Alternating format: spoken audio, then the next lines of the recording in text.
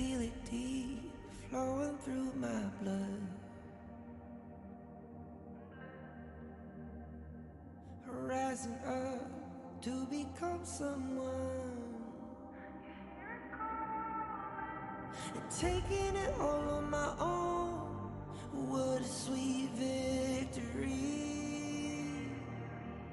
And taking all of my control, awaken something deep in me. Like flames, feel it burning inside. Take a hold in pursuit of the prize. I've been told ain't no way to survive, keeping all of this fire that's locked up inside. When this is the time, enter the ring. All those mental chemicals doing their thing. I got flashes of battles inside of my dreams. I was made for this moment. At least now it seems like it's time to come face to face with your fear. Been battling reasons for all of the years, and I learned how to fight them with style and grace no one's ever encountered. You say it's amazing, I'ma come out swinging when they open the gate. Go ahead, call passion, I'm calling it rage. I'm taking what's mine like I already own it. Watch but don't blink, going here to the moment.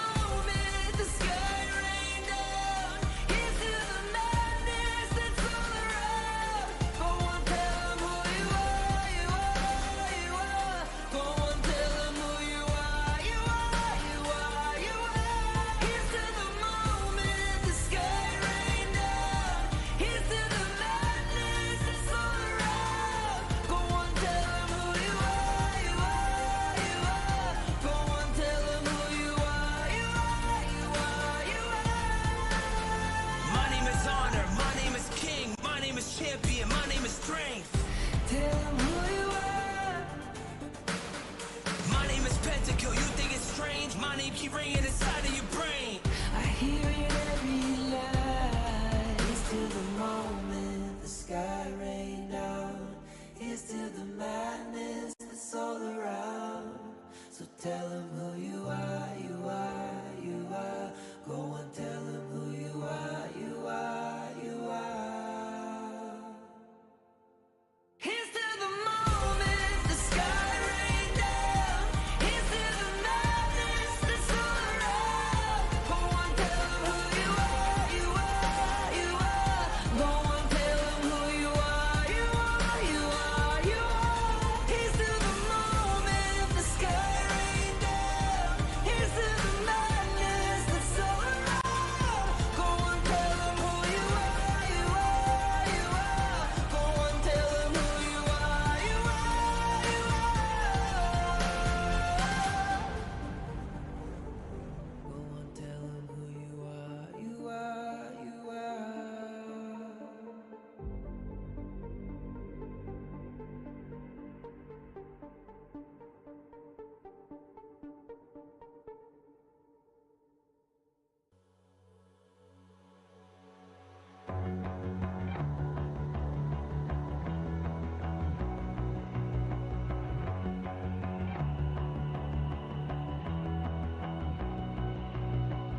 You've walked through the darkest nights. You've heard the crowd, felt the blinding light. You were standing there when your heart comes alive. It's a dream of a hat, and it never dies. Right here, right now, give it all, get it out. Never surrender. I fight and never fail. I am a contender. A challenge I can feel. The smallest lies become the brightest enemies. Relentlessly. And even if you fall, you gave it everything to be a king.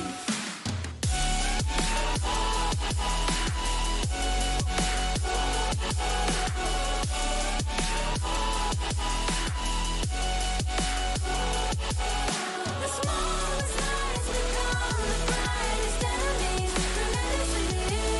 And even if you Is that really your best?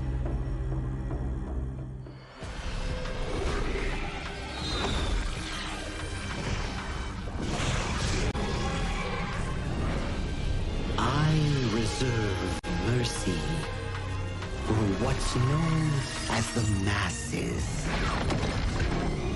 And as for my wrath, it is reserved for the wicked.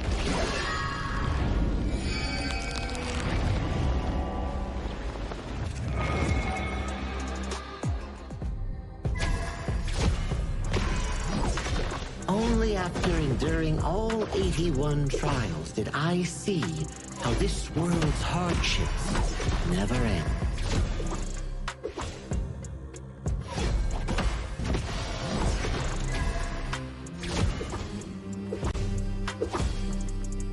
How does your head compare to the serpent sovereign?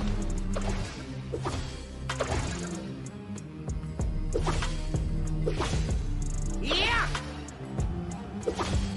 Huh?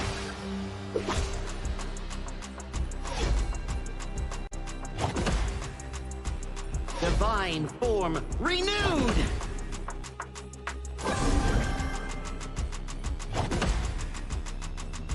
Evil, be gone!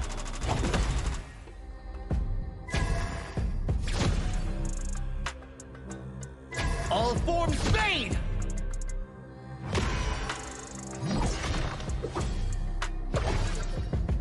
Before the Lotus Podium, all suffering ends!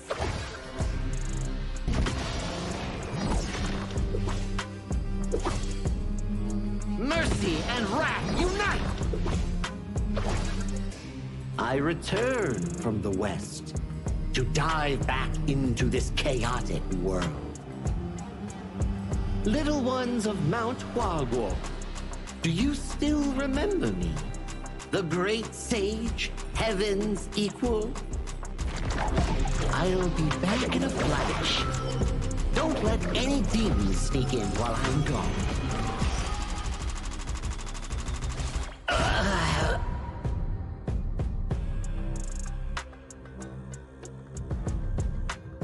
Time to leave the stone behind and see where fate takes me.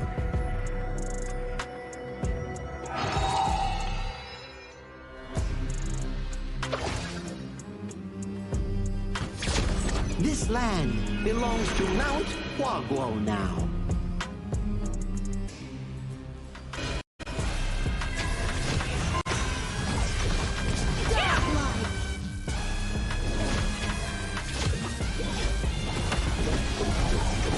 Legendary!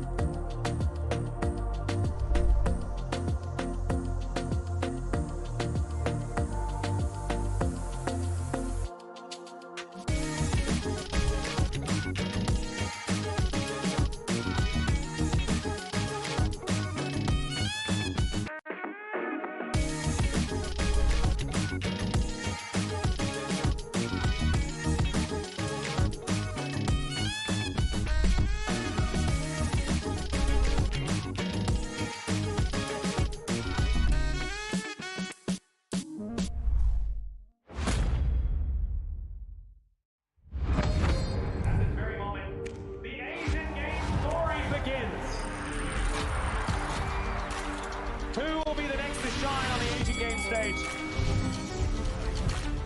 Contestants fight for the honor of their regions while we cheer them on from the stands. Double kill! Double kill!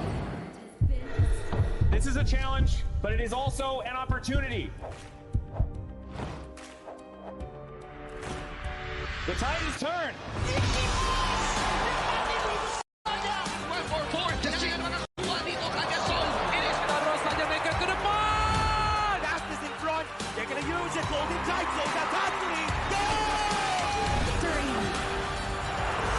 And we pulled it off together. We share the same voice, the same radiance. This moment of brilliance belongs to all of us. Together, we shine!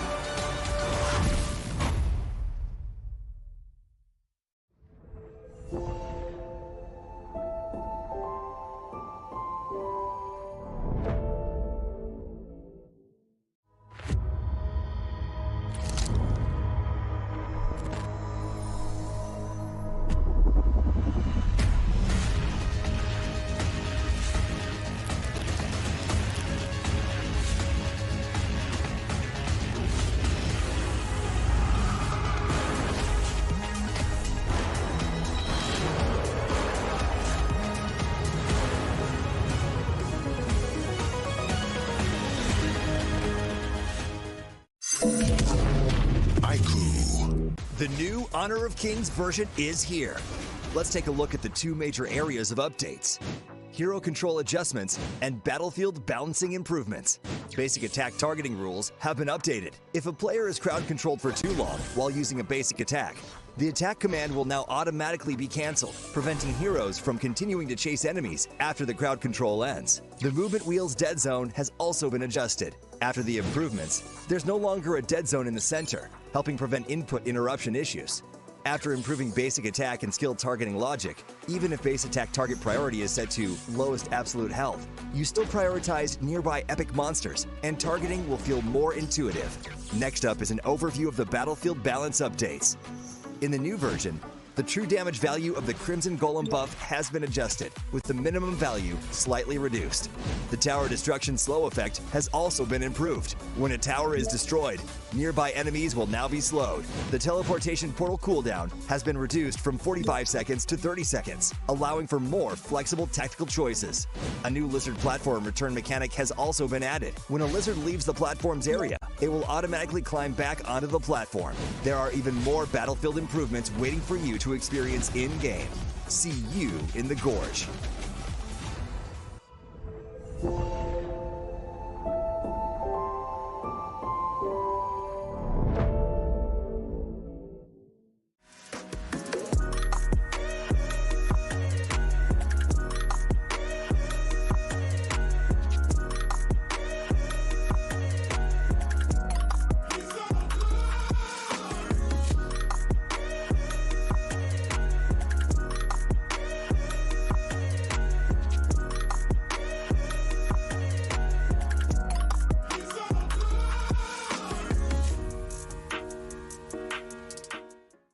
Azuria, the southern archipelago of Primera. Here, humans and great beasts live in symbiosis. How this came to be traces back to a never-ending catastrophe. 2,000 years ago, Azuria's mightiest great beast, Anita, merged with the power that fell from the Sky Dome. That power amplified Anita's strength, but shattered its sanity. Driven mad, Anita transformed into a massive vortex, the world devouring everything in its path. Where it passed, great beasts were torn apart and islands were destroyed. This was the disaster that would define Azuria's history, the Eternal Calamity. In its wake, Azuria stood on the brink of annihilation. This catastrophe became known as the Great Desolation. In despair, the humans and great beasts, once mortal enemies, became each other's only hope of survival. The great beast Devita and humanity's greatest champion, Devara, abandoned their conflict and chose to work together. The great beasts sheathed their fangs, and the humans let go of their hatred. All surviving life grasped at one final power, the churning. Deep beneath the sea lay Amrita, a force brimming with boundless vitality.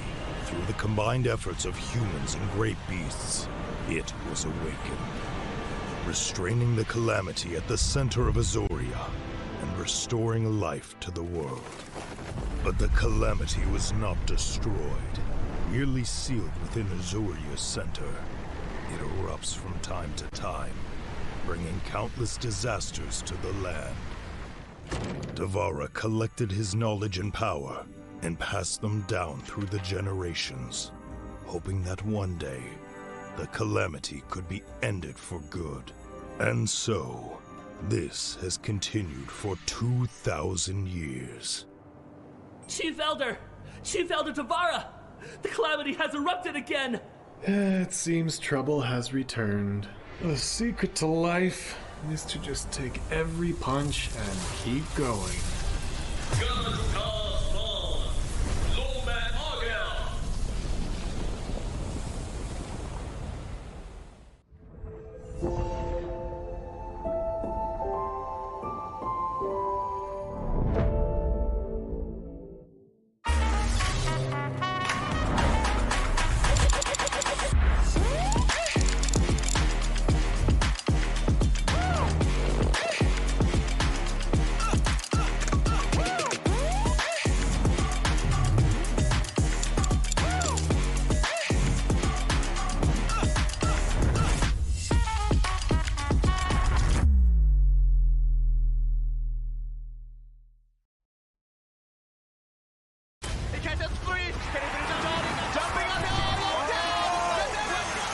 Welcome to the 2026 Asian Games Esports Qualifiers, Honor of Kings.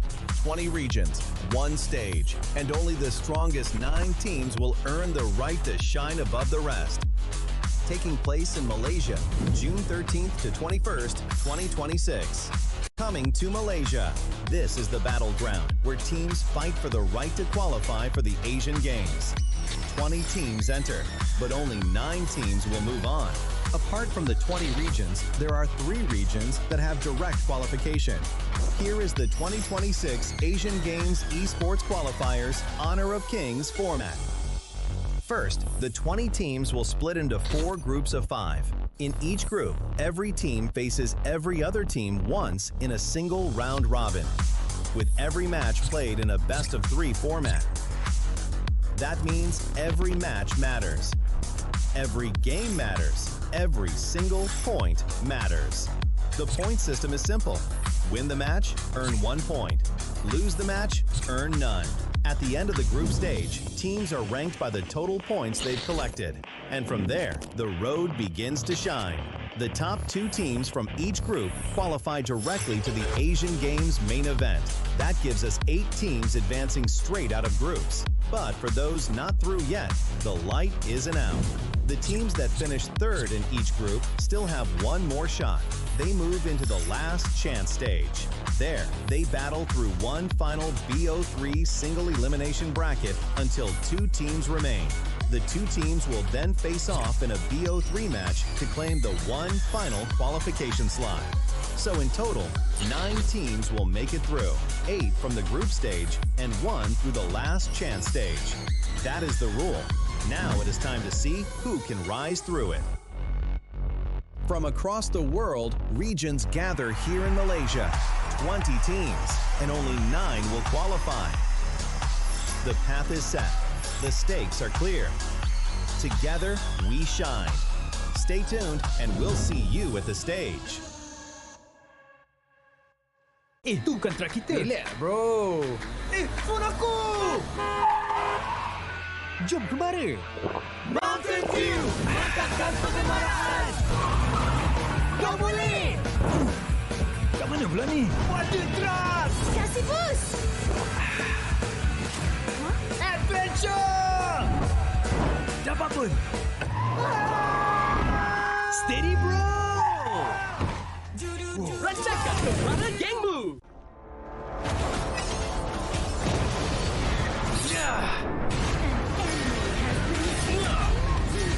Double kill! Shall I compare thee to a summer's day? Flame. Don't engage! Slain! Don't crush us like insects! Slain an enemy! Defend our base! Our high ground tower is under attack! Amazing! Unbelievable! Triple kill! Ah, the fragrance of romance. Ally has been slain! Rampage! Double kill! Triple kill! Spectacular! Pentakill! Lady Fortune is on my side.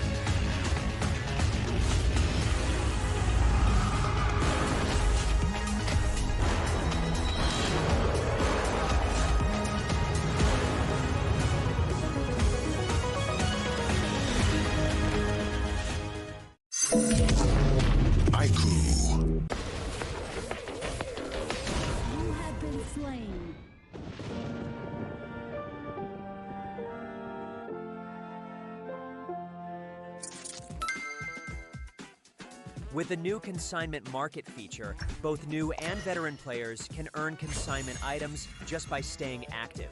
Sell them to earn tokens and purchase the items you've always wanted. Players can head to Dragon's Hoard to get tradable appearances, chests, and more.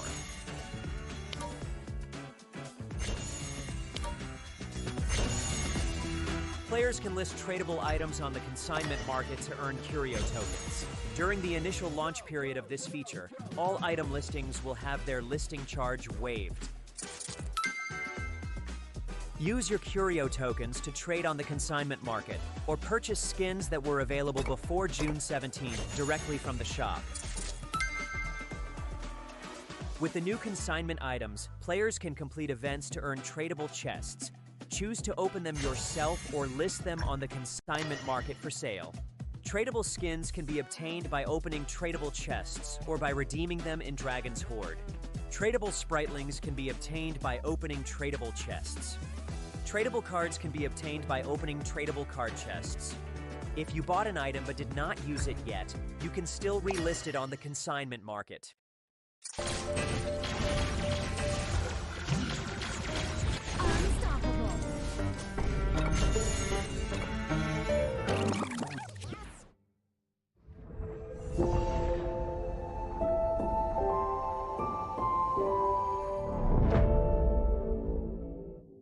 Itu bukan truk kita. Relax, bro.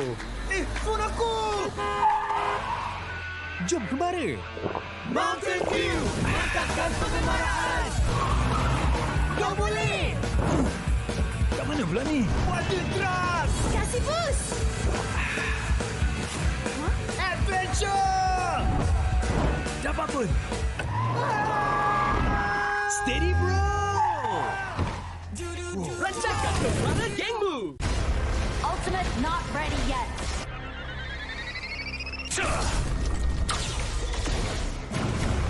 You have slain an enemy.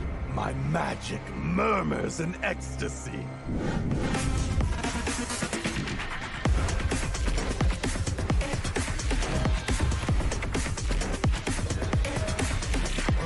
Legendary. There is no escape for you. Killing spree. Double kill. Triple kill. Spectacular kill. Don't worry. I'll be back for your life soon.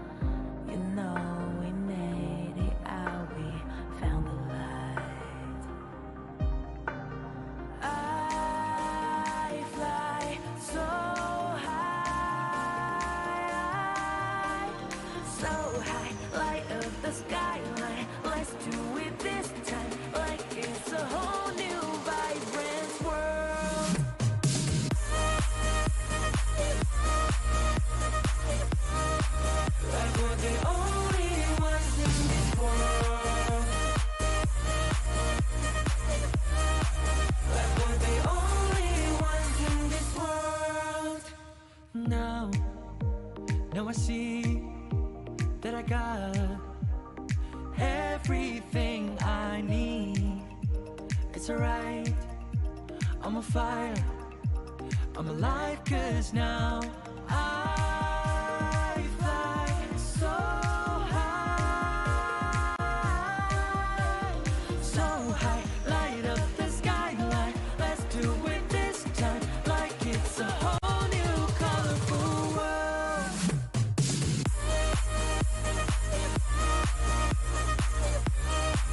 Like we're the only ones in this world.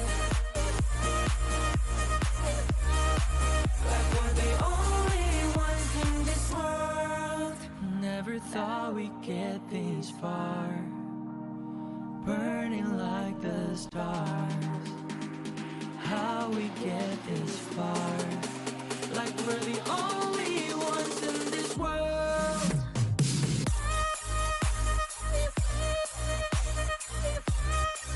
Like we're the only ones in this world. Like we're the only ones in this world.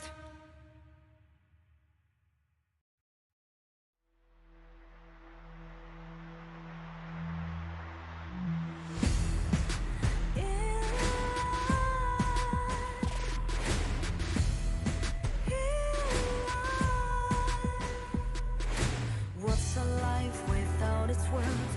Compromising with what hurts inside, inside. When you let fear decide your fate, you don't choose which path to take in life. In life, I'm finally letting go of everything that still holds me. I'm against the odds, but I won't give up, 'cause it's my time to shine. Standing in the spotlight, and no one let me down. Destiny is calling high. I'm not afraid to fight for everything I love. Victory's on my side.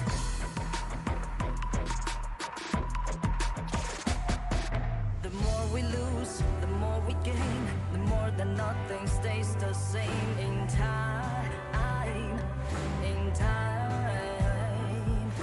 Can't love ever, can't forget. What you see is what you get. Sometimes, sometimes. Gonna show the world tonight the light that shines inside us. We're against the odds, but we won't give up, 'cause it's our time to shine.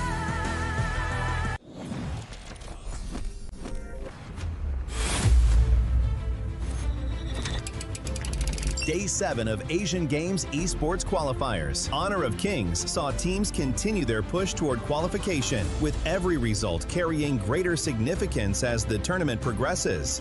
Uzbekistan opened the day with a confident performance against Mongolia. Uzbekistan controlled the pace of the series and secured a convincing 2-0 victory to begin the day's action. Having remained unbeaten throughout the tournament, Myanmar entered the series looking to extend their remarkable run, securing another clean 2-0 victory against Kyrgyzstan. Drama intensified when Vietnam and Laos collided in a hard-fought 3-game series. Laos mounted a remarkable comeback, winning the third game to secure a hard-fought 2-1 victory. Republic of Korea delivered one of the most dominant performances of the day and left little room for Syria to respond. The result was another commanding 2-0 victory, further reinforcing Republic of Korea's status as one of the tournament's strongest contenders. Singapore imposed their game plan with confidence and controlling objectives against Sri Lanka, securing a dominant 2-0 victory to close out Day 7's action. 7 days into the competition, every team is searching for a path forward.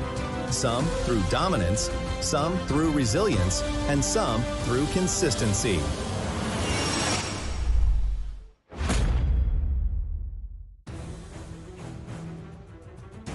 Days ago, 20 teams have arrived, carrying the hopes of the region. And we've seen since then dominant performances, heartbreaking defeats, and every group battle shaped the road to the Asian Games. Welcome to the 2026 Asian Games Esports Qualifiers Honor of Kings. We've reached the final day of the group stage before the last chance. For some, this is about finishing what they've started. And for others, it's about holding on to the opportunity they have worked so hard to earn. And today, 2 matches rise above the rest.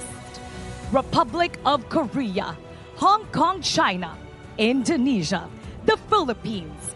All 4 have arrived at the same destination, undefeated and amongst the tournament's elites. But now, those perfect records will be put to an end. First, we're going to be seeing dominant performances between Hong Kong, China, and Republic of Korea. They collide in a battle between 2 teams that have turned excellence into expectations. Then comes a familiar foe between Indonesia and the Philippines, a rivalry that's been seen across the esports fans in Southeast Asia. And today, they will battle it out. For days, these regions have looked untouchable. And today, the tournament's undefeated giants will finally collide. This is no longer just about qualification. This is about pride and making a statement. Day 8 starts now, and the road to the Asian Games continues. Casters, lead the gorge.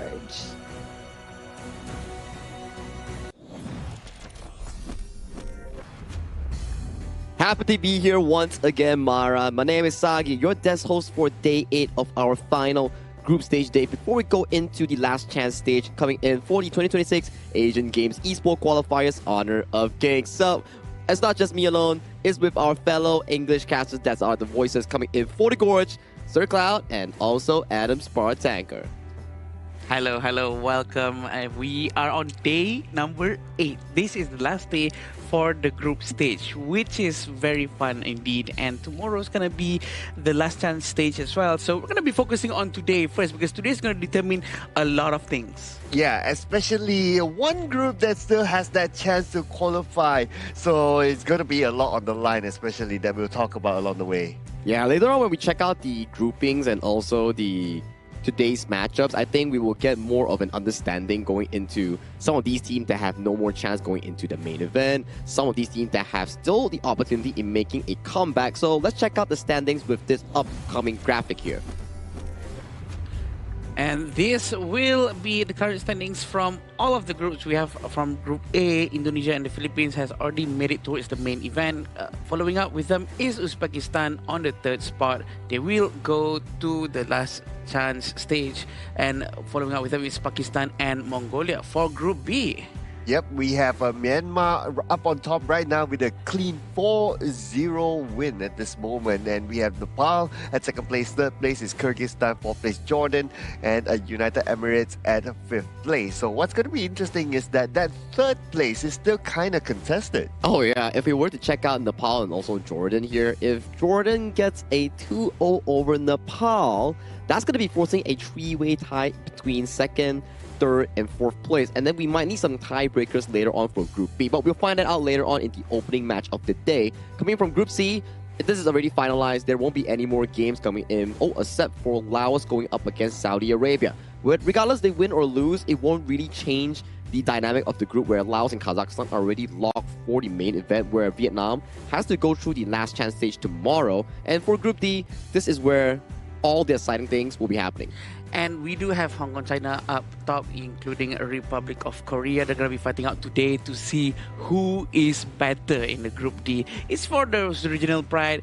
But also on number 3 and number 4, we still have Singapore and Syria tied with the same score, 1-2 for both of them. And they're going to play again today to see who's going to be able to grab that spot of the very important one to have their last chance. Yeah, that's going to be an important game for them to play, right? But besides that, like what you said, right, like Hong Kong, China, and Republic of Korea, it's also for pride. And they will be playing here today based on the schedule of today's matches. So if we were to go through the entire schedule, right, most of the storyline we have already pointed it out. Nepal or Jordan. If Jordan wins, three-way tie. If Nepal wins, they go to the main event, and the Kyrgyzstan team will be representing their team in the Group B for the last chance. KSA Laos is more of KSA finding their first win and representing their nation and region as a whole. For Laos, is about the clean run coming in for Group C. Now, the highlight, I would say, it's at the second half of the day, where Singapore and Syria is the same thing. Stakes are very high. Singapore wins, they go last chance. Syria wins, they go last chance. Do or die situation. And then the Group D and Group A game at the final two, grudge matches. Not a lot of stakes at hand, but regional pride at hand and bragging rights. Yeah, Hong Kong, China against Korea. Both of them have never lost a match right now, including Indonesia and Philippines. Everyone is going to be waiting for these two matchups that's going to be happening at the end of the day. And right now, can already hear the cheers coming up from the players for our first match between Nepal and Jordan. Oh yeah, because they know that this is a very important match as well, especially for Jordan. If they want to keep their hopes alive, they have to win this one. And they have to win this one big. Yeah. 2-0. 2-0, not a 2-1, not a 1-2. If it's 2-1 and Jordan still wins, they still can make it to the last chance stage. They gotta 2-0 this against their upcoming opponents here. So this group is definitely starting to shape up more heavily, I would feel, because one small win, one small lose, it causes a lot of shake-up coming in with Nepal and also Jordan. Yeah, Jordan really needs to get that 2-0, and that's a lot of pressure, right? Because they really need to make sure that they have the chance to go to the last chance stage. And I think they can try to pull it out, but going up against Nepal, they have proven quite a lot as well in this entire qualifier. So there's gonna be a lot of things that they have to do in the match. It's gonna be fun to watch this first match. Yeah, agree, right? Like Nepal has shown that they are a strong team as well, so it's not the easiest of a team to try to break down, but like what you always say, Sagi, you cannot count any games out until the crystal is broken. So they have to play their hearts out. Jordan has to play their hearts out here against Nepal, and who knows what might happen, right? I think they're relatively wise as well, right? Coming in for the entire Asian Games qualifiers, we had like 7 days currently to 8th day of our group stage. We've seen some pretty good upsets thus far. Like, we were thinking like, oh, Vietnam versus Kazakhstan. Kazakhstan might have a tough time, but Kazakhstan took it 2-0. And then when we shift towards another few series here, things are starting to be more and more heated up, where predictions are way out of line that will be expected. Yeah, and also, I would like to remind everyone to participate in the event to get the Baichi's new skin, Playground Hunter.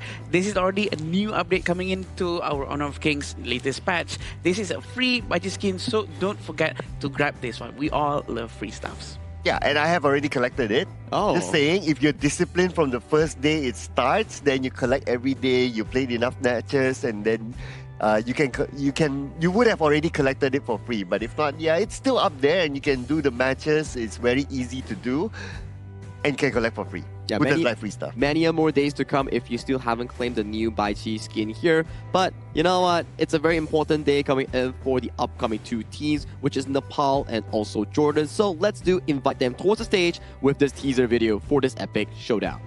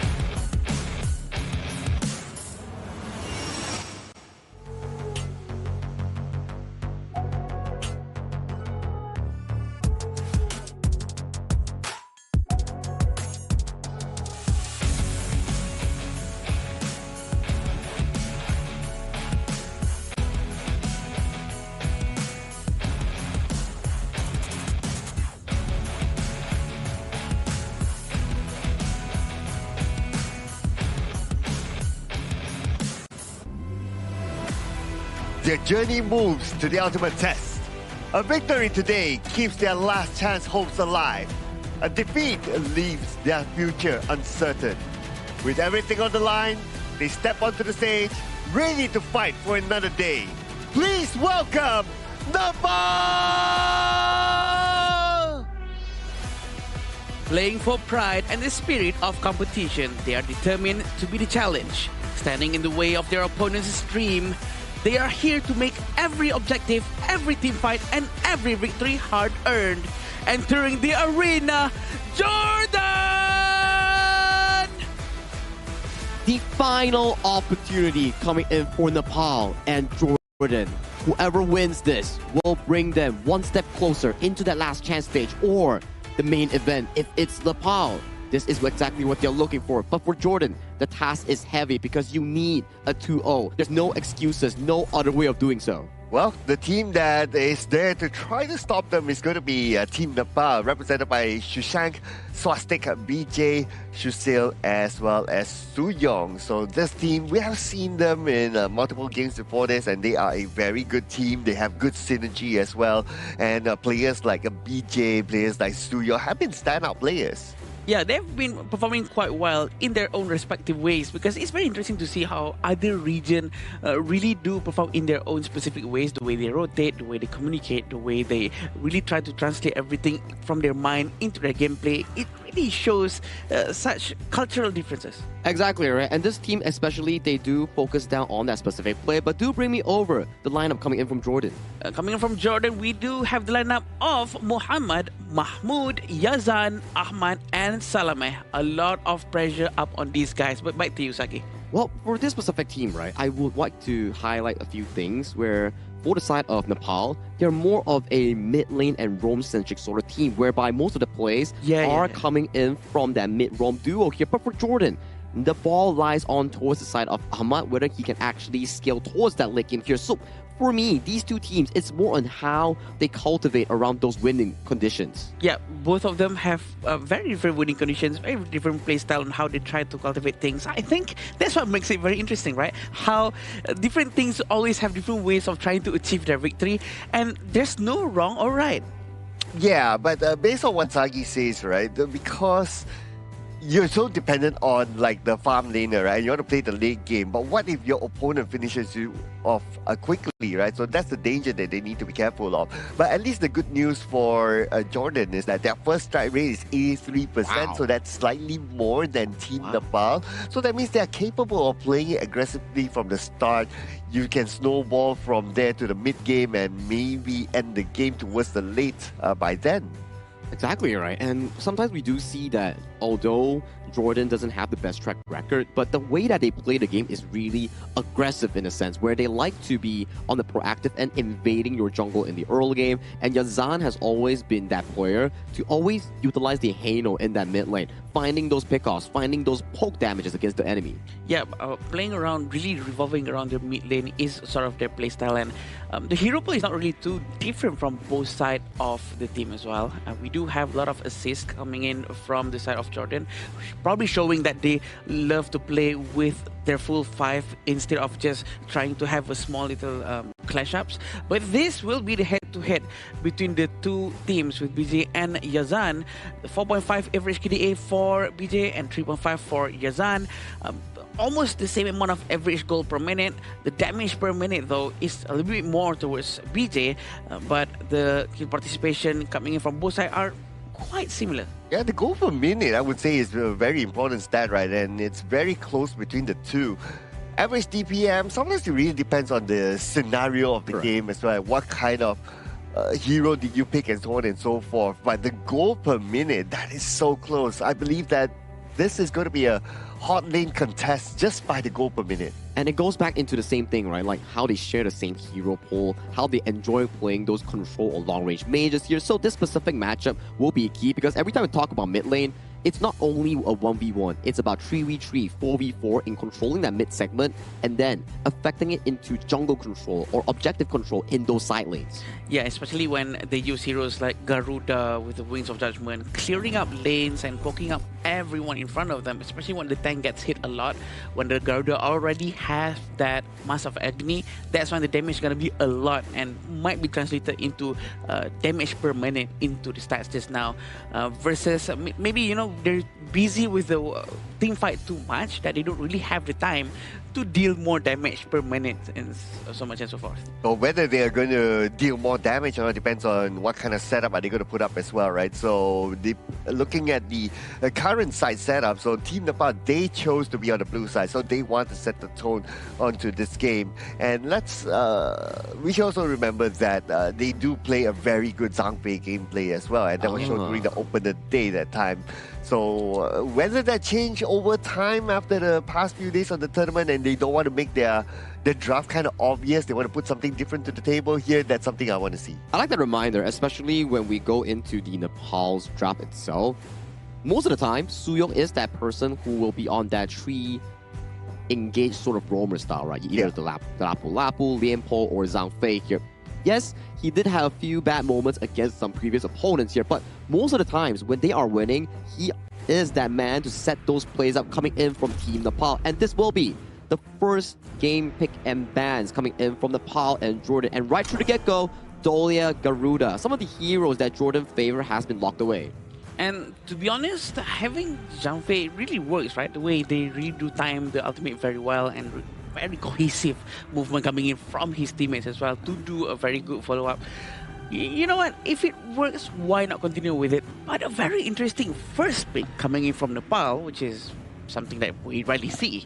To have a Direnji to be picked as the first one is something fresh to me. Yeah, you don't always see that as a first. Like, if you say, oh, Chano first pick, okay, I kind of get it, right? But Direnji first pick, okay, I want to see what's going to be the subsequent pick right there. But because they picked the Direnji as the first pick, then Jordan will say, wow, all the power picks are open. Let's take it. I'll take Zhang Fei, I'll take Arlie, because they can take two at the same time, right? Yeah, I was quite surprised, especially when I saw Jordan banning out the Guan Yu and also the Maestro. And I was like thinking, like, oh, Nepal, isn't this the perfect channel game for you? That's a lot of engage and like backline flank potential that's been removed from the pool. But they definitely have a different idea coming in for both teams, as we can see the subsequent picks being the Musashi and also the side of the Lianpo. So that's going to be heavy engage coming in from the side of Nepal. And Jordan, I like it, right? You have the Arlie, which is a strong mid-game carry, and you pair up with like two tanky boys to actually be that front line in allowing the side of Ahmad to progress in those team fights. I'm going to say that Jordan is pretty brave to be taking Atta and Zhang Fei right after the hero Direnji has been picked, because Direnji is a direct counter for Atta, actually, in my opinion, right? Because of the Spark Forge against the Doomsday, so the HP is going to be melted quite quickly.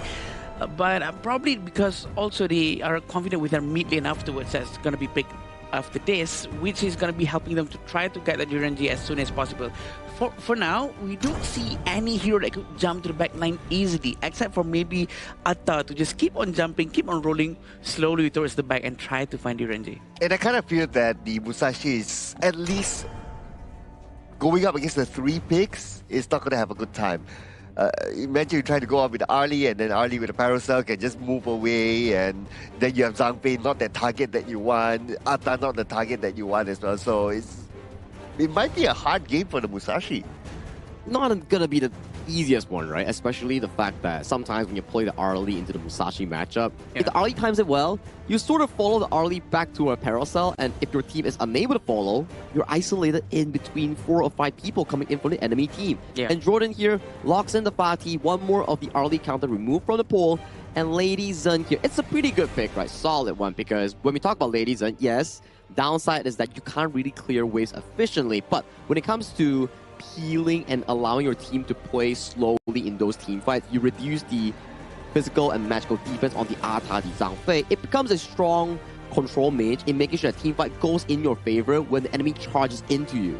I like Lady Jan. Sometimes the second skill is so hidden because people don't really pay attention to the snowball just bouncing out of people. It gets really annoying and gets really painful, triggering random freezes on top of you. So having this Byron coming in from Nepal is going to be quite helpful for them as well to give a lot more sustainability for Nepal.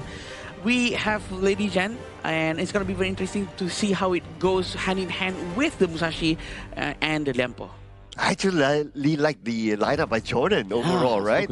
I can see all the combos happening here. You have the Atam with the Ghost Ship, you have the Umbrella Outburst, and then you have like the Hano just throwing the spears by just poking. And if you want to go on, if Musashi chooses to charge the Hano, it's like he'll Fate Rewind and go back, right? So I can see very effective team fights here by Jordan. And Yazan's Hano has been one of the key highlights coming in for the side of Jordan's lineup. He had fantastic performance before this coming in towards today's series here, so I'm excited to see what Jordan's draft is having a preparation for, because that's a very solid one. Not a lot of heroes can actually handle this Hano if you're looking towards the Nepal draft.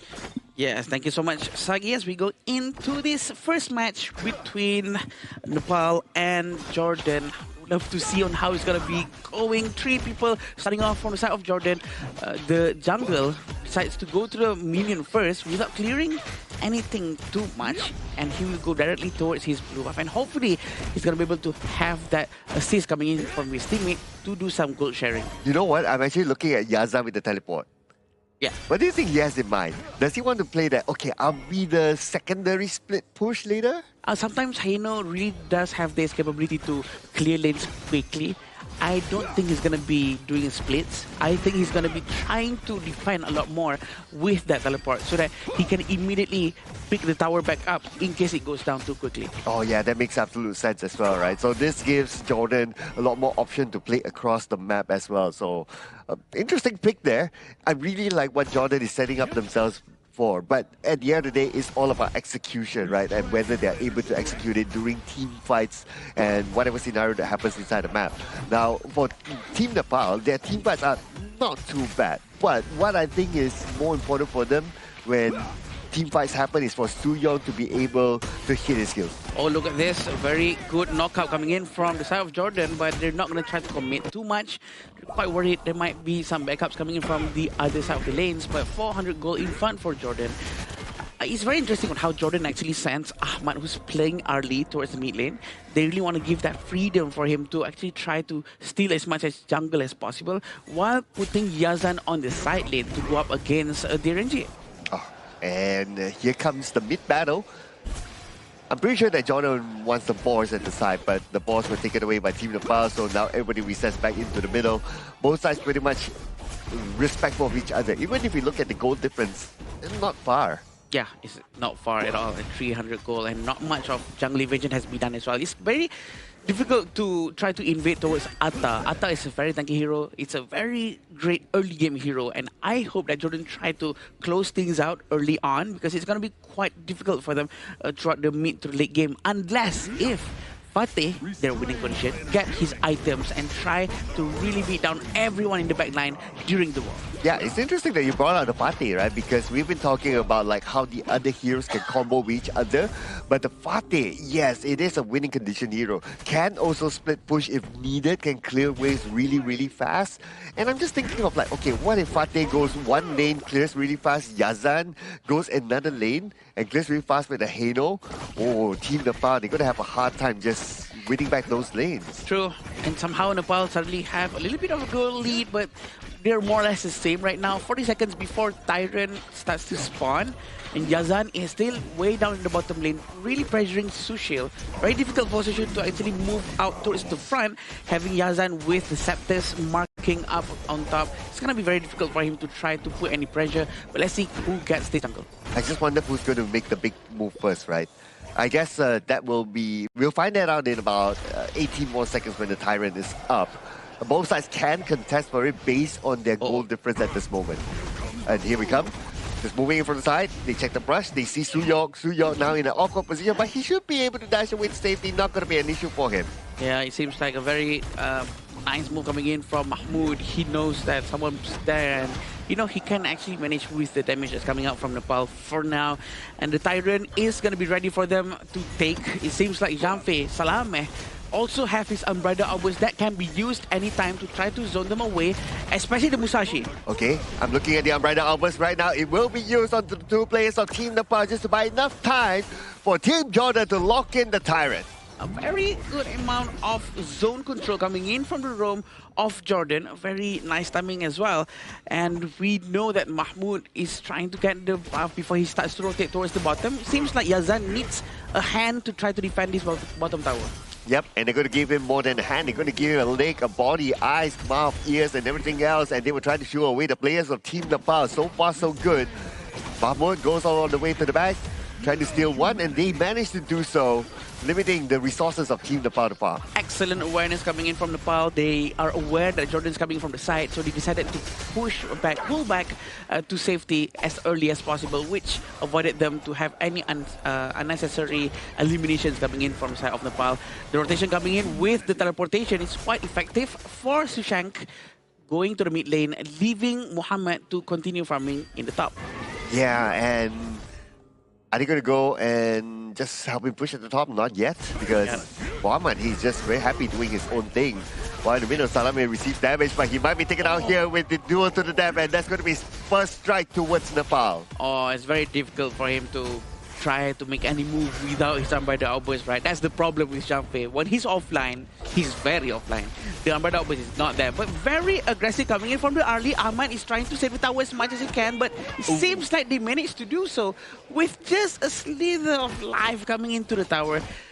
And you know what? They can try to defend it one more time, probably. They need to switch with Yazan, I think, towards the mid lane. Yeah, but Yazan is now occupied at the bottom, as both players from Team Nepal pushing Yazan to behind. In the middle, it still stands, so that's still okay. But for how long, though? I'm keeping my eye at the bottom. Right now, Suyok has to back up to safety. He managed to pull 4 players towards him. Both the Tremor Smash and Umbrella Outburst is available to be used. We're still waiting for Mahmoud to be rotating towards the bottom lane as soon as possible. The minions are marching in. Someone needs to go back to the mid lane to defend that tower. The mid lane tower is one of the most important things to have standing and alive for them to continue having that continuous vision, continuous passive vision for the side of Jordan. Absolutely right. Because that will somewhat block the entrance into the jungle side. So keeping that alive, especially if it's, even though it's only 1 tick left, is very, very important. And that's where Jordan put a lot of emphasis to it. Look at this, they're sending like 4 players down into the middle just to make sure that that middle tower still stands. Yeah, this is very important, right? Because it blocks the flanking maneuver capability coming in from Nepal. But look at this. Seems like Drummer Smash might be going to be forced out very soon, but also the Umbrella Outburst is still available. A lot of damage coming in from Lady Jan with Bijay still keeping his destructive deluge. And a lot of HP has been deducted from Jordan. Yeah, you would kind of expect that, oh, maybe a fight's going to happen there, but it looks like the fight's going to happen at the top. And here comes Suyo just at the right time to get Yazan. Yazan was not able to get away in time. He does not have the Fate Rewind at that moment. He just actually tried to save himself, but Ahmad actually moved back with the Parasol. I think they really need to try to play closer around Heino. Heino really excels if he has a tank in front of him, so that he can really consistently throw the scepters over and over again to make sure that he can make good use of his empty space. I thought Swastik would go for the tower. He just needed one more hit, but hey, let that tower go. Oh, and the minions did their own job to take down the tower, so that's okay. You still get the tower at the end of the day, and that's the mid tower down, the important tower that we've been talking about.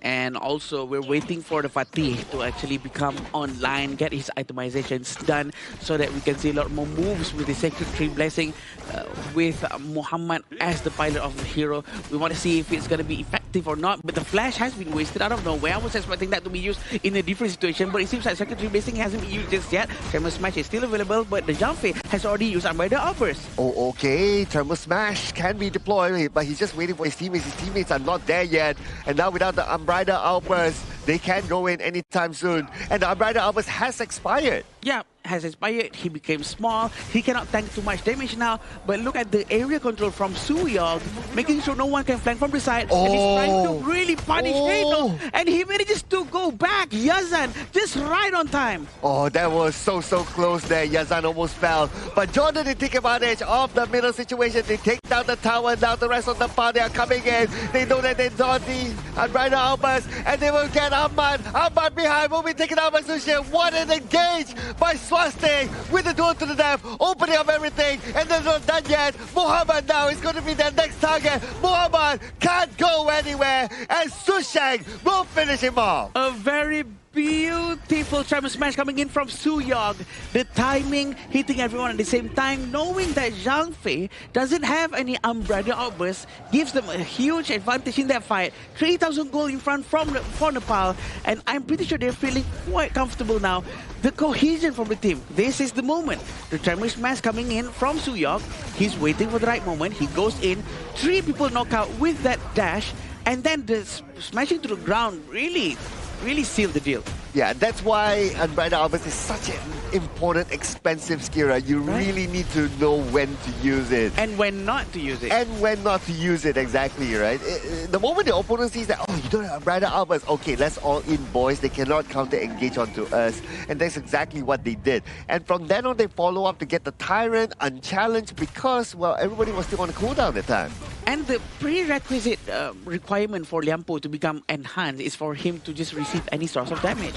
That's when he meters goes full. But for Zhang Fei, as soon as his ultimate is activated, for a couple of seconds is when he's going to maintain as in this enlarged beast mode. So he really needs to be careful with the usage of his ultimate and the timing to go in as long as his team is ready. Oh, speaking of the timing to go in, looks like they try to go in onto the backline, but they're not able to get the target. Here comes the Thermal Smash, but they will not commit because the tower is still active. Yeah, tower is still there. It seems like the distance being kept by Sushil is quite efficient. He's managing to try to keep a distance away from everyone and dealing a massive amount of damage towards everyone as well. With 4,000 gold lead for Nepal, pretty sure that they're feeling quite comfortable trying to steamroll this game. But they really still have to be very careful, Cloud, because Umbrella Obus is one of the only few skills that can really turn the game around even though you are 10,000 gold behind. Oh yeah. Absolutely, right? Because of the range, because of the width, and because of how long the stun will be if you're caught into it. The slow, everything is packaged, right? And then he becomes like super tanky because he has the extra shield as well. And now focusing on to what's happening at the bottom, Swastik and Mohammed dueling with each other, but it's not only Swastik, here comes the rest of Team Nepal onto Mohammed. Surely he can't go anywhere, especially with the duel to the death, and he will be taking a hot streak to Team Nepal. It's no longer a duel, but look at this, Sushang is giving a vision to his teammate. He actually went out trying to steal this. Is this wise? That is his question. A crucial steal coming in from him. Sushang feeling very comfortable, and he manages to survive that ordeal. He actually stole with just his ultimate. Just like that, he stole that one. Oh my goodness, and they're not stopping yet. Here comes the rest of the pile. They found another one. Ahmad is next one to fall. That's going to be the tower. Team Jordan, they fight back. They do have good high ground defense thanks to Yazan, and they will still be able to hold on. Yes, they will still be able to hold on. They're still waiting for the Shadow Vanguard to arrive in the top lane. And one of the heroes coming in from Jordan is actually down already for Ahmad. So they have to defend with 4 people only. The Shadow Vanguard is arriving at the top lane. So what are they going to do? The Zhang Fei actually does have his Umbrella Obus. They have to do something now. Oh, okay. They have to clear it off quickly. Okay, Umbrella Albus, maybe, anytime, but they're still waiting for the right moment. Barrier 1 will be used on Shushel. Right now, his health is very, very low. Ghost Ship will be used. Shushel gets a free hit from behind. Just like that, nobody's stopping Shushel. Mahmoud actually went down, and I was expecting Umbrella Albus to be used way earlier. He could have saved his friend, but he did not manage to do so. I think this is the discipline that they needed. Probably he's saving it for something else. We don't know, but he's using it right now, and it's just to clear the dragon, and there's another Vanguard coming in from the bottom and top lane. Oh no, that's not a good way to use the Umbrella Albus. Now without Umbrella Albus, see the can go all in. They catch one by one. Amma goes down. Next is going to be Salaman, and now the crystal is wide open. The minutes are in, and Team Nepal will lock in Game 1. In a clean fashion that they do it as well, right? And with this specific win, Team Nepal eliminates the hopes of Jordan making it into the last chance stage. So this is an important win coming in from Team Nepal themselves. then they actually have the steal, by the way, from the Tyrant, right? So they actually managed to get that one. I think it's very important for him to actually try to achieve something out of that, to find another objective afterwards. But I was a bit questioning what happened with the jump now, because he did not manage to use it on time, but he's feeling very confident up on the stage. Yeah, I mean, you called it, right? Like when they had that fight at the top, right? Zhang Fei could have used the Umbrella Outburst that moment. Instead, he used it to clear the minion wave at the bottom. And when he used to clear the minion wave at the bottom, Team Nepal will be like, oh, Umbrella Outburst used. It's our go time. Let's go. And they immediately jump on towards Ahmad on the early there and just left no room, no crumbs for the side of Team Jordan to make a potential comeback here. So that is a really well-executed game coming in from the side of Team Nepal. And especially, we gotta give props to where it's deserved, right? The Clash laner coming in from Nepal. He stole the Overlord. That was amazing, right? Under a 4v1 situation, yes, Mahmoud could have smited it, but you know, there's still the opportunity coming in from the Clash lane to actually steal away the objective. And he also found a 3-man Storm Strike flash towards that little team fight at that blue buff. Yeah, definitely a great move coming in from him without any smite whatsoever. And if I'm not mistaken, at the time, I think they already had Primal Bond. Correct me if I'm wrong, because his teammates already got the other objective. So it's what a great move. The margin for the damage for him to find the perfect timing is very small. Very small. Yeah, because of the Primal Bond especially, right? Yes. And also you're Byron. Like, Byron is not the most heavy damage sort of hero as well. It's not a burst. It's not a burst type of hero. So for you to get that one, it's like, wow, you really need to calculate to the end.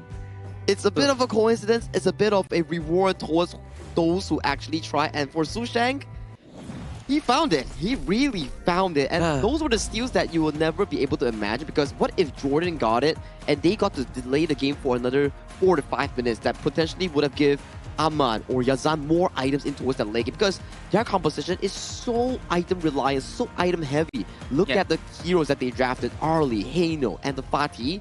All of them need so many items. Yeah, that's true actually, except for Atta maybe, but Atta alone cannot really just carry the entire team throughout the early part of the match. But I actually was hoping for Atta to be much more aggressive coming in from Mahmoud in the beginning of the game, to actually try to find more space and play around with Zhang Fei, but I don't think that happened too often.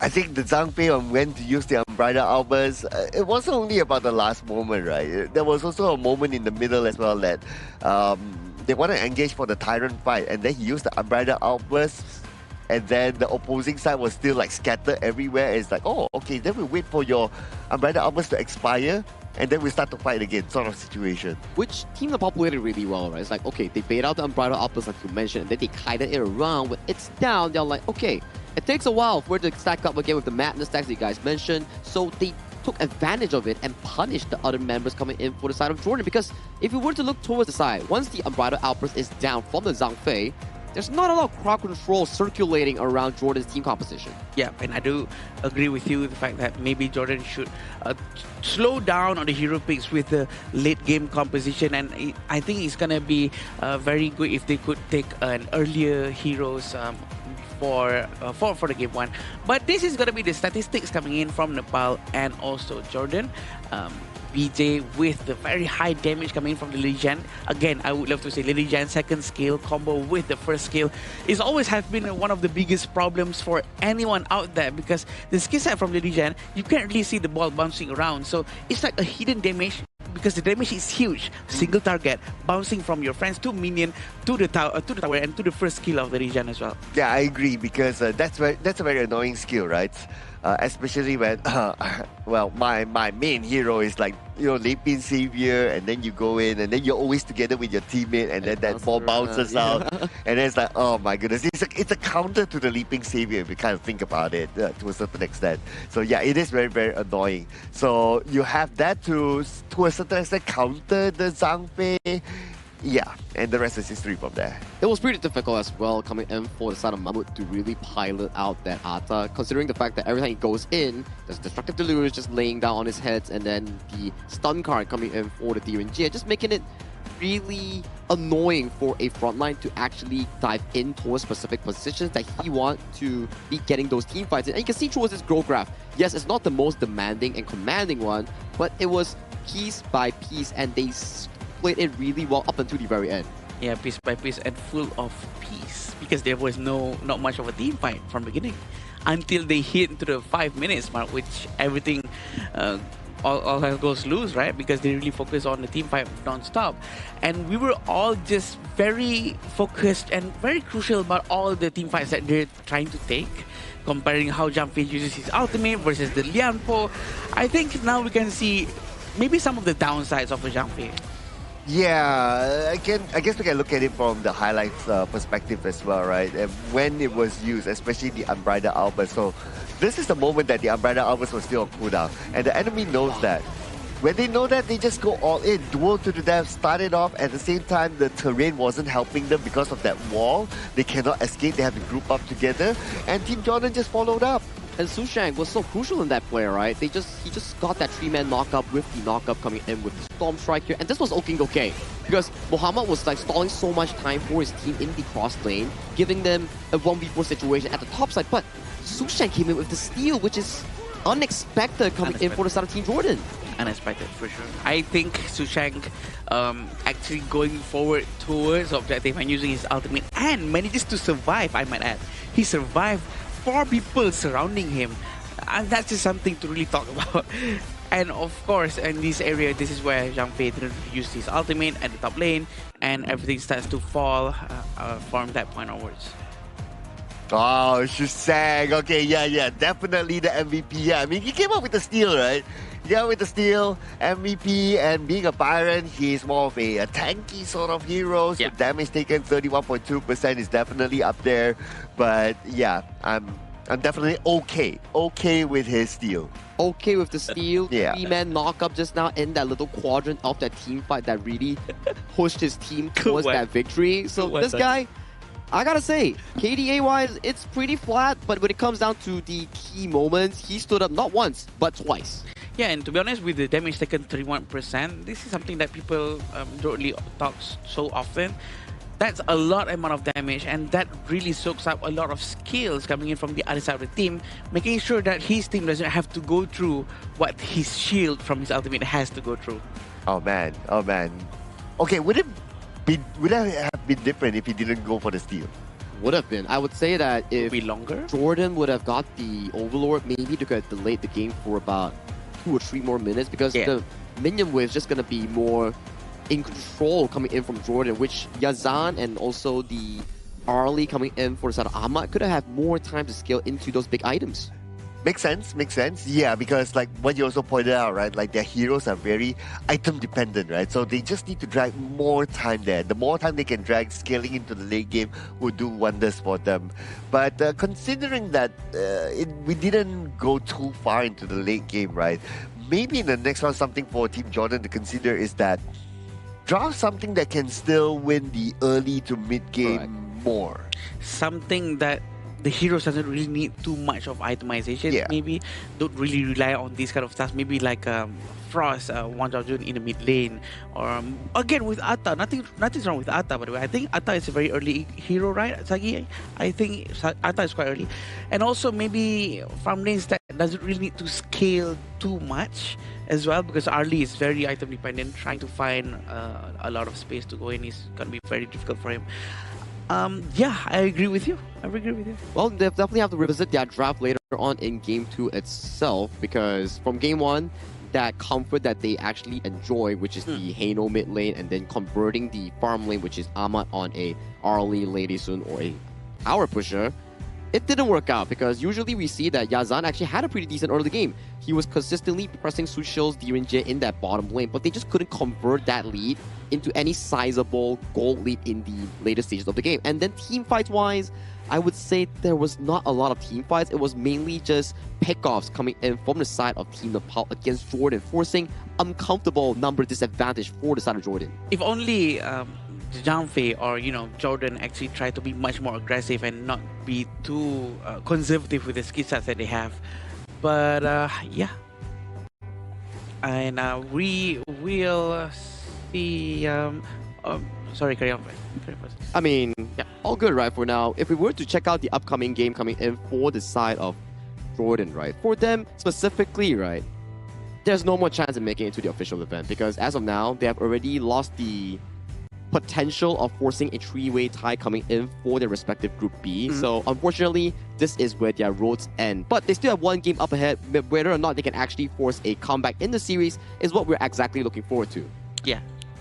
And we will definitely be looking forward to this next game for sure. We would love to see another comeback, but there's a lot of they won't be able to do it anymore. Yeah, but you know where we'll be able to do everything here? Oh. Yeah, it's our official venue for the Asian Games Esports Qualifiers Honor of Kings for 2026. This is the Petaling Jaya Marriott Hotel, ladies and gentlemen, and this is where all the players are currently at and where we are also broadcasting this live as well. And this is where all the players get to stay for the past week and also for the next few more days. It has been an amazing stay thus far coming in at the Petaling Jaya Marriott Hotel, and the AC here is really chilly here. Every day I come in, my hands are cold, and you know for a fact that if you have a good JC, your sleep is definitely going to be improved. Very much improved, definitely. But at the same time, with that first win from Nepal, correct me if I'm wrong, Sagi, but I think there's no more possibility for a three-way tie to happen anymore, since this Nepal has already get this one game, because Jordan has to win 2-0 for the three-way tie to actually happen. So it's going to be very interesting to see how it goes next. Is it going to be 2-0 or Jordan's going to try to steal at least one game from Nepal? But it seems like Jordan has chosen to go with the blue, is that? Yeah, blue side. Yeah, so they will get the first pick here, right? So whatever it is, right, it is still a tournament, it is still a stage. There will still be fans watching and wanting them to do well. And I'm pretty sure Jordan, whatever it is, the result of the group, they will still want to put their best foot forward for the fans. I think it's definitely for the fans, and not only the fans, it's also for your region as a whole. You're representing not only your club, but this time around, your entire region. They're backing you up coming in for this tournament here. So even if it's the final game, you go out with a bang. Yeah, definitely. And we will see how the draft goes on in this one. We have the Guan Yu and the Mai Sharnui that has been banned from the side of Jordan. We also have Dolia and Nepal from the side of Nepal, with Garuda as well that has been taken out. Oh, and we're going to get the first pick here by Jordan. Hope it's not a Diren J, because the channel is open. It's not too bad. You pick the channel, you will force Nepal to not pick the early at least, because it's a direct counter during the laning stage, so something for them to consider. But they're going to go back with the Zhang Fei again. What your thoughts, Hagi? I mean, it's going back to comfort, right? Maybe like the Lampo or the Lapu-Lapu is not something that they are really used to, so they would still want to go for something that they are really confident in, which is the Zhang Fei in Jordan's case. And for Team Nepal, if it's not broken, why bother fixing it? Let's run it back with it once again on the Diren Jet, and also the MVP performance on the side of Su Shang on that Byron. Yes, and the Byron is going to be taken again.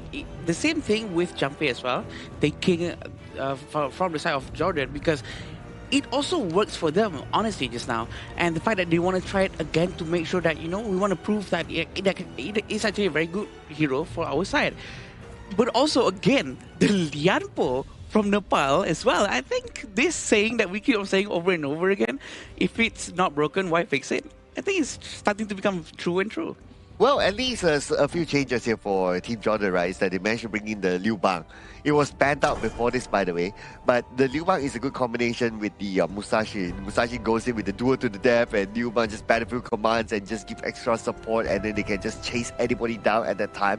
Especially the Diren J, because you don't want to get the Diren J free hitting from behind. So ideally you want to try to catch, but it's also situational. If you're able to group them up like how we saw in the previous game, you go in with the duel to the death plus the Liu Bang's battlefield command. Can you imagine the explosive damage that can happen? It's like a delivery system, right? And especially on a Diren J, it's not the most mobile of the farm lanes or carries that actually avoid these sort of hard engage coming in from Jordan. So if they can pull the trigger correctly and execute it well on this combo, it's going to be a pretty difficult situation on BJ, on his potential mage hero that's going to pick, or the side of Sushio that he has already locked in at Diren J.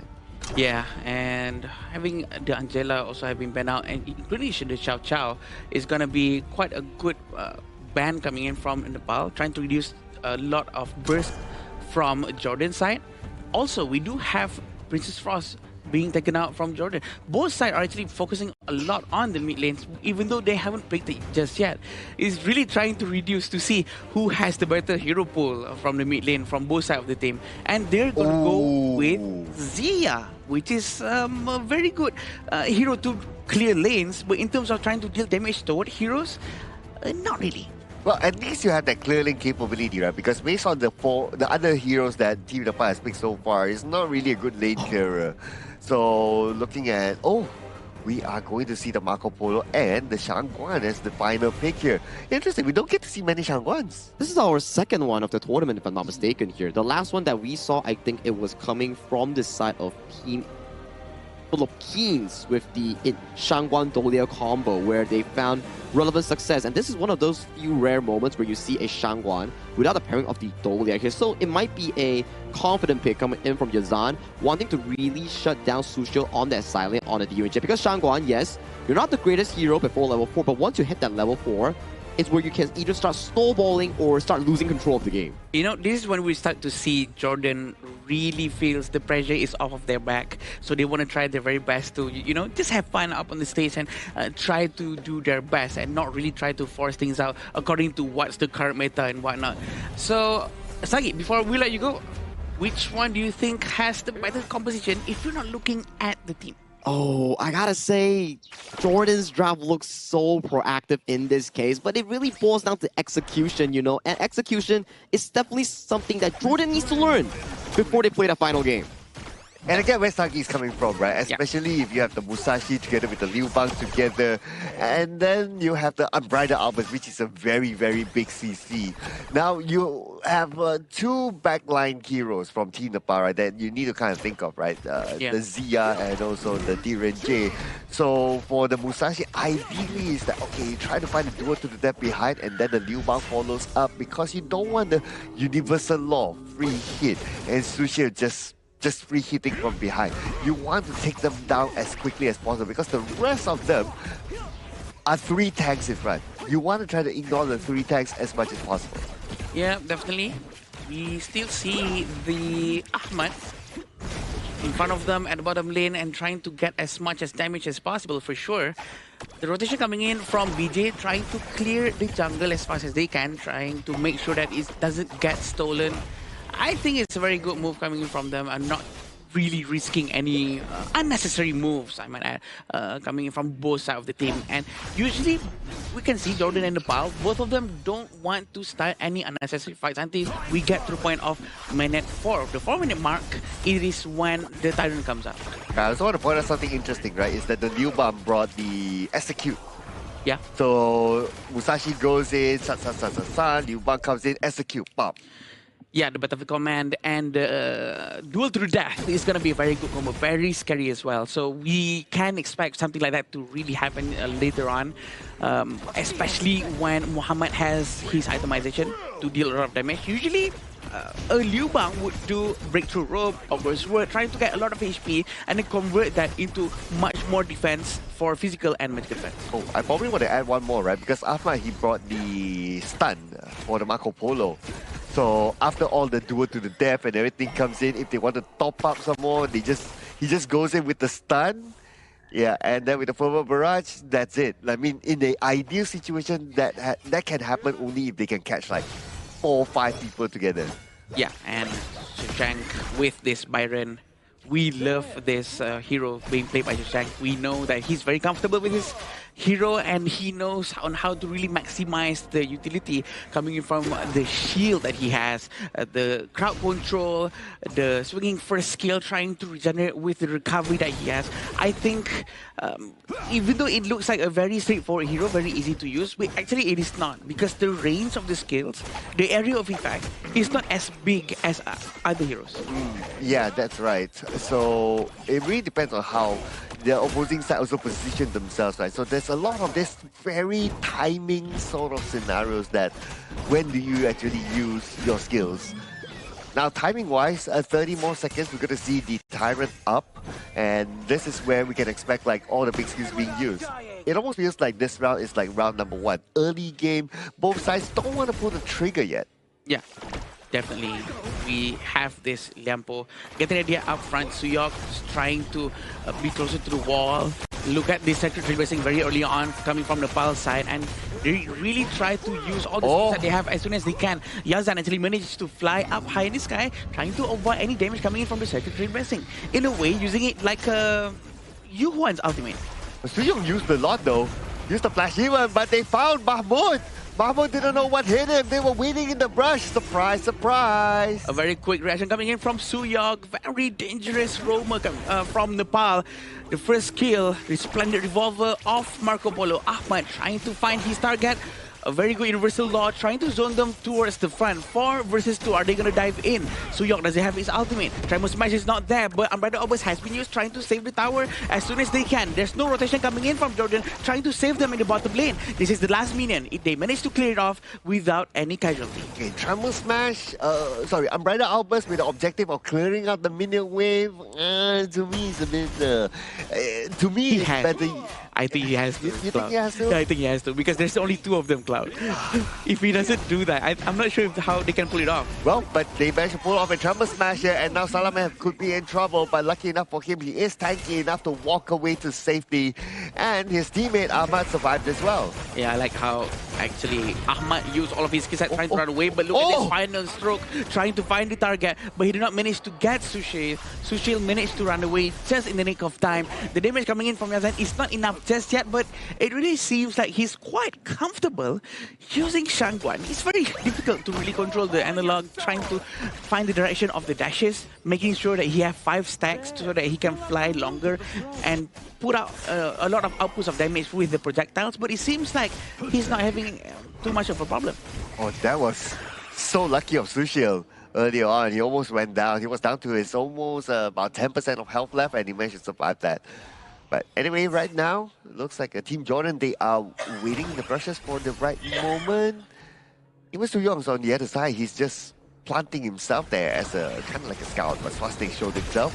Yeah. Okay, lucky enough, he saw that one, so he will not be baited by Yazan or anyone else.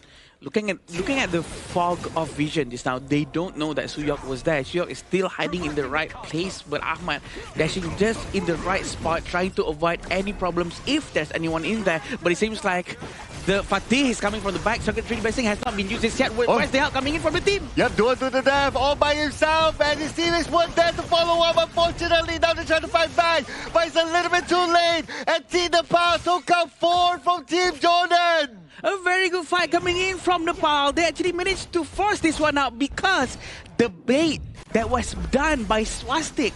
Swastik was just so ready, he pulled them towards him, and everyone was like, what is he doing right in front of us? And there you go. Here comes the follow-up from the entire team. And Marco Polo actually almost managed to get a lot of strikes, but he was stopped immediately. And Muhammad was not ready to follow up with the Battlefield Command. And now he is alone in the middle. Okay, Battlefield Command just back to Yazan. A short distance, but he's still safe because of that. We have to remember the cooldown of Battlefield Command is very long, Cloud. It's very long. It's not short. So he has to be very careful with this one, not to just simply use it. But we can also watch on how they're trying to pressure in the Azure Golem area. It's going to be giving a hard time for Mahmoud to do anything. So no Battlefield Command for quite a while. That means the Duel to the Death goes in. Team Nepal would expect that, okay, Liu Ba is not going to follow up as quickly as they would have liked. So now it's more of a defensive stance for Team Jordan until the Battlefield Command is up. But for how long? Because Team Nepal, they're pushing. Yeah, and they're trying to find a space, trying to go in, but look at Fatih, he's gonna dive right in. He knows final stroke has been used, but the favorite barrage! Perfect timing from him, even though there's a Tree Blessing, no one's there to stop him. All the first skill knockups coming in from the Fatih has been used, Cloud. He calculated everything. Oh, but the fight's not over yet though. Universal Law from the side will allow BJ to get that double strike just like that onto Mahmoud. And now by clearing up a couple of eliminations at the side, Team Nepal, they switch their attention to the other side of the map. Yeah, very good rotation coming in from them. They really want to try to pressure as much as they can. And Swastik is going to try to make his way slowly towards the base of Jordan. from the bottom lane, and it seems like they're going to try their best to clear as fast as they can. The rotation's coming in right now, trying to get the red buff without any problems whatsoever. I think Ahmad really needs more space from his teammates. His teammates need to provide him the confidence for him to go forward, move forward, and find more space and try to hit that Resplendent Revolver a lot of times before he finally goes in with the favorite barrage. Yeah, they need to try to bait out, especially like the Tribal Smash burst, right? Because he didn't bring the Purify. He brought the stun instead. So when he goes in, he must be confident that, okay, nobody else is going to stop his favorite barrage. Yeah. Also, Suyog with the Umbrella Outburst this time, it seems like I'm sorry, with the Tremor Smash this time, it seems like he's very consistent with it, such as the last match as well. And Salame with the Umbrella Outburst, he's still not being aggressive. He's still being very defensive, very conservative with the skill set that he has. There's only 1 minute right here. They have to clear it out as soon as they can. There's one more wave coming in as well. And at the same time, Muhammad is doing what Newbang does best at the side. But Swastik took down the tower, and that's going to be one down. Now they put their focus onto the middle, but the minions are not there yet, so they will pull the handbrake. Yeah, true. Venomous Staff has been bought by BJ, and still having this Muhammad down in the bottom lane doing a split push, which is going to be very effective because he does have the Battlefield Command trying to run away. I think if they keep up with this kind of 4-1 formation, it's going to be very interesting for them to try to get a lot of damage in that way. And now, objective gameplay here by Team Nepal. They should be able to secure the Overlord unchallenged. We'll see Team Jordan able to come close. And plus their objective right now is that they want to try to do this split push thingy. That's why they keep Muhammad at the bottom lane there. Just pressure that lane, force Team Nepal to come back. Yeah, this will cause Nepal to have to send at least 1 or 2 resources or their heroes towards the bottom lane, trying to make sure that it's not going to go down for free, and that will keep them occupied, not be able to focus on their core objective, which is to destroy the crystal of Jordan, which is very smart, right? See, this is what we're going to be seeing a lot, and it's going to be very effective for Jordan. If they keep on repeating this might work out very well for them. Okay, but they need to find another advantage, because right now it looks like they're trying to find an advantage in terms of taking this fight. By Yazan! Flash the safety just at the nick of time! Woo! The Tremor Smash has been wasted trying to just get one hero. I'm not sure if that's the best thing to do, but they still have a second trade resting. A very good Unbridled Outburst has just been got. Oh, but who's going to follow up from here? That's going to be the question. Shishang! Moving target there, but they do it to the left. They go all the way to the back, but BJ is there ready to deal the damage from behind as well as Salame will fall. But still they follow up, and here comes Yazan! Gets a defeat on the Swastik! The final stroke is just on point, and we have to remember all of this happens because of Yazan. He actually managed to bait the Tremor Smash coming in from Suyong early on, causing them not to have any major crowd control in this situation, and this is exactly what happened. They went in, Tremor Smash is not here anymore. A very good favorite barrage going into the back, but Mahmoud will go down because of the duel to the death is quite too far to the back. But the follow-up from Yazan, his renewed ultimate allowed him to get another kill. And Team Jordan got a bit of help from their tower as well. So that gave them a big advantage towards winning that fight. And by winning the fight, they kept their tower alive, and they can play this game longer, so they can farm even more. Who knows? They could even catch up to the goal. Now they are starting to close the goal gap from, like, what? 6,000, 7,000 to now about 3,000. Yeah, 4,000 gold actually, which is quite a huge amount of number for sure. We still have Yazan down below. Tremor Smash not going to waste it this time. And Tyrant has been taken quite cleanly, I might add. And we're still waiting for the Umbrella Outburst to be have by him. He still don't have it yet. Oh, he don't have it yet. He needs a couple more clicks, but unfortunately, he's not able to get that one in time, and he will be taken down. Salame will need to wait for about 30 more seconds before he comes back. But at least by the time he comes back, the Umbrella Outburst will be ready. I agree with that one. Muhammad is going to try to clear the top lane as soon as he can and try to pull attention towards him to at least give a breathing space to his teammates. But oh, yes, that caught! Oh! has tried to be used, but it seems like they're going to be able to take Yazan down with the 1 minute left. Can they destroy this crystal? 10 more seconds for Salaman to come back. They need Salaman. They need the Umbrella Albers right now to try and shoot them away. The minutes are marching in, but Team Nepal, they will force that tower in the middle. Right now, it's time for them to go in. And Team Nepal taking this fight. Umbrella Albers is ready, but will it be too late? The crystal still stands, but will it still stand? It's still one last hit, but not for long. Team Nepal will still claim the victory! 2-0 series win here coming in from Team Nepal, but Jordan still tried to deliver their best performance. Yazan tried as much as he could on that Shangguan, but too little too late. This is where roads end coming in for Team Jordan coming in for these qualifiers. It's very sad to see that he's using Shangguan in the last game of the last match only. We would love to see that earlier on if he had more confidence with it. But actually a very good show coming in from Jordan, and they actually proved that, you know what, they can try to pull something off very nicely. It's probably a bit too passive coming from them. Yeah, I guess the Shangguan pick, right, it wasn't that bad. I mean, it was good. There were good moments here from the Shangguan. I would have liked to see more Shangguans before this, right? But anyway, the past is past, right? All we can do is right now just to look forward.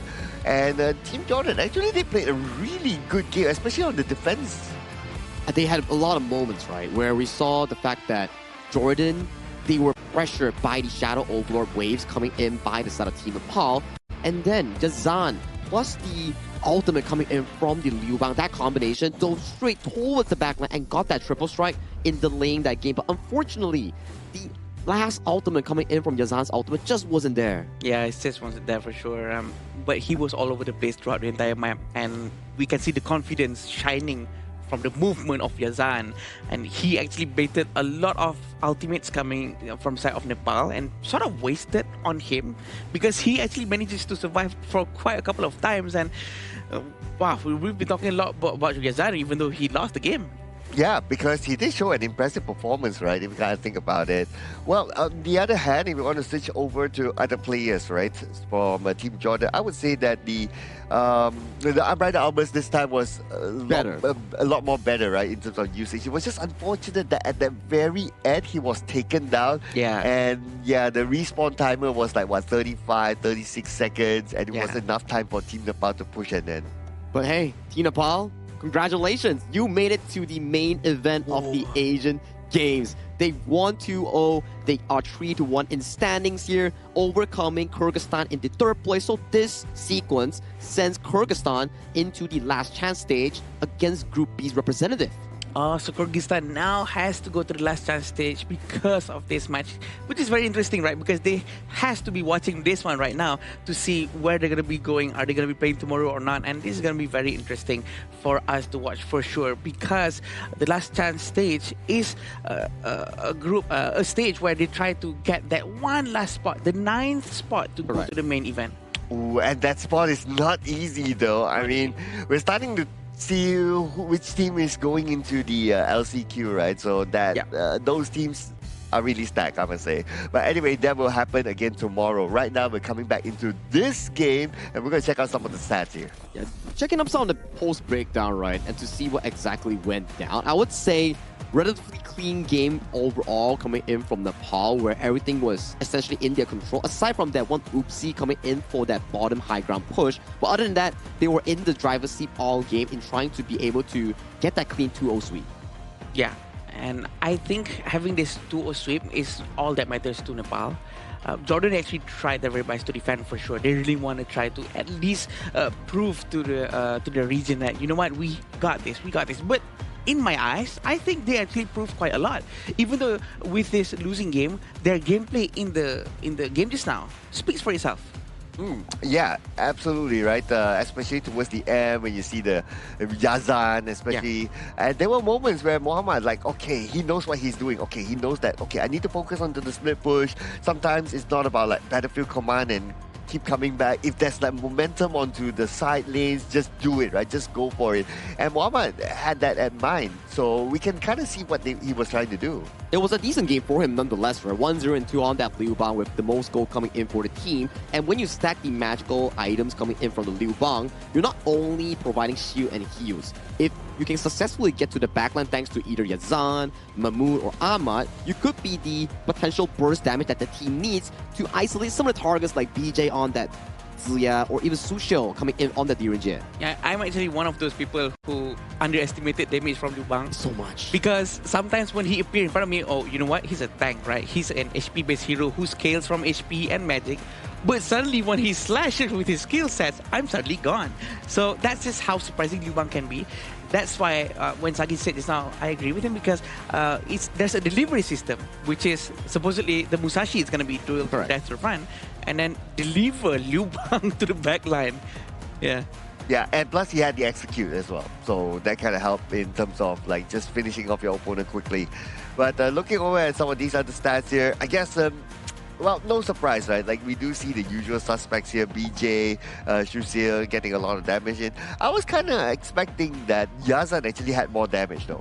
But take a look at the team fight rate coming in from BJ and Suyok. It goes back to our discussion just now, right? I remember you guys mentioned that BJ and Suyok are the two key connectors coming in from Team Nepal, where they're able to be that engine that team needs. Spread that mid lane lead into side lane lead, which with that 100% team fight rate, it shows a lot in that statement. Yeah, the rotation coming in from BJ and also Suyok has been very aggressive.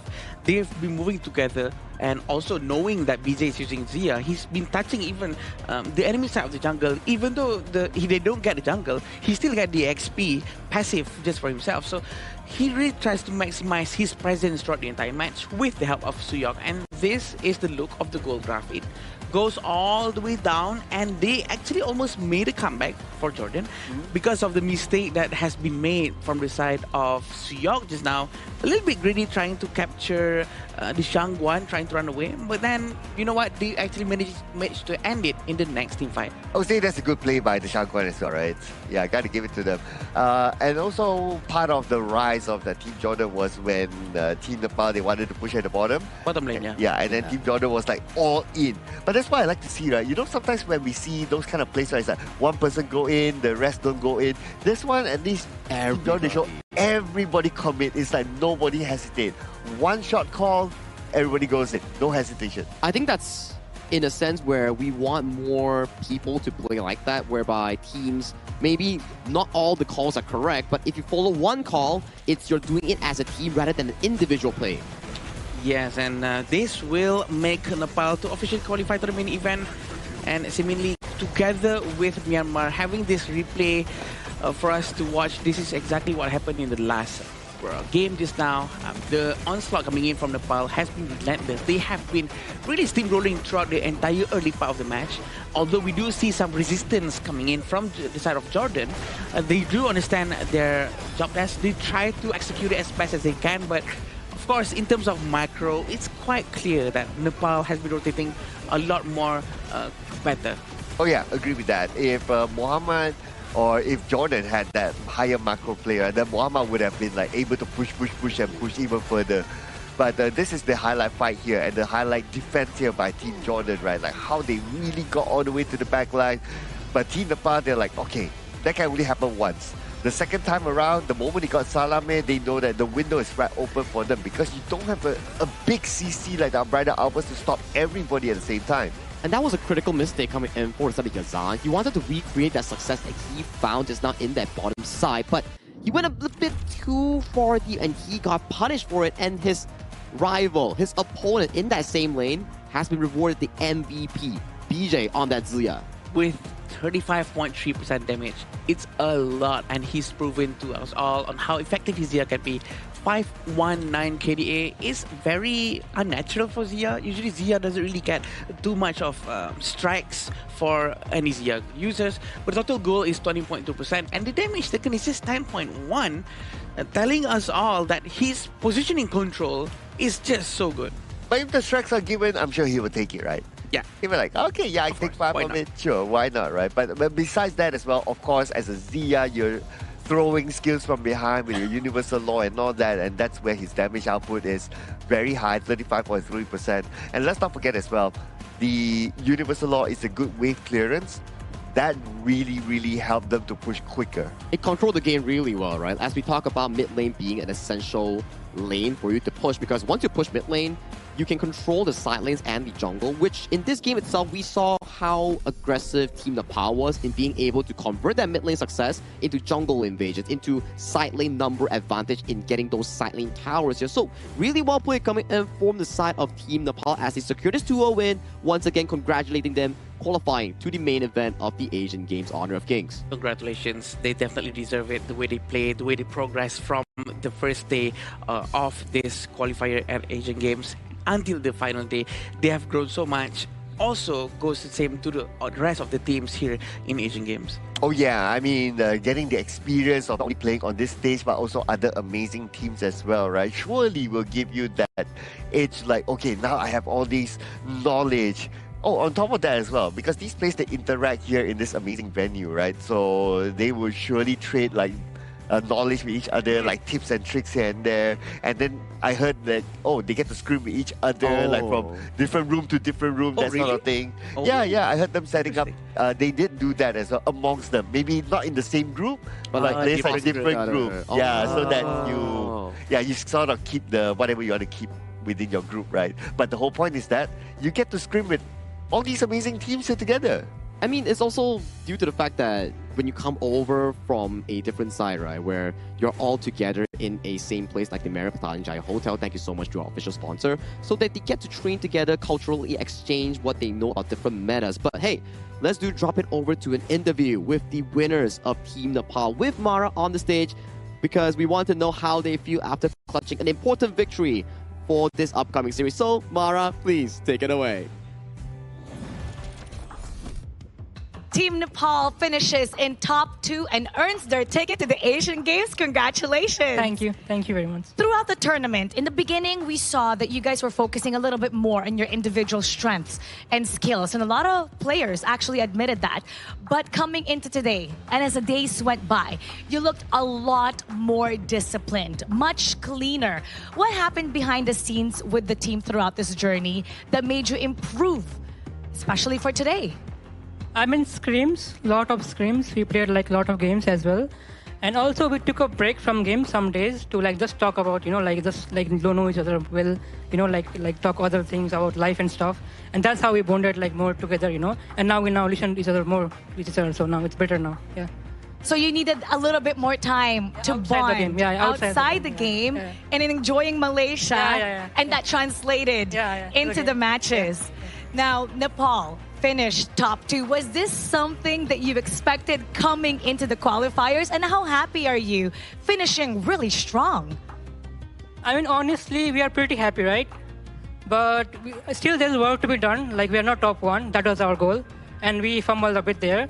So work to be done, but we'll celebrate for today. And we'll keep working for, the main stage. We'll work harder next time. Yeah.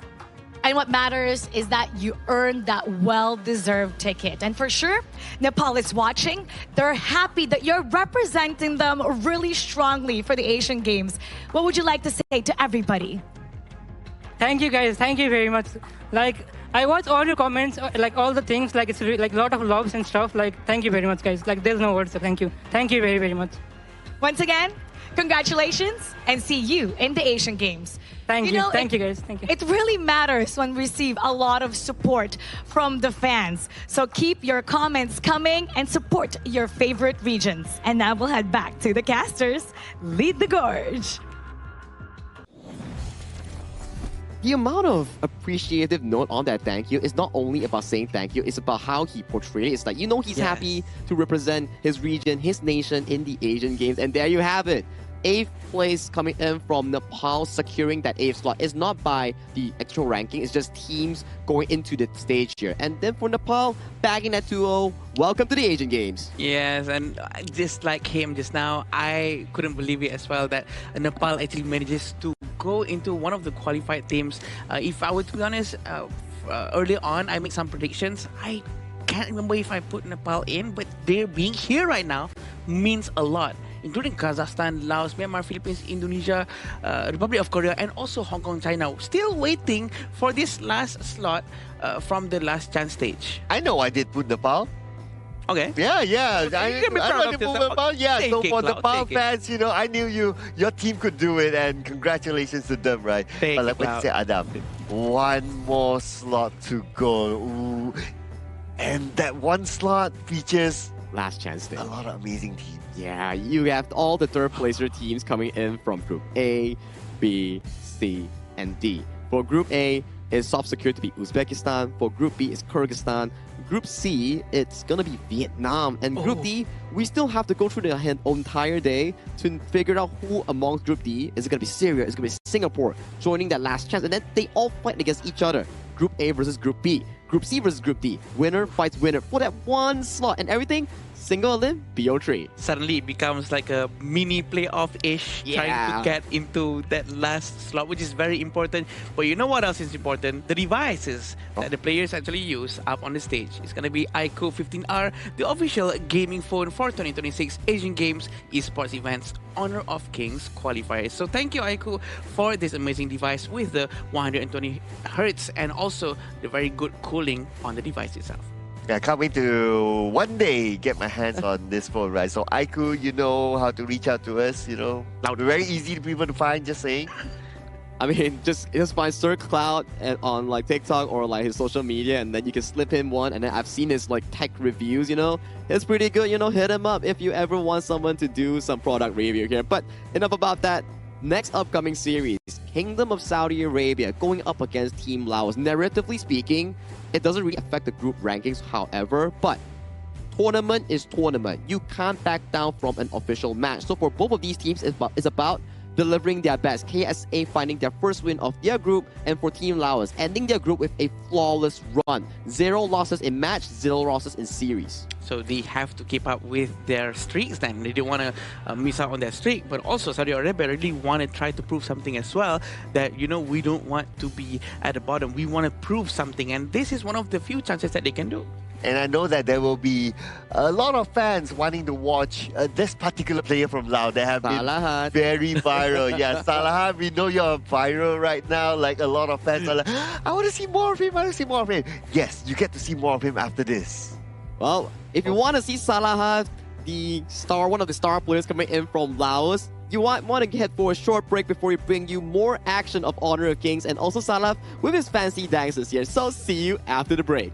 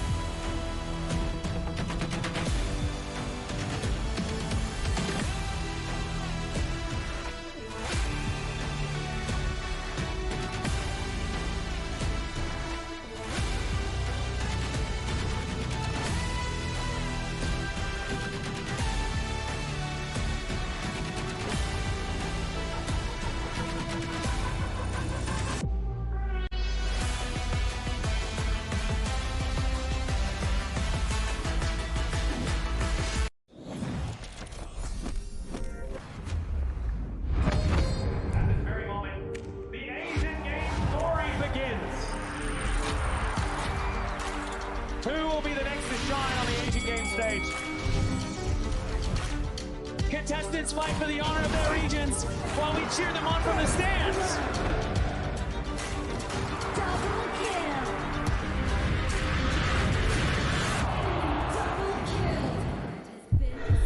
This is a challenge, but it is also an opportunity. The tide has turned.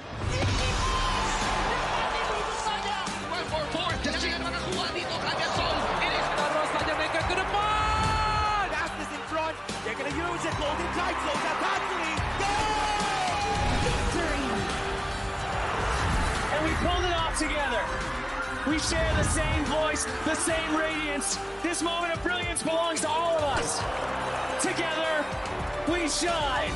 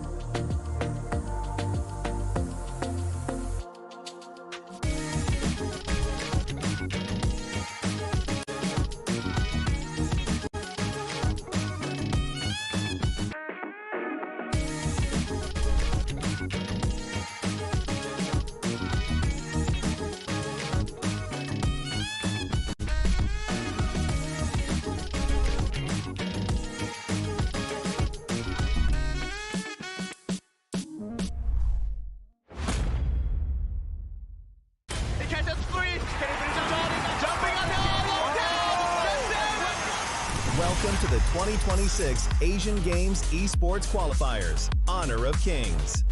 20 regions, one stage, and only the strongest 9 teams will earn the right to shine above the rest. Taking place in Malaysia, June 13th to 21st, 2026. Coming to Malaysia, this is the battleground where teams fight for the right to qualify for the Asian Games. 20 teams enter, but only 9 teams will move on. Apart from the 20 regions, there are 3 regions that have direct qualification. Here is the 2026 Asian Games Esports Qualifiers Honor of Kings format. First, the 20 teams will split into 4 groups of 5. In each group, every team faces every other team once in a single round robin, with every match played in a best-of-3 format. That means every match matters. Every game matters. Every single point matters. The point system is simple. Win the match, earn 1 point. Lose the match, earn none. At the end of the group stage, teams are ranked by the total points they've collected. And from there, the road begins to shine. The top 2 teams from each group qualify directly to the Asian Games main event. That gives us 8 teams advancing straight out of groups. But for those not through yet, the light isn't out. The teams that finish 3rd in each group still have 1 more shot. They move into the last chance stage. There, they battle through one final BO3 single elimination bracket until 2 teams remain. The 2 teams will then face off in a BO3 match to claim the one final qualification slot.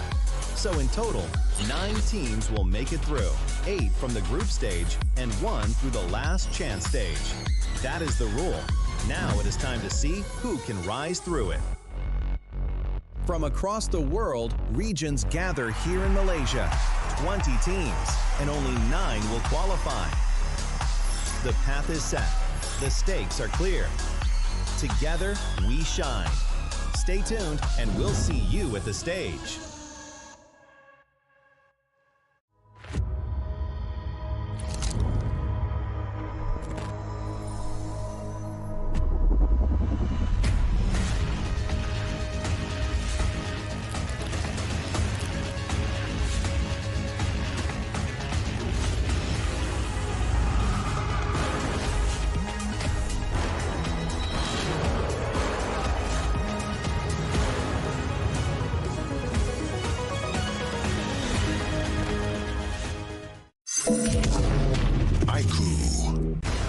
Ultimate not ready yet.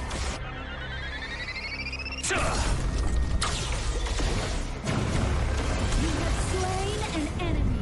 My magic murmurs in ecstasy.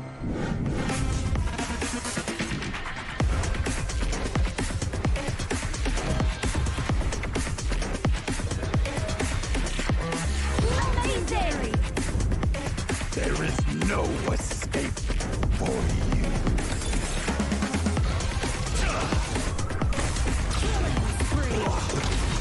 Double kill. Triple kill. Spectacular kill. Don't worry. I'll be back for your life soon.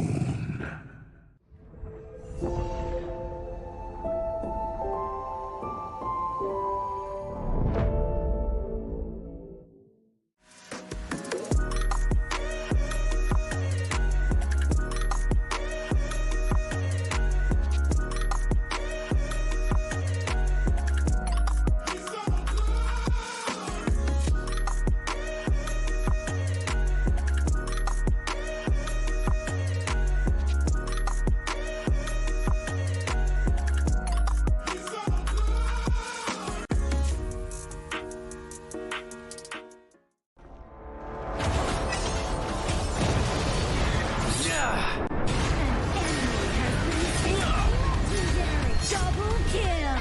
Shall I compare thee to a summer's day? Slain. Don't engage. Slain. Don't crush us like insects. Slain an enemy. Defend our base. Our high ground tower is under attack. Amazing. Unbelievable. Triple kill. Ah, the fragrance of romance.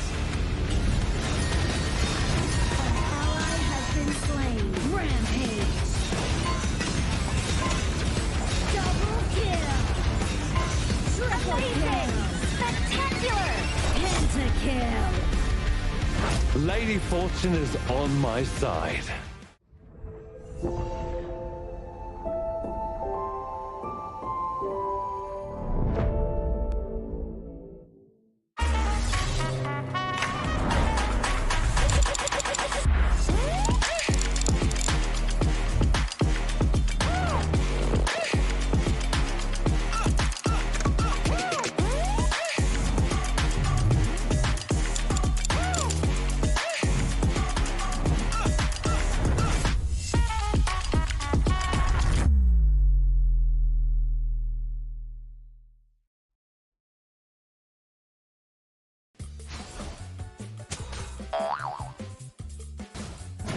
They tried.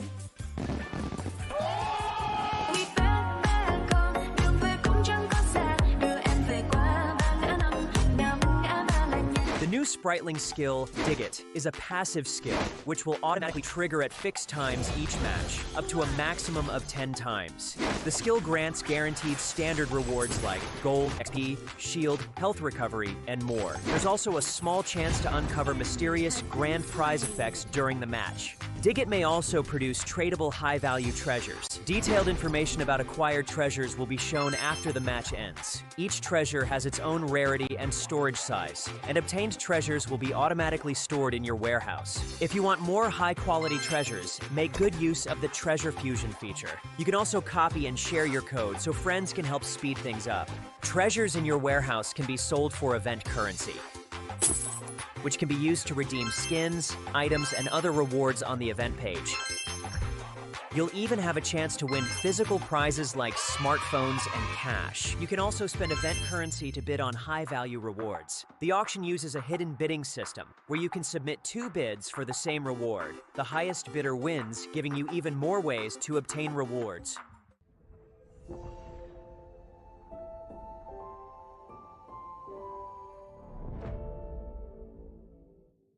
Itu kontrak kita. Relax, bro. Phone aku! Jom kembara. Mountain Dew!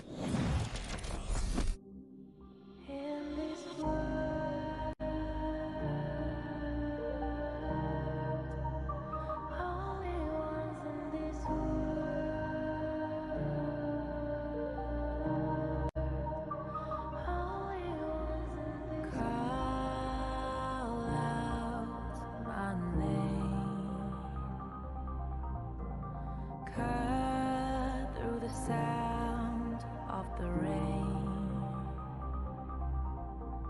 No matter how I feed the flame, you know I feel the darkness and the pain. All of the ways we tried to break free from the night. You know we made it out, we found the light. I fly so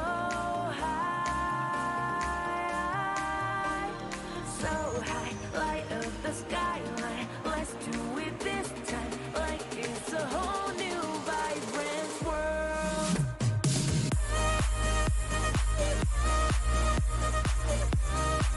Like we're the only ones in this world. Like we're the only ones in this world. Now I see that I got everything I need. It's alright, I'm on fire, I'm alive, 'cause now I fly so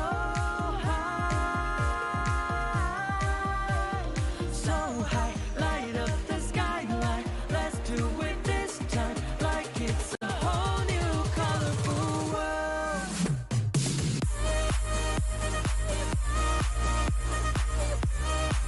Like we're the only ones in this world. Like we're the thought we'd get this far, burning like the stars. How we get this far, like we're the only ones in this world.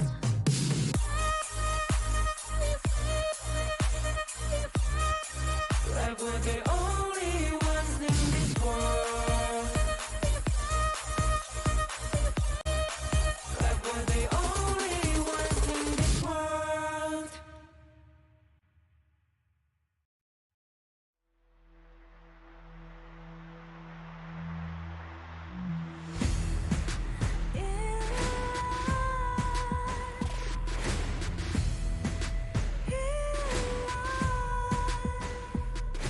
What's a life without its worth?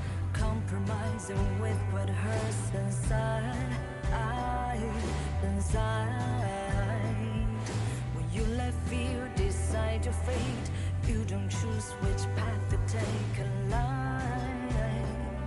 In life, I'm finally letting go of everything that still holds me. I'm against all odds, but I won't give up, 'cause it's my time to shine. Standing in the spotlight, can no one let me down. Destiny is calling high.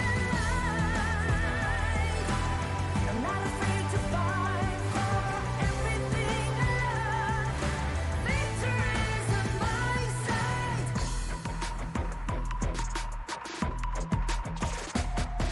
The more we lose, the more we gain. The more that nothing stays the same. In time, can't love ever, can't forget. What you see is what you get. Sometimes,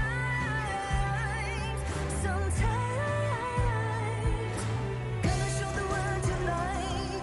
The light that shines inside us. We're against the odds, but we won't give up, 'cause it's our time to shine.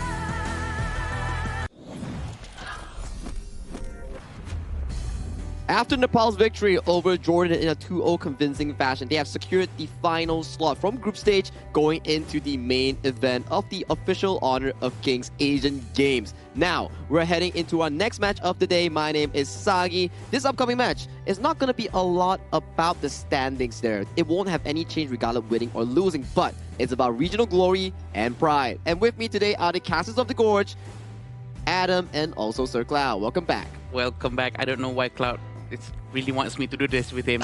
This is his thing. I'm trying to fight with that him. blame is on I have to make it clear because my wife is watching. Just want to make sure that there's no competition whatsoever because the competition is here in Saudi Arabia and Laos. It's going to be very interesting for us to watch because Saudi Arabia wants to prove that they can at least try to steal one game and Laos doesn't want to lose any games. Well, and yes, and also the fans of Laos now, newfound fans especially, they want to see Laos play a lot more. I wonder why, Sagi. I wonder why. They have some pretty few handsome faces and they have some pretty good dance moves, especially a well-known player from their Romero Salahav. He's been pretty viral recently on the internet. If you just search him up, you'll be finding why exactly he's been viral known for.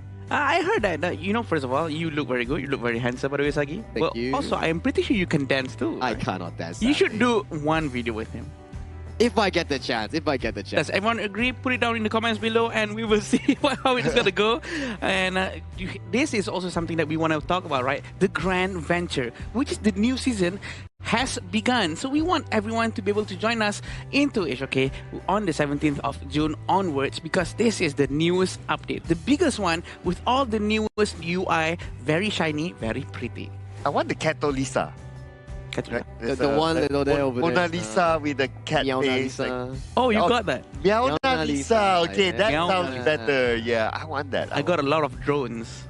I think the one that I got the most is the jewels, I think. Oh yeah, jewels. Yeah. At first I didn't know what to do with the jewels and I just sent them for the adventure and then I kind of burned some of it. But apparently for the Decade event, it's like you play Honor of Kings, like rank game, normal games, or even Super Flows Brawl, and then your spriteling will occasionally dig treasures for you and it goes into your inventory and you bring that inventory and you sell it on the market and then you use that currency to buy stuff from the consignment market or bid for skins, mythic crystals. I even saw the new collab skins on there. Yes, and sometimes inside the game when the sprite link brings stuffs to me, I thought that it reveals my position because I'm trying to hide in the brush.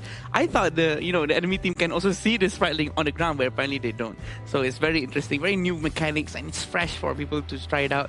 But going on back into our match today, it's gonna be the patch that we're gonna be using on the 85 heroes that's available. Also, it's gonna be very new and refreshing for us to see because we don't have all of those previous heroes that we usually see in the tournaments of Honor of Kings. Oh yeah, and that's why we can see like the meta of play is very different from what we used to see outside of this tournament, right, in recent times. And it's refreshing to see as well, like the level of creativity that can be put here into this tournament, especially like Uko Tachibana being very, very popular here. We have not seen the Uko Tachibana here today, but we might see it next. I think nearing towards the end of the day, when we are nearing towards some of the tournament stronger teams, for example, Hong Kong, China, Philippines, Indonesia, or even like Republic of Korea, these teams, they will definitely favor the Uko Tachibana more because they play more of the textbook style and towards the meta heroes here. But I think both teams are currently ready coming in for our series between Kingdom of Saudi Arabia going up against Laos, finding their first win, or will Laos find that clean slate of a 4-0 in their group? Let's find out by inviting teams with this video.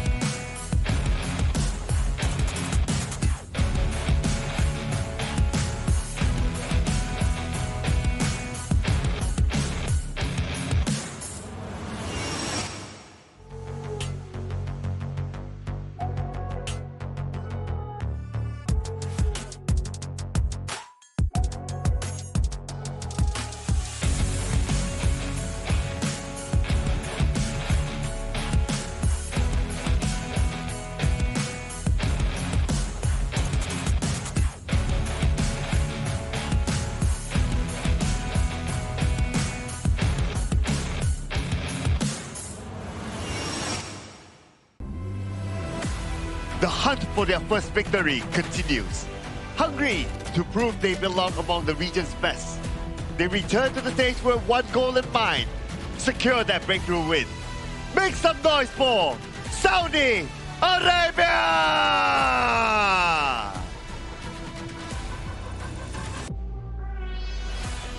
They have shown exactly why they are one of the strongest in the group.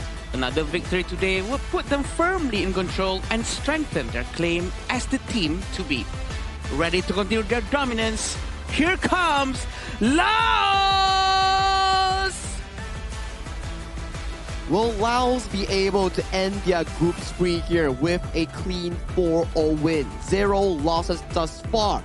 Or will Kingdom of Saudi Arabia find their first win in this group and exit with a glorious entrance? So I need to know, in this series here, gentlemen, what are your expectations?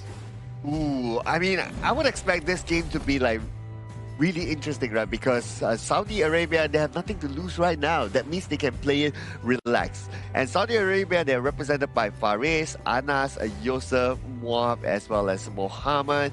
And if you have like the mentality of going into the game like, okay guys, let's just play it and we don't need to worry about any big things, maybe things will be a lot more better for them. I think so as well, right? And Saudi Arabia is known to be a team that likes to lane swap amongst themselves and play towards their comfort heroes. Yes, you can explain it in a way that they do not have the relevant experience enough for a competitive stage, but this is why they are here. They're here to learn, and once they learn a lot more, maybe they can shine more as days are to come. And who better than to learn than their opponents, Laos? Yeah, Laos with their lineup right now: Kampeng, Villacon, Sautisai, Hokam, and also Sahala, the one and only that's going very viral right now.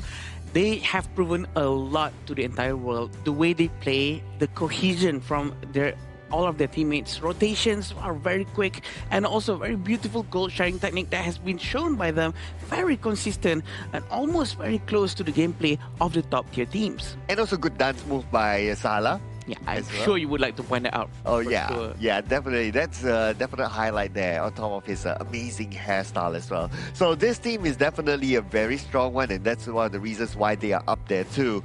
Now we're going to compare the head-to-head between the two teams, right? And looks like Hero Pool, Kingdom of Saudi Arabia has a little bit more. More experimentation, right, coming in for the side of Kingdom of Saudi Arabia. But I do want to point out one thing for sure. I think Laos as a team, throughout the entire competition of our Asian Games qualifiers here at the Honor of Kings, I think this team, Laos, has the longest game duration out of any other team. I agree. They have been one of the few teams that were able to really defend for so long if they were losing, and also really maintain that composure, the mental stamina in their mind, which is very hard to do, by the way. And they actually managed to win 6 out of their 7 games, and not many teams get to say, we played 7 games. Oh yeah, that's true, and they play in style as well at the same time. I mean, the stats heavily favors towards Team Lao, if you ask me, right? Like first strike rate, 57%. Kingdom of Saudi Arabia, unfortunately, not able to get anything. But the KDA, look at this, right? Especially on the case. For Kingdom of Saudi Arabia, only 6. But for Lao, it's 80. It's a bit of a learning curve that Kingdom of Saudi Arabia has to go through here, hence the expectation and the predictions coming in for the community is favored towards Laos here. But hey, for Kingdom of Saudi Arabia, it's about the learning, it's about the pacing, how they can evolve as a team looking further. Because you look at their faces here, they're all smiles on their face. They're just here to represent their nations, be proud of this position, and have fun. At the most important part, you play any games, esports, competitive, you need to know how to have fun.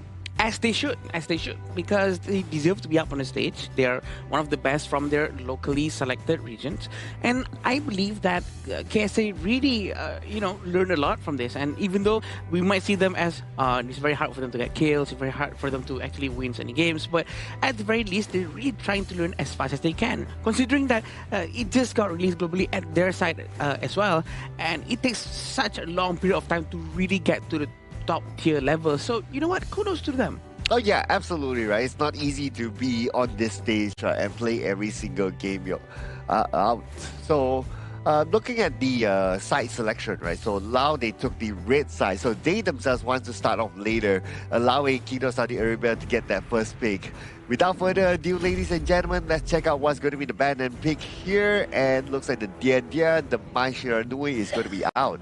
Some of the more so popular picks in this tournament in the last few days, where we saw more Dia being paired up with something like a Xiao Qiao or Angela, where you can just go for that CC into that guaranteed follow-up for that full burst damage. And Laos going for the tried and true here, Mo Zi Mai Shiranui. Some of the key playmaking heroes has been removed from the pool coming in on the red side. So my question is, KSA, what do you pick on this first pick? Yeah, preferably people go with like something like Chano, but knowing KSA's gameplay sometimes quite aggressive. You know what's wrong with Fatih? Fatih is very good hero with the Circuit Tree Blessing. It scales very well as soon as he gets all of his itemizations for sure. But I was actually hoping to see something much more towards what people usually pick. But again, go with what you're comfortable with. Yeah, but if I kind of get why they don't pick the Chano, right? Because if they pick the Chano, they kind of review their cards like, oh, we cannot pick the Arlie anymore. So you want to like try to keep some of those cards in. But this combination, we have seen this before, this exact combination here in this tournament, right? The Liang and Gan and Mo. Liang with the power word control holds one target, and Gan and Mo just couple blades in. It's almost a sure takedown. Yeah, unless you tell me that Suicide somewhat accidentally whips the shot. I mean, it's okay, right? But I like the idea because this was exactly shown from the opponent yesterday, where they had the 3-game series against Team Vietnam that played the Liang to a perfection. But unfortunately, Vietnam lost to Laos in a comeback fashion here. So they took a piece of the Vietnam scrapbook and they're currently using it as their own. Yeah, and I agree with how actually it's very normal for a Ganmo to miss the shot as well, because it happens to everyone, to the best of us, even though the power word actually grabs someone. So don't be surprised if it does happen here, but this is Laos, one of the undefeated teams as well. Having Nakoruru in KSA's side, even though there's no tanks just yet from the side of Laos, I think is quite a risky thing. But you know what? They're trying out this time. Maybe they are much more comfortable with Nakoruru. Yeah, I mean, if like what Sagi says, right? Like play what you're comfortable with. Just go for it, right? This is the game that if you want to, whatever that you feel that you want to do, this is the game to do it. But they really need to be careful of like, okay, how do they want to stop the Liang and also Ganemo combo? Because when they start moving together, it's going to be very dangerous. They move together, they see one target, even if it's the Nakoruru will be gone. Yeah. I mean, Nakoruru, this hero for me, has been a tournament classic favor. If, let's say, we had a lot of Ukyo Tachibana first picks, I would say that Nakoruru has been one of the second, third options coming in as a replacement, because the way that Nakoruru functions, yes, not the greatest in terms of the early game tempo compared to Ukyo, but when it comes to bursting down tanks, flanking the backline, it does even better compared to Ukyo. Yeah, because you can, fly over terrain and also try to really find the best targets possible in the backline. I think it's a hero that really makes sense. Also, having Erin on the side of Laos, you have both the physical and magical attack coming out from Erin. It's going to be quite difficult for KSA to try to itemize themselves to defend from the damage coming out from Erin, which is very interesting. Marco Polo also has been taken, assuming that there's an HP base from Laos, and it's going to be quite a good selection here. Okay, and then you have the Angela. All right, not bad, I would say. Especially if the power control is being used and he's like standing still. Angela can still somewhat use the Blazing Brilliance to try to take him down. So it could be a slight counter to the Liaganimo combo, maybe. I mean, I don't know. I'm trying to work around it, right? Yeah. So, it's like, okay, if the Liang ulti is stationary, and then the Ganemo has to aim the aim target here. So it's a bit of like a chess match. If Angela outs first, then you'll be faced with the Ganemo Spears. If the Ganemo uses the spell first on the Liang target, then the Angela can counterplay it. So it's more of a who goes first sort of thing. Yeah, I think I agree. With this chess match thing, I agree. Who goes first, who goes next is going to be quite important. Gamo still has to aim, but Angela can still fix the aiming after she goes out with the Blazing Brilliance, which is going to be quite interesting because Liang's not going to be moving as well. Liang might be a very good easy target for Angela to aim for, but is it worth it to sort of waste Angela's ultimate just for Liang when Liang is holding one of her friends? That's gonna be very tough decision to make.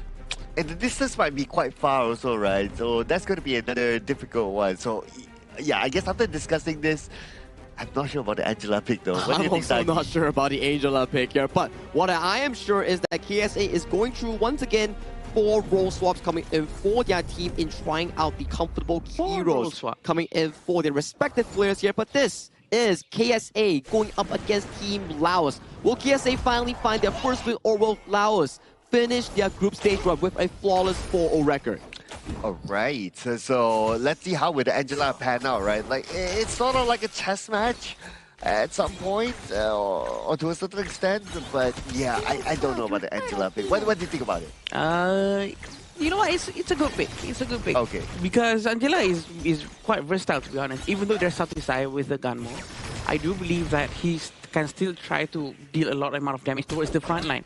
Anyone who's at the front, he can just try to, melt them down, regardless if he's in a position to get the backlines or not. Try not to take too much of a risk, as long as you keep on throwing out that Blazing Brilliance. We've seen how fast the Blazing Brilliance cooldown is. So if you could try to abuse this short cooldown on that ultimate, why not? That's true, right? I guess the short cooldown is something that they can try to capitalize on. But it's also very situational, right? Because when you use the Blazing Brilliance, you will be exposed to the couple blades. True. Saab comes in. Imagine this, right? Sahala catches somebody with the power word control. That's somewhere else where it is. And then you have the Angela standing still with the Blazing Brilliance. Yeah. So couple blade 1, couple blade 2. Yeah. Done. That's going to be a problem for sure. But see, the early game damage coming in from Angela, from Mohamed, is actually quite efficient. And as long as he hits his marks with all of the skill sets having from Angela, I think it's going to be okay. It's going to be well. But it all depends on the execution eventually, right? Because the execution coming in from KSA this time in game 1 seems like they're being quite aggressive. And that's what we're expecting from Laos, actually. Yeah, and even the KSA, they wanted to try to get a takedown onto Pokam at the bottom, but they decided not to at the end of the day. Don't want to take those super big risky moves just yet. But when it comes to goal difference, even though Lao, they're not that aggressive than what you say, right? They're ahead by 1,000 gold. Again, their goal sharing technique, the way they rotate, trying to, get as much goal as possible, not missing every single last hit. All of these things really plays a huge factor into the economy of any teams. And we can see on how Sahalat is always ready with the Liang, trying to rotate together with Sautisai, opening up the map, giving pressure towards the blue side of the map. Oh yeah, speaking of pressure, here comes the power control and a couple of blades. Okay, it did not fully connect. That's why Yusuf still survives. But they look at another target, and it's going to be Mohammed. And Mohammed's very low on health. Now with the Blazing Wheels, will give him extra shield, but it's not going to be enough to tag that takedown. Very quick damage coming in from them, and we have to remember the damage from Ninja is actually true damage. So even though Angela uses Blazing Brilliance, she pops out her shield, this shield wouldn't do anything because the damage coming in from Villacone is still going to be focusing down just on the soul HP. Yeah, and that's why you can take down the Angela very, very quick underneath the tower, right? So that's a really good point. I like that you pointed that out. So now that they have learned that, right? Yeah. And they'll be like, oh, okay, so if you have a Charlotte, yeah, you cannot like hope for the shield from the Blazing Brilliance to save you. Yeah, you cannot, especially Charlotte. She can just dive right in, try to crowd control Angela. And also, Angela is CC immune as long as she has the shield. If her shield goes down, she's no longer CC immune. The damage coming into Anas with the Pokam's ultimate Laurel Bloom is just so much. Yeah, Villacone was just on his way, but now they managed to catch another one. This time, a couple of blades will be enough for them to get another takedown. This time on the Yosef. And behind looks like Muab is caught and he will be stunned, and he uses his flash to save himself. Lucky enough for him, he still has that flash. That's just the first time we're seeing this combo right now. That's just within the 4 minutes mark. The freshly forged words. We can mix up the words now, which is very interesting. And it's gonna be so disgusting for us to watch that so many times because Liang's gonna be holding someone and he's gonna go down immediately. And on top of that, he's gonna be giving a lot of stacks towards Gunmo's passive, which is the more assists and kills you have, the more damage you get. A maximum amount of 300 magical attacks. You know what? The more I think about this combo, I feel it's better than the Liang Princess Frost combo. Yeah. Because the Kanebo can scale. And he will scale even further with the fact that he just got another takedown at the top. They just did with the Satsai dealing a lot of damage again just now. He already has 4 stacks. 202 is his KDA right now. I'm pretty sure he's feeling a lot more comfortable. The 5 of them is all over the Azure Golem side of KSA. Well, right now, Team Lao, they managed to control the top jungle area, and for KSA, they'll be like, okay, we cannot fight head-on, let's try to split push at the bottom, so they sent out at least 2 of them there. But they also need to defend the top, and speaking about the defense focus, receiving damage from the defense, and Kampeng will get Anas at the bottom at the same time. Faris, one last hit, and Sahala will get him. He actually moved forward. He was trying to catch the Eren. Poham actually managed to run away. He was expecting Eren to continue hiding inside the brush. I was expecting him to run back, but I'll be worried with the couple of blades that's going to be thrown away by Sautisai. Aiming towards Mohammed. Right on point. I mean, he's already 5 stacks by now, the Garden Bow. So it's going to hurt a lot at this point. A lot. That's why you see like 1 couple blade, that's it, gone. Now looking for another opportunity to do just that, and speaking about that opportunity, they go towards the back line, but now they're going to put focus onto Moab instead. He is out of position and he will be taken down. 4 of them is still pressuring the high ground tower in the top lane. 6 minutes and 30 seconds at the bottom lane. The Charlotte still trying to get some damage into Anas. Anas is going to go down, including the high ground tower in the top lane. And they're going to try to focus into the crystal. It seems like there's only 1 person left. Farid with the Secretary Blessing. Now Kururu cannot go back. Secretary Blessing has been used towards the heroes and not the minion. But the minion goes down. No minion. And they're trying to focus down on the crystal. The crystal is still alive. Okay, there's still a little bit more time bought here. No minion is there, but Kampeng gets a takedown at the bottom while all that is happening. But still, nothing will stop Team Laos from gaining this victory. Not just a victory alone. 7 minutes on the dot. They make it look easy in this game 1. Super easy for sure. They're very confident. They know how to rotate, and they really nailed it with the Liang plus Gun and Mo. I agree with Cloud, because Cloud said that, you know what? It seems like this is actually better than the Liang and Frost. Yeah, and it seems like it because Liang and Frost is just continuous crowd control, but this one is hold one person, delete. Yeah, and you can scale with the stacks, right? Especially. So that's why I thought I'm kind of starting to see that, hey, actually this is a lot more better, right? Yeah, and if a game goes into late game, the gun and bow will be even stronger and much more relevant. Yeah. More efficient, right? Yeah. Well, you hold one target down immediately, all the blades charge in on one target, and then you provide the stacks into the gun and maul to stack into that late game powerhouse, like what Sir Clyde has mentioned just now. So, for this specific game coming in from Laos here, I would say pretty clean from start to finish in finding that momentum here. The pedal that they stood on never stopped. It was never released in one bit. I think that's the best thing that they can do because they do have the advantage from the beginning and they keep on rotating towards the side of KSA inside the jungle, not letting them breathe at all and trying to steal every available resources, and they managed to really utilize that snowball capability up to the maximum. Oh yeah, absolutely, right? They snowball from the laning phase the moment the Liang got the level 4. They started to go around, trying to find targets, right? And we start to see like, yeah, there was only one that managed to escape. The others did not.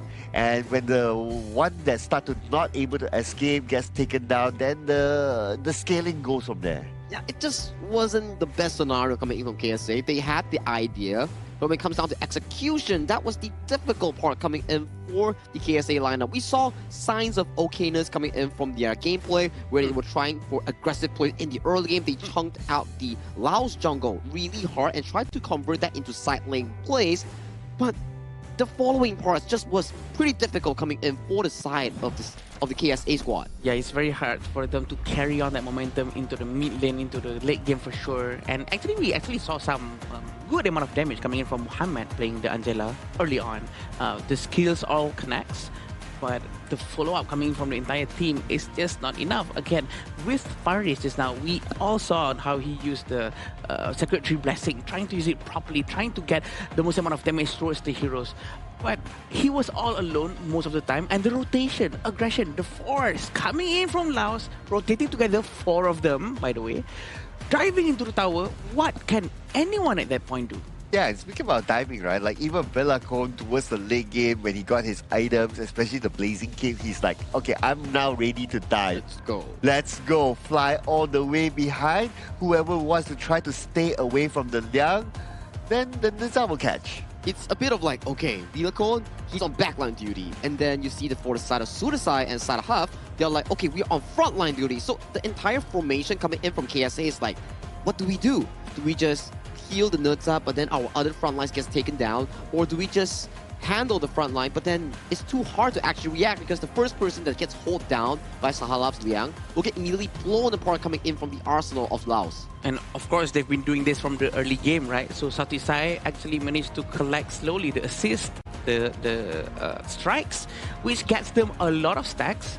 And you know what? 7 of them equals to 7 times 15. It's gonna be 105, which is a lot. It's almost like half an item, half a full item. I think that's a very good thing for him to actually have it. So it's an idea. They executed it so well, and the theory actually works. Yeah, what we can see from a Laos draft actually panned out as it is, right? It's nothing like, oh, okay, they use it creatively and all that. The draft, as it was reviewed one by one, it was kind of obvious if you ask me. It was just that, unfortunately for Kingdom of Saudi Arabia, they didn't manage to find a counter towards this draft. It was difficult, right? And we saw this specific draft, especially the emphasis over to the Erin, Charlotte, and also the Liang. It came a lot from the inspiration of what Team Vietnam showed us yesterday in their same series against Laos. They were just going at it with the Charlotte and Erin every single game. Yeah, and it works. Seems like it works very well. Of course, in terms of how they try to contribute in terms of damage from KSA as well, it's sort of quite equal, except that maybe Faris really excels at the damage that he does, but also at the cost of his life just now. But this is the gold graph that really leaned towards Laos slowly but surely at the end, steeps down all the way down to 8,800, which is a huge amount of difference and a very short period of time, 6:57 of in-game time. Yeah, just 3 seconds shy from the 7-minute mark, right? It was a very clean, smooth game for Lau. Even that one takedown that KSA got was towards the very, very end when Lau was already like, okay, we know we're gonna win. Yeah. We just dive and dive and dive and dive, and then the game ends. It was just because of that one. If not, it would have been a perfect game for Lau. I know coming in the talent room, Holler is going to be like, why wasn't it a perfect game? Lau was got to step up in the game, you know? Probably Holler is probably saying that in the practice room somehow. Yeah, I mean, he's that Asian dad, right? Yeah, he wants that perfection here. But it goes back to what you guys have been saying, right? It's like, what do you actually do? Because Wilco is always at the back line, and then you see in these highlights, one route down, kaboom. Sunise comes in with the full burst. The only thing that I can see is probably the draft for them to actually have someone who is tanky enough and can jump to the back to distract the Gunmo, to disturb the Gunmo, push him away, and fight him 1 versus 1 or something equals to that. Because he is free-hitted. No one is giving him any problem whatsoever. He has time to aim his coupled blades towards the targets, especially when the target has no need whatsoever to be aimed because he's not moving from power words. Yeah, and when you see your Gunmo is on the rampage, you know what sort of stacks that he would have had. Yeah, this is the final moment, and that one takedown onto Velacon, and that's pretty much about it. The rest is just about waiting for the minutes to arrive, and Laos ended the game. But our MVP, wow. Sunise with the Gunmo here, 31% damage output here. He was the main core of that draft coming in, utilizing Salah Hub's ultimate in making sure that he was able to find all those markers here in the early all the way to the end game. I would like to point out the damage taken from Gunmo, 9.4, which is so small, which means that no one was able to touch him, which means his positioning was so good, and his teammates are very well aware that they need to keep Gunmo alive, making sure that Gunmo can really carry us for the entirety of the match. I was kind of hoping for Salah to get the MVP. Well, just because. And also he contributed to the whole power word control thing, and that's where Sunise can actually scale from there, right? But yeah, more of the just because actually. Maybe we will see more of Sahalaf later on, maybe in the interview, if they do win this upcoming game. Yeah, well, I don't want to undermine him, but all he does is, you know, just flash and just press ultimate. The one that does the hard work is from the back, you know, shooting the blades forward. Okay, I have a question here. Okay. Which one is harder? Flash ulting on Liang, or Liang ulting someone already and then you land a spell on that fixed target? It's the second one. Really? Us landing a spell on that specific target. It's because, first of all, me as Gunmo, I wouldn't know when Liang is gonna do it, right? Or where is the position is gonna be. So I have to calculate and measure myself, my distance. Because Gunmo, you can't change the distance, it's fixed. So I think the second one should be harder. So correct me if I'm wrong, but how about you? I don't know. My opinion is that the first one is harder. Maybe because I'm older. So you want me to press too many buttons consecutively at the right timing? It's just a flash and out. It's just a flash out. Wait till you reach my age. Okay. You will understand what I mean. Ask Holler. Okay, how about you, Sagi? What do you think? You have to choose one. I think both are easy. It's not fair. You have to choose one, man. You cannot talk about this with him. He's different. His experience, our experience different. Oh, okay. Yeah. But am I not the same as him? We're young. Oh. We are young. I mean, not about young. And you know where young people chill at? They chill at the Petaling Jaya Marriott Hotel here, our official venue and hotel sponsor coming in for the 2026 Asian Games Esports event for the Honor of Kings qualifiers. And once again, thank you so much, Marriott Petaling Jaya, for hosting this magnificent event. I'm not done yet, Cloud. Why are you trying to group me with you? Why are you trying to group me with you? I mean, I have to find allies, right? Yeah. So that's why. Let's see this players is going to be up on the stage right now, which is going to be fun for us to watch for the next game between Saudi Arabia and Laos. I hope Saudi Arabia knows that Laos gameplay is very aggressive, and I hope they pick heroes that are ready to go up against aggression. So you're saying Laos pick heroes that are more aggressive? Yeah, Laos picks heroes that are more aggressive. Okay, so I hope Saudi Arabia, are ready for it. Yeah. What will be your first pick hero, aggressive hero for you? Because they are on the blue side. For Laos, you mean? Yeah, for Laos. For Laos? Ukyo. I mean... You go Ukyo, okay. Anything that they take will be very aggressive. Boring answer, come on. Because they're going to be, okay, fine. It's going to be Atta. Okay. I'll go for Mai. Like the moment you pick Mai, it's like, okay, you're going to play aggressive, auto. You're going to be like Dharma. What if, because this game, it doesn't really affect the standings anymore. What if Laos comes up with a different sort of exquisite pick. Like we've seen the Quiz, we've seen the Hansens, the Yaria Roam, Levi's, Wukong, Xuanche. I want something special coming from Laos. Jungle Hoyi. Maybe not to that level. That's a bit crazy. Okay, Yeah. I mean, I'm scared it will affect our rank games too. Yeah, we don't want that. We don't want. We've seen Garo as well, right? But yes, we've seen Garo as well. We want to see something that's more thermal friendly. But Fang, answer our question. Fang probably gonna be at jungle, right? Flexible. You can go to the farm lane, you can go towards the jungle. We've seen Pakistan's Anwar. He loves the Fang jungle. And also Justine coming in from Team Philippines. He's also played that before. On the split pushing meta that they went with.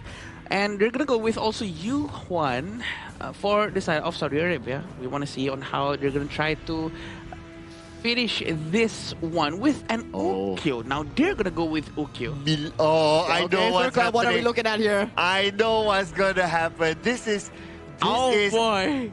Philippines, but now Lao. The influence, right? Like, okay, if game one was Team Laos copying the strategy book coming in from Team Vietnam, this game coming in from Team Laos is copying another strat book from the side of Philippines going up against Mongolia in Group A. You want to guess what's the next hero, Adam? From Lao? Hansin or Lee Sin, maybe? Maybe a Fuzi, you know? Maybe a Fuzi. Yeah. Like, I would prefer Hansin or Lee Sin, but...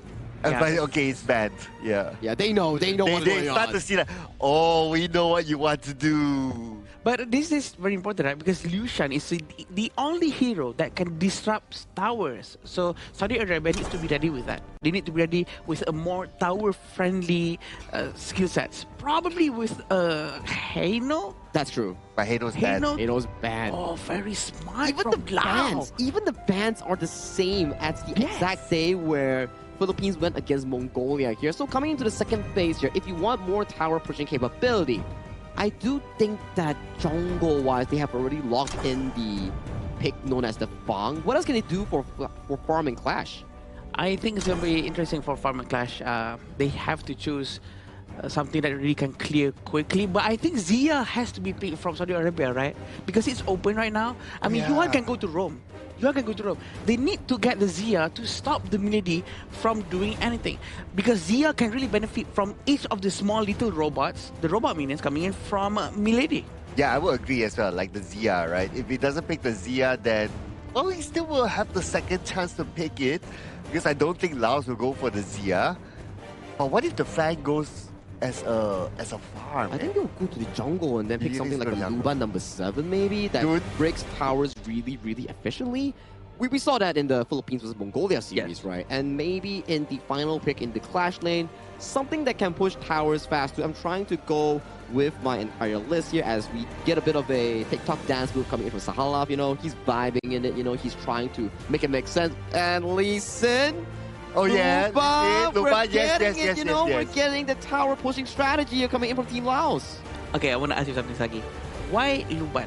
Is it because of the passive from Luban?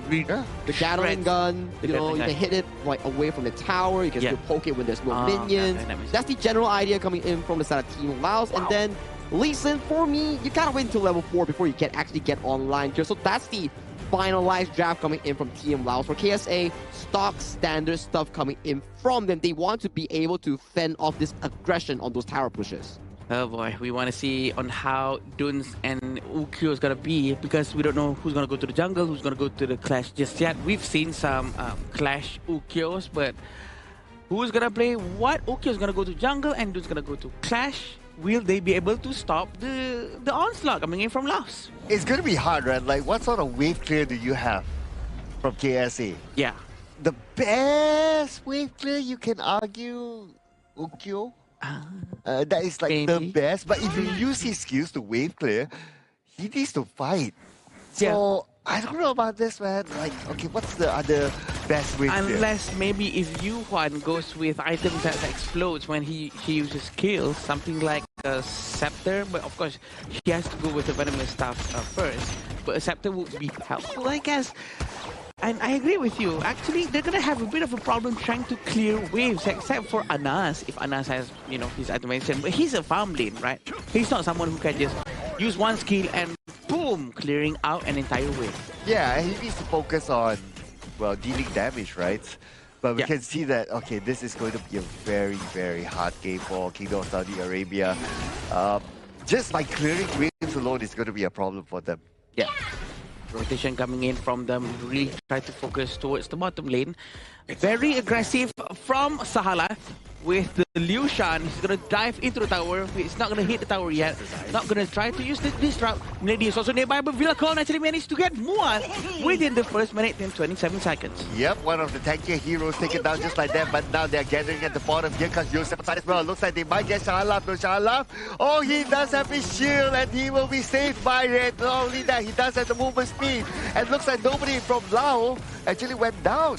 Wow, a very aggressive counter-attack coming in from KSA, which means Laos has to be careful. This might not work for them. It all depends on the execution, how clean they rotate together. And I've not seen them rotating together too much. It seems like KSA is doing that better for now. Well, it could be that one wake-up call for Lao, right? It's like, oh, okay, that rotation by KSA, we almost got taken down. And by learning that, then they will start to be like a little bit more careful and try to not overextend on the lanes. Yeah, and this is going to be quite interesting. The damage coming in from the Lee Sin, trying to get Dun, but Dun doesn't have his passive anymore. He's trying to kill as much as he can. The basic attack really hits, but they are going to go back. Southeast side managed to get Anas in the bottom lane. Very aggressive push coming in from Lao. There's still a tower protection, but this is the last tower protection. Still sub 3 minutes, and they're going to get this first destruction very, very quickly. For sure, you have the disrupt, and then you have the mid-lady. Surely they will get this tower just like that. Not even 3 minutes into the game, but Villacon right now dashes away. Villacon is still safe. Can he actually survive this one? The answer is no. Yosef got him instead. There's no one else going to be helping Villacon. The teleportation is going to be coming in. Never mind, it's the ultimate of Milady actually. And also the cannon is trying to find the backline. Look at the side of them. There's Faris nearby. He does have his arm, but where's his teammates? The minion is still there. They're trying to get the last part of the protection. The Armada almost doesn't hit anyone. They're trying to get Milady. Unfortunately, that whiff, but now the follow-up is coming in. But look at the damage from the back, especially from the Luma. They will shoo away the backline, and they cannot come close. They try to get Salah. Salah still survives with the last stick of health, but the damage coming in from Fang will try to get Yosef, and Yosef will fall. So to say, we'll get the double strike in the meantime, and Villacon will get his own. And 3 from KSA fell to that rotation by Villacon. They're still trying to pressure the bottom tower. This is still sub 4 minutes, which means the tower protection is still there, but they don't care. They want to keep on pushing the bottom lane as fast as they can. The blue buff is going to be the contention at this point. KSA is going to try to go in and try to get the blue buff as fast as they can, but they're all over the place. They're trying to run back, try to run to safety, and KSA seems like they don't want to take this risk to try to get the Tyrant. And while all that was happening, Lee Sin was having a good time at the top. This is the type of play that Lee Sin loves. It's like, okay, you guys are busy on the other side. I will just push at the top. And if they want to go and chase Lee Sin, sure, the under 4 can push at the bottom. Yeah, Kampeng is all smiles, right? He just want to try to have a lot of fun up there, trying to destroy towers per tower, but they can see that there's 5 heroes here, and Kampeng can actually push over there. But Kampeng might want to fly here. He does have teleport at the top, but look at this dive coming in from the side of KSA. Oh, and Boam now very low, and Villacon will take it down. There goes the tank. Muhammad will fall as well. And now they're looking for Faris. Faris trying to get away to safety. He does have the tower together with him. He is safe inside of his base for now. There's no minions, but they're trying to force it with the robots coming in from Milady. The ultimate goes in, trying to enhance damage from the robots, but this is a bit of a force from Liu Shan. They really want to disrupt it as much as possible and try to maintain their position right in front of the tower. And there's almost nothing that Anas can do. They're trying to force it out with the Ukyo very nearby, and also having Kampeng in the vicinity, slashing down. It's gonna go down very quickly, and Yosef is also nearby. He's not using his unending sword just yet. They're trying to get the ultimate, the tower from here, the bottom lane. The high ground tower might go down very, very soon. Okay, and the Milady is still there though, with the help of the Milady and the disruption. They will surely take down the tower just like that. They can potentially end this game. But listen, while he was running away, he got caught by Yosef. Yeah, Yosef was chasing him all the way to the back, and look at his wind slash trying to find the minions, trying to find the heroes. From the back, there's an Okyo. There's still Luban trying to stop them, but look behind. They're trying to find a very good unending sorrow. The last hit coming in from Fang. Fang still lives. Having a kill, trying to dive in. Mohammed goes down as well. The counterattack from KSA manages to comes out fine. And the counterattack came after Team Laos overextended themselves and they just push and push and push and push. And this is what happened earlier on. Look at this. When they push, they not only push from the front, but they also come from the back as well. When they come from the back, they sandwich the players of Laos, and that's where they can take them down one by one. Yeah, and they're very much ready for this fight, and a very good sandwich coming in from them. They really commit to that, and that sort of tightens up the gap of the goal. Just now, Laos was actually leading quite a lot, but now they're only leading for about 3,000 gold in front, which is not as much as before. A lot of breathing room, but for sure they're really trying to go all the way in. But look at Muaz. Muaz actually detects them here. Oh man, Muaz cannot take this one. Kampen got him with the Muaz right now. The next time is going to be Faris, but can he make it in time? Though the minutes have arrived, and looks like they want to end this game right here, right now. Laos will not waste any more time, and Laos will take game number 2. At 7 minutes, that is the second fastest game coming in from our Asian Games eSport qualifiers for 2026. Yeah, this is definitely one of the fastest match we've seen so far. I'm thinking might be the third fastest. Laos and KSA. A very fun match for sure. We do know that there's regional pride on the line, but look at the smiles coming in from the Saudi Arabia team. They're having fun up on the stage. They know what they're doing. They were trying their very best to, do as best as they can. Yeah, and it was also an experience for them, right? And I'm pretty sure that they learned a lot from this journey, and they've even shown good gameplays as well along our tournament. I mean, that one defense coming in from the bottom side, they found the perfect team fight and they managed to stall the game even further. It's just that when you're down so much, it's just difficult to make a comeback here, but they tried, and that's what really matters coming in from KSA, and we thank them for their participation here in the 2026 Asian Games eSport qualifiers. Look at all the smiles they were having up on the stage, and that was actually during the in-game gameplay, by the way, so that just shows on how not just the teamwork within the teams themselves, but also the fun that they're having with another region in front of them. And they're going to have a very interesting and fun conversation over lunch for sure. Yeah, I'm pretty sure they're going to, hey, why you do this? Yeah, why do you take that trap, Yeah, come on, man. Let's fight. But you put this kind of trap, how to fight? It's all smiles at the end of the day coming in for both teams, right? Especially for Laos, yes. That was another great win, and they really finalized their group standings here 4-0, only losing one single game, not a match, game against Vietnam yesterday. So they come in clean, and that is their story, ending here in Group C, being the group leaders as a whole. Yeah, Laos, right? They so good. Are actually trying to, not really trying to, but they managed to prove to everyone that they're so well prepared for this. And also against Vietnam, actually getting that win, I mean, everyone was shocked. I was having talks with my friends from the region, professional casters and whatnot. They were all shocked as well with what is going on. But that's not meaning that Vietnam is going down. It's actually that other regions are really trying their best as well, trying to learn these new things. And maybe these fresh sets of mind that, helps us open up with new metas, new playstyle, and new way of playing the game. Or maybe they feel that let's challenge ourselves by proving we can go through the LCK. Well, don't know.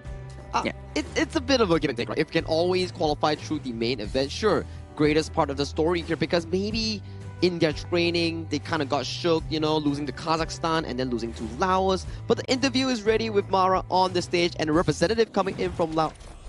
Oh, item build. Sorry, interview gotta be a bit later on. No problem. That's I know. on me, I'm kind of hasty because we all want to see Salaf on the stage doing the little dance. Yeah, no problem. But yeah, Sagi was actually right. This is the second fastest game out of all, because the first one was being held by Philippines. But you know what? This is not a race of who is fastest, but it's just for funsies. And this is the itemization coming in from both sides of the team. There's not much of difference, not much of a out of the norm, because we have Doomsday and Sparkforge from the Lee Sin as well, and the fact that they all grouped up and go down together. The fact that Kampen actually went to the portal and flew to the bottom lane was just fun to watch. That was. Yeah, I thought that he would like, okay, you are the one that stays at the side, you know, you push the other lane, the opposite side. But no, he decided that, hey guys, you're having so much fun. Let me join in. Yeah. Don't leave me out. And because there's slash, he gets a couple of takedowns. I was thinking like, oh, Kampeng, maybe he would go for a teleport. Maybe when you teleport on a minion, it gives it invulnerability. Yeah. And they can push even further on like specific towers here. Yeah. And this exact composition was the one that was drafted aside from the Lee Sin Clash lane, and it had pretty much of a good success, right? Because it still challenged Team Laos in trying to out-teamfight KSA in those few moments. Yeah, and also Saudi Arabia sort of knows how to counter this as well, because everyone have watched the game between Philippines and the other team, right? So they try their best to counter-rotate, and they do know that, you know what, Laos is overextending here. They're not going back, even though with half HP or very low HP. And they managed to get some of the strikes, which is very meaningful for their economical situation. Even though they did not manage to do any comeback, they're not going down without a fight. Yeah, they still deploy like what, cut from behind, you know, them. That fight at the bottom, and it was actually very well coordinated, if you ask me. Rather than, oh, everybody just chased from the front, they got creative by coming in from different sides. Yeah, it reflects on the side of Yusef's KDA, right, on how much damage he actually dealt. 36,000 total damage coming in from the Yuhuan with 100% team fight rate coming in for the KSA mid lane here. It's still a loss, yes, but better improvement compared to the previous game that they had. Yes, definitely. And Yusef, with the damage coming in from him, actually, he contributed a lot to his team, trying to put out damage towards the Laos team. And also, we saw the force of that unending sorrow, which is rarely happens, by the way, to deal damage to the enemy team rather than trying to heal his own team, which also contributed to a lot of this damage. And also having Poham with the Luban, he was so ready to go to the front. And in fact, most of the time, I actually saw him being in front of Liu Shan, in front of Sahala. Sahala was actually trying to distract them, going front and back. But you know what, Poham, he was so confident, he just stood up front and just keep on shooting. Yeah, because you know he has protection, right? Like Sahala can kind of protect him, and then the Milady's minions somewhat protect as well. So playing a Luba, you need to be confident, right? You need to be like, just spam, just be confident and just spam, because if you like try to like run away, you will surely lose. So being that, because I've a couple of times where I tried to chase down a Luba, right? Chase, actually shoot, and then I lose. Yeah, the just damage. Need to be confident. And especially people often ignore the fact that, or doesn't know the fact that Luban's passive is like a built-in Doomsday that does percentage health damage against the enemy. So yeah, it's actually a really good hero in making sure that if enemy has a lot of beefy boys, Ata Dun, for example, Zhangfei Lapu, he breaks them down extremely quick compared to other farm laners. And the Gatling gun is actually sort of like a cone-shaped AoE, which hits everyone along the line. So that really hurts a lot. Even though you're aiming for the tower, it hits any heroes, any minions between the tower and the Gatling gun, which is gonna be extremely painful. But this is what happened. Maybe this Zhangfei misses Armada outburst, but no matter what. But you know, they did try their very best trying to stop the onslaught coming in from Laos, and it all looked almost worked out for Saudi Arabia. Yeah, and look at the Poham. All he just does at the bottom is just to be confident. Just keep hitting and let the passive do its own work. And that's how he survived that. A good kiting overall, right? Good positioning as a farm lane coming in on such a immobile hero, because things like the Hoi, like the Luban, has a lot of damage, but if you get caught by one single spell, it's over for you in the team fights. As you can see towards these moments here, look at Poham, the backline was in shambles, Vilacone, Sudasai being chunked down heavily here, and then Poham is still guns blazing, finding the trade-offs here. Yes, KSA still won this fight, but the remainder of the play cannot be salvaged here, as you can see in the final few moments here. 5 men strong with the mech minions, with the blue side minions. They just pushed in the game. 7 minutes, 2 seconds is the end of game number 2. This will be your MVP for the game. It's gonna be Vilacone, who was playing Fang as a jungle. 316 with 21.1% damage and 12.6 damage taken, which is a very amazing stats showing here. And that, I believe, is supposed to be the Love Cheek. Yeah, the second half from the Who was it yesterday that did I forgot who was it yesterday, Mr. I know there was Was it Kaya? I think it was Kaya. Yeah. And then this is the second half coming in, like one full round. So you mean that if they take photos together, then I think it's on the same side, right? It's on the same side. It's It is on the two same side. lefts doesn't make a right. Oh. Does it make a right? Negative, positive? Yeah, it works out. We'll take that. Yeah, negative plus negative equals positive. It works. Yeah. Suddenly it becomes a math class, you know? I know, right? Yeah. Educational. Boy, sure. They still, played very, very well for sure. What's the most important thing is the poses stays the same, remains the professionally the same throughout the entire field. But it's very interesting for us to watch these kind of matches. And after this, it's gonna be even more crazier. But we're not gonna go there yet because we're gonna be seeing a couple of interviews between the players and Mara, and we want to see on what they have to say because the matches now, it's just aside by being a professional with regional pride and whatnot, they're having fun.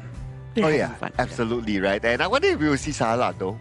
I think maybe Sudasai and I think it's Sudasai. Sudasai, it's been a while since we last seen Sudasai on the interview stage. The internet loves Sahala, but they also love all the remaining members coming in from Team Laos. So this time, for sure, let's throw it over to Mara on the stage for the interview with Team Laos. Let's go.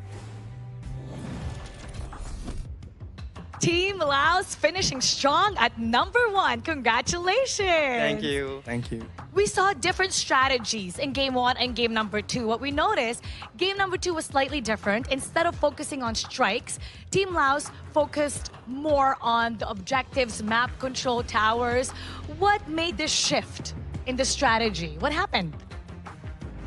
ตอนเกมแรกนะพวกโตโฟกัสเรื่องค่าเรื่องคิวอะนะแล้วก็มาเกม2พวกโตเปลี่ยนแผนไปเรื่องแมปคอนโทรลแล้วก็ไปโจมตีป้อมอย่างเดียวเลยเป็นอย่างคือเปลี่ยนเกมเพราะที่จริงก็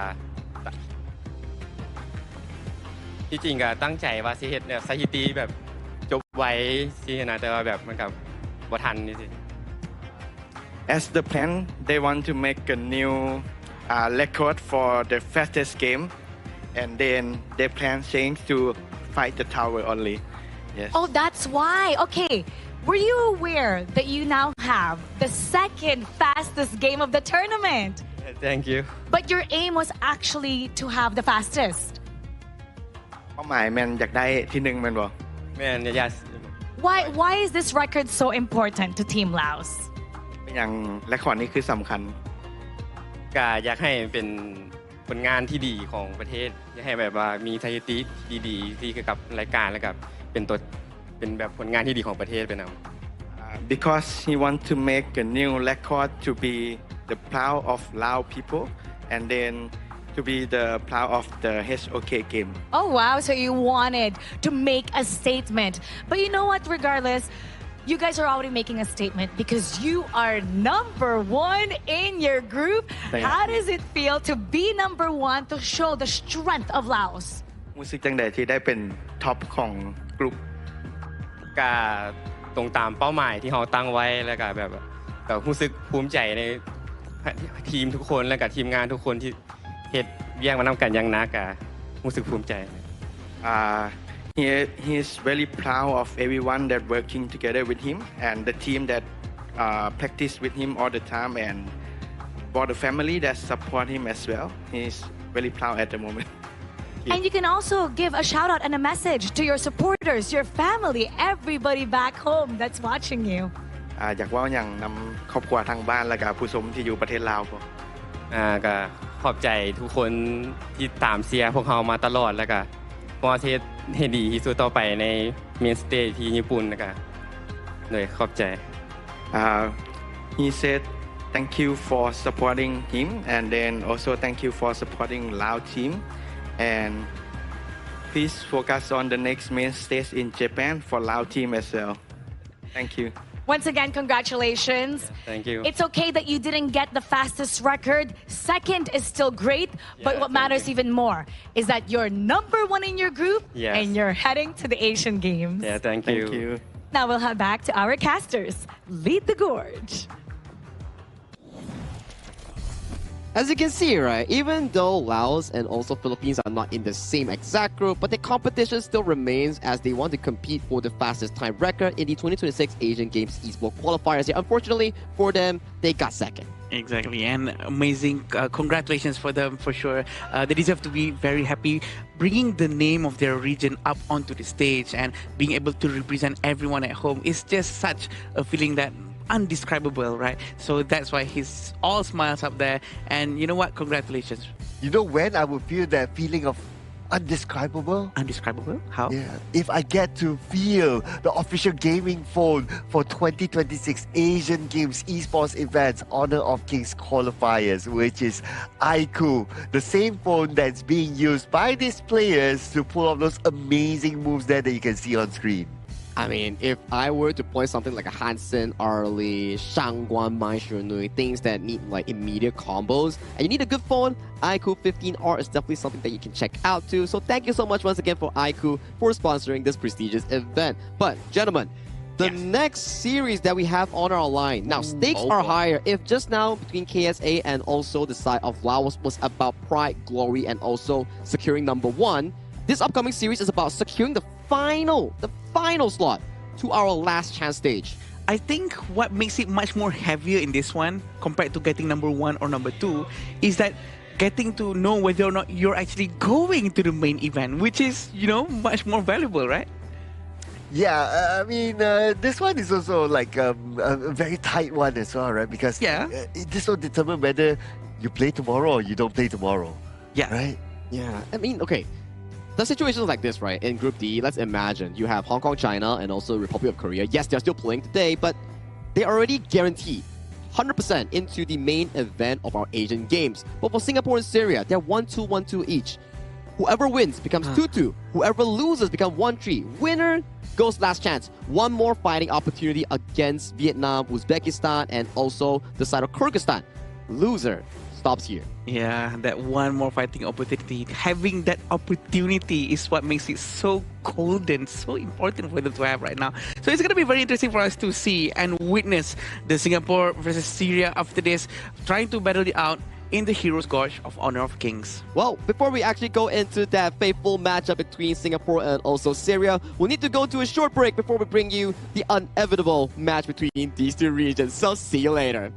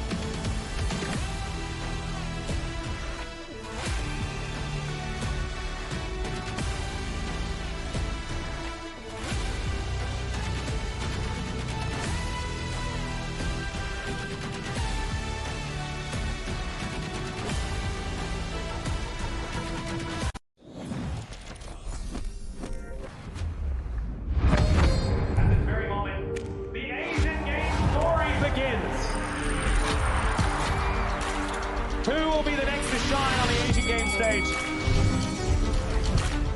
Contestants fight for the honor of their regions while we cheer them on from the stands.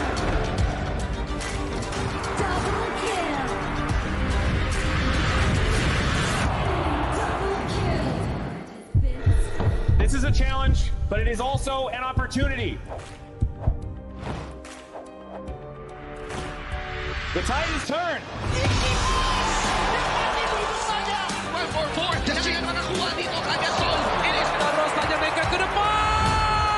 in front. They're going to use it. Golden title. That's happening. Victory! And we pulled it off together. We share the same voice, the same radiance. This moment of brilliance belongs to all of us. Together, we shine.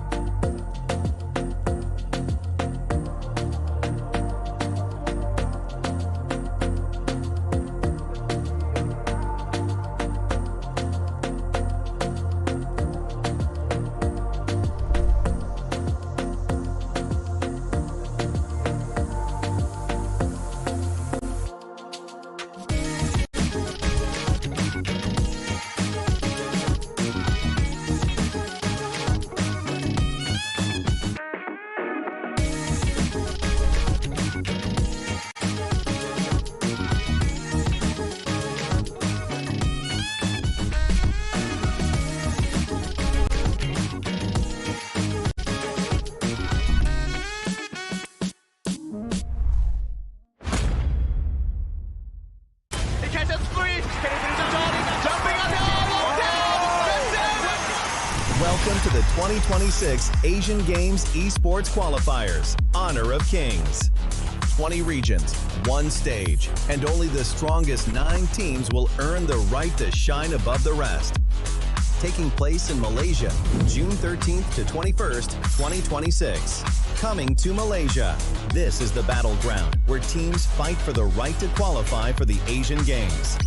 20 teams enter, but only 9 teams will move on.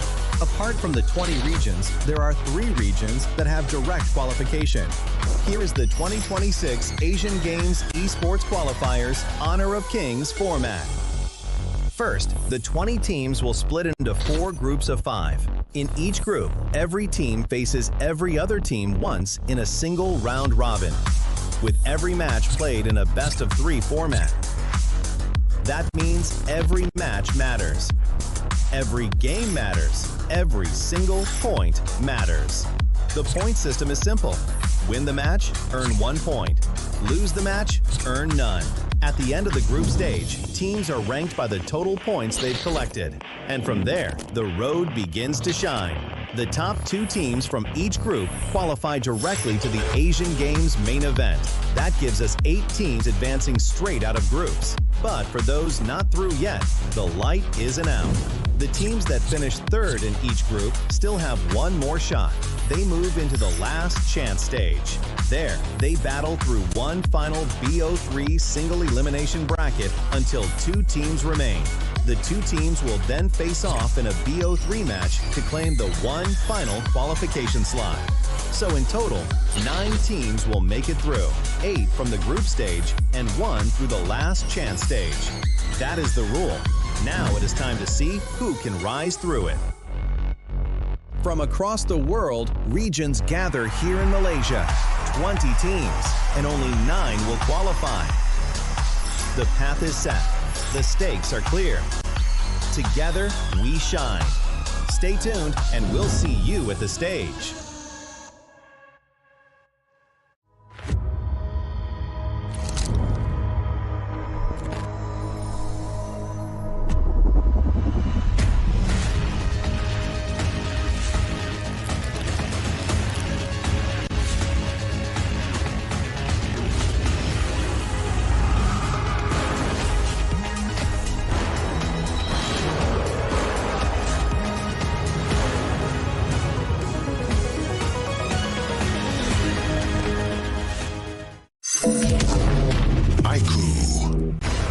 Ultimate not ready yet.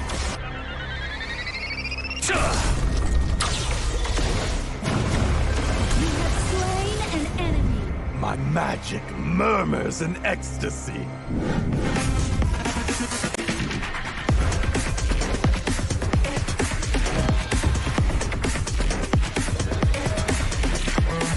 Amazing! There is no escape for you. Killing spree. Double kill. Triple kill. Spectacular kill. Don't worry. I'll be back for your life soon.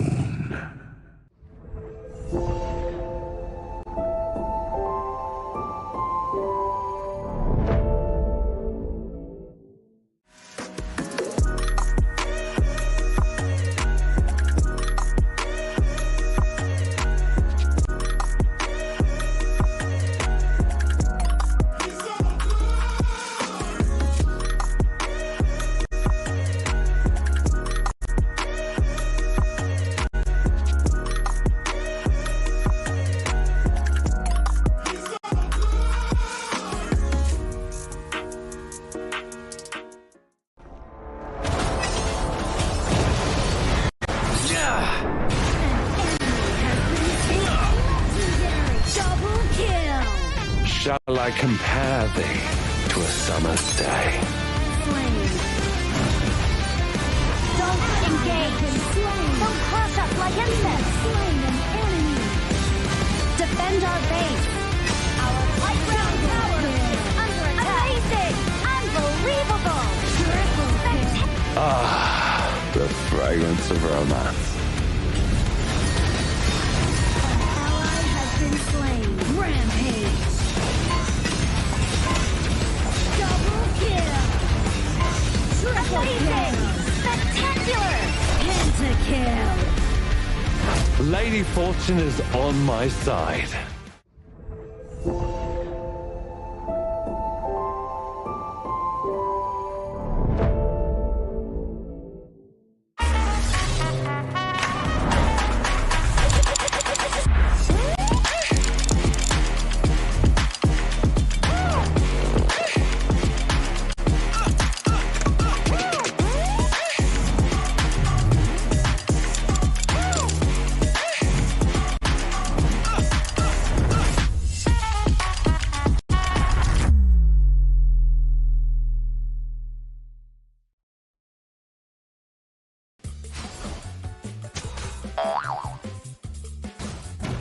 They tried.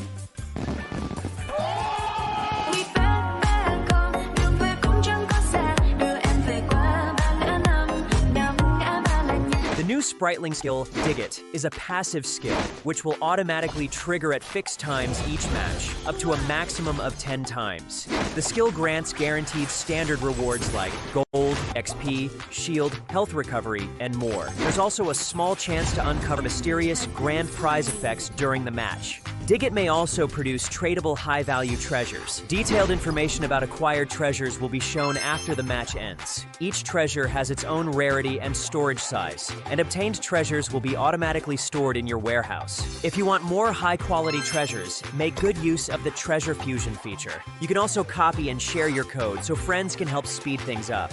Treasures in your warehouse can be sold for event currency, which can be used to redeem skins, items, and other rewards on the event page. You'll even have a chance to win physical prizes like smartphones and cash. You can also spend event currency to bid on high-value rewards. The auction uses a hidden bidding system, where you can submit 2 bids for the same reward. The highest bidder wins, giving you even more ways to obtain rewards.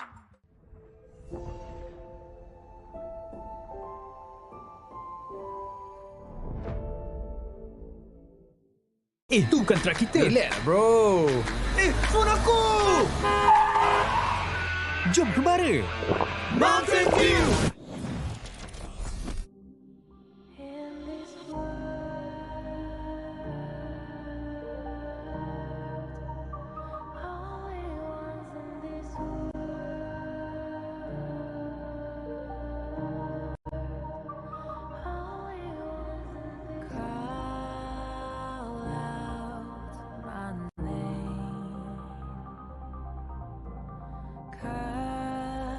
Sound of the rain.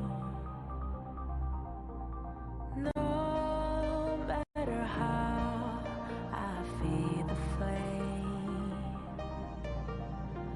you know I feel the darkness and the pain. All of the ways we tried to break free from the night. You know we made it out, we found the light. I fly so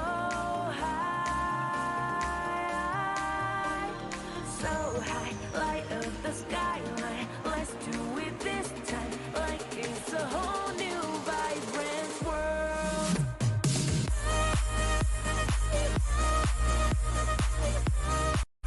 Like we're the only ones in this world. Like we're the only ones in this world. Now I see that I got everything I need. It's alright, I'm on fire, I'm alive, 'cause now I fly so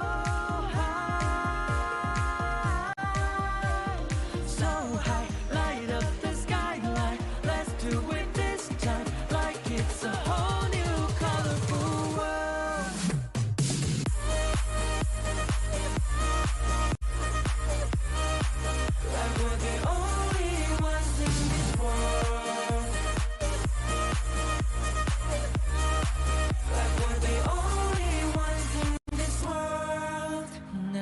thought we'd get this far, burning like the stars. How we get this far, like we're the only ones in this world.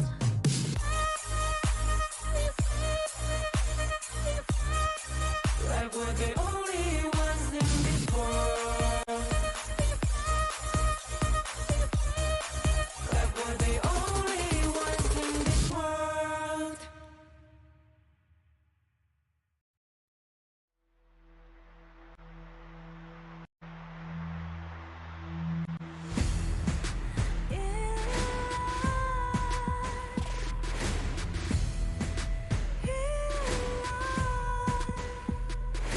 What's a life without its worth? Compromising with what hurts inside. When you let fear decide your fate, you don't choose which path to take in life. In life, I'm finally letting go of everything that still holds me. I'm against all odds, but I won't give up, 'cause it's my time to shine. Standing in the spotlight, can no one let me down. Destiny is calling high. I'm not afraid to fight for everything I love. Victory's on my side.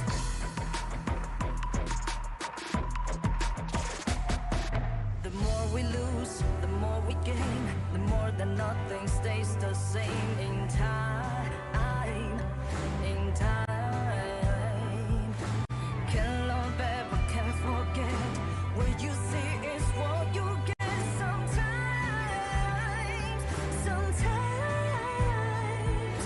gonna show the world tonight. The light that shines inside us. We're against all odds, but we won't give up, 'cause it's our time to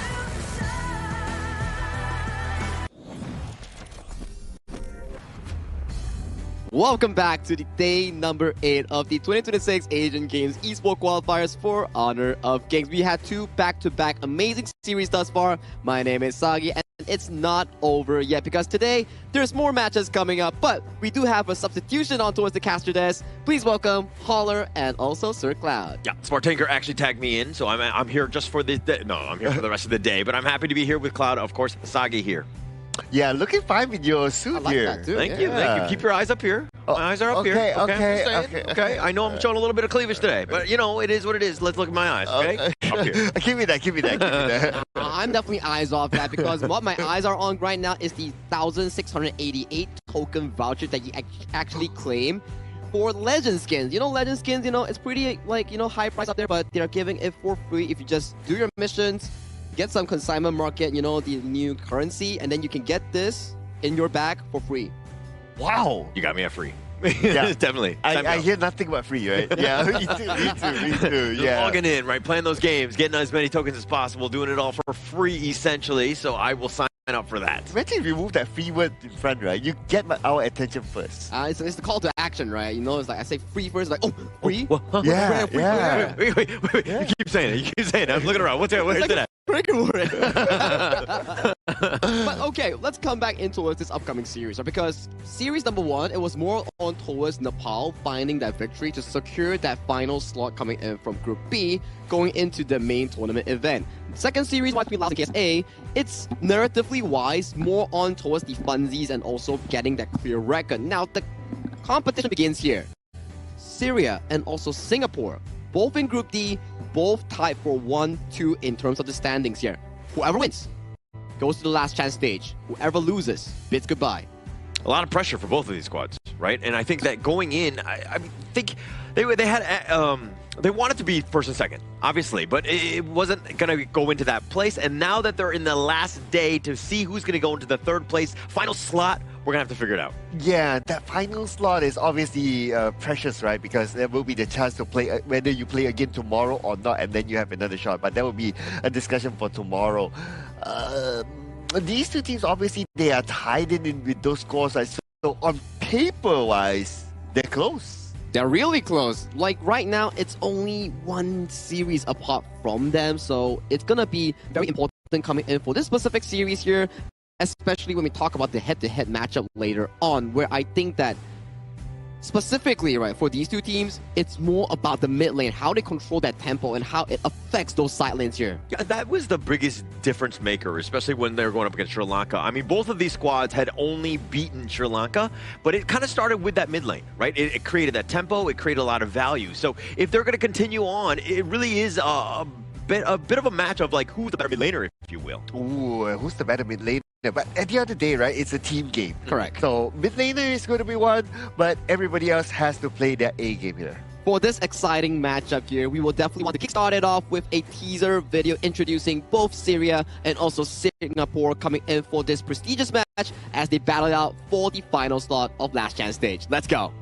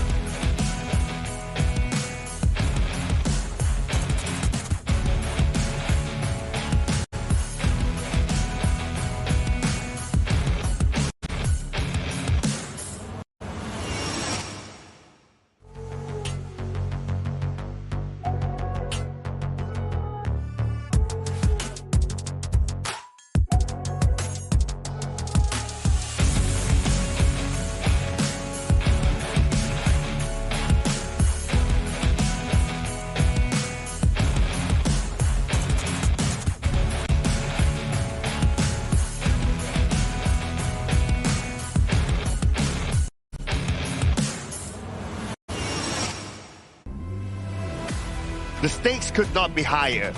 Level on points with their opponents. A crucial victory today brings them one step closer. Focused, determined, and ready for the challenge. Please welcome Singapore!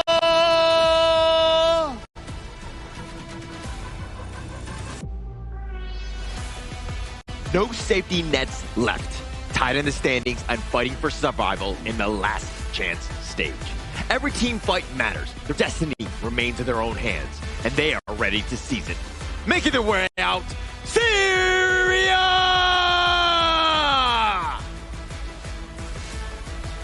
One shot, one opportunity between these two teams, and only one of them can make it out alive coming in from Group D. This is the final slot towards the Last Chance stage, and let's get right towards it. Yeah, one shot, one opportunity. I love it how you're quoting Eminem as we get into the third series to set this one up. Win, and you move on. I see what you did there, Holla. I see what you did there, Holla. But I also see these amazing players here representing Singapore. We have Yanze, Yu Ming, Yi Hui, Kayang, and Wicket. And we have seen them before this, right? Like, they started off this group stage going up against the two juggernaut teams. Unfortunately, didn't do well against them, but once they were done with the two juggernaut teams, they came back strong. Same can be said for the side of Syria, right? Whereby the only wins that they had was from Sri Lanka, and the only losses that they had was from the group giants that you mentioned there, Hong Kong, China, Republic of Korea. Those teams has been the most consistent thus far coming in from Group D. Now, the question is, between these two teams, how do they fare off each other in this matchup?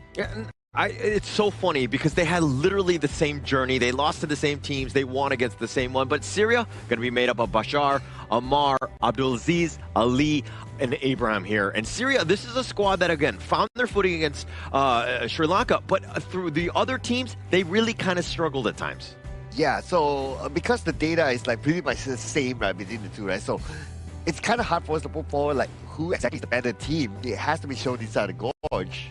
Exactly, right? We talk about going to the gorge, right? We talk about a few prerequisites coming in for these two teams. I feel thus far in this tournament, we've been talking about a lot about Kayang and also Ali as the two farm laners here, but we want to focus on the mid lane. Abdulaziz going up against Yi Hui. I feel like these two players have been really consistent in their respective roles. Ooh, head-to-head first strike rate, 67% of the time. 6-7? Come on, we're bringing it back every single day, no? Oh, man. How does it every I don't time know. you're on the broadcast, we have a 6-7? Yeah, every time. Even the, okay, look at Singapore's A, right? Like 100 and 6-7, huh? Yeah, I had to leave it for him, right? Yeah.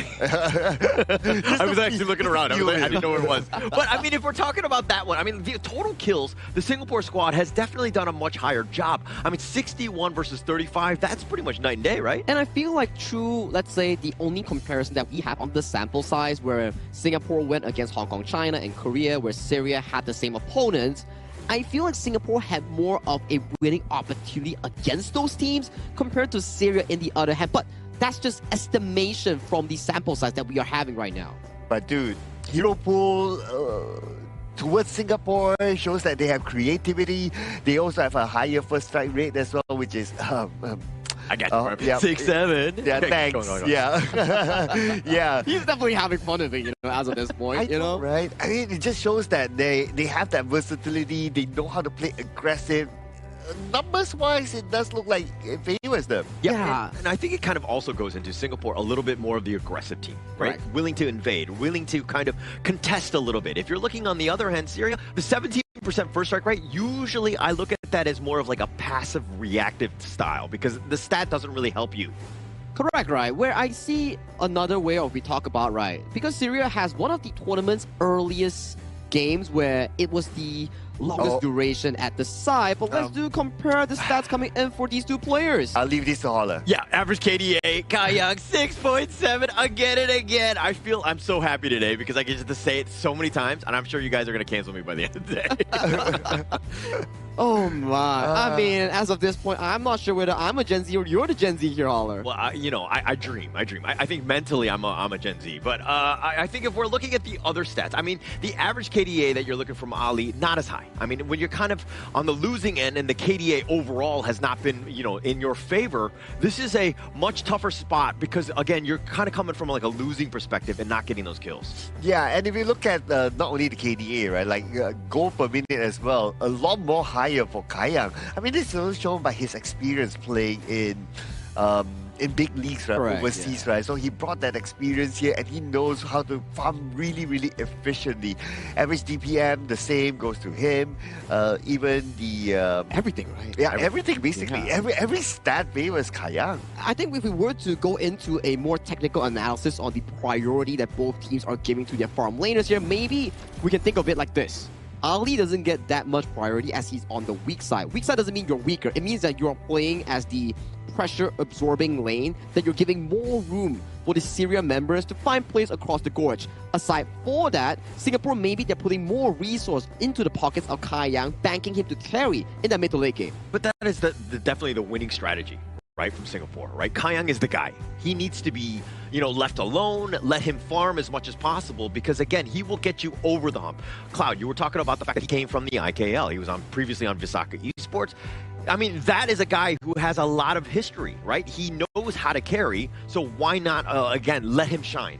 Yeah, just let him do his thing, right? Like, it almost feels like whatever draft that they plan to put out revolves around him.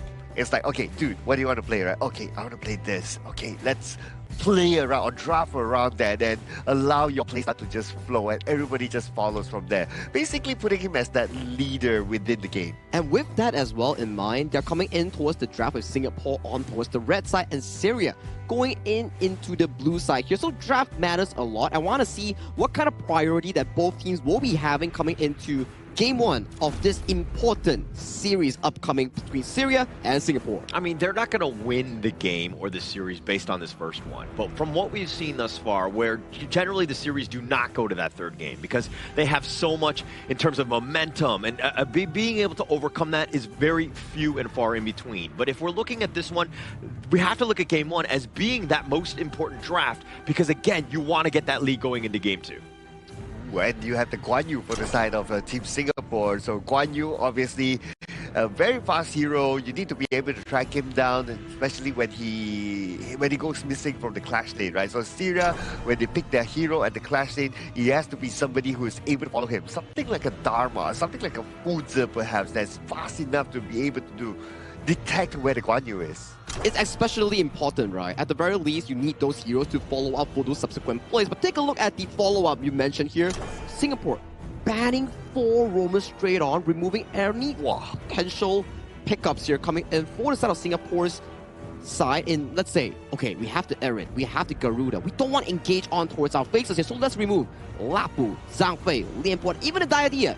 All these setups gone, and they take away the moats as well. Yeah, taking that away, which is actually going to set things up, right? I mean, you have the Garuda and the Eren, and again, with the moats and the Guan Yu for like team fight, control, repositioning, everything that you want, and then just let Kayang kind of just style on this Eren here. Oh man, I mean, you ban out, basically there are 5 roam heroes now, not able to use that. Like, Team Singapore, they're really testing the hero pool for Team Syria.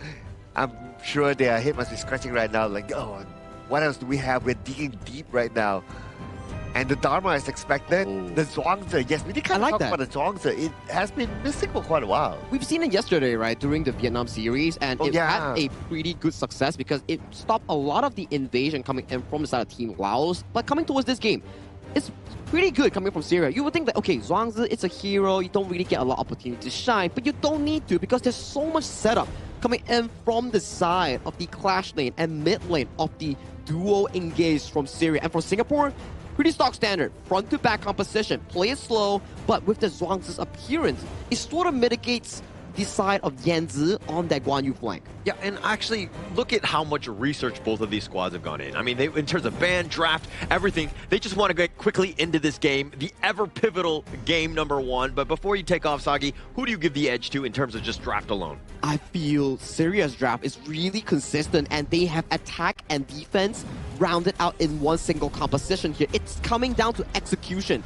whether Syria can pull this off. This is a series at hand where stakes are too high to be even speculating about. Third series of the day, game #1 as we get into the game. Thank you so much, Sagi, for that analysis as we go into this. I mean, if you're looking at the Syria squad, this is a pretty balanced lineup. You're going to have a lot of tempo from Abdulaziz on that Mai, and then you have Ibrahim. When those team fights mid to late game are happening, you're going to shrug off most of this, but Ali has to flash away, gets the safety. Okay, this is still the very early stage for Ali. He has yet to receive backup from his teammates. Now, I was about to point out also that for Team Syria, they need to be careful of the Cannon Blast, but if you have the Ibrahim around, every CC will be negated. Yeah, Ibrahim.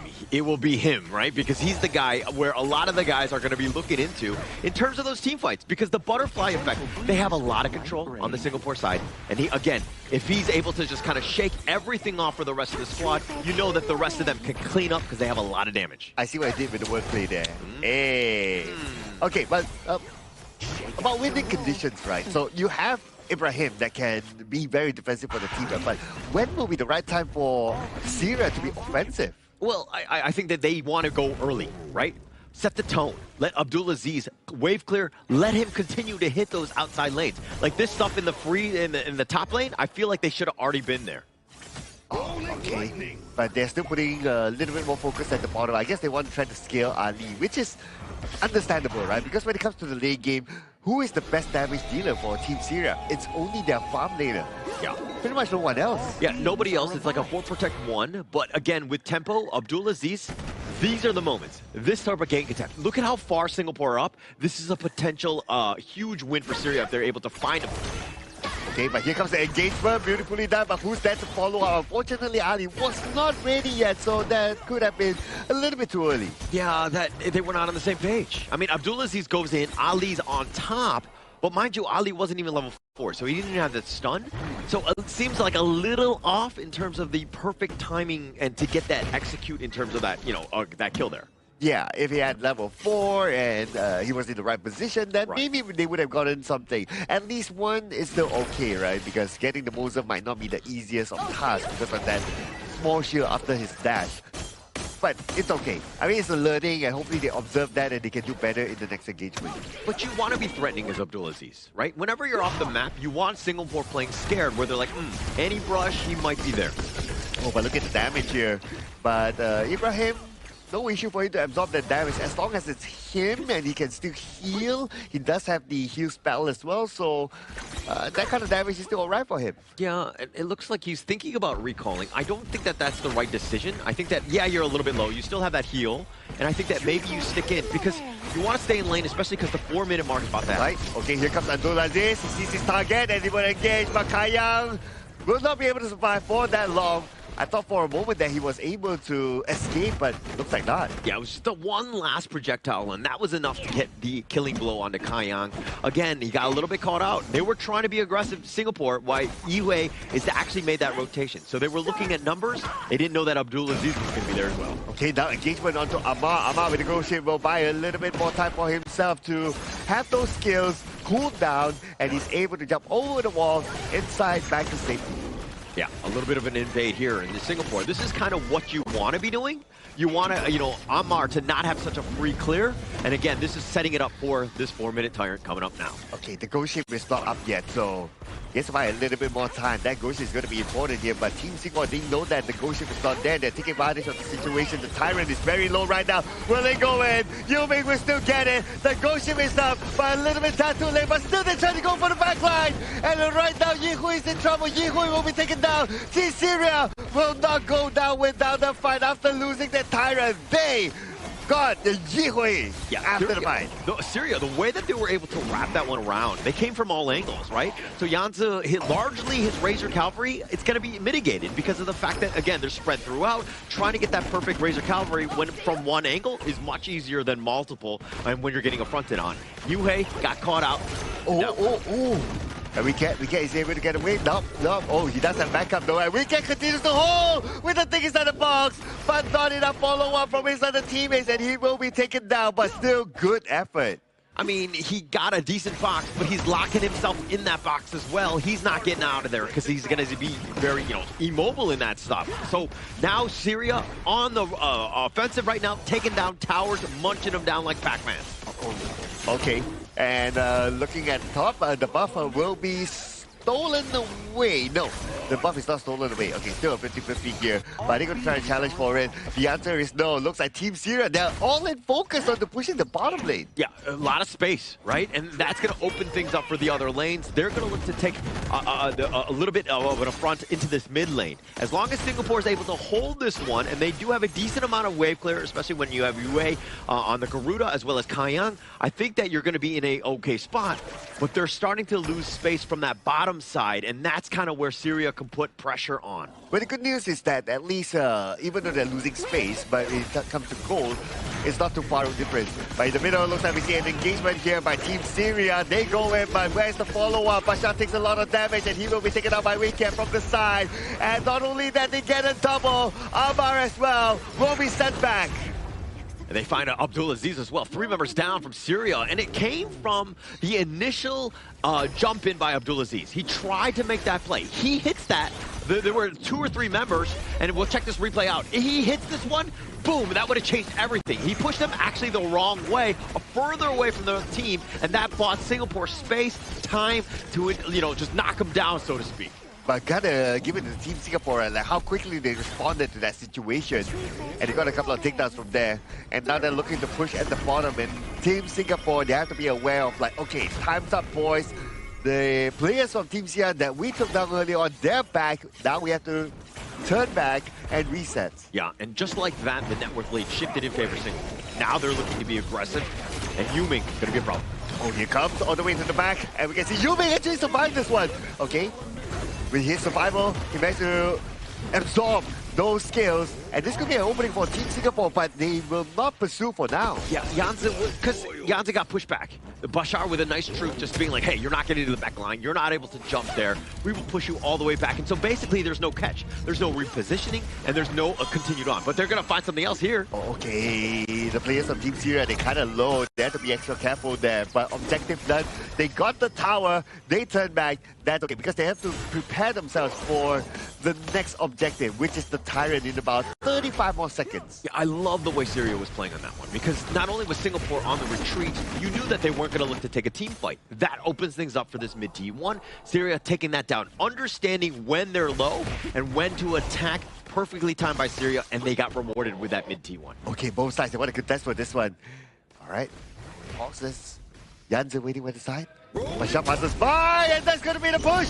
Bashar, not being chased down, but lucky enough for him, he is tanky enough. He got away. It's the mobility, right? I mean, Yansu was trying to set up the perfect trap, but he was not able to catch him, and now a little bit more action in this mid lane. Wings of Judgment from the back, putting damage onto Ibrahim, but Ibrahim is okay to absorb that damage. He can still heal himself, but right now, most of the players from Team Syria, they are low, and this will open up the opportunity for Team Singapore to get the Tyrant. Yeah, and it's not about all the kills that you get, right? I mean, when they're so low, they can't fight, and that opens up space. Picked up the Tyrant, and now Yuming on the assault. Okay, Yuming opening up the map, and who's going to get this buff? It looks like Amar still managed to get it, that's okay. But nice push down to Kayang. Kayang pretty low, but the follow-up came from the other side. And with the Wings of Judgment, looks like they will get that one. Take down to Ibrahim, they're looking for more. Bashar gets one back, but he has taken down instead. And now only 3 left from Team Syria in the middle, and they are pretty low. They cannot continue to defend. They have to turn back. As back and forth as that was, and we're checking the replay here, but check out this ghost ship. Once it locks it down, you're thinking Singapore on the assault. They get the pickup onto Ibrahim, but this ghost ship, and they actually go in right into the truth, setting it up for Syria really to just get with that tower as well. Yeah, and that ghost ship was still within the range of the tower, right? So the tower eventually helped to deal damage, and that's how Team Syria, they got a couple of takedowns for Team Singapore. So it was kind of 50-50 there. Very, very good fight for both sides. Yeah, but at the same time, Singapore, you need to be like, hey, we got Ibrahim. Should we continue on? I think that the aggression is great, but sometimes you got to just ease off the gas pedal just a little bit at times. Well, they're not going to let go of the gas pedal right now. They choose to go in, and now Syria counters back. Abdul Aziz gets Yihui, gets Kayang, and they're looking for Yuming. They will get him as well. 3 takedowns just like that. I mean, it's the perfectly timed play as well. Not only did they get 3 kills, but now they're going to take the Shadow Tyrant.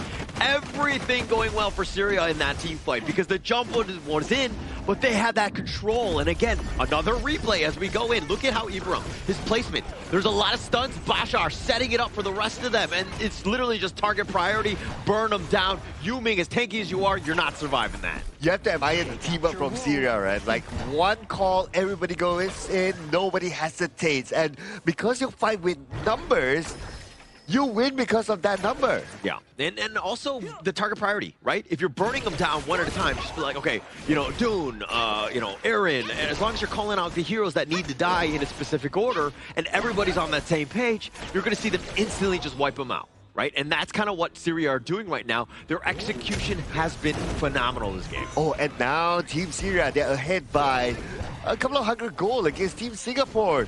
After that one fight, after that Tyrant, now they have the advantage. And that advantage will be taken by them to try to take over the jungle, and they will go all the way to the back. The ghost ship is up, but the Wings of Judgment is out at the same time as well, and this will show away the players from Syria. Yeah, I mean, they already fought for the objective, the Crimson Golem. Kayang had already picked that up. There was no reason to continue fighting for Syria. Great disengage, and they move quickly, and now they're going to take the blue buff away from you. Okay, and now Team Syria, they're being forced to turn back to their own side of the jungle, which is okay. The Overlord is up though, and Team Singapore, they might be interested in this.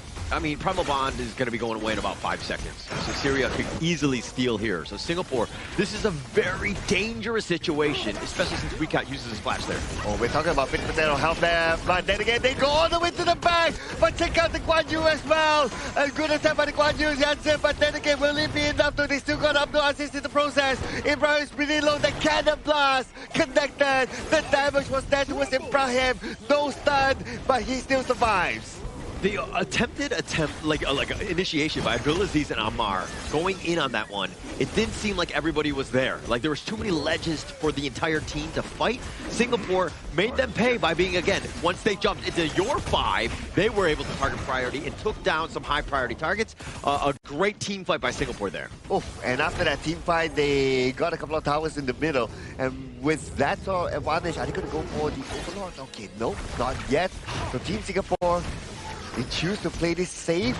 They turn back, they reset, they'll come back out again. Okay, so they do take away the blue buff, and that's kind of what you want to be doing. Anytime you win a team fight, you got to get some objectives. Best case scenario, you know, some towers, maybe the Overlord. Not able to do it because they knew that the respawn timers are too quick, but they were able to take away some of the blue buffs, and they were able to kind of pillage a little bit on their way out.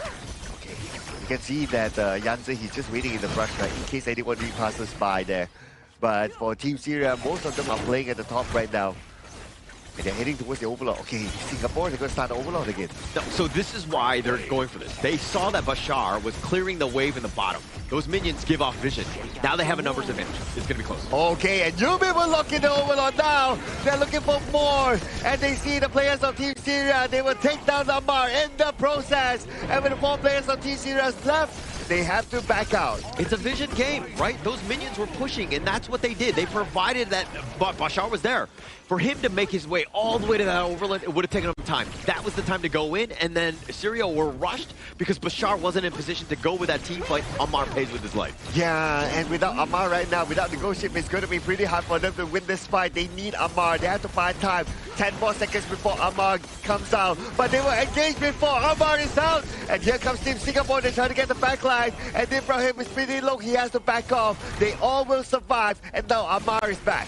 Yeah, so he's trying to just clear the wave. You lost all towers in the beginning, right? As long as Abdulaziz survives, I mean, that is very risky. He's very squishy. But being able to do what he did, I mean, they at least salvaged the game because Amar is back up, and now they're looking to hold. But again, top T3, top 2, T2, that's all you got. Now you have to defend. You have to find some sort of counter initiation to get into and strike back and get them back in this game. Oh man, they're giving themselves a bit of a lifeline here. So Amar needs to be careful of his position. Again, he cannot be caught out like before. They are looking at the Tyrant though, and they're going to start it off. But Team Singapore, they have the information. Yeah, look at this rush. They're going to walk in. Liu Ming, he has been a problem for Syria. Okay, Ghost Ship is up, but yet they still go in. And Amar will look at the Tyrant. Ibrahim will fall though in that process. Is it worth it though? Kayang will be the one to take it down, and they're looking for more at this point. And Abdulaziz will be the next target to be taken down. Bashar, they're aiming for him next, but before that, Yanzi will fall in another area. Kayang will get one too. It's a 3-for-1 trade in favor of Singapore, and now they're looking to end this game. But Kayang with some fancy feet, his flash just getting him all the way back. They find Bashar, and now Singapore with only Amar up, and he's actually walking. He's trying to cut the wave, but they might just end. Yes, it is enough right now, but behind, well, can they stop him? The minutes in front is still hitting, and that should be enough. It should be enough right now, ladies and gentlemen. Team Singapore will get the victory in Game 1.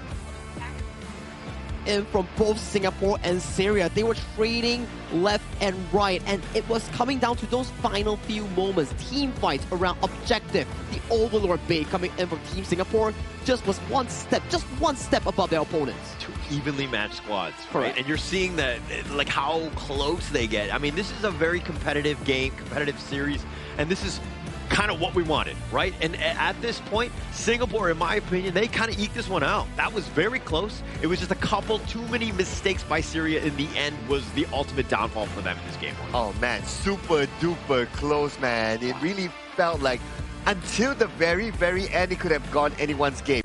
Even when the crystal was already exposed and that 1 minion walked through, it almost, and they still tried to like, okay, let's do the minion, let's do the wave cut behind, right? They still try as they might. You gotta give it to these players, man, from Team Syria. They really have that grip. They were trying so much to actually salvage that game itself, and we gotta give props to where props it's deserved, right? Whereby, I gotta say, Abdulaziz and also Bashar, they were having a fantastic game on the Mai Xuanui and also the Dharma, continuously finding Yi Hui and also Kayang in the backline. Those were the exact few moments where we see like, okay, things are looking pretty good for Syria, getting a good 9-minute 30 seconds game and then converting that into an objectively Shadow Tyrant. But the problem is, the prerequisite, where's the minion wave coming in to push the towers? Yeah, and it's that perfect timing. It comes with execution and, of course, practice. When we're going in, we get those kills, and we take advantage of it with the minion wave. But another thing that you're talking about is Kayang. Yeah, he got focused early. That was definitely a problem for Singapore.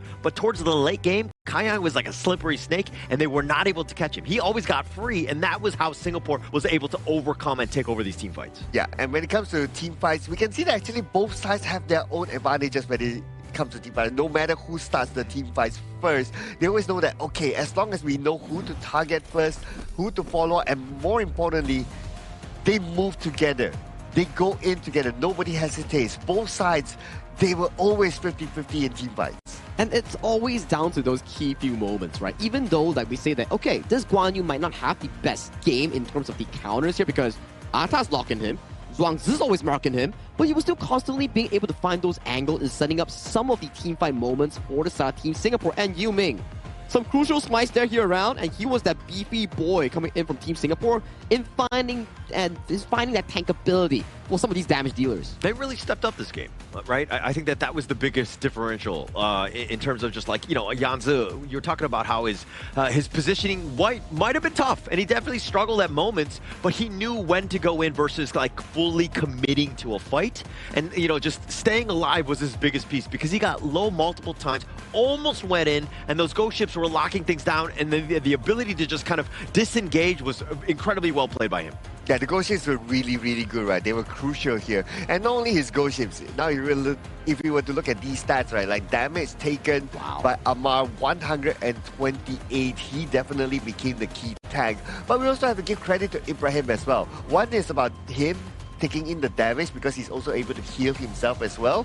He also played a big role in like negating all those CCs coming in from Team Singapore. It was a very crucial pickup, right, coming in from Syria, noticing the fact that, okay, you have a Guan Yu, you have a Mo Zi here, let's double down on that and counterpick you with a Zhuangzi. It had shown a lot of success because at certain points of the game, Singapore was on the defensive side because they couldn't find the aggressive angle. Yeah, and I mean, Ibrahim definitely had impact, right? His butterfly effects were definitely just a kind of a thorn in the side of the Singapore squad, especially when they're trying to CC. But come those team fights, and we'll check it out in the highlights, it didn't seem like they were 100% on the same page. People were going in. Abdulaziz was trying to make solo plays. It didn't seem like Ali was, so helping to help support. But checking out this gold graph, really back and forth at the end of the day.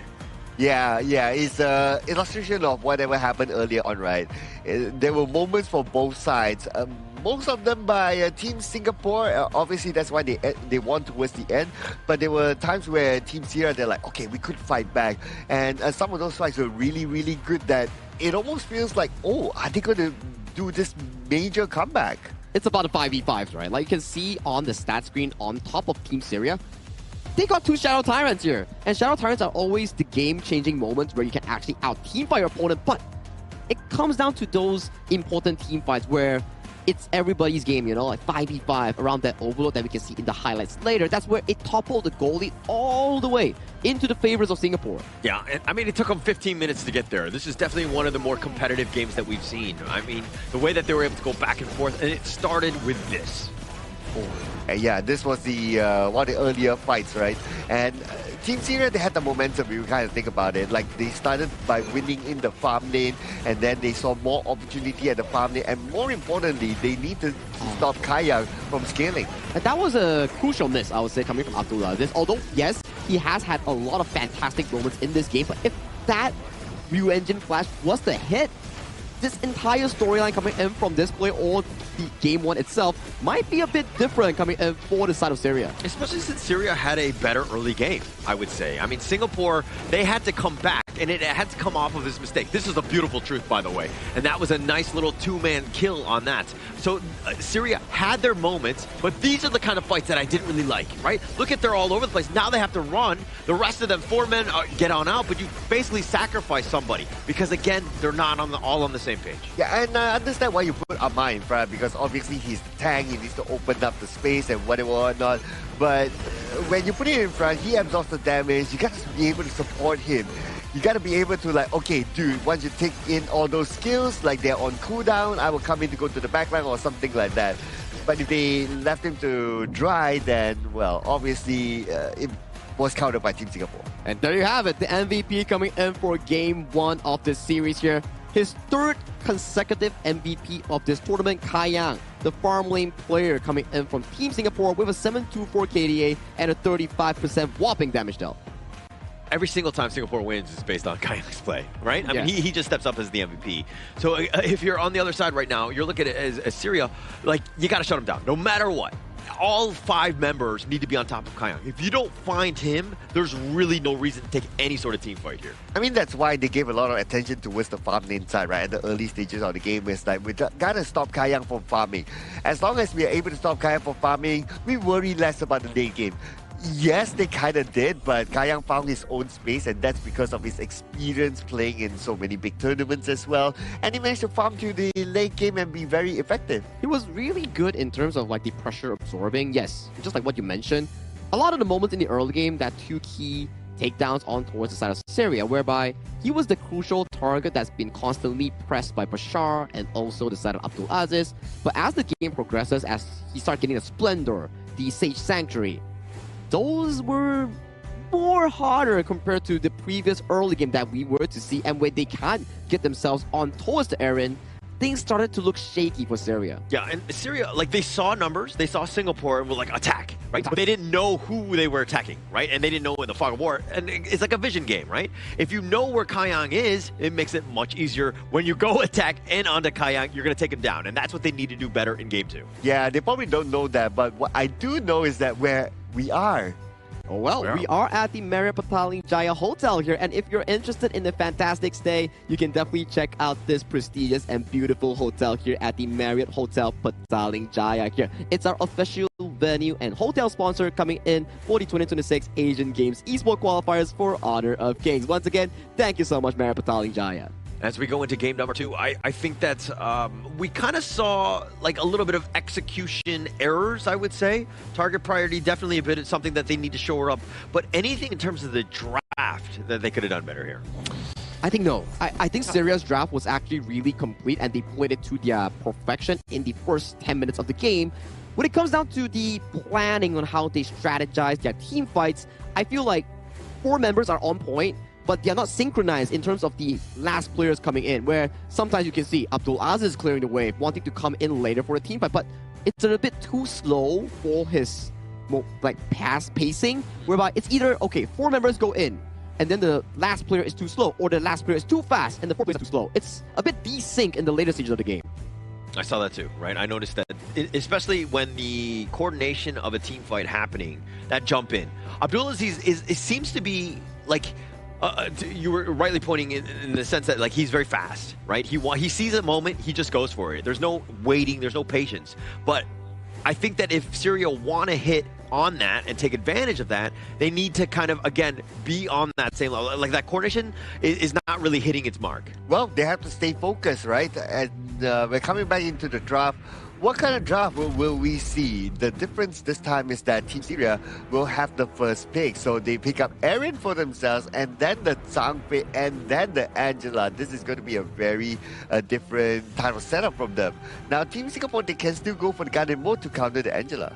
Yeah, and if we were to look at these certain picks, right, it's actually a very fast pick and bans coming in thus far, and you can see Singapore's approach is like, okay, Kayang was having a bit of a trouble handling the Maestro, so let's ban it away. Let's not have it at all because it was having a very good game thus far. So that's going to be a bit of an engaged potential removed from the Syria side. Maybe coming to the second phase, we might even see the Dharma, Guan Yu being removed from the pool. Yep, and they're going to pick up the Yukio as well as the Byron. This is a very strong, tanky, early, in-your-face type of lineup. You back that up with a Yuan in that mid lane. Potentially, it might be Rome. I'm pretty sure, though, it's looking like a mid.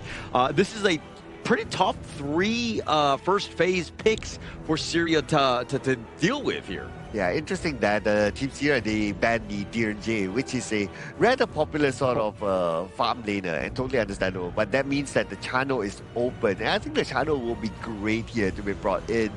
Or maybe they're thinking that we can deal with the channel anyway. We do have the Blazing Brilliance and so on and so forth. But when it comes to the farm lane phase or the laning phase, the channel will still be pretty good. Yeah, and that's 4 farm laners banned away from Kayang, man. Oh yeah, the channel is out. Yeah. Yeah, it's like, okay, let's pick Aaron and then let's ban away 4 upcoming farm lanes from the side of Kayang. And you can see those 4 heroes gone. Aaron gone. That's 5 heroes here. So as we venture down the available pool of farm lane, potentially we might even see things like the Shouyue, Consort, things like the Fang. Yeah, I think Shouyue makes perfect sense. You want to put your eggs into a consistent fund, which is Kayang on the late game carry here. But it puts in the same thing. This is a pretty weak early game farming if and only if he can't hit his skill 2. Yeah, But I look at the rest of the other guys, right? I'm kind of looking at Byron and Ukyo to create that space, right? And I think that while Shoyu is definitely late game and it's going to take a while to get there, I think that you're not putting all your eggs in one basket of just being an early or late game composition. You are somewhat balanced. So I think that plays into the hands of Singapore in a proper way in game 2 here. Well, I would say that if Shoyu is bundled together with a Mozi in this case, and it's still possible there. It's still possible. Yeah, right? you get the long-range projectiles that is so annoying, and that will allow you to win the early game phase. You win the early game phase, obviously you scale in terms of damage rather quicker. Go for the Mozi, I would say. Well, I think that's definitely something potential that they can actually go for. Maybe utilize the Yuhuan in towards the mid lane, and then pick up the Mozi so you can have like a strong 2v2 coming in for the bottom side that helps Kaiyang win out the laning phase against Ali just now. It comes down to what Singapore wants. Is it the Yuhuan roam? Is it a different mid lane like the Ganemo against the Angela? Options are available coming in for the side of Singapore. It looks like a Swangzi would be nice here, right? Oh, okay. Oh, wow. Completely pivot off. Okay, interesting. The Kongmin in the mid lane, they're going to go high damage, dealing with the Angela, who's going to be largely static. The Nakaru, obviously you have burst, but you're able to kind of blow her up if you need to. So this is an interesting draft by Singapore here. Yeah, what do you think, Sagi? Before we let you go, which draft do you think is better? I gotta say, if we were to look it at a 50-50 side, right, where we don't look at players here, let me take a look real quick. I think Syria's draft is more consistent here. I think so too, actually. I mean, we're going in. I mean, they have teamfight galore. The Bai Chi, the Zhang Fei, those are going to be some wombo combo, plus the Angela on top of that with the Blazing Brilliance. You have a lot of burn. So it really comes back to execution. Singapore on the other side, if we're looking at this Shoyu, I mean, Kaiyang is your win condition. Give him space, he will carry you. But on the record, yeah, Sagi said that the last time too. That Syria has the best draft. It's okay. Nobody's keeping score unless we're talking about the number 6 and 7. Oh, okay. That's the number, right, to keep track of. Okay. Okay. I'll keep an eye on the next one then.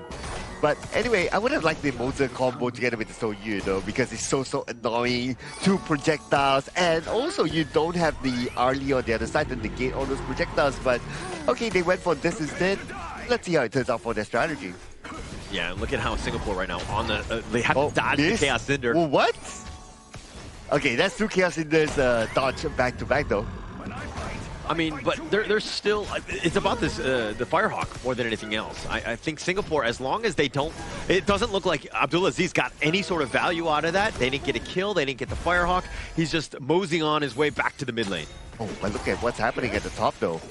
Pasha opening up the space, he sees the blue buff being taken, and they will jump in to try to get that one. Ammar is pretty low on health, and Yihui gets the first strike. Abdulaziz trades it back by taking it down, so it's a 1-4 for now. Pasha kind of low, but he is the Bai Chi. Yeah, I love the way that they engage there, Singapore. I mean, they were looking to be aggressive. They took 3 members, understanding that, hey, they're going to be weak in other lanes. It happened to be the bottom. Abdulaziz rotates all the way down there and actually made it back somehow to have some sort of an impact in that team fight. But Singapore came out on top. Oh, snipe or miss. Okay, but that's the scary part, right? If you're going up against the Shoyu, right? It's like, okay, you can see that line, and it kind of gives you that anxiety of like, okay, will it hit onto me? Will it not hit onto me? So you're always thinking about dodging that line. Yeah, man, I hate lines, don't you? Oh, yeah, I do. So don't cross the line. I've crossed it many a times, but Ali getting a little low here, and look at, he's just looking to, like, I mean, just explain the way he's playing. I mean, he's just pointing it away, and at the last second, right before it's about to shoot, he then tries to unleash, try to catch him off guard. It doesn't look like Kaiyang's been on point thus far. Oh, Yuming now, they're starting to make this jungle invasion, and did they manage to get it? Oh, not really though. Abdulaziz got it, but more importantly is that it's taken away from a jungler. Yeah, contest, right? And you're creating, I mean, it's still, actually, it looks like they did steal it away. So oh, yeah. Yuming actually got smite on it, so that's tremendous value. Taking it away from Ammar, and you know the Nakaru wants to be farming. He wants to be left alone, and he will be able to carry at a certain point. But right now, Singapore being aggressive. Yeah, they're turning on the pace right now. They see Abdulaziz, and they immediately get a strike onto him. In fact, they get a double strike together with Ammar at the same time. That's a double 8 down. Yeah, double. It's huge for them. I mean, taking both of them down, but Abdulaziz these are also moments where like, hey, okay, Ibrahim, you gotta rotate. We gotta get the numbers even so that we can contest and defend our own jungle. Singapore right now putting the hammer down because they're being so aggressive, taking even your boars from under your nose. And look at what the Shoyu is doing at the bottom, right? It's like a free lane for him. He can farm, he can push, but lucky for a Team Sierra is that Shoyu is not the fastest of pushers. So the best that he could do is that, okay, I just push forward and then I farm, I turn back and I farm more. The focus right now for Kayang is to farm as quickly as possible. Oh, the Chaos Cinder and the Umbrella Outburst, both of them missing. Oh, and they're going in. Yumi takes a lot of damage, and Ali was ready for him. Thanks to a little bit of help with the tower, Yumi was not able to follow up. Yeah, Yuming, not the greatest of decisions. I mean, Ibrahim had just missed his Umbrella Outburst. He was still in Ferali form, so he was going to be tanky enough to take on any sort of assault. So Yuming, again, I think it was more of like, hey, I feel great. We feel like we're ahead. Let's try to force something. And again, Yuming with a bit of a mistake there. Okay, and why Kayang channels his snipe from behind before he moves in front, right? Is because he doesn't want to allow his opponent to see that line. Because as an opposing side, you still can see that line whether it's aimed at you or not. So he wants to have that element of surprise to like, okay, I channel it and I turn around, I straight on snipe without giving that space for his opponent to just to react to it. Yeah, but now it looks like all 5 members here just to take down their tyrant. We were like, okay, you have to defend. And they're like, okay, let's just call the village over, making sure that we do secure this and take it away, because Singapore had done such an aggressive move throughout this entire game that they're up about 3.5 at this point. Oh yeah, that's a really good point, right? Like they're up so far right now. It's a big gap. And they're looking at Bashar.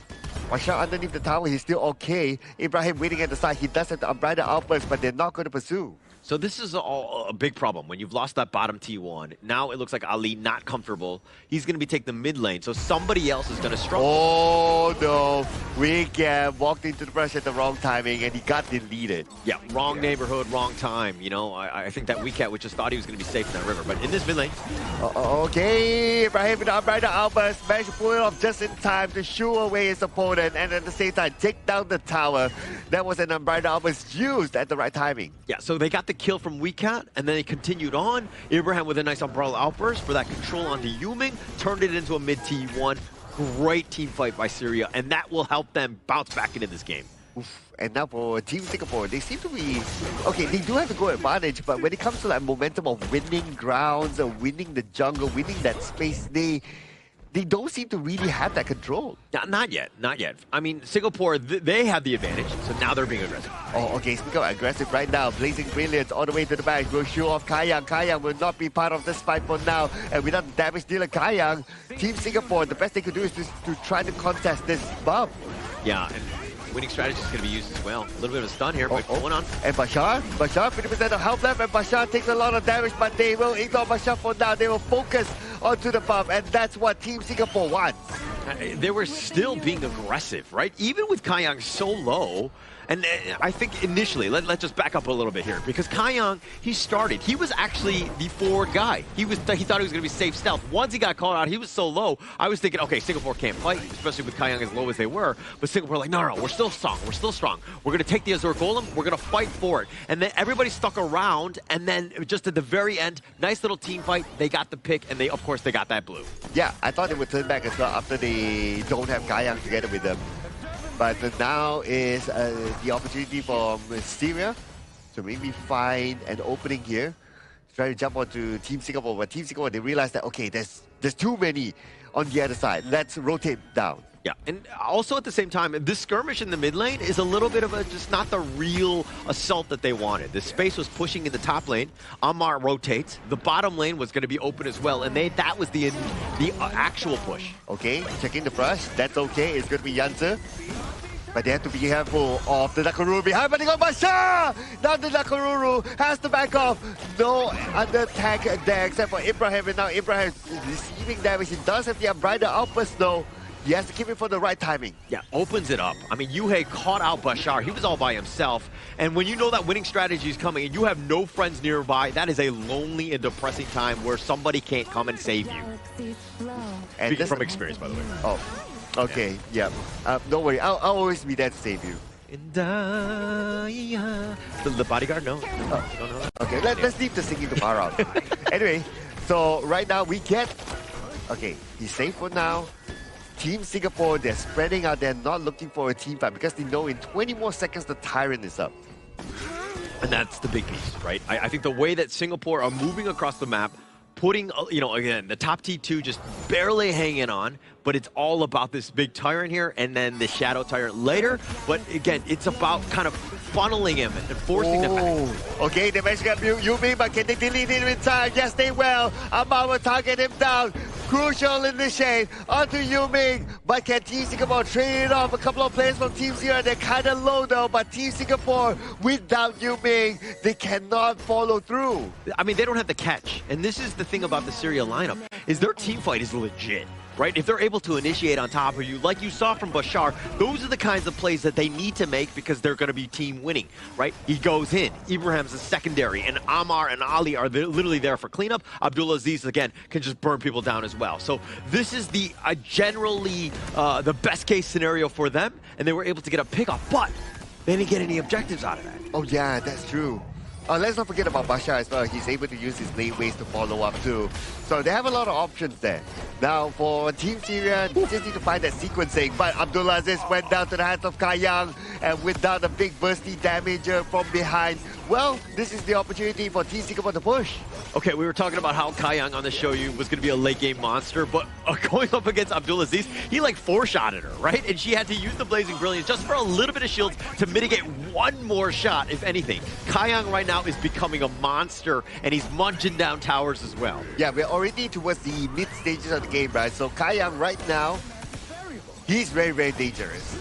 And we can see through the damage that he's putting out right now, even Yuming pushing at the top, and he's going to take down the tower just like that. Umbrella Almost onto the 4, but who's going to follow up from there? They try to stay by though. They still got Yanza, but they will lose that tower in the process. Right now, Team Singapore in 5-man, they got Ibrahim, and Bashar gets taken down by Yi Hui from afar. Yeah, Ammar actually went in very late. They were actually disengaging, but Ammar's like, no, go. He actually just was barely able to go in, but he gets picked off, and now Syria, in a world of hurt, somehow have to hold with only 2. Oh, okay, look at Kayang's position. He's at the Overlord right now. He's soloing the Overlord by himself. He's like, okay, guys, okay, we don't have enough ammunition to push. Let's get this Overlord and let's push again. Yeah, and I feel like, if we're checking out this replay, look at the play from Ibrahim.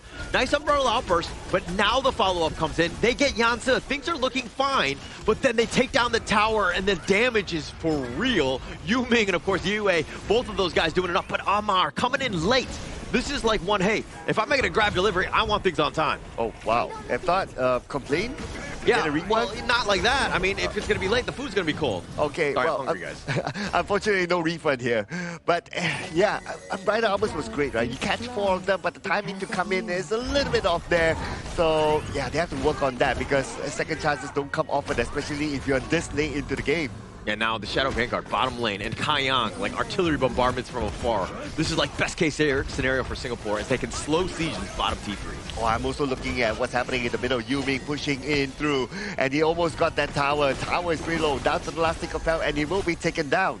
Taking down everything. This is a very difficult hold. Now you have the Shadow Vanguard, and now how does Syria hold? Okay, time for them to go in. Yuming tries to make them all out, and now without the Umbrella Alphas. Umbrella Alphas used push them too far away for Syria to follow up. Now it's time for Team Singapore to end the game with the minions coming in. Can they actually do so? Yeah, with all 3 Vanguards, all the different lanes, they're trying. Yanzu is doing a little bit of work on the backside. They funnel them all the way back into the fountain, and oh, and here we go. They're really low. And this is the moment for Team Singapore to push it all the way to the back. And Yumi kicks them no answers. That's the target that they want. Ammar goes down as well. And Team Singapore will move on to the next stage. Welcome to the last chance stage, Singapore. And sorry to say, Syria, this is where your road ends. They take a convincing 2-0 against their opponents here, and they make it on to the next stage. They had their opportunities. This is definitely a series that they're going to look back on and be like, actually, it's closer than the 0-2 scoreline will show.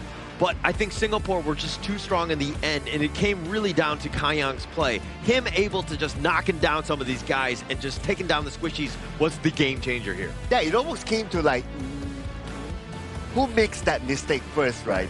Like Team Syria, yes, they were really good until at some point it's like, maybe just that one mistake. Remember the umbrella outburst at the bottom left? Oh, okay. Yeah, that's a bit of That's a bit of eye contact. Yeah. Back to your point on the umbrella outburst. He's though. doing FaceTime. Yeah. Anyway, the umbrella outburst at the bottom left, when he got 4, right? Yeah. It was a good umbrella outburst, not gonna lie there. But the follow-up from there was kind of lacking. I think it's coming down to a few things that we always talk about, right? Yes, you can get the best engage, 5-man engage, but if there's no follow-up, it's not a good engage. You need to have good follow-up, good timing, coming together, then that's a good team fight. So for me, when I played Zhangfei way back in the day, when I hit those like 4-man umbrella outbursts and then I would push them all the way, I'd be like, oh my god, highlight reel for me, even though I didn't get any kills. But I would just report all my teammates. That's how I did it. I helped with it. That's why you're not playing Zhangfei no more. Yeah, that's why I moved on. Yeah, that's why I moved on. I'm not the Zhangfei main. Not the Ferrari that you are, right? Yeah, but that's true, right? Like you can get a good engage, but yeah, and if I remember correctly, it wasn't only that one occasion. I think there was also another occasion in the middle or at the bottom.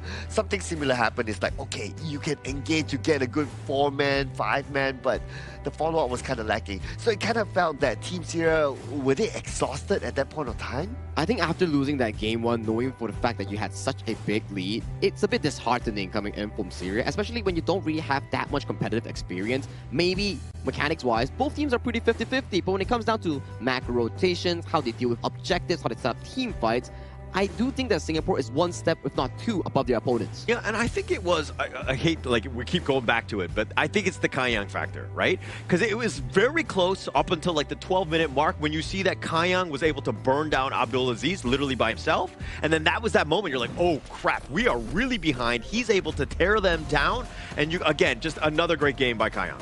Wow, a 305 clean game by Kaiyang again. Man, this guy.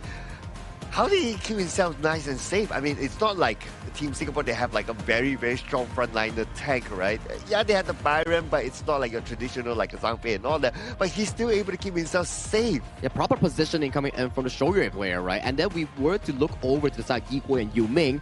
I think their mid-jungle synergy has been drastically improving, where we saw how they were able to shove up the mid-wave, immediately invade that first Azure Golem away from the hands of Amar. That's why in this game alone, Amar just didn't have a lot of time to actually shine on that Nakoruru. Yeah, didn't have much. That was another big piece. And I think that where there was one where Bashar makes that jump in, and then Amar was there to help clean up. But I think that they needed a little bit more of that. And once they got that, they kind of went back into their own base. They didn't really want to just like, you know, take any sort of fight again. It seemed very odd for Syria to, again, play a reactive game when you should probably be aggressive then. Yeah, speaking of aggressive, right, I'm looking at some of the numbers here. So damage dealt is Yihui. Kaiyang comes in second, but that's also because like naturally as a Shoryue, it's like you kind of channel your skill and then you shoot, so it's not like continuous damage, right? So no surprise to me that Yihui has the highest damage output. A lot of the first few team fights that we actually saw in the game, it was more on towards Yihui and also Yu Ming, the double mid-jungle synergy in laying down those damage here, and then Kaiyang comes in clutch with the snipes on towards a few members as the game progresses. Then it comes down to Kaiyang. His Shoryue skills into those 4 items, 5 items, then starts 3 tapping the front line, and Abdulaziz came into the push. 1, 2, 3, 4, and you're gone. Yeah, and the burst is real from this squad, right? And you're kind of seeing, if we're going to see the gold graph, and you'll see a little bit, you know, a couple of dips in that sense, where, but Singapore was in full control in this game, and they did it with map control. They took over the map, and then, especially when they were being aggressive, it was just a great team win by Singapore here. Oh, there were only 2 objectives taken, as in the Tyrant and Shadow Overlord. I thought there were more. It kind of felt that there were more objectives down this round. And considering the length of game as well. Yeah, it's only 12 minutes, right? And especially for the fact that Syria, actually they had more moments compared to Singapore in the earlier phase of the game where they were finding aggressive plays, got the first mid tower in a losing advantage, and they still managed to find that. That's really impressive towards me because the way that they find pickoffs is actually really good. It's just the knowledge and experience in learning how to expand that goal lead is something that they need to learn more. Yeah, and actually it's one of those on that. Once they took the mid T1, and we'll see probably in the highlights here, but that should have been their cue to be aggressive. but it started poorly for them because, again, Singapore being aggressive in the enemy jungle. Ooh, and look at these highlights, right? Both sides have their moments if you kind of think about it. Like, yes, even though Team Singapore, they invade, but Team Sierra, they always try to find a trade-off back. And it's shown multiple times, right? And they adapt to situations like, okay, we know that you like to come at us. We just wait in brushes and we surprise you. And you see, the last 3 highlights, it was serious play after play after play. But as we say, if it's a dry takedown, it doesn't convert much to any goal lead advantage. But we can see, good unbridled outburst. But then the play, Nakaruru, Amar was not here. It's not a 5v5. This is a disadvantage coming in for the side of Syria. Yeah, when somebody goes, everybody needs to be there, or within, like, you know, an arm's reach, right? They were so far. Amar was completely on the wrong side of the map to really take that fight, and by that time, the sacrifice was essentially in vain. Yeah, so the question here is that, is it Ibrahim that should have kept his unbridled outburst, or is it his teammates that should have been together with him? So, I mean, we'll leave that to debate, ladies and gentlemen. But there's no debate here that our MVP this time is going to be Yi Hui. 29.6% damage dealt, right? An amazing game coming in from the final red side. 5th pick Kong Ming that actually showed a lot of value in this game. Usually when we see the playstyle of Team Singapore, it's more on Yi Hui on those control mages here. But today, coming in towards this very important Game 2 series, he showed up with a power pick of the Kong Ming. Yeah, and actually kind of, we had not seen that throughout, right? The Asian Game qualifier. So to be able to spring it on board to ensure that they get this, you know, this win to get onto the last chance stage, I mean, Yuhei really, the timing couldn't have been better for him to really step up here. Yeah, and he did the most damage as well for the team. So great work by Yi Hui and the rest of Team Singapore. We will be seeing them more in the last chance stage tomorrow. So it will be interesting to see how will they survive that one, because playing a single elimination is not easy. Yeah, BO3 of all things, and then after you win it, it's not over yet. You still have to pace towards it into the second BO3, which is the final one that decides amongst A, B, C, D. Only one representative on that third placer will go to the main event. Actually, all of the teams are looking incredibly strong. So I think even tomorrow's games are going to be amazing. I think that we've got all 4 teams locked in, so we know exactly where they're going to be. But Singapore is the representative Group D. I think that they stepped up, and I think, you know, for the Group C winner, which I don't know off the top of my head right now, for that third place, they're probably cowering in fear of it. I mean, Singapore are fighting that. Vietnam. Vietnam. Thank you, sir. Vietnam goes up against Singapore in their first series, and then for A and B, it's going to be Uzbekistan going up against Kyrgyzstan. Winners of those 2 advance as losers. Sadly, they have to go home. Can you remind us again, like, what are the 4 teams that will be playing the last chance stage? Okay, Group A coming in will be Uzbekistan. Group B will be Kyrgyzstan. Group C will be Vietnam. And finally, in Group D, it will be Singapore, who just won their series just now. I don't know who's going to come out on top of that. I That's think that difficult. they're literally third place. Neck like, and everybody neck. is very close. Tough games, right?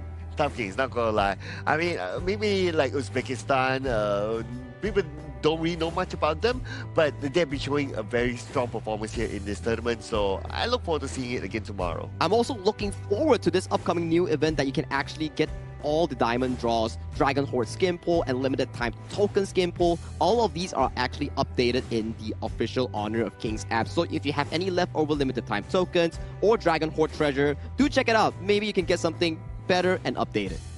All right, I was just waiting for you to say something free, and I was like, not this time around. But this time tokens, around. nonetheless, I think that there are other goodies that are available in client, of course. So as we go into the next series, I mean, we've seen 3 pretty decent ones. I'm super excited to see the next one coming up. The next one coming up, Indonesia, Philippines, Hong Kong, China, and Republic of Korea. Those are going to be absolute bangers here. But let's finish up this entire segment here. Mara, you're ready with Team Singapore? Let's throw it over to Mara on towards the stage for the winners interview with Team Singapore.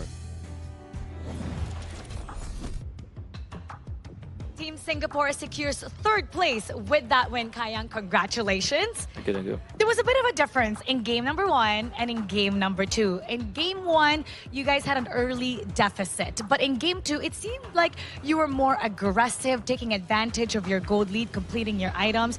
What happened before the start of today's match? And something seemed to click right after game 1 that ultimately gave you a confident win for game 2.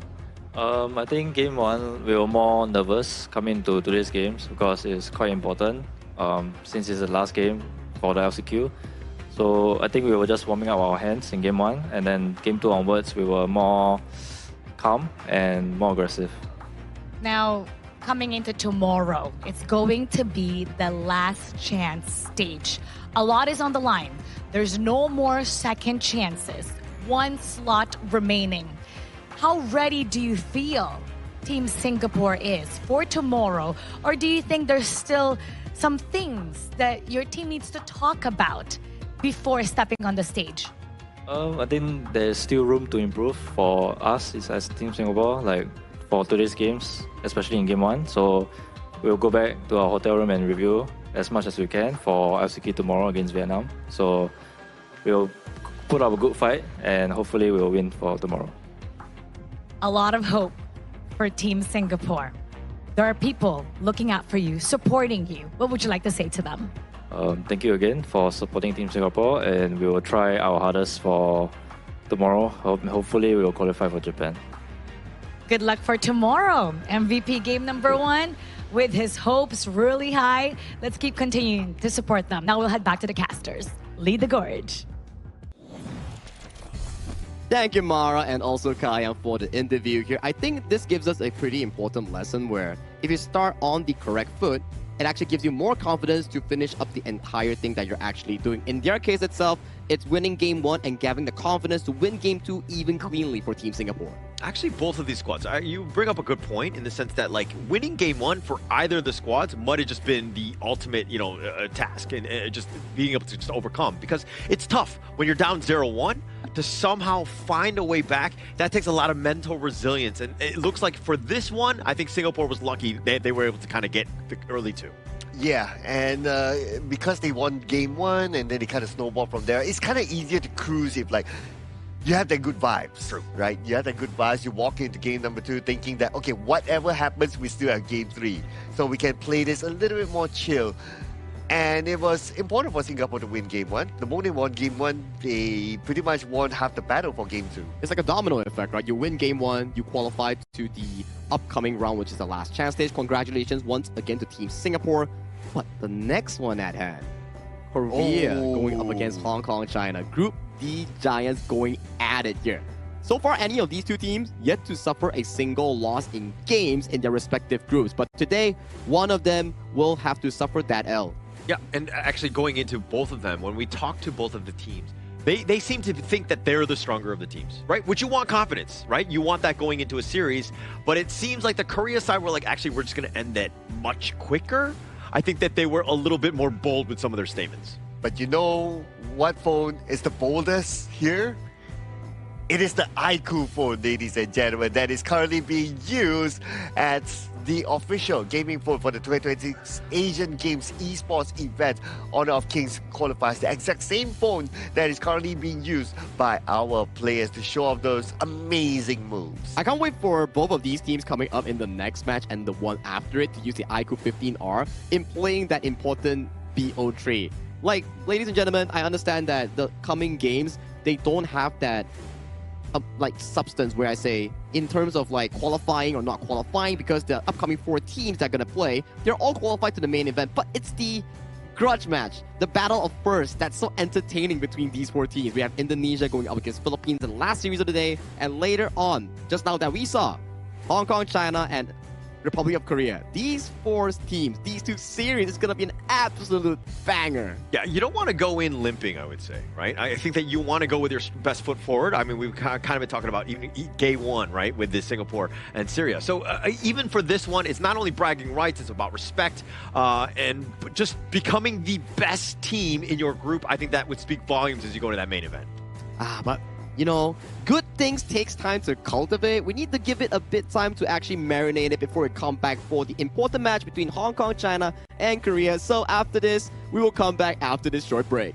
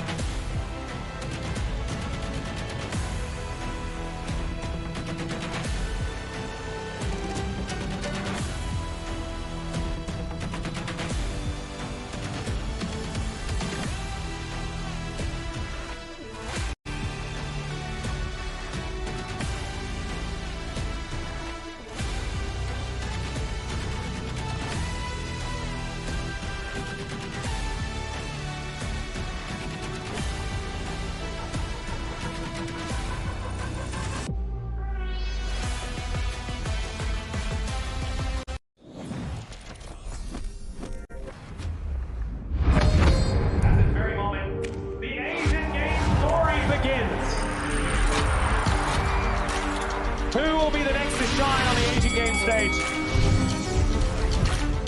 Contestants fight for the honor of their regions while we cheer them on from the stands. Double kill.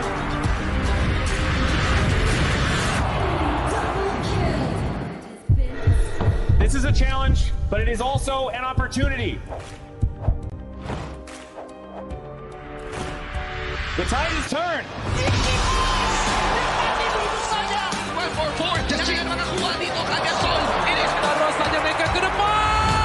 Aspas in front. They're going to use it. Golden Tide close that top three. And we pulled it off together. We share the same voice, the same radiance. This moment of brilliance belongs to all of us. Together, we shine.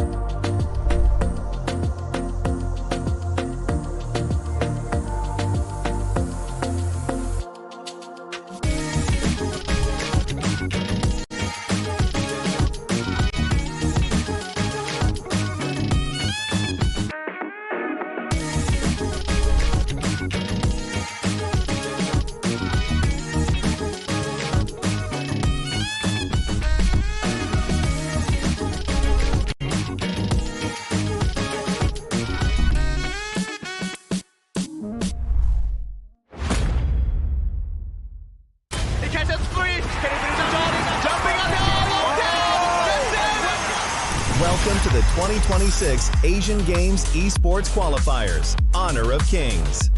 20 regions, one stage, and only the strongest 9 teams will earn the right to shine above the rest. Taking place in Malaysia, June 13th to 21st, 2026. Coming to Malaysia, this is the battleground where teams fight for the right to qualify for the Asian Games. 20 teams enter, but only 9 teams will move on. Apart from the 20 regions, there are 3 regions that have direct qualification. Here is the 2026 Asian Games Esports Qualifiers Honor of Kings format. First, the 20 teams will split into 4 groups of 5. In each group, every team faces every other team once in a single round robin, with every match played in a best-of-3 format. That means every match matters. Every game matters. Every single point matters. The point system is simple. Win the match, earn 1 point. Lose the match, earn none. At the end of the group stage, teams are ranked by the total points they've collected. And from there, the road begins to shine. The top 2 teams from each group qualify directly to the Asian Games main event. That gives us 8 teams advancing straight out of groups. But for those not through yet, the light isn't out. The teams that finish 3rd in each group still have 1 more shot. They move into the last chance stage. There, they battle through one final BO3 single elimination bracket until 2 teams remain. The 2 teams will then face off in a BO3 match to claim the one final qualification slot. So in total, 9 teams will make it through, 8 from the group stage and 1 through the last chance stage. That is the rule. Now it is time to see who can rise through it. From across the world, regions gather here in Malaysia. 20 teams, and only 9 will qualify. The path is set. The stakes are clear. Together, we shine. Stay tuned, and we'll see you at the stage.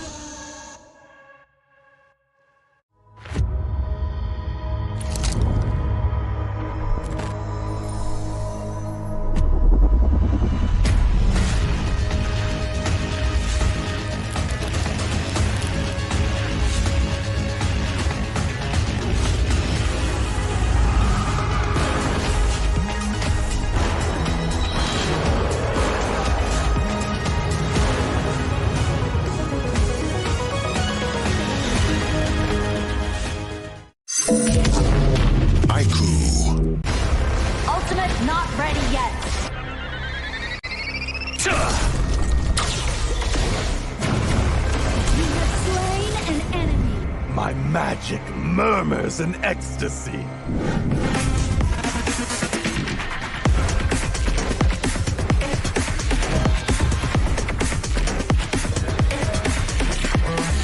Amazing!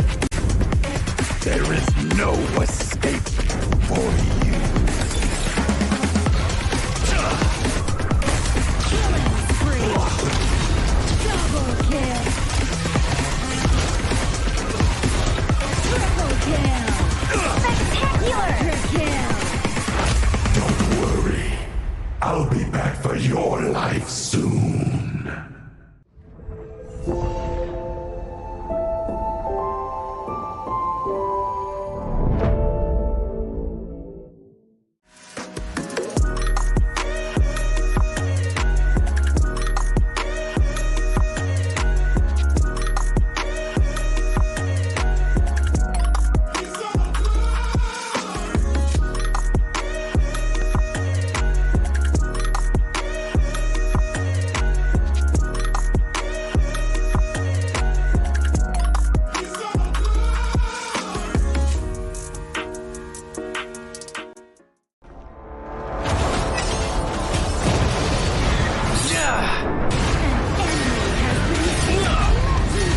Double kill! Shall I compare thee to a summer's day? Slain. Don't engage! Slain. Don't crush us like insects! Slain an enemy! Defend our base! Our high ground tower is under attack! Amazing! Unbelievable! Triple kill! Ah, the fragrance of romance. Ally has been slain! Rampage! Double kill! Triple kill! Spectacular! Pentakill! Lady Fortune is on my side.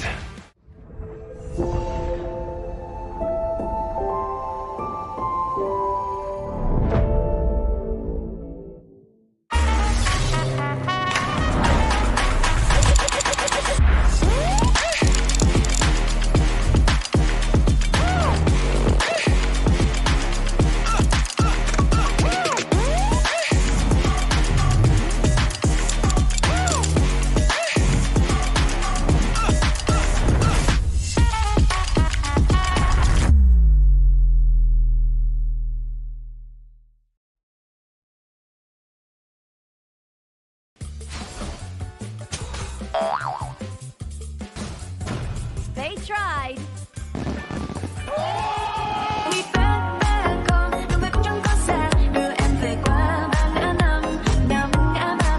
The new Spritling skill, Dig It, is a passive skill, which will automatically trigger at fixed times each match, up to a maximum of 10 times. The skill grants guaranteed standard rewards like gold, XP, shield, health recovery, and more. There's also a small chance to uncover mysterious grand prize effects during the match. Dig It may also produce tradable high-value treasures. Detailed information about acquired treasures will be shown after the match ends. Each treasure has its own rarity and storage size, and obtained treasures will be automatically stored in your warehouse. If you want more high-quality treasures, make good use of the Treasure Fusion feature. You can also copy and share your code so friends can help speed things up. Treasures in your warehouse can be sold for event currency, which can be used to redeem skins, items, and other rewards on the event page. You'll even have a chance to win physical prizes like smartphones and cash. You can also spend event currency to bid on high-value rewards. The auction uses a hidden bidding system, where you can submit 2 bids for the same reward. The highest bidder wins, giving you even more ways to obtain rewards.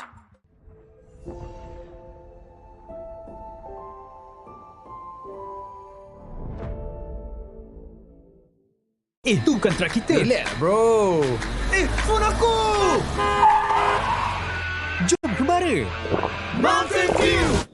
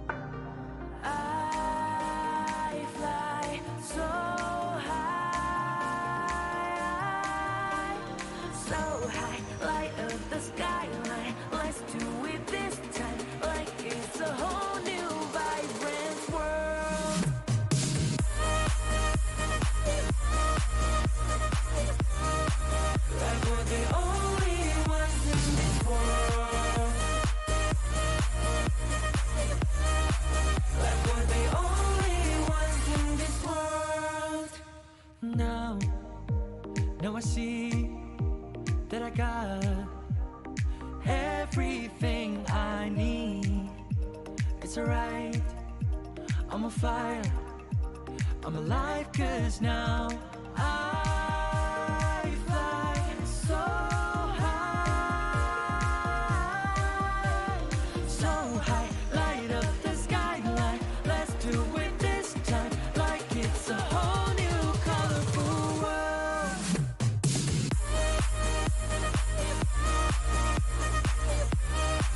Like we're the only ones in this world. Like we're the only ones in this world. Never thought we'd get this far, burning like the stars. How we get this far, like we're the only ones in this world.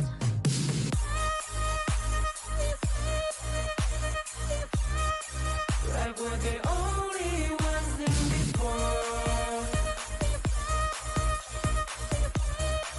Like we're the only ones in this world.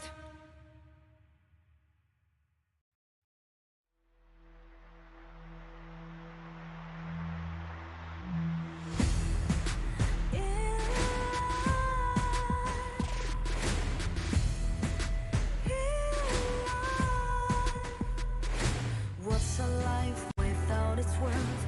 Compromising with what hurts inside.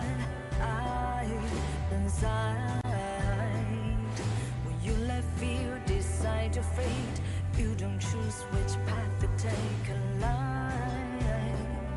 In life, I'm finally letting go of everything that still holds me. I'm against all odds, but I won't give up, 'cause it's my time to shine. Standing in the starlight, and no one let me down. Destiny is calling high. I'm not afraid to fight for everything I love. Victory's on my side.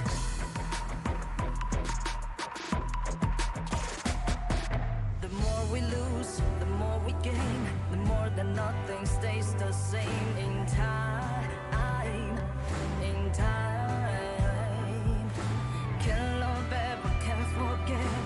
What you see is what you get. Sometimes, sometimes.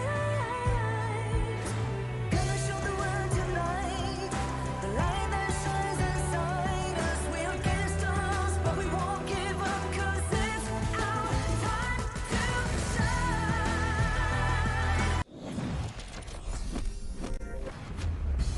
The time is now. A fateful encounter coming in from Group D. This is day 8 of the 2026 Asian Games eSport qualifiers for Honor of Kings. I'm your desk host once again for today, Sagi, and with me, we introduce back once again Adam and also Holler back to the broadcast. Yeah, and as we go into this one, this is more for the bragging rights. Both of these two teams have already made it to the main events, Korea and Hong Kong, China. But now, who's going to come on top? I think everything is at stake again. You want to be have those bragging rights. Yeah, that's the question, right? Because the Republic of Korea, Hong Kong, China is one of the most weighted teams for everyone to be watching from home. And this is going to be a very tough one for sure for both sides of the team, because their gameplay playstyle is almost similar. One is the unstoppable force and one is the immovable force. And before we go into any of the forces here, let's check out the new hero here that has been updated in the official server of Honor of Kings since June 17. It's going to be Tavara, Lorian, Annette, and Florentino, currently available in ranked games and also normal matches for your disposal here. If you're into new heroes, do check them out. Yeah, and I mean, they're available for free, right? And you got me with free, so I think that we'll sign in, play those games, ensure that we get as many of those goodies as we can, right? Yeah, definitely. And we want Devara for us to try it out. And there's a lot of other things as well. So don't forget to update your game as soon as possible. Going back to our match today, because this is the most weighted one, the match number 4 between Republic of Korea and Hong Kong, China. It's gonna be a tough one. We've seen Republic of Korea with their aggressive gameplay, extremely aggressive, and also from Hong Kong, China, they're playing a much more conservative but very, very textbook playstyle. Now, before we go in to more of the analysis on both teams. Gentlemen, who do you have in your prediction here? For this one? Correct. I probably would have... Scores as well. Score-wise, wow. A little bit of pressure there. Okay, I'm going to go with... I would have said 6-7, but I'm going to go with 2-0 in favor of Republic of Korea because of the fact that we've seen them from Nongshim Red Force, right? And this is literally that team, and they carried over. They have a little bit more, I would say, competitive experience under their belt, especially it's more recent, right? So I always look at more recency versus something that's kind of like you're playing scrims in the back and you're not able to have the same level on stage, for instance. What about you, Adam? I initially have the same idea with him, but I feel that maybe the gameplay from Hong Kong China is just so textbook, so conservative that we're gonna be heading into a very long, probably a little bit slow game. But I think Hong Kong China is gonna be winning probably 2-1. Hong Kong China. Oh, wow. Okay. All right, you're going to be wrong. Okay, cool. Thank you. For me, I think it's going to be Hong Kong China 2-0. Oh, wow. Okay. Oh, we have different ideas here on top of the broadcast here. None of us are like, agreeing to each other, but that's the interesting part, right? So, let's kickstart off this epic showdown between Hong Kong China and Republic of Korea with this teaser video to introduce our teams towards the stage. Let's go.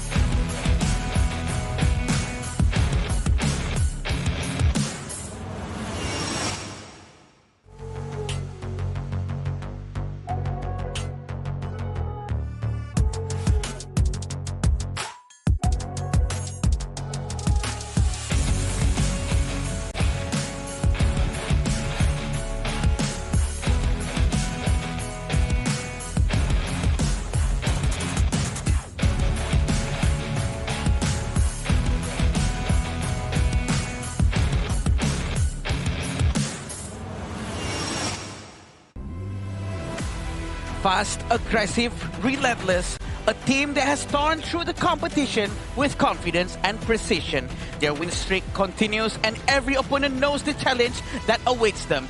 Here comes the powerhouse, Republic of Korea!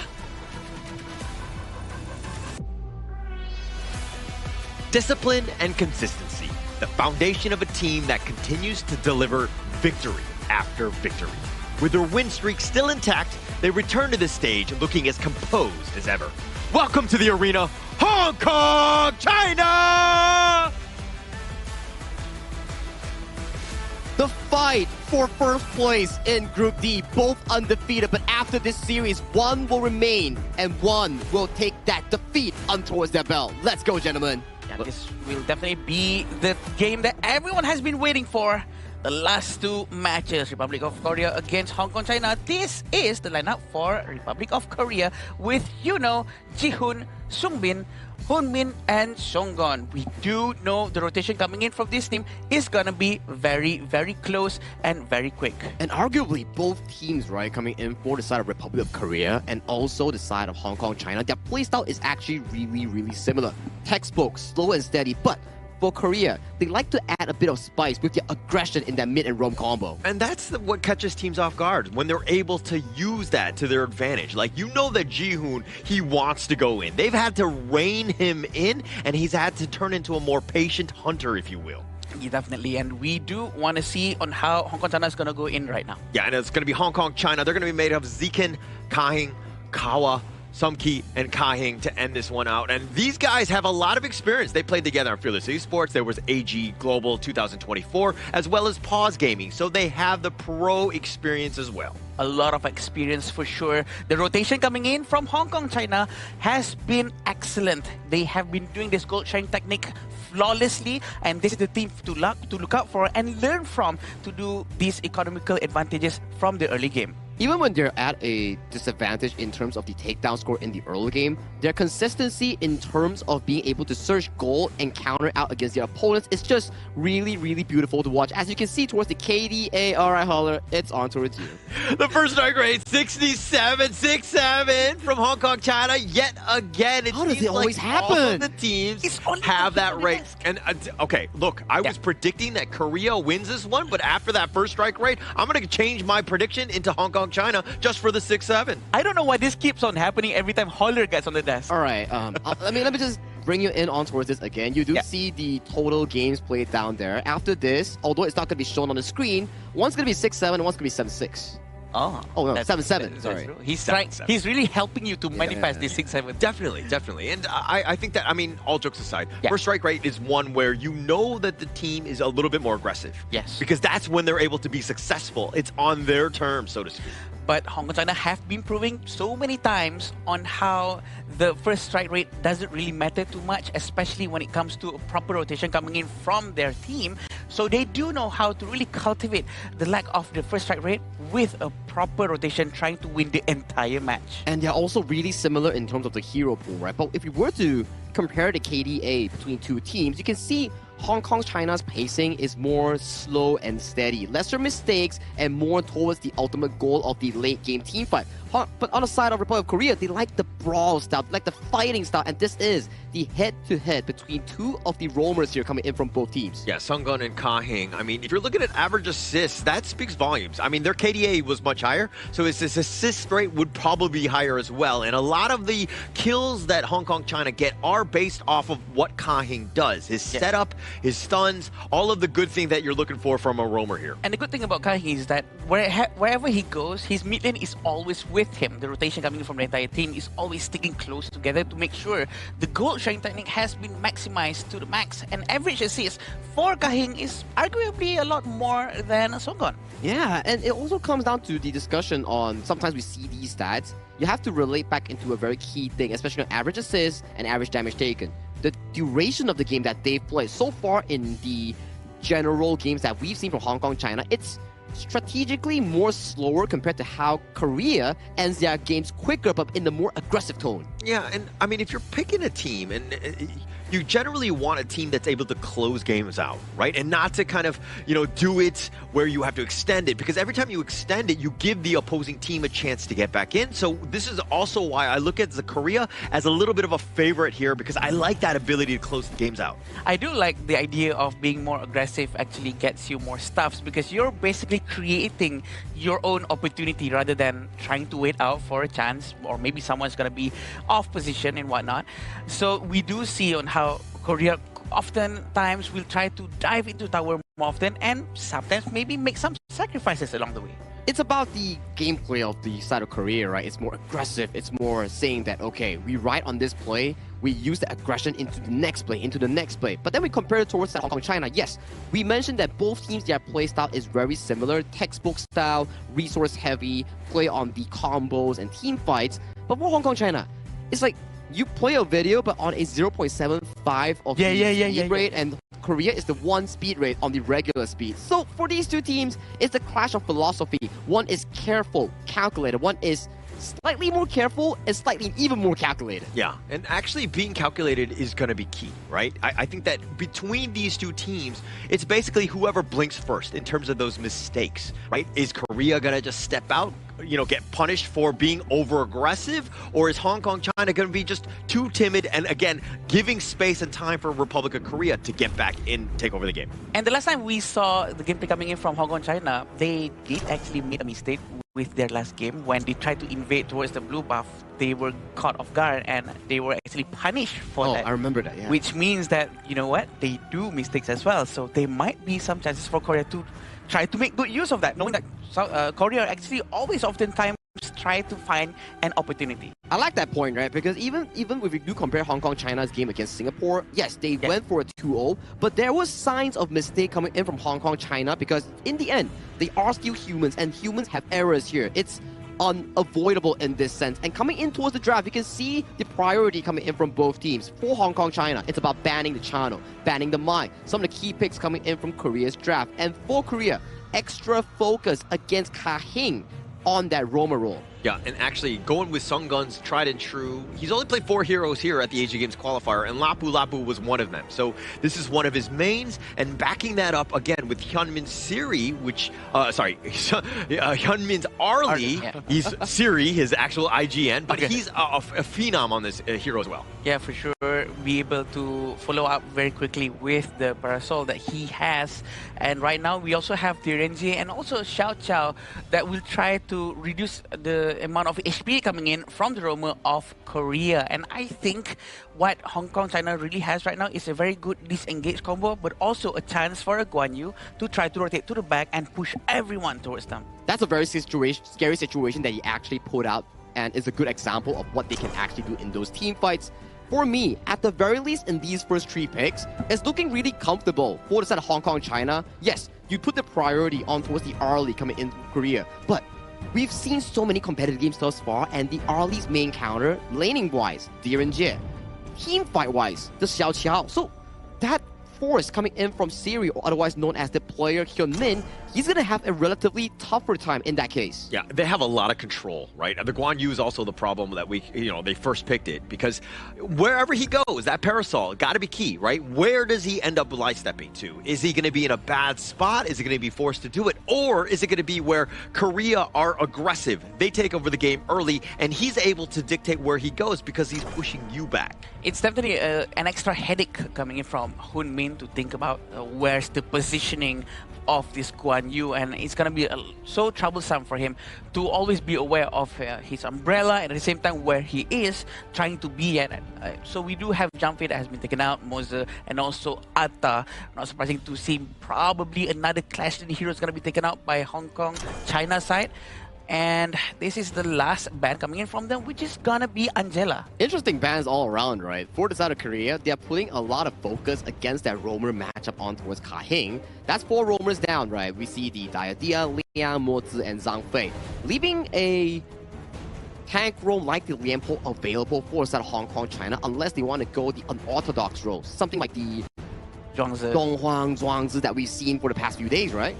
It's definitely available. I mean, the Zhuangzi are probably not the best. There aren't too many stuns for wanting that. But Hong Kong China can pivot off. And Korea understanding that Ka-hing is that guy. He's scary when you get him the right roamer. And they've been heavily focused in terms of the bans, just targeting him alone. Surely, and waiting for this last pick, fourth pick from them. And it's going to be Charlotte. Charlotte, it is a direct counter for Guan Yu. Compared to any other heroes, it's one of the nicest one to pick. I'm quite surprised now that Hong Kong China did not ban Charlotte from this situation. I was expecting more to try to make sure Guan Yu to be as efficient as possible. But right now, there's this one hero that for sure we were able to slow down the movement of this Guan Yu. Oh yeah, I know you're a Charlotte maker, right, Adam? And Charlotte's enhanced third stack on the basic attack can slow the Guan Yu, making him slightly inefficient in those team fights is what you're suggesting here. I like the fight, I like the fight. I think that's going to be very effective against Guan Yu, but it all goes down whether or not who's going to rotate towards the Clash Lane more to make sure that the Clash Lane is going to be able to rotate and be much more effective moving on towards to the mid game all the way to the end game. Yeah, Hong Kong China getting the Yukio, which is probably top 3 meta pick at the Asian Games qualifier, and getting it this late, plus you're backing it up with the Lian Po. It's a just tried and true in terms of roamer. Like, it kind of mitigates a lot of the bans because it's still such a great roam pick, especially last year. Oh, I'm not too sure about this final pick on this Lady Zun here, Holler, because I like the idea that you can actually slow down the enemy team with the Lady Zun, but take a look at the mid-jungle roam matchup here. Korea's side, it's really defensive and very slow in the early game. I would think that they will put the Lady Zun in towards the farm lane, rotate the early towards the mid lane to strengthen up that mid lane 3v3 for the side of Republic of Korea. If not, the Ukyu Tachibana is going to have a free roll into their jungle. That's definitely most likely what's going to happen, but it all goes down to execution from both sides of the team, and having this Lady Gen is surely going to spice up the way Guan Yu is going to be able to move towards the team. Yeah, 4th series of the day. Game number 1, we wanted to see who's going to be tops of Group D, right? Hong Kong, China, who generally play a little bit more patient. I think their draft is a little bit quicker. The Republic of Korea side generally play fast. That lineup is looking a little bit more towards the mid to late game. Yeah. So this is a very interesting chess chess match as we, of course, go into game 1 here. Chess match it is, and they're going to try to open up the vision very early on. Very standard play coming in from Kahing. He's not going to be able to try to steal that one, but the early rotation coming in from Hoa is going to be able to help them out a lot in the bottom lane. I think what they need to do is to try to rotate more towards the clash lane so that the Guan Yu can be much more useful later on. But it seems like this might be what they're planning to do for Hong Kong China for now. What do you think about that lane matchup, talking about that clash lane? The Charlotte versus the Guan Yu? Who do you give the edge to?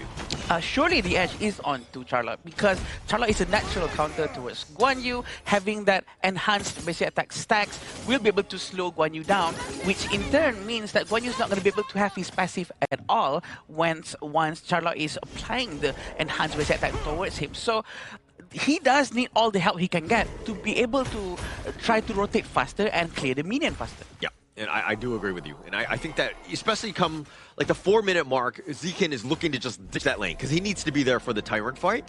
And so he's looking again more towards that team fight. And Yunho could definitely make them pay. But they get a little bit of a mini stun here. Korea just doing a great job in terms of this gold sharing. They're very efficient across this map.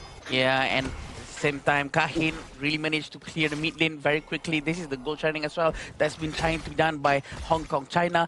The amount of gold coming in from Hong Kong China has been 500 gold more, even though there's 0 kills and death from both sides of the team. I think this is going to be a very great start for them, but they are also prone to doing mistakes sometimes, especially when they're trying to do some evasions. Yeah, this is going to be a cagey match, right? To start things off, nobody wants to give an inch. And I think that even with Kahing looking to threaten, looking to support Sumki, Hyunmin is like, no, I'm going to zone you out.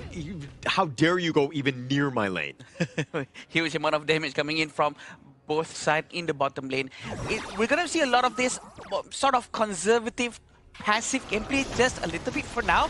It's not going to be able to be a lot of fights early on because both teams really respect each other and not wanting to do any mistakes whatsoever. So any overextension might cause a single, death. Yeah, and actually, this is also why Korea on the other side, it looks like, they're both staying on their sides of the river. Nobody really wants to cross. Maybe before they get the little pick up, but they get Sumki in a bad spot. He's under the tower, and Hyunmin just trying to has to life step on back. He gets on back to safety, and here comes Ji-hoon looking for the final blow, and he's going to get first strike. One after one, diving under the tower. There's nothing he can do.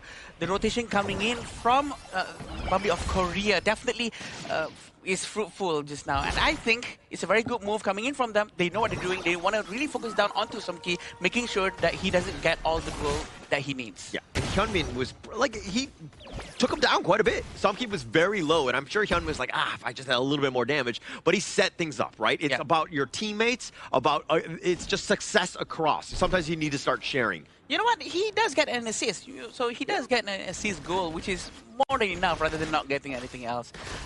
Right now, the money is almost the same, which is because of that one strike that has been done by the Republic of Korea. So they might want to try to continue this momentum that they have to make sure to extend the goal lead. Yeah, they're going to take the Tyrant in a hurry. Right at the 4-minute mark, everybody was there. Now they're looking to just invade. And Ji-hoon was not even in the right side of the map to even contest. So Korea a little bit behind in terms of this initial phase of the game. Yeah, with the same amount of goal for sure. But Republic of Korea really have an edge just a little bit, but still waiting for a commitment coming in from both sides of the team. Very rarely to see on how Hong Kong China is sort of squeezed a little in this situation, but it seems like there might be something happening here. Yeah, a little bit of a teleport, not really too much by Korea. It's just more of a threat, right? Like they don't need to be in the top lane. Yunho had already cleared the wave, and now he's looking to make some sort of an impact in the other lanes at this stage. Very interesting to see on how Sekin is still at the top lane. He's cutting the lanes very quickly, leaving big of a problem for him to actually clear the tower up top, but he decides to just come towards the mid lane. Leaving his lanes out for the minions and the Sekin to actually go all in and destroy the tier 1 tower. Yeah, it's going to do a bit of damage. Yunho now rotating there. He'll be there to just, make sure that it doesn't actually go down. But he did take some structural damage, which is a bit of a problem here. Korea definitely on the defensive. Now they want to go for the Tremor Smash, but he uses the passive to dodge that. And now it looks like Kahing on the run. It might be too deep. He does get on out because he does have that speed from the burst ramp. A great use of first skill coming in from Sungbin from the Lady Jen. He doesn't need a Splendor for that, but looks like something's about to happen, but they're gonna pull back a bit. A little bit of poking from here and there. The first skill usage from Sungbin is just on point, really wasting a lot of skill sets coming in from Hong Kong, China. And the goal is showing to us that it's equal amount of gold for both sides of the team. They are respecting each other so much that they're not forcing anything at all. Yeah, it's a little too much respect, but I think it is very early. This is a game one, right? Again, it's like a feel-out process. Whenever you see a heavyweight fight, they'll jab each other. They'll get a little bit of an idea of like how far they need to be, what sort of defenses you're looking to do. You're not going for heavy swings right away, if you will. A fake teleport coming in from just now, and this is what I talk about, right? Korea being the unstoppable force and Hong Kong, China being the immovable force. So they're sort of trying to poke against each other to see who's about to do the mistake first. And they're trying to rotate together towards the mid lane right now and still seeing if Arlie can do something, but they're going to try to be much more slower. Yeah, very 50-50, if you will. And I think that's what we wanted, a very competitive match. And they set it up. I mean, this is the last day of the groups here. And to see exactly who's going to be the top of Group D. And now Korea waiting in the wings. Ka-hing, though, rotating as well. I'm pretty sure Ji-hoon did spot him out. But again, Ji-hoon not farming during this time. Yes, Ji-hoon is sort of wasting time the longer he waits in here. But is he going to commit into this one? He probably knows there's someone else nearby as well. But he's going to try to capture everyone in the back line before the next team fight happens. Oh, nice little play of the Spark. He gets on the side. He'll flash away. Hawa's not going to get the safety. And now the burst ram. He's just trying to turn this into the Tremor Smash. Knocks him up. Ji-hoon will fall as well. And Korea right now all scattered about. The double strike already happened by Sumki. And it looks like Zikin not able to find anything else, but they get a 2-for-1. A very quick turnaround coming in from Zikin. He actually managed to capture a couple of heroes at the same time, trying to turn the fight there. And also, actually, it all started because of Sungdon. Sungdon, who's playing Lapu Lapu, he actually tried to go in first. He opened the space for the Nakoruru Ji-hoon to go in. But the counter fight coming in from the DRNG, free hitting everyone, and the Guan Yu pushing everyone non-stop really helps them out to get one after another, which is a very good thing. Yeah, he's all surrounded by 3 members. Ka-hing's going to take him down, but they got numbers elsewhere. The Raging Sea, they find Sumki, so they get the return kill. That's a bit of a trade, but they lost 2 from Korea. A very nice team match, a team fight just now coming in from Hong Kong, China. They managed to actually come out fine once again with an extra annihilation and a strike for sure. 2,000 gold in front, 1,500 for Hong Kong, China. Definitely going to be giving them a lot of advantage over the next few minutes. All right, so Ji-hoon has died twice, but he's gotten 3 of the kills. Right, so it's like feast or famine on this guy, where when he's rolling, obviously he's doing a great job, but at the same time he's kind of giving away some of that lead here. So Ji-hoon, it's one thing to get those picks, but you gotta stay alive in some fashion. It seems like he's not able to do so. Yeah, and Songgon is still trying to open up the map from the front line on the left side. They're trying to find and see where Sekin is going to be. Knowing the vision of Sekin is probably half of the game for Republic of Korea, because they really need to know where Guan Yu is going to be at, just to avoid any possibilities of flanking maneuver. Actually, everyone from the Hong Kong China side is very scary. I mean, now they go in, the flash away, the light step, he's going to be running for his life. The Crimson Golems was just with the smite. Zikin, though, deciding to go in. Hyunmin has to just sidestep it. The Tremor Smash is going to be on point, and it looks like they've gotten Songgon. That's going to be a huge win for them. They're not able to get any sort of return kill. There's not enough people coming in from Republic of Korea. The fight, they need to somehow get there together. And looking at how Hong Kong China managed to rotate together most of the time, that's what gives them an edge. That's what consistently puts them into a better position to have that fight. Yeah, it's like Zikin making plays. He's scaring them away. Like, if you want to fight, okay, but he's going to Razor Cavalry, so you're trying to dodge him as much as possible, and then you're on the run, and that opens things up for Sumki and Ka-hing to really, take out some of those retreating pieces, if you will. Yeah, and they're trying to steal the Azure Golem for now. A very quick smite coming in, but did not manage to steal for Ka-hing. Ji-hoon manages to find a better timing, but look at this. Lady Jen setting up a fight that's going to go down very, very soon. Yeah, Tyrant at half. Top lane is pushing as well, so this is a huge opportunity for Hong Kong China. They can look to just slow it. They don't have to do it. I mean, they're going to leash it here, but this is actually buying even more time for that top lane push here. Korea thinking about going in, not actually going to commit, though. They are playing very safe. We know that they respect each other a lot, and they're trying to make sure that no mistake is gonna be done. Very smart gameplay coming in from both sides, and at the same time, Jihoon is not gonna force it out, and they're not gonna be able to get the Tyrant. Yeah, Yunho finding the back line. The Tremor Smash is only onto Yunho, but they get him on the side. They find Hawa to start things off. Kahing is a little bit low. He's trying to run for the hills, and now it looks like Hyunmin is doing some damage and finds Sumki. Z-Kid is on the run. He's gonna literally get on his horse to try to get away from Yunho. He gets to the mid lane, and he will look to just at least clear the way before he goes. He makes good use of his mobility, running away and buying time for his teammate to try to at least defend the bottom lane. This is the high ground tower we're talking about. 11 minutes in, and only one tower has been destroyed. They're trying to really push Kahing and probably force it out. This is very dangerous. Hawa up in about 3 seconds. They get the nice two-man stock. Kahing is going to be taken down. The Raging Sea will be used, but Sungbin is going to be taken down. It looks like Hong Kong, China have held in a very risky attempt at ending the game there by Korea. A very good positioning coming in from Hawa. Really managed to try to put in a lot of damage into Jihoon and Sungbin. This is what just happened with the Liampo going in. Just initiating a little bit of the knockups, but at the back, Sekin just took his time, strolling around, galloping, and he managed to actually push them towards the crystal at the end of that wall.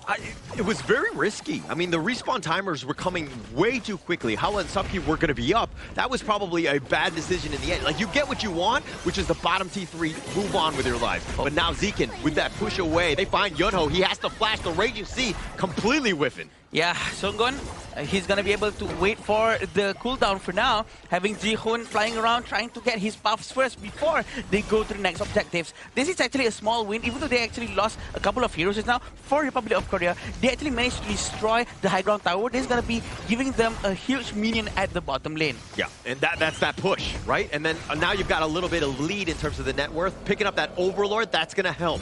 And objectively, Korea, this is the way they like to play. It's not all about the kills. Yes, they tend to be aggressive, but they turn those initial kills into bigger objectives. And this is what we want to see, right? Because we rarely see on how Hong Kong, China try to defend when they're on a high pressure situation. And this is going to be very interesting for us all to learn from. How are they going to set the chess pieces in front of them, trying to be ready, be prepared for the oncoming onslaught of Republic Korea. Yeah, Hyunmin just dancing in and out, like taking his shots, understanding just the absolute limits. Is he at risk? Shadow Vanguard in the top lane, though. Sakin behind them, still waiting for the moment. He's waiting for any vision. That's going to buy a lot of time for Hong Kong China to do something. But if the war actually goes wrong for Republic of Korea, he can come from the back and smash through everyone. Yeah, he hasn't been spotted out yet, so he's still off the map. And it looks like Korea, even them, they're kind of playing a very patient game. Yeah. They don't have full vision. They don't want to fully commit because, again, they might get flanked here. Exactly, and Hunmin also has to be quite careful. Probably Republic of Korea have to play in a much closer formation, in a closer distance, but at the same time not too close until Sekin can actually push everyone, all 5 of them at the same time. That's not what we want here. With the exact same amount of gold, with one tower has already been destroyed, there's a lot of leeway for Korea to play around and to have a better map control here. Yeah, Kahing, he's going to be spotted out. He's going to be in a bad spot because he's on the wrong side of town, if you will. But Kahing does get to safety. This is also a moment now where Hong Kong, China, how are they going to look to defend? They are slowly losing resources in their own jungle. That lead is going to go further and further in the hands of Korea. It's definitely bleeding out away, and they have to do something very soon. They have to force something out. But I'm pretty sure they are also worried that maybe the Guan Yu is not close enough for them to attempt anything. Songgon trying to open the map, but at the same time, you know, is still on the left. 3 people right in front of the Tyrant. Zekin has just been so patient, waiting in the wings. They try to force it out because they're going for the Tyrant. They're going to start things off. The Tyrant is already about half. He's going to be leashed on back, and now the Tremor Smash is going to be used. They find Jihoon. They got that pick, but Hawa's going to be killed in return. They find Sungbin as well, and now the chase is on. Zekin is going to go on the side. The Tyrant is getting a little bit low. Yunho running for his life. The Sparks for Edge doing a little bit of work. Sage's Sanctuary is going to be popped. They get the turn. They get Hyunmin. Songun is now trying to run away. Is he able to get it from Kahin? The mini stun is going to lock him down. Songun with no chance. Double strike going the way of have Kahin. Yono looking to recall, to salvage, and to save the base, but he too will be chased. Kahin is on. He's got the shields, the burst ram, and the reinforcements are on the way. Subkey is going to be there, and now Zekin fully healed, and now he too will take down Yono. What a long team fight coming in from the both sides. They actually managed to get Tyrant eventually, but what happened just now was on how Zekin tried to go for Arlie, and Arlie used the Parasola, and he missed a couple of skills, but eventually he managed to bring him down, but also pressured by Hunmin. On the side of Tyrant as well, we still have Yuno trying to run away from the Tyrant, and this is how they set the set pieces, right? They really try to play around with a very wide area, and Hong Kong actually managed to cultivate and try to focus on focusing fire on one by one. They call out the heroes during communications, and all of them moved towards the same direction. 3,000 gold in front for Hong Kong China just from that one team fight. Huge team fight. Dare I say the tipping point of that game. I mean, Korea were neck and neck, right? But this is also why the Arlie is such a mechanically difficult hero, because you think you're safe. You think with Sage Sanctuary where he's still being popped, but then you're being bursted down. You get stunned up by Kahin, and then Kahin was there with those slashes, and you just went down. Yeah, and this is very interesting for us all to watch for sure. 12-7 for the KDA of the both sides of the team. And in terms of the itemization as well, we are seeing all of this venomous stuff that has been bought by the mages except for the Lady Zhen, who actually did not buy any venomous stuff at all, and something's happening. Yeah, look at him getting a little bit low. He actually light step into the wrong side. Zekin making him pay. Jihoon is on the run, but he gets stunned. Nowhere to go. Subkey with a hot streak, and now Hong Kong, China looking to close this, but they gotta fix the lanes. Yonho looking to just cut creeps, slow this game down. He's trying his best to slow the game down for sure. Having Yuno here, trying to cut probably the top lane as well, but they're trying to focus down all the best as they can. The top lane from the side of Hong Kong, China, and there's only 2 people here. Will they be able to do so with just 2 people? I mean, this top T3 no longer going to be around for too much longer. Songa just tried to make the play to get on top of the minions. Yes, he's tanky. Yes, he will survive, but they take the top T3. Korea on the chase, just dealing with minions. No way to get any of the members of Hong Kong, China. 5,000 gold lead.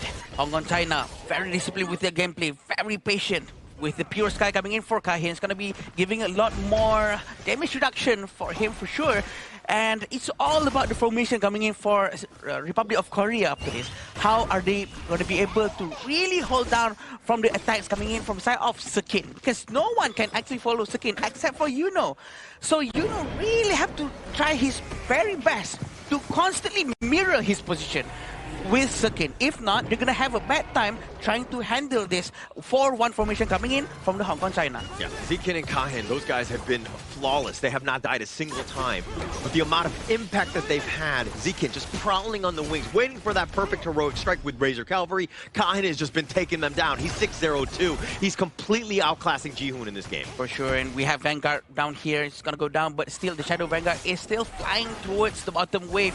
6,000 gold, still waiting for how are they going to initiate this fight. At the back, they still have to be careful because Jihoon is trying to prepare to try to flank anyone that he can touch at this point. Yeah, he wants his own flank, but you see Zekin also on the flank. Yono is going to be there. It's an all-out retreat because they're looking to just regroup. This might be a problem for Jihoon. He decides to just cancel that mission. He's going to go back to the top lane. Oh, very quick reaction coming in from them with one voice, but this is what's going to happen. Yeah, and I mean, you would think that they would continue on with that Shadow Vanguard, but Hong Kong, China on the low side. They're going to look to retreat, and now look at Jihoon. Looking to potentially go for that flank. Finds Kahin. He's going to do a little bit of work on top. They have a little bit of the stun. They do have the burst. They take him down. Subkey gets Raging Steed. Sage's Sanctuary is going to be popped for him, but the little burst is going to be on point. They find Hawa. Another Sage's Sanctuary is going to be popped, and it looks like Zekin and Kahin are the only 2 standing. Republic of Korea really managed to find all of their targets. Zekin is going to be frozen just because using the freezing charge, and he's going to go down as well. The damage is too high coming in from Jihoon. They're going to try to end the game. Yeah, it looks like Kahin just trying to deal with the minions. This is an all-out approach. The other minions for that, but the Raging Steed, the Trevor Smash, everything being committed. But Korea is too strong. Off of the ace, they will take game number 1. Absolute cinema of a game number 1 is such a series between 2 giants coming in from Group D. We imagined this game to be as of this extent, but not as of this close between these two squads. Extremely close for sure between Republic of Korea and Hong Kong, China. What a game coming in from both of them. It's both picture perfect. Both of them know what they're doing, the way they distance themselves from each other, trying not to overextend anywhere else, and at the same time, really trying to play around the existence of Sekin. Just the resilience to bounce back in that game, right? Like, it was looking bad for both sides at moments, but that one where even towards the end, I think that was like, oh, I was like, okay, Hong Kong, China definitely have this game. But then Jihoon, somehow, some way, even with the Shadow Vanguards pushing, they get the perfect team fight to completely change this game. I think it was also down to Seongbin, the lady in that late game, finding that burst of the damage in towards the backline. When you see the Direnjie and Xiao Xiao coming in for the side of Sumki and Hoa being so low, the flank coming in from the side of Korea, just piling on towards the main two carries here, and then you're like, oh no. As of this point, goal lead doesn't matter. When you drop someone at the 18-minute, 19-minute mark, that's a 40 to 15 seconds death timer, and then you saw instantly coming back with a outplay, going in for the game-winning push. I think the way that Republic of Korea actually managed to try someone, find someone who is almost similar as Sekin to actually try to do the same flanking maneuvers such as Sekin. Sending Jihoon is a very good idea, and that sort of disrupts the formation that Hong Kong, China has. And they actually managed to do so well, knowing that Sekin cannot do the same because the Republic of Korea is busy defending the entire base. He cannot go to the back of Crystal, right? So Jihoon has the space, and it's just so beautifully done. It was his mission was to catch a predator, if you will. Zikin was on the flank, constantly looking for that team fight and to catch people off guard. And Republic of Korea, like, okay, he's done it a couple times. Let's stop him. Let's send out Jihoon, our Terminator, if you will, hunt him down, take him out. Because again, once he's gone, the team fight you're kind of seeing, they don't really have that frontliner to deal with the rest of the Republic of Korea squad. Which is a very back and forth game coming in from both squads, right? Whereby when it comes down to top tier HOK, I think this is one of the prime examples that we actually had coming in towards Group D itself, where both teams have signs of error, but the way that they reassure themselves, they claw themselves back into control, and then at the later stages of the game, every single member had their time to shine. Yes, you can say, Hyunmin had 2 takedowns coming in from those mistakes, but he still was able to provide those gameplays at the back, and then Seongbin, only 9,000 gold, but found the most important play in that late game. Yeah, and that important late game was when they were able to find Zikin and Kayan. I was talking about how they didn't die a single time. They were 3-0-5, 6-0-2, and then they ended up with 1 death apiece, and they lost the game. That's what they mean to these team fights. This is what selective damage or selective use of skill really means, right? Even though maybe, you know what, the assists, the strikes is a very low amount of numbers, but it doesn't matter when the time is right. So the impact of that is so much more bigger when you can actually try to string it all together all at the same time. And take a look at the damage here coming in for this exact game itself. I would say Hoa didn't have the best of the best games, but he was actually trying to limit Hyunmin in most of these team fights, and sadly to say, he was the prime target coming in for the majority of the flanks coming in from Yuno or Jihoon. And then you take a look towards the side of Seongbin. Also 33% team fight rate. But the last play is exactly what you need, a heroic one, to topple games at this high level. Yeah, just that final moment. Final moment. And then, but I like you rightly mentioned the Hawa one, where in the sense that he was prioritized almost the entire game. They were willing to throw everything in the kitchen sinks to just at least take down Hawa to start things off. And sometimes it wasn't great in the beginning, but towards that end, once you take away his damage and that control, this team really starts to struggle, if you will. And that really proves something, right? Because without Hawa being able to get all of his itemizations and all of his damage out efficiently, it really affects them because that's the only magic damage dealer. And there's nothing that he can do when he doesn't have all the items that he needs to actually put out all the damage towards Republic of Korea. And you need gold for items, right? Just check out this gold chart here. Up until the very last moment, both teams were neck and neck. But there was just one big moment I remember coming in for is that Hong Kong, China. Back-to-back fights, they found Hyunmin's early, and they were able to ride on that goal lead into that later stages of the part of the game, where it's 6,000. But then, a play comes in for the side of Republic of Korea. The flank coming in from Jihoon. The first damage laid down by the late game ladies in on the hands of Seongbin clawed them back into a game-winning comeback. Yeah, and I mean, this gold graph, it looked like Hong Kong, China were gonna win. I mean, checking out these highlights, most of this, it is back and forth, but Hong Kong, China were in control. Like, that was their game to lose, essentially. And it just seemed like at the very, very end, getting in that situation where you're like 19 minutes in to close out a game, not the easiest of situations. And teams sometimes will crumble under that pressure. This is going to be one of the longest replay in this particular fight because this fight started from this spot and it moved all the way towards Milan and all the way to the base because of the amount of mobility coming in. And this is just all very organized and very controlled. And even though it looks like it's all over the place, but it's all played out very, very well. We do know that Yuno managed to really survive very, very long here. And with having the other two trying to help them out from the back, a very good move coming from both sides. There's not much for me to say here. I mean, if you were to analyze the team fights, right, Sukin is always on the aggressive end looking for Hyunmin in those team fights here. As long as they can find Hyunmin, the team fight will always go in favor for the side of Hong Kong, China here. But going into the remaining parts of the game, that's where you see this is aftermath of Seongbin dropping the Destructive Deluge on towards Hwa and Sum Ki. When everybody is fighting on their own grounds, that's where Team Korea jumps in, pounces on the remaining targets, setting the stone for a great comeback despite the fact they were down 6,000 gold. Yeah, crazy game. I mean, Korea, though, again, how they were able to bounce back. I mean, Jihoon didn't have the greatest of games. He died 5 times. Things were looking rough, but Hyunmin, he's like, okay, I'm on my Arlie. This is my tried and true. I will carry you, brothers. Yeah, I'm not surprised if this Arlie gets banned afterwards. Congratulations to Hyunmin for being the MVP. 4-4 with 29% damage. I don't know how he managed to get that much of damage, even though we actually saw the team fights were actually pretty minimal and he was chased all over the map.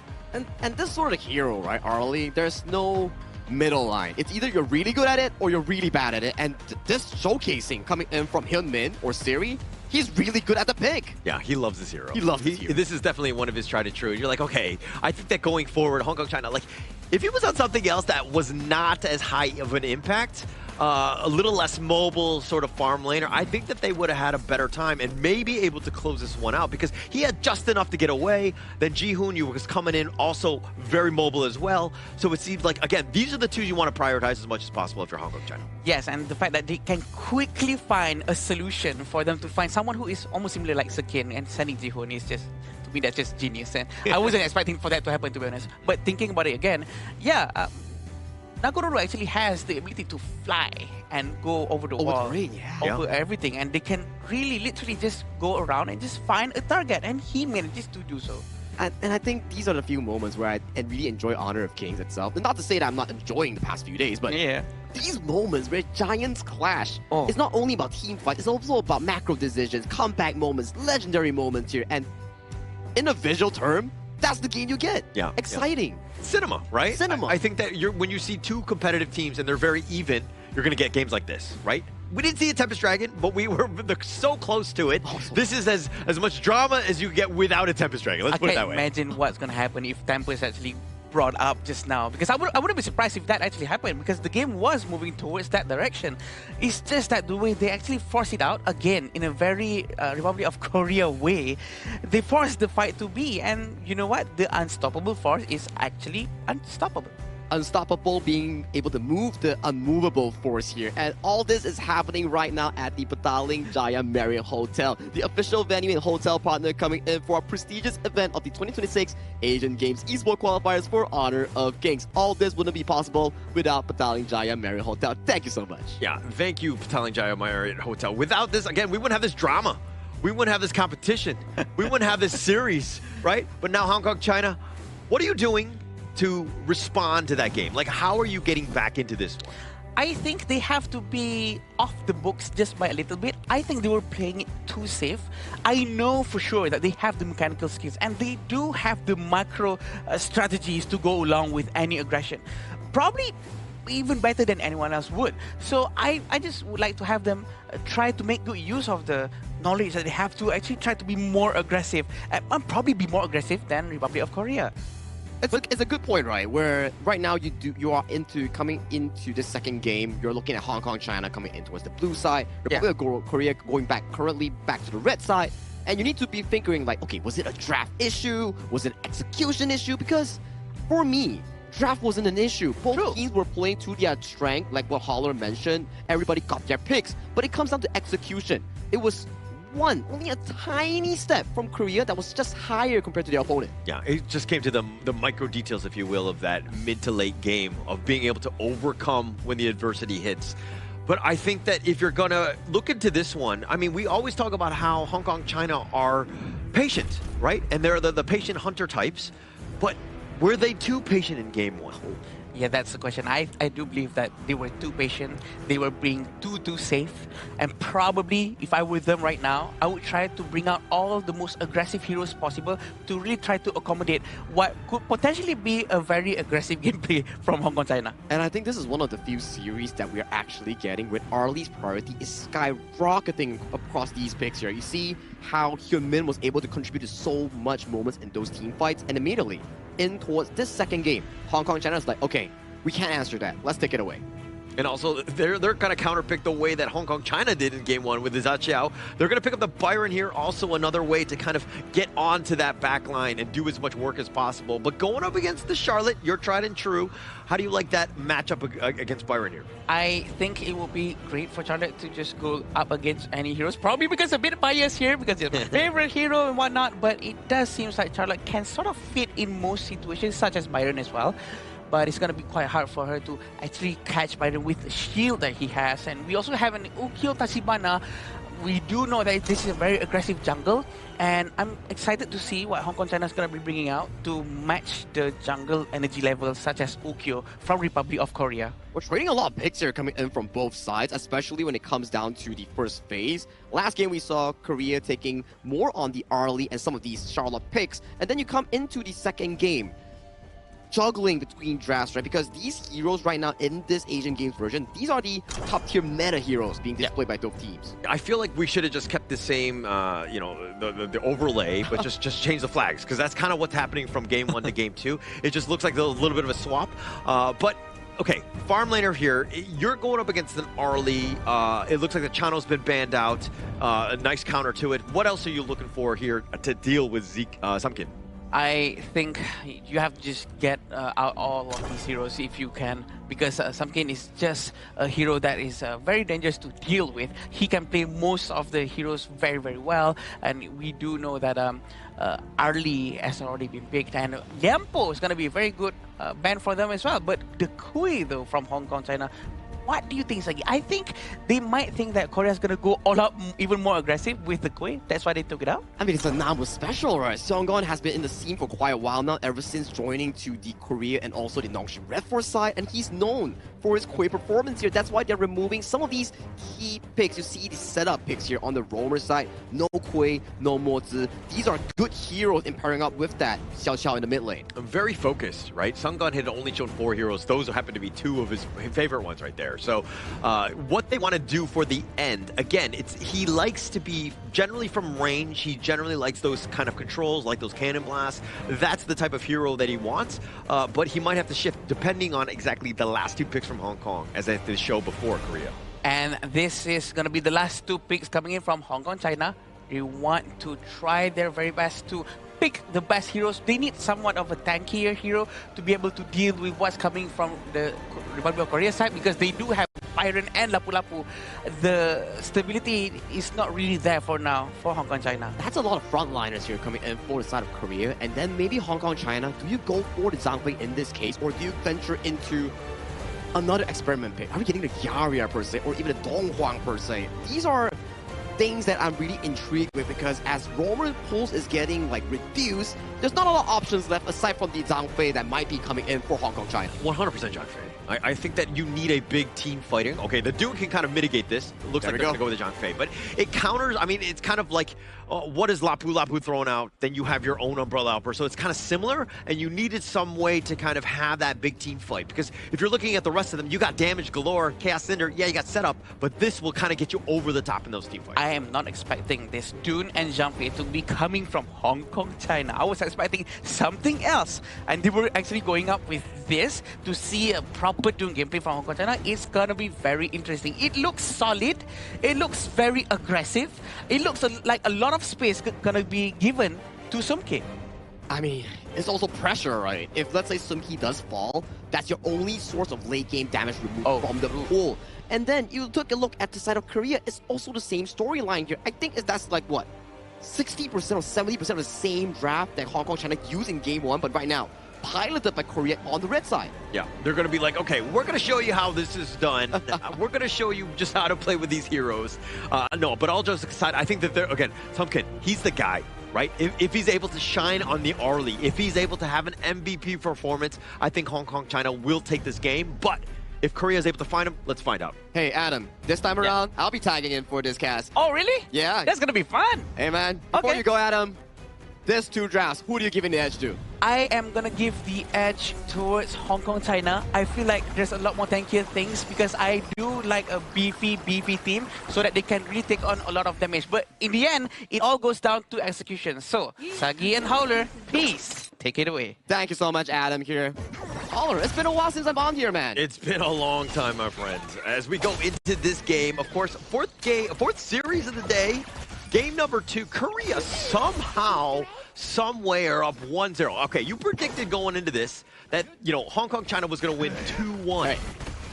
Are you still confident with your predictions? I mean, with how the 2 teams are so close, right? I mean, okay, I'm already wrong on the prediction. Korea right now, they're already 0-1. So maybe we go into a full extent of another BO3. But you did say 2-1, right? So you still have a chance in terms of overall prediction. Yeah, maybe I'm right, maybe I'm wrong, mate. Because I went for 2-0, so I missed Oh, my bad. Okay, all right. Adam said 2-1 then. Okay. Yeah. All right, but it is fine. It's fine. You know, it's funny to see other people wrong and not yourself. But for this situation, though, now, okay, is Korea's lineup, like, are you confident with it? It's pretty much the mirror pick of what Hong Kong China just did from game 1. Now, if we were to break down pick by pick, right, I would say that the late game potential coming in from Hong Kong China, there's more room of error, right? You have the Angela, you have the Arlie, and also the Charlotte here. More picks that can actually scale towards the mid to late game, but that's also a double-edged sword whereby on a moment mid lane though, that's a lot of damage. Yeah, a little bit of a stun here. Just, I mean, the Scorching Barrage as well is going to do a little bit of work for here. But again, they're just dealing with the minion wave, right? Let Jihoon get as much farm as possible here. Correct, right. And back to a point, right, whereby we're analyzing on like both drafts here. More late game potential coming in for the side of Hong Kong China. More damage resource as well as it pays towards the late game for the side of Korea. I would say that Byron, Ukyo, they sort of scale away from that late game potential, you know. And you can be aggressive. This is kind of what they're doing because, again, you are a little bit tankier. You're definitely, the early game spike is definitely in your favor. So they can take advantage of this. They want to, again, you got to take away the farm from Kahin, right? That's evident, right? Check out the goalie right now. It's 700 going over to the side of Team Korea, whereby they're just utilizing the laning phase, just breaking through some of the potential. Okay, mid lane push. We go for a small wild boar invade. Oh, top side Zukin, a bit of a danger here, but he's still fine. But that's gonna be not the safest health bar that you're looking at. Korea playing a little bit differently, even from game 1. They went a little bit more passive. Hong Kong China had a bit of a spike in terms of that early game, and you're seeing that Korea are like actually taking the fight to them. They have the lead. Yeah, it's not going to be easy right now if you're on the side of Hong Kong China, right? You got to survive the early game first. Kahin might be the person right now to actually suffer more of these losses here because Dun, yeah, you're pretty tanky, but you're not as fast in moving across the map like Jihoon on that Ukyo in scavenging for resource or looking for those invades. Yeah, he's definitely going to fall behind. Jihoon would definitely have the advantage. He farms faster. They're doing gold sharing. They have the posse with them, taking down as quickly as possible. And this is going to set things up for that 4-minute timer, though. Yep, slowly but surely, right? 40 seconds on the dot right now before we actually go into the objective in the early game. I don't think if you're Hong Kong China, you actually want to fight for this objective. Take a look at the early game right now. Laning-wise, most of the side Korea is actually taking more of a winning position. As you can see, nothing happened across the map. There's already like almost 1,000 goal lead going into Korea, and it's pretty scary if you're the Hong Kong China side. No items, can't fight. Yeah, can't fight at all. It seems like all the roles, all the junglers, you know, they've gotten the edge. Korea coming out on top thus far, but it's still very early. I mean, it's 1.4. You're kind of thinking, oh, Hong Kong, China, really not been in this situation before, though. Yeah, that's correct here. And when we pace through into this tyrant here, positioning-wise, I think Hong Kong, China is giving away the approach here on this tyrant. Like we say, right, okay, you have no items, try not to fight. Scale into those big item timers first. We are looking at Hoa potentially getting the Venomous Staff, Sumki going for the Spark Scorch Doomsday, then Zukin, you know it's Zukin, just get like 2-3 items on the Charlotte, then we look to fight. Maybe, from my analysis this game, Hong Kong, China, and Korea, maybe the first big fight might be around the 8 to 10 minute mark. Yeah, I think we have a bit. They're feeling the same thing that you were talking about, where Hong Kong, China, they realize they're losing, right? And so that's kind of why they're going to just, again, not take those big fights. They don't need to compete. They don't have the items to really take any sort of fight. So they too are feeling the same thing that in the losing department here. I like the fact it's like adversing your risk. Try to reduce any uncertainty in those gameplays here. Yes, like 1,000 goalie is pretty scary sometimes if you're on the opposing end. It's like, man, I did nothing the whole game. We're losing out. But then it's fine. As long as there's no explosive gameplay happening, the goalie doesn't expand to a level that you cannot actually recover, I think it's still fine coming from Hong Kong, China, as we get a split of the map here. 5 members coming in from Hong Kong, China, taking down that top turret, and then a trade-off is exactly happening in that bottom side of the map. Yeah, it starts to crumble with other teams when you see that, I mean, if they have like a 1K lead, the map control from that aggressive team is able to just push them away. You're seeing how Hong Kong are like, okay, actually, we're going to continue to fight. We're going to go for that top lane, trade away towers, right? Map control is still even. We're talking 50-50 in this game. As long as you're trading, I'm always okay with it. Kahin, in a bit of a peculiar situation, has to unruly play towards safety here. Cannot be, like, you know, having any sort of like casualties or mistakes here, because once you're blue, your buffs are up and you get a takedown, the game can actually just come in, swoop some resource, and then further push up that goalie here. But so far across the map, it's very safe and sound. You're just waiting for that one mistake coming in from either side. Both teams, again, very cagey. Kahing there with that vision, right? He was just ensuring that nobody really jumped in. Jihoon wasn't going to go for that steal. That was nowhere going to happen because he's got that umbrella outburst as well. So Hong Kong, China understanding that, hey, as long as we stick and defend our jungle, play the lanes, we're going to be fine. A bit of a tempo succumbing over to the side of Korea, right? You can start to see some of these minion waves start flowing much more smoothly with Korea, building up like tower pressure. You can see that top tier 2 is going down really quickly here. 1 or 2 more rotations like this, and that's going to be going easily over to the side of Republic of Korea. And the only good part about this game thus far that we can actually give over to Hong Kong, China is that they're not suffering big team fight losses, and their carries like Sumki, Zikin, they're getting okay far. Oh, mini stun. They actually did a little bit of work. Hawa using that Blazing Brilliant just to stay alive, but the turnaround, Jihoon on the run somehow stays alive. That was very close. That was too close for comfort here, Holler. And I gotta say, Jihoon making it out in a nick of time. But that's the plays you're looking about, right? Yes, Jihoon was low, but what was in return? You invest Kahin and Hoa. Hang on a moment, Jeongbin in a bit of a position here. Jeongbin goes in. They go for the flank. The Raging Sea is going to be used. Umbrella Outburst, if you excuse me. They find Sumki. That's going to set things up. The Blazing Brilliance on the Sun Gun, and he's dodging away. Nice little Honey Sweet freeze. They get the return, and they find Kahin as well. 2 members down, but they get Yunho as well. As Zikin, he goes down. Step up with the Korean train as they are blowing through this game right now. That was a fantastic engage coming in from Seonggon. I hope we get a replay because he did an L-shaped S2 flash towards the backline, finding... Okay, let's look at this. Look at Seonggon. L-shaped flash, finding Sumki. Sumki has so much mobility, but if you lock him down, he has no way to escape. And even with 4-man Bridal Outburst, it was just not enough because Seongdong comes in the game with another 3-man knockup. He had so many good stuns there. The amount of control, and he stayed alive. That's the biggest piece to this. And so Korea putting that, I mean, winning that team fight as well as putting a little bit of pressure on that top T3. They were not able to take that down, but this opened it up for the Overlord here. I was alluding to the fact that if Hong Kong, China was able to stall the game into a 10 minutes even, maybe suffer like a 3,000 goal deficit, maybe, just maybe, we can have a smooth fight at the 10th minute mark. But judging from that play itself, losing tower, mid and top, losing buffs. Right now it's a 5,000 goal lead over to the side of Korea. It's not looking too good for the side of Hong Kong, China. Not great, but you still have your T3s. You got to be somewhat Pollyanna about this because Hong Kong, China still have ways to get back in. Plus you have Sumki on this Arlie who you know can be a late game monster. As long as you're able to kind of stay alive, I think you're fine. But they find Hyunmin in the top lane all by himself. Wow, that's a solo kill here coming in from the side of Sumki. This is exactly the play you need to put yourself back into a potential comeback sort of situation here. So that's 15 seconds without the farm laner here coming in from Hyunmin. Bit of a Blazing Brilliance here, but you can see the rotation. Since Hyunmin is down, immediate shove wave mid, move towards top side here. Play with your strong side. Sumki is the late game potential coming in from Hong Kong, China here. Yuno looking for a bit of a flank here, but it has been dissolved. No farm lane, let's not fight. You got one kill. You found Hyun mid, and it turned it into a top T2.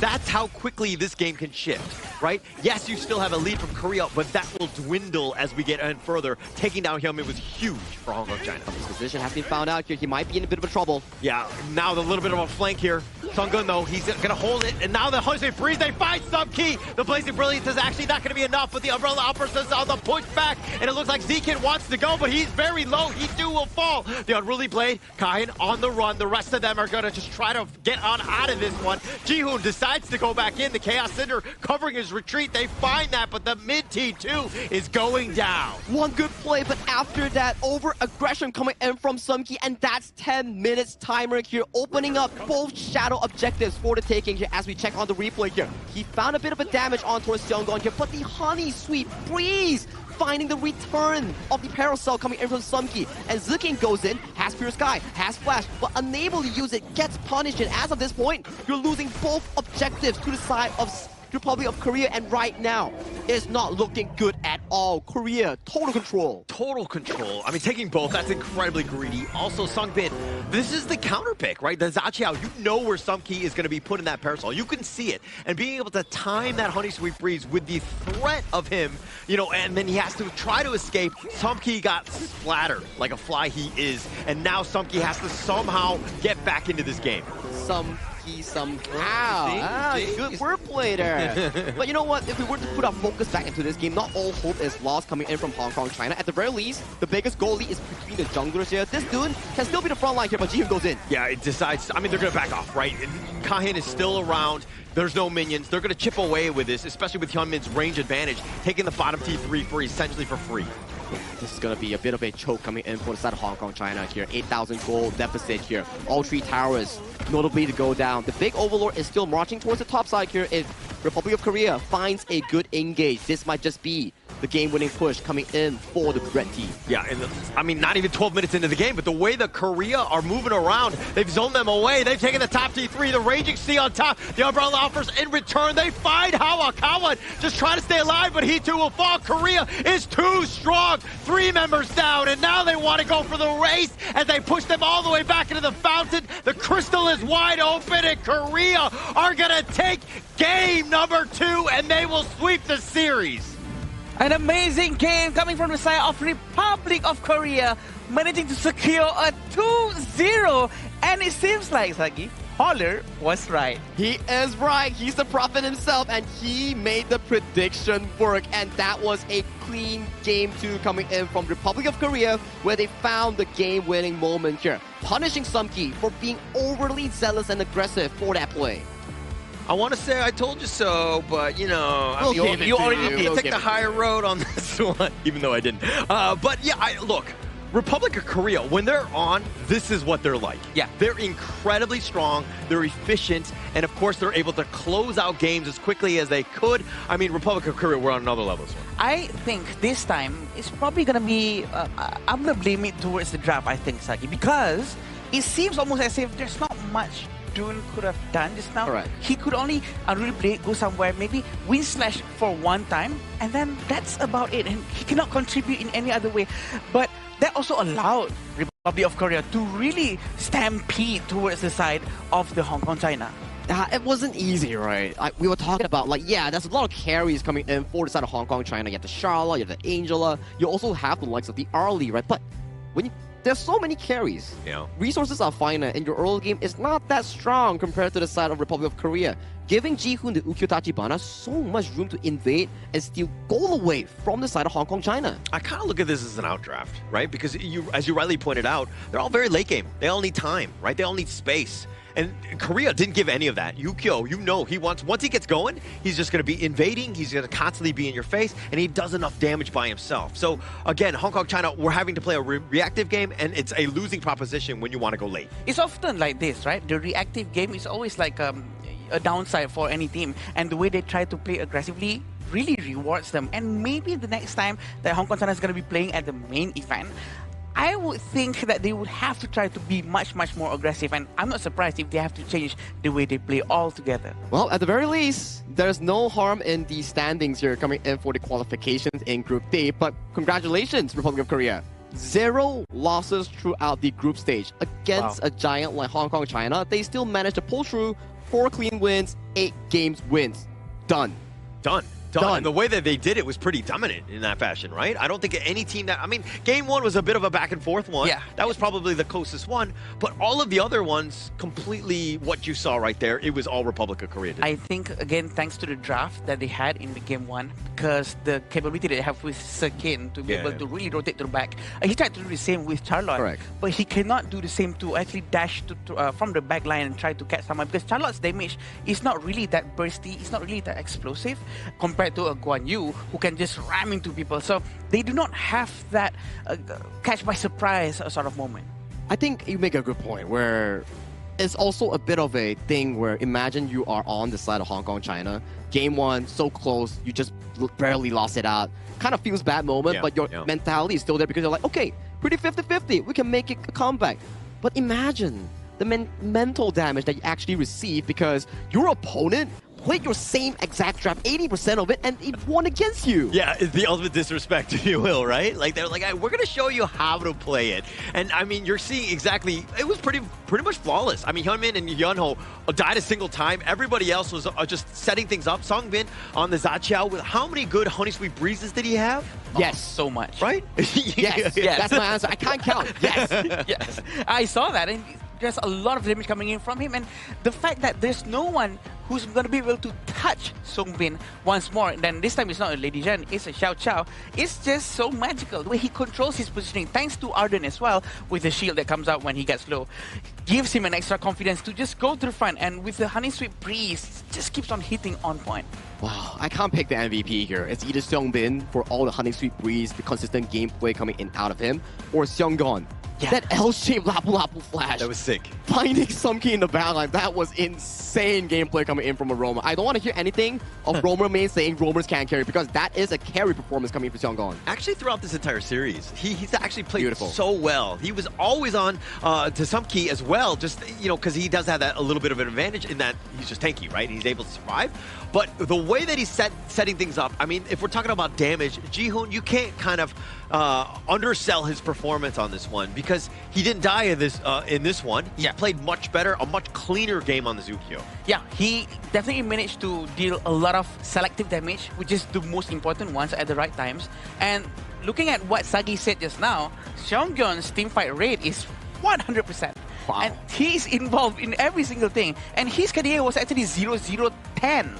Even though it's 0-0 in front, 0K, that just means that, you know, he's carrying in terms of assisting, and the things that he does enables his entire team to do whatever they needs to do. That's why when we calculate KDA, there is that assist factor there, because assist converts your team to takedowns that you are looking for here. So Seonggon and also Seongbin, they definitely did really, really well in this game. I'm not sure about this, you know, like this is this the ultimate form? Is this the pain train that's going into the main event? Because they look so good.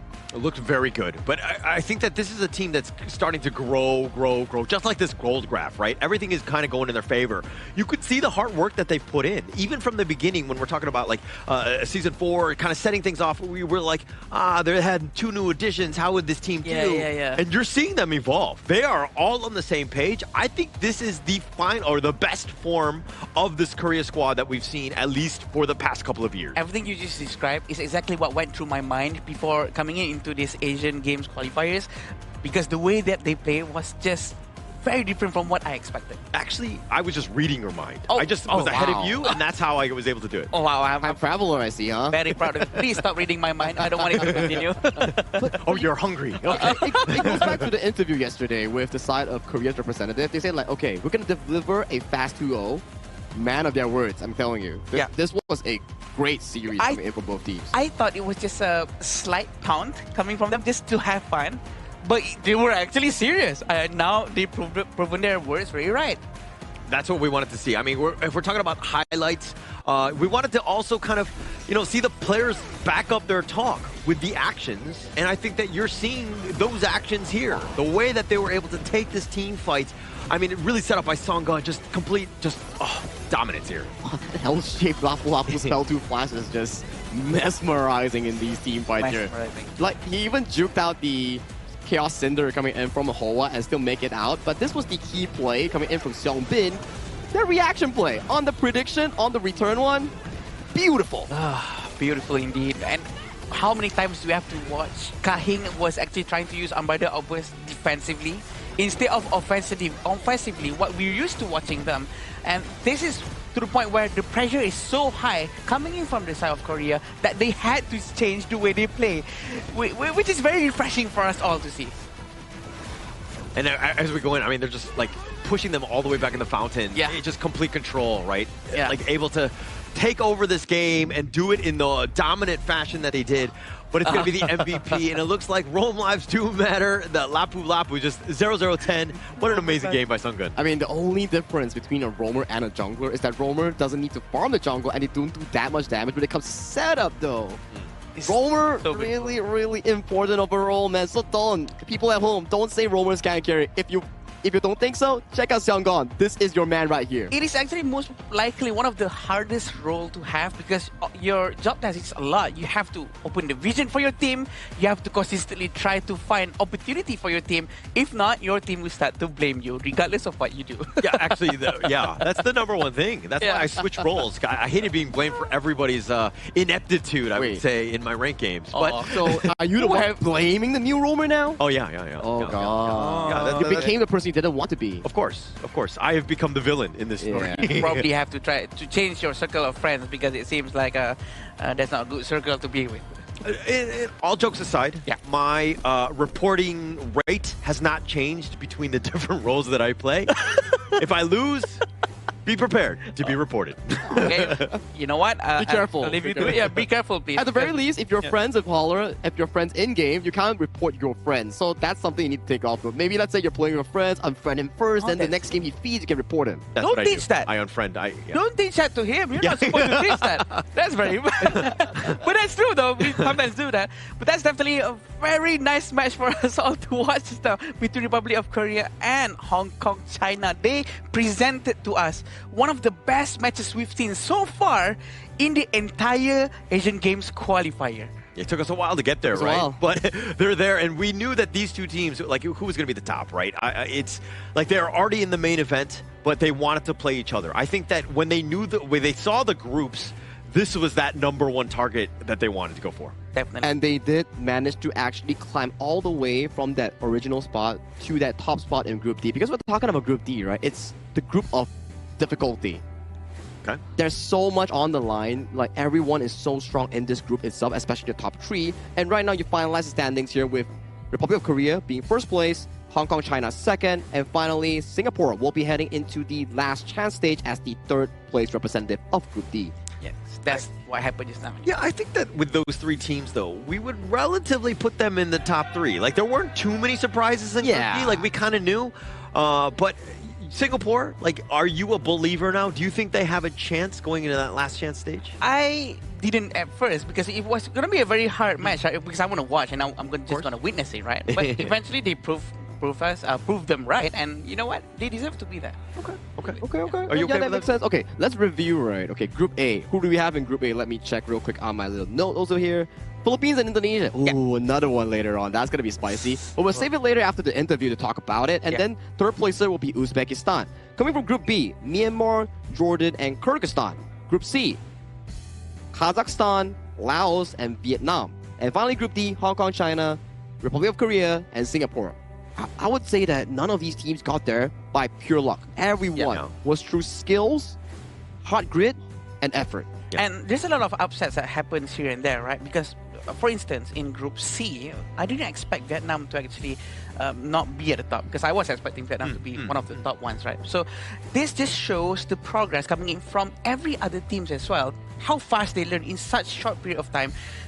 being so effective. Yeah, and actually, for over the course of the total with tomorrow 9 days that we've seen on broadcast with all of these teams, I've learned to love them all. Right? I don't want to send any team home. Right? I mean, it kind of sucks that we have to have a last chance stage to find only one team out of 4 because I like them all and I want them all to go to the main event. And it's actually a rare occurrence that we actually get to see so many regions participating in a single tournament. Where this time around, like I just come down from a hotel room, going to breakfast, and then like players are just there saying hi, and then we can just like talk to each other, you know, like trading information and everything. And then although like maybe the language isn't that smooth, but the vibes that we give off, you know, is really friendly. Yeah. And the fact that they can have like almost a physical scrim with each other to really practice against one another, I think that's what the real cultural exchange is happening in the game itself and not just on the tournament. And the interview right now is definitely ready, coming in between the Mara and also the winner, which is Republic of Korea. Let's hop right towards it because we need to know what has happened in that series.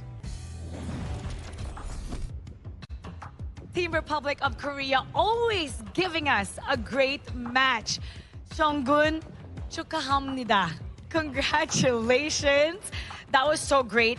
Even in game number 1, there were moments that both teams didn't want to give up control of the map. But in the end, Team Republic of Korea came out on top. This was the closest match that we've seen so far for Team Republic of Korea. How challenging was this for your team? Or would you say that this was not challenging for you at all? 이번 경기 진짜 굉장히 접전이었는데요. 그래서 이번 경기는 얼마나 힘든 경기였나요? 이번 경기가 조 1, 2위를 가르는 경기이기도 하고 상대팀이 뱀픽부터 되게 철저히 준비를 많이 해와서 인게임에서도 그렇고 게임 외적으로도 되게 험난한 경기라고 생각합니다. So from the band pick stage, we can see that the opponent really are prepared, and then in game also it's very tough for us. So throughout the game, we really gave all of our best. A lot of people thought that this match might go all the way to game 3. They felt that you finally found your match. Now, in this matchup, how important was it for Team Korea to remain undefeated? And when did you realize that you were going to dominate Hong Kong, China? 그래서 이번 대회는 진짜 무패로 마무리하는 것이 팀에게 얼마나 큰 의미 있다고 생각하시나요? 이번이 이제 저희가 예선에서 무패를 달성한 게 이제 저희가 본선에 갔을 때도 얼마나 다른 쟁쟁한 국가들과 경쟁했을 때 저희가 얼마나 경쟁력이 있는지 보여주는 경기였어서 이번에 되게 중요한 매치였는데 이겨서 되게 기분이 좋습니다. It is a really important mission for us, and then this is only the qualifier stage, and then it was able to give us a clear image on how we are going to face more challenges during the real game in Japan. So that's why I think it helps us to prepare more for the future game. In game number 2, it was a very convincing, dominant win. Now, for sure, Team Republic of Korea, they're all watching you, they're cheering for you. What would you like to say to everybody? 응원하는 팬한테 부탁합니다. 한국 팬한테 한마디 부탁합니다. 예선전 응원해주셔서 감사하고 지금 성적 그대로 유지해서 본선 때도 되게 좋은 경기력 펼칠 수 있게 열심히 준비하겠습니다. 감사합니다. So thank you for supporting us towards the tournament, and then we will continue to support, continue to bring more good games to you guys. Once again, congratulations and 감사합니다. Thank you. Team Republic of Korea dominating their group and finishing at number 1. We'll talk about that a little bit more with our casters. Lead the gorge. As Seonggun says, the mission is not over. The real one comes in the form of the Asian Games main event. Yeah, I think that they will feel very confident. I think that this is a great win for them. And that position to be the top of your group speaks volumes about the play and the hard work that they put in on this team. Again, they managed to prove to the world that they actually can put up with against Hong Kong, China, which is one of the teams that people expected to be one of the best here in the Asian Game qualifiers, and that speaks volume. And I wouldn't say that's an upset. That was an expected outcome coming in for both teams to win out each other in that fashion, because game one, arguably one of the closest games that we actually had in the Asian Games qualifiers between two teams. Yes, maybe some games we had tempers, some games we have like the long games, but that was a absolute banger. Yeah, absolute banger here. And I think I feel great because you guys were wrong in the predictions, so that makes me even feel better. Hey man, happy that you're right, you know, happy you're right. But enough about you. I want to hear more from our Hong Kong China representative in the interview with Mara here, because that was a good performance coming them as well. So Mara, please take it away. Here we are with Team Hong Kong China. A lot of people viewed your region as one of the toughest. They consider you as this undefeated giant. How tough was that matchup against Team Republic of Korea? And was there anything that you learned from that you could take moving forward? 今日呢場比賽我哋係有少少發揮得唔好啦，即係我哋係有喺戰術上啊、BP 上都會有充足嘅準備嘅。但係就係我哋比賽經驗比較少，局內調整得唔夠快，反應唔夠快咯。即係有好多平時喺訓練賽會打到出嚟嘅真實水平，我哋今日都係打唔到出嚟嘅。所以第一場我哋出到優，但係冇辦法拎住呢個優勢去結束個遊戲。第二場我哋係直接係出唔到優，即係有好多平時打到出嚟嘅嘢，今日打唔到。So even that we had prepared a lot for this game, but today during the first game, even that we hold the first advantage, but we were unable to end the game quickly, and during the second game we just can't get our momentum up, so that's why we didn't actually bring our best to today's game. And then during the training or like preparation game, we were able to do a lot of practice and to keep our skills improved, but during this game we really didn't get to do the best. That's why we would like to be more prepared, how to say, like to be more fast reacting during the game, and then that's how we would like to improve. We still consider you as one of the greatest regions right now in this qualifiers, and we're looking forward to your journey in the Asian Games. Let's invite everybody watching to keep supporting you, and what would you like your supporters to know? 去到9月份嘅亞運呢，即係去到正賽之後會有更加多強勁嘅隊伍啦。即係到時我相信比賽會好精彩，同埋個競爭都會好激烈嘅。而我哋中國香港隊會喺餘下嘅時間拎出82分嘅精神去準備呢一次亞運，爭取我哋可以拎到獎牌。希望大家可以繼續支持。So during the game in September in Japan, we will give our 200% of our effort to bring more interesting and competitive games to you guys. So please continue to support us, and then we make sure we'll get a medal. That 200% that you're promising is definitely something that excites all esports fans. We're excited for your journey in the Asian Games. Once again, thank you so much. And now we'll head back to our casters. The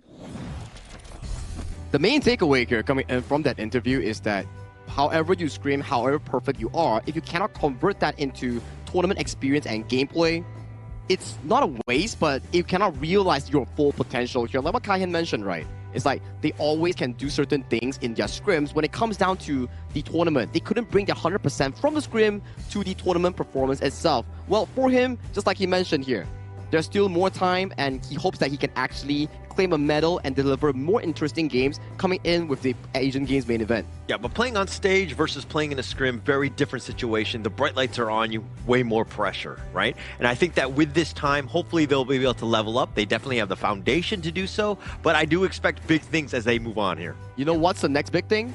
I'm sorry, Adam, okay, but I gotta cut you off here because next one, Indonesia, Philippines. our last game of the group stage. The last game of the group stage, one of the most important ones today as well. But what's more important after that is also our phone sponsor. It's gonna be the iQOO 15-hour official gaming phone for 2026 Asian Games eSports qualifiers for Honor of Kings.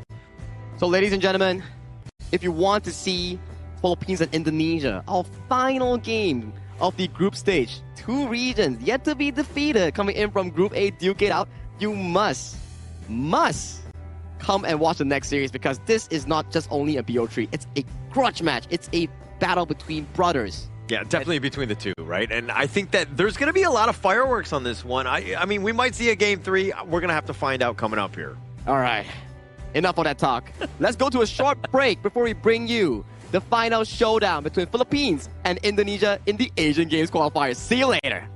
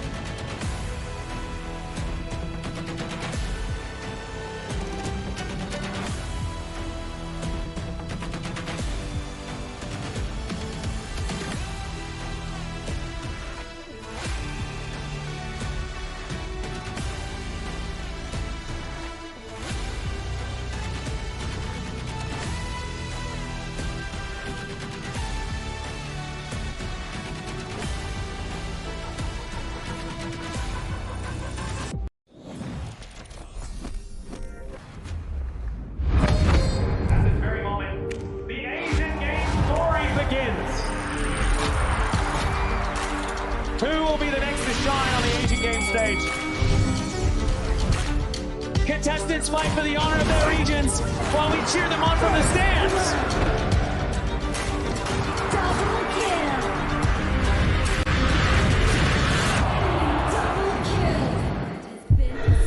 This is a challenge, but it is also an opportunity.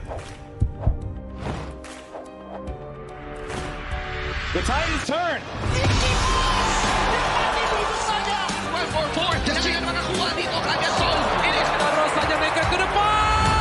Aspas in front. They're going to use it. Golden tight close out. Tatsumi. Victory! And we pulled it off together. We share the same voice, the same radiance. This moment of brilliance belongs to all of us. Together, we shine.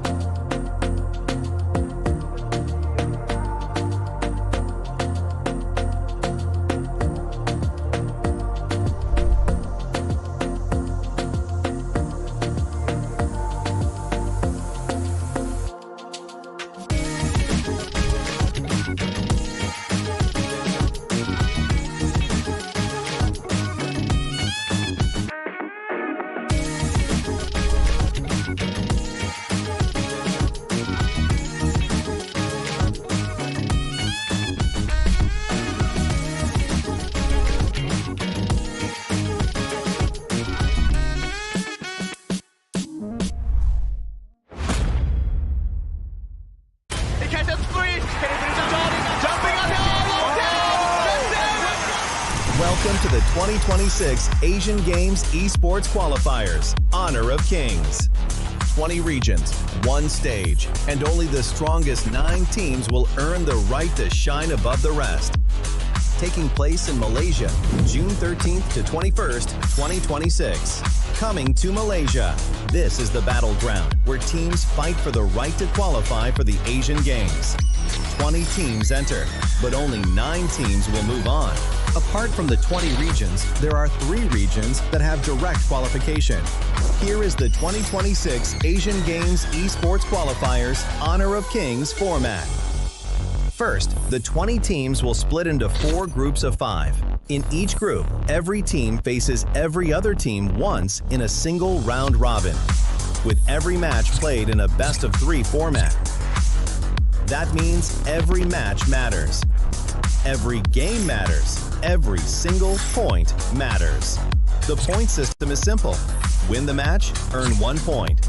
Lose the match, earn none. At the end of the group stage, teams are ranked by the total points they've collected. And from there, the road begins to shine. The top 2 teams from each group qualify directly to the Asian Games main event. That gives us 8 teams advancing straight out of groups. But for those not through yet, the light isn't out. The teams that finish 3rd in each group still have 1 more shot. They move into the last chance stage. There, they battle through one final BO3 single elimination bracket until 2 teams remain. The 2 teams will then face off in a BO3 match to claim the one final qualification slot. So in total, 9 teams will make it through, 8 from the group stage and 1 through the last chance stage. That is the rule. Now it is time to see who can rise through it. From across the world, regions gather here in Malaysia. 20 teams, and only 9 will qualify. The path is set. The stakes are clear. Together, we shine. Stay tuned, and we'll see you at the stage.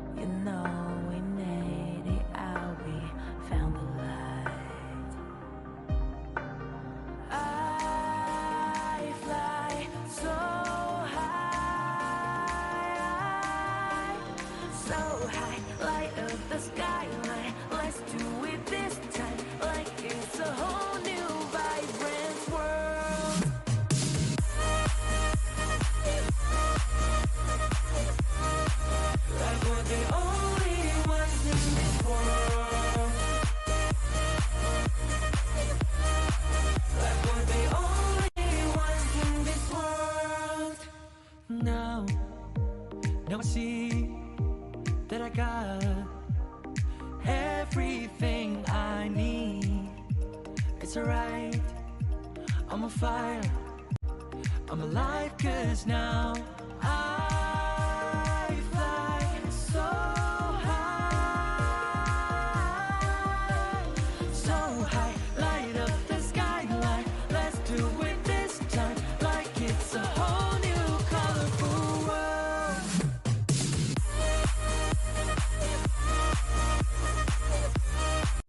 Like we're the only ones in this world. Like we're the only ones in this world. Never thought we'd get this far, burning like the stars. How we get this far, like we're the only ones in this world.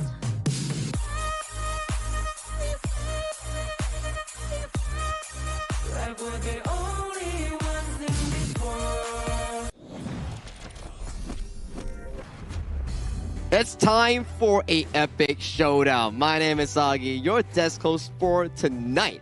And the epic showdown I'm referring to is Indonesia going up against Philippines in day 8 of our Asian Games qualifiers here, our second last day of this prestigious qualifiers here. And I'm not alone, I'm once again united as one with Holler and also Adam Spartanko. Welcome back for this banger. Yeah, this one's going to be a banger. Actually, we've been waiting for this since the beginning, right? When the draws were happening, all of those games that we watched, because somehow Indonesia and the Philippines got stuck into the same group, yet on the regional stage, and now it's regional pride.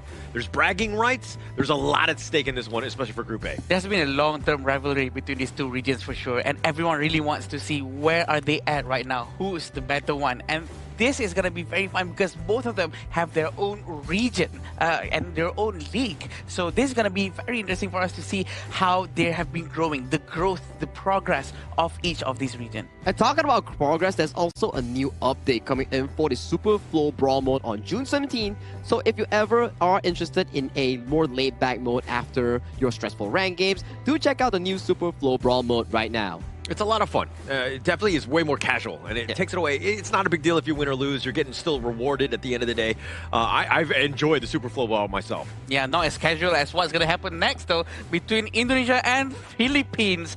Everyone is going to be watching this one for sure. Everyone's going to try to learn what are the pros and cons of each team's meta that they're going to try to bring out into this next match. Okay, it's just now between Hong Kong, China, and also Republic of Korea is more towards calculated, slow gameplays. I think Indonesia and also Philippines playstyle is more bombastic, more fights, calculated, mechanics between these two squads. I think we've seen them be a little bit more aggressive just because they're the level of competition that they've kind of run into.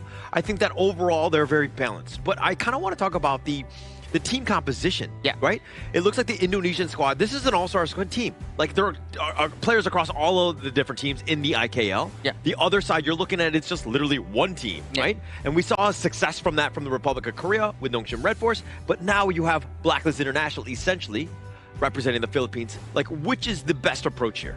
Yeah, there's no best or good or bad in here. I feel like we try here, but I think sometimes maybe trying to get some the best of players from each different teams might be the best approach because you're getting the creme de la creme. But what do you think, Sagi? Well, it's not about I think, it's about what they do, because your answer can be given depending on the winner of this series here. So it's Indonesia going up against Philippines, and let's welcome this match with them right now with this teaser video on the stage.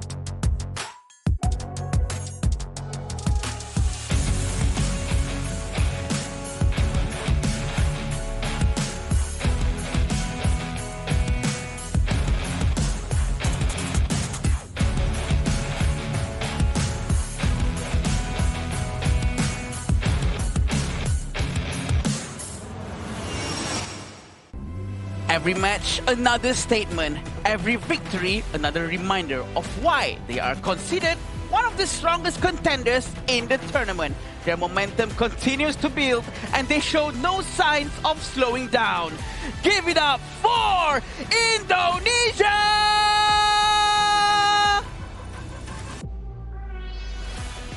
Records have fallen. Opponents have tried and failed to stop them.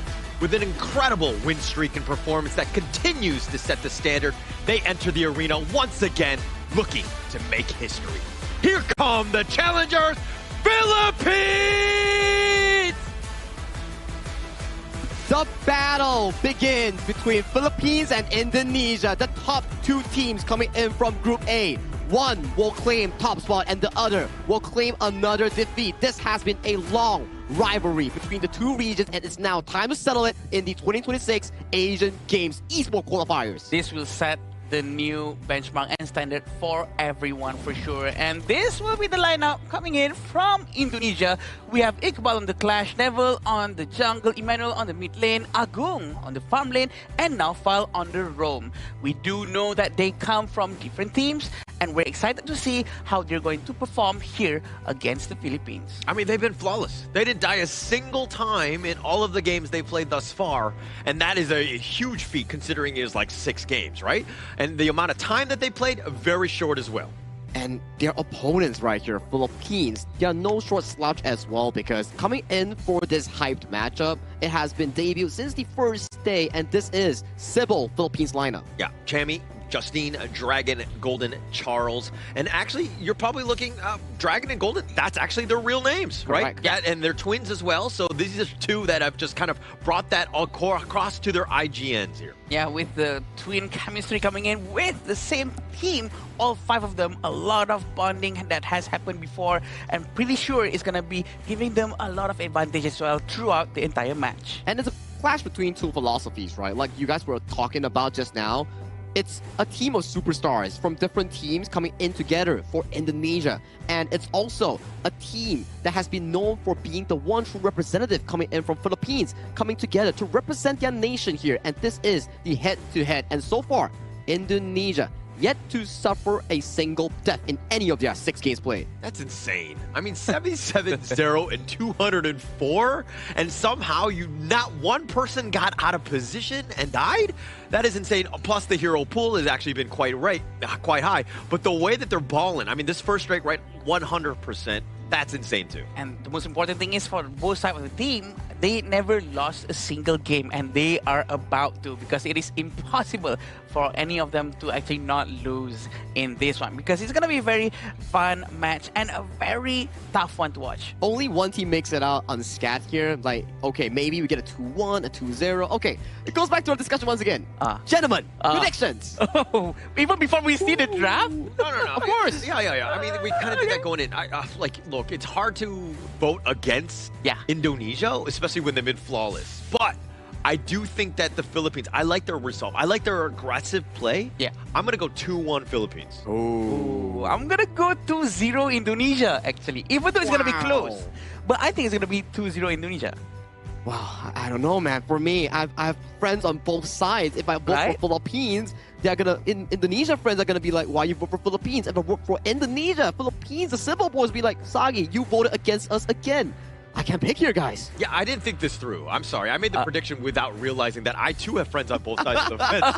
This is very awkward. But speaking of both sides, we're talking about the head-to-head here. Both average KDAs over 10. I mean, both of them, when you're rolling, the KDAs come very easy, right? Yeah, for sure. And this is where it really shines out for Dragon, because he really excels in his match previously, and the goal per minute is the most important thing. It really shows how they're doing economically and trying to rotate, especially as the mid lane, which is very important to really do the goal sharing technique with the jungle and the roamer. Take out the DPM coming in for Son Emmanuel here. One of the highest MVP count mid lanes coming in for this specific tournament, and he is piling on towards that damage resources here.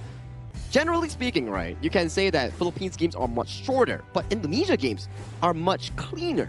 Yeah, actually very true, right? I think it's because when you're looking at Emmanuel, he's like the shot caller, he's making the plays, and he's setting himself up. Plus, obviously they haven't died, and the way that he's able to do it from that front point with his like Ganon Mo, his Garuda, he's just been able to just completely dominate anybody that comes up against him. And to answer about the question that Honor gave us just now about which team probably has a better edge, because Philippines has come from one team and Indonesia actually has come from multiple different teams. Actually, I spoke to Glenn yesterday.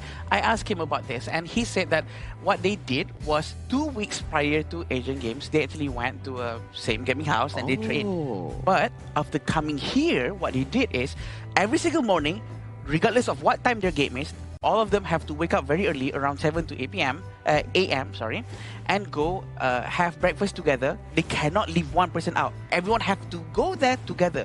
Secondly, all of them will always go to the swimming pool, which is at the hotel, and they will try to, mingle around and go to the gym, and all of them move together regardless if they're going to swim or not. So I think that's going to be contributing a lot to their chemistry. It's like bonding, right? It's like how you always mention, you gotta go to the cinema, you know, for those bonding sessions here. And they did it in a different way. And I always see them at the breakfast, you know, like they're always there and they're really early up and available here. But gentlemen, let's head towards the pick and bans here coming in for the first game between the two faithful rivals. As Indonesia picks on towards the blue side, they ban away the Dharma and also the Chano here. For Philippines, they go towards the red side. That's the Guan Yu locked away. And what are we seeing on this remaining ban? I mean, we're gonna have to see what they want. The Yukio has been just, you know, tops, right? It's done very well. Definitely something that is heavily targeted. But to kind of go back to the point that you were talking about, Adam, in terms of the bonding, I mean, it's hard for players. These are gamers, right? They're playing till like 4 a.m. And to have to wake up at 7 a.m., that is like probably the most difficult part of this training regime that I would think, just waking up on time. It's against our nature as gamers, right? Because we usually, you know, play all the way to late nights, but that's the discipline that the coach, Glenn, is really trying to implement into all of his players. And I think it might give a good impact, but it's going to be reflected into this match. It builds unity in and out of the game where you are closer as a whole with your teammates. You're not just subordinates, you're also friends in and out of the game. So I guess that's the unity that he's trying to build. And we're looking at interesting draft. Oh, Fuzi Da Jiao. I haven't seen this since Season 3. Yeah, it's been a while. It's been a while. So basically, the split push is real because you got that Fuzi. He's very tanky, and then he just survives enough. And then you have the Da Jiao. You can teleport both of you guys on out. This is looking to be very interesting and a bit of a curveball in game one. Yeah, previously, why this one worked so well because Da Jiao actually has this string attached to Fuzi or anyone who's the closest one to give a little bit of extra movement speed and extra stats. But this time, that thing is no longer around. But they're gonna try and do it anyway. So it's going to be very interesting how they're going to pull it off with the recall skill coming in from Da Jiao and implementing here at the final days of Asian Games. It's just so fun. I love it, right? Strats straight up off the board here. The Fuzi Da Jiao in this patch, you want to use the Fuzi to ult someone and then Da Jiao sends everybody in towards that immediate team fight here. So it's like a boxing ring, if you feel me. Yeah. But coming in for the Philippines draft, we do see a Dia Arlie heavily focused towards to the side of Golden to be the main carry for the side of Team Philippines. I like the bans here coming in from Indonesia. Banning away the Bai Chi. I'm not surprised if they go for the Atta as well. Removing all the tanks coming in from Philippines lineup.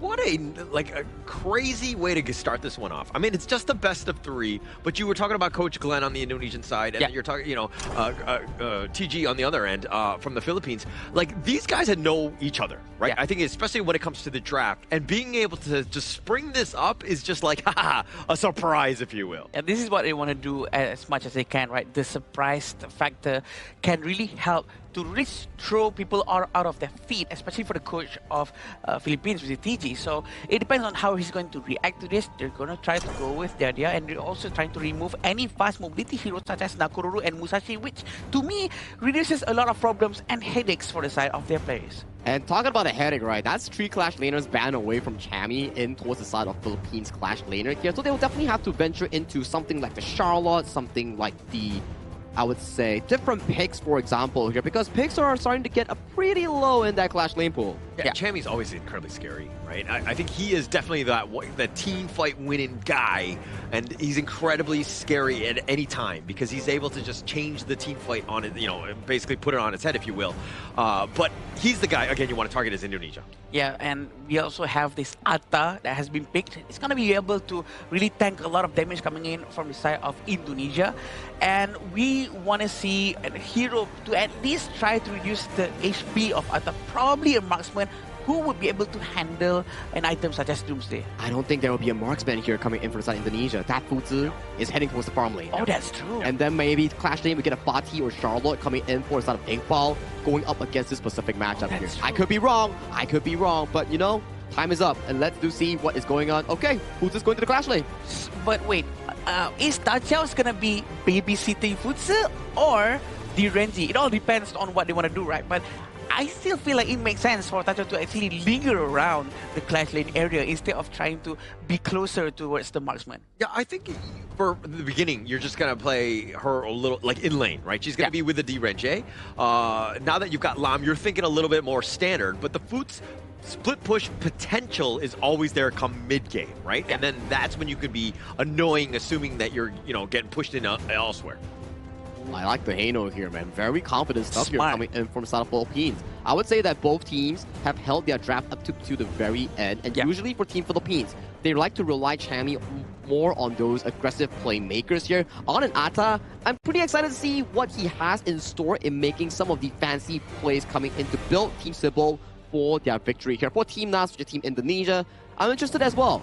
What is the game plan on this Futsu Dacia? Like you mentioned here, Adam. Is it supposed to be split push centric, or is it going to be hard engage and jumping in for the fight? And we don't really get much on the Lam here, and this is one of our third or fourth showcasing coming in from Neville. I cannot imagine for it to be a very team fight centric. I cannot imagine that. I think it's gonna be purely split pushing, but here we go for our first game between this match of Indonesia and the Philippines. Yeah, and going into this game, I mean, like Neville getting his last pick, really setting the, changing things up, because Golden, Charles, Dragon to a degree are very vulnerable if he's able to get to that backline. And Neville, he's one of the top junglers from Indonesia. Yeah. And he's going to find farm. And you're going to see just how efficient they are. And again, funneling that into him. And at the same time, I think it's pretty smart for them to actually take Hano, because Hano is a very good hero to try to bring back up a tower that has been brought down. So at least, I think this could buy a lot of time, or at least try to recover back the tower that has been destroyed, potentially by Iqbal, because he's using Futsu and having Dacia. Yeah, that's one way to counter it, right? But you have to kind of work around that. You have to be within the vicinity at a specific time. So a lot of things need to happen for you to get that perfect, again, heal, right? But it plays to the, the strengths of the Philippine squad, where they're looking to go a little bit late. They don't need to rush things out. Yeah, I believe so too. They're going to try to rotate towards the bottom. Charles and Golden still waiting for the chance to dive right in the right moment. And it seems like he is able to do so. Yeah, it looks like Golden will just be back into the lane. But another thing to take note of, look at the top lane. Iqbal, by himself, they've got two members of the Philippines here. Justine, he's the one that you want, right? Chammy and Justine have been a nice little 1-2 combination. They've definitely threatened. Iqbal needs to really respect these two. And I think it's very important for Chammy to really play around his teammates later on, for his involvement on each team fight is crucial for the entire team, because he is the only hero that is actually quite thick compared to maybe they're going to go with a Hano that is a tank or a semi-tank, but I still believe that Chammy needs to be involved in everything as soon as he can. He does have that early advantage, especially using an Atta. Yeah, when we were talking about predictions, I think that one thing we kind of glossed over was, like, what is the minute mark? I mean, Indonesia does not go flawless in this one, right? They don't, like, have a single, like, death in... I mean, they will have a death in this one, right? There's no other way. Yes? Question mark? I think so too. Because, well, they set a very high benchmark for sure, but I don't think they're going to try to risk their gameplay to stop dying at all, right? But at the same time, I believe Tyrant is going to be the first map where they're going to try to go all out into this fight. They're going to try and go towards the Tyrant and try to get the Tyrant as fast as possible, regardless of what's about to happen. And it's going to be a little bit of a problem for Emmanuel to clear his wave as fast as he can, because the Kachosen is too much of a single target skill. I mean, for me, it's like, I know the Philippines know that streak is there, right? In the undefeated one. But in the top lane, Sage's Might is going to be used. The Ghost Ship, and here comes the teleport with that Whirlpool. And now Chammy one under the tower, if you will, does stay alive. Eye of the Whirlpool is just so annoying. It could just call everyone quickly to that spot, waiting for a teleportation to give help to Agong. But it seems like there's another fight happening at up top. Yeah, a little bit more action. Iqbal, though, in a greedy spot, gets charged to the side. The pull away, the flash, he's trying to get to safety, but Iqbal is enough. The Severing Surges are just in time to get the mini stuns on. Very quick move coming in from Iqbal. He managed to run away just in time, and right now we're going to try to focus on rotating towards the mid lane again, and Philippines having quite a huge gold lead, 1,500 within 3 minutes and 40 seconds. That is actually a huge amount. It seems to be like a bit of a problem coming up from the rotation for gold sharing coming from the side of Indonesia. This is like uncharted territory for Indonesia. Never been on the losing side. I mean, it's going to come back to, like, how do they respond? Because this lead is starting to grow. It's 1.5, 4 minutes in. The Philippines taking the Tyrant for free. Everything is going their way right now. Udze is still up top. He's going to try to wait out at that area for the red buff. And it seems like Philippines are not going to try to do any invasions at all. Iqbal, really smart, trying to open up the map as much as possible, trying to give a lot of vision to his teammate. And look at these scepter marks. That's going to really spawn out a lot of scepters towards the side of Indonesia. Yeah, and that will provide quite a bit, right? That damage starts to stack. It starts to really wear down the squad of Indonesia. Now, the Whirlpool. This is that attempt. This is what the Da Chow will bring to you. A lot of mobility in a hurry. Looks like they're taking the bottom T1, but Dragon is there. He might want to use the Fate Rewind, and he will out-heal all of it. Oh, look at the amount of rejuvenation coming towards the tower. Dragon with the Fate Rewind is so effective. This is what we want and we need from every Hano player, right? To actually try to make good use of the ultimate of the Hano as much as possible. And this is that last pick, the Trump pick, if you will. They were looking to counter it, and now in the bottom lane, they actually find Golden. He's going to be going down. Charles is on the side, and now how much more can they do? The dash away. Neville doing some work on the back end. 2 members down for the Philippines. Very great teleportation coming in from their side. Indonesia really trying to make good use of it. Emmanuel getting Dragon along the way, trying to rotate back towards the mid lane. And you had a bit of a lead as the Philippines, but the team fight from Indonesia, look at how clean they are, taking them down all over the map with an assortment of skills and doing it, again, very cleanly. And Justin is still nearby. He tries to rotate towards the mid lane again, but Iqbal, we haven't seen any speed pushing coming in from the side of him just yet. We're still waiting for that power spike to come true, especially when the Spark Forge dagger has already been made. And we can expect another Glacial Buckler to really help him keep on spamming his second skill.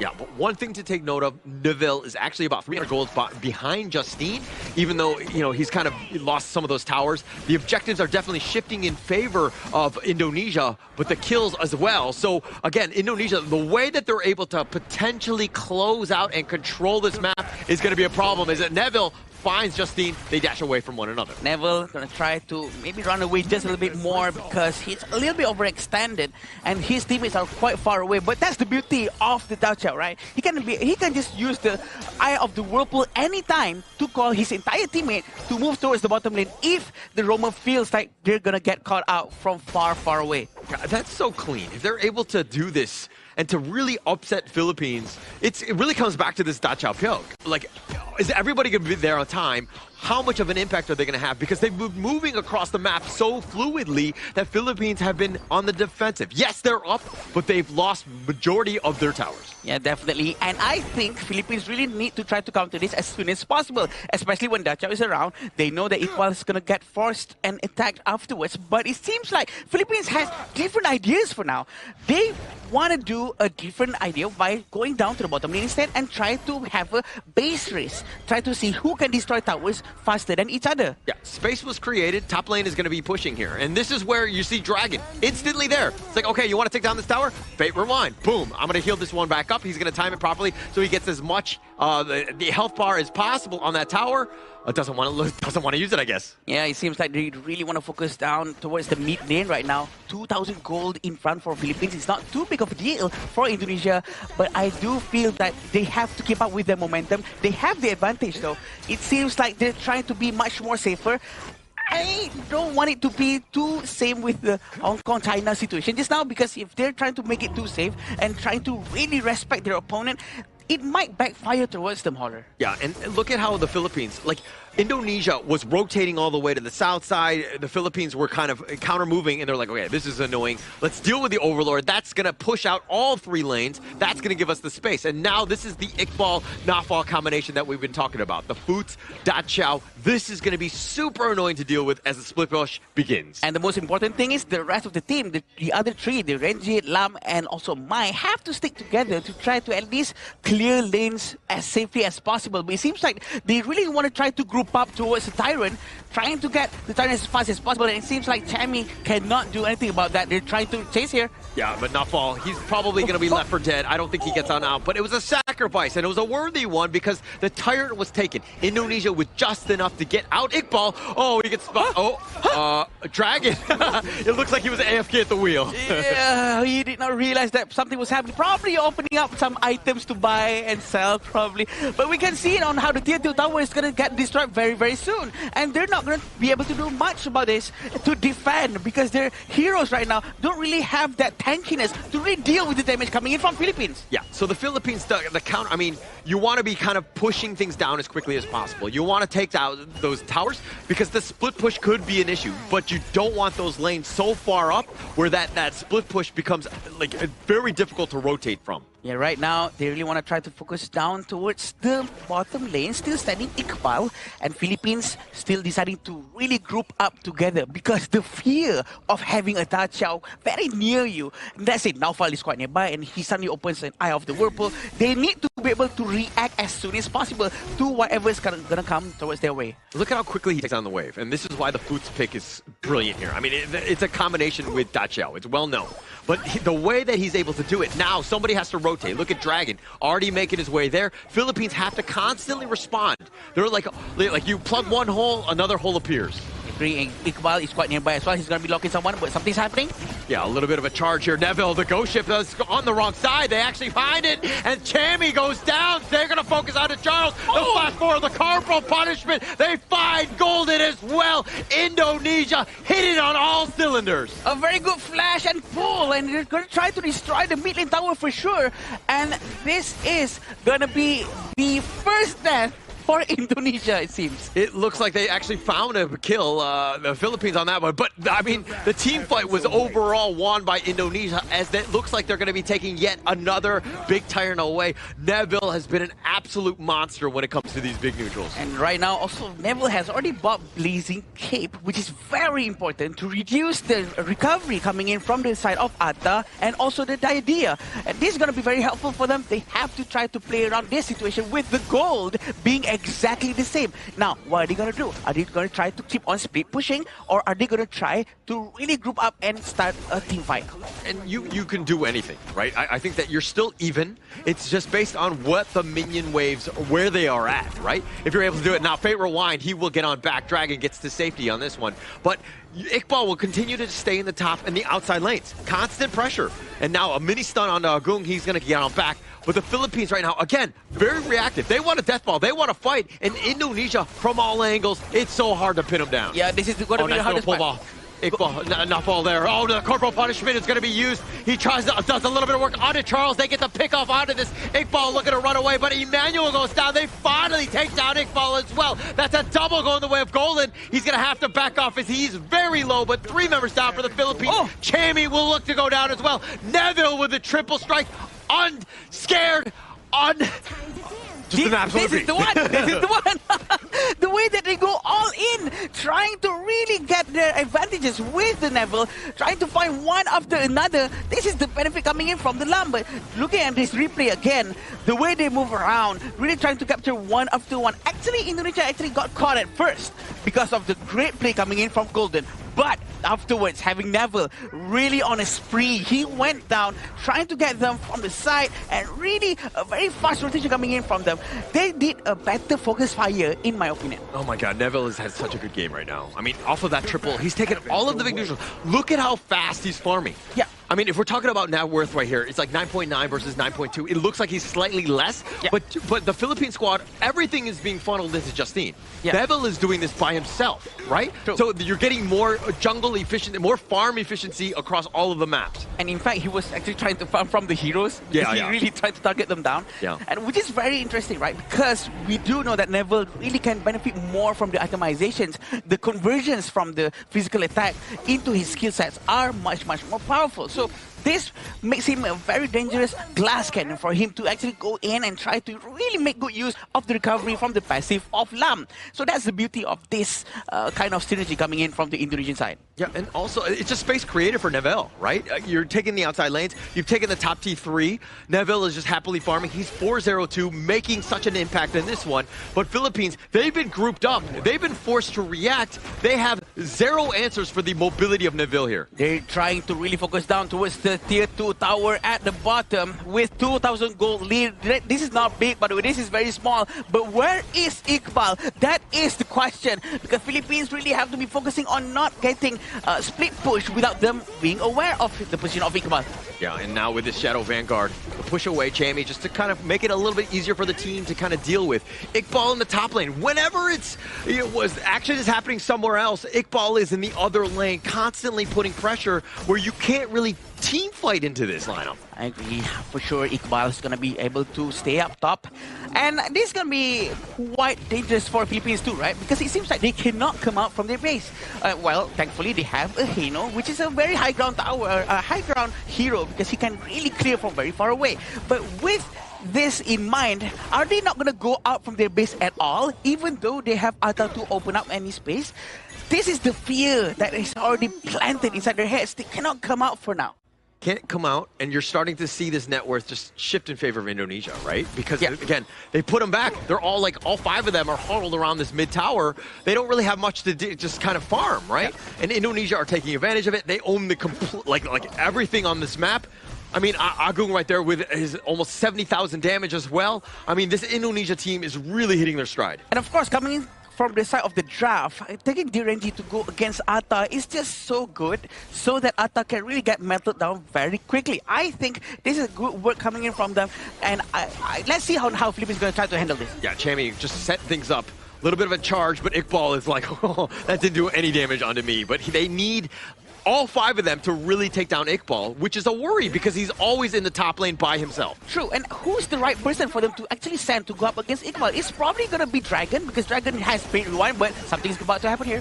Yeah, I mean, Golden eventually, but now with that Fate Rewind, maybe going in. Look at Iqbal was trying to end the game. He flashes on back at a moment's notice, but now with this Ghost Shift locking him down, this Aegis Might is going to be used on the Chammy, and Iqbal somehow still alive, creating space for the mid T3 to be taken. What a space created for him, and he actually survived that. Even the four of them actually turned their face towards him, and this is going to keep on going, it seems. Yeah, Emmanuel, these Kachusans have been almost 100%. Iqbal is just like laughing in glee as he makes it from one lane to the other. He's going to go to the bottom to create havoc there. Oh, no one expected that move, for him to actually flash into the crystal and try to get the crystal to go down as fast as possible. They were hoping for the minion to actually still be available in the bottom lane so that the rest of his team can actually try to push the high ground tower in the bottom. But it seems like there are no more towers on the side of the Philippines. It's going to be a huge problem for them to try to handle all lanes at the same time and try to get any objectives outside of their base. I know that the net worth lead is only like 4K in favor of Indonesia,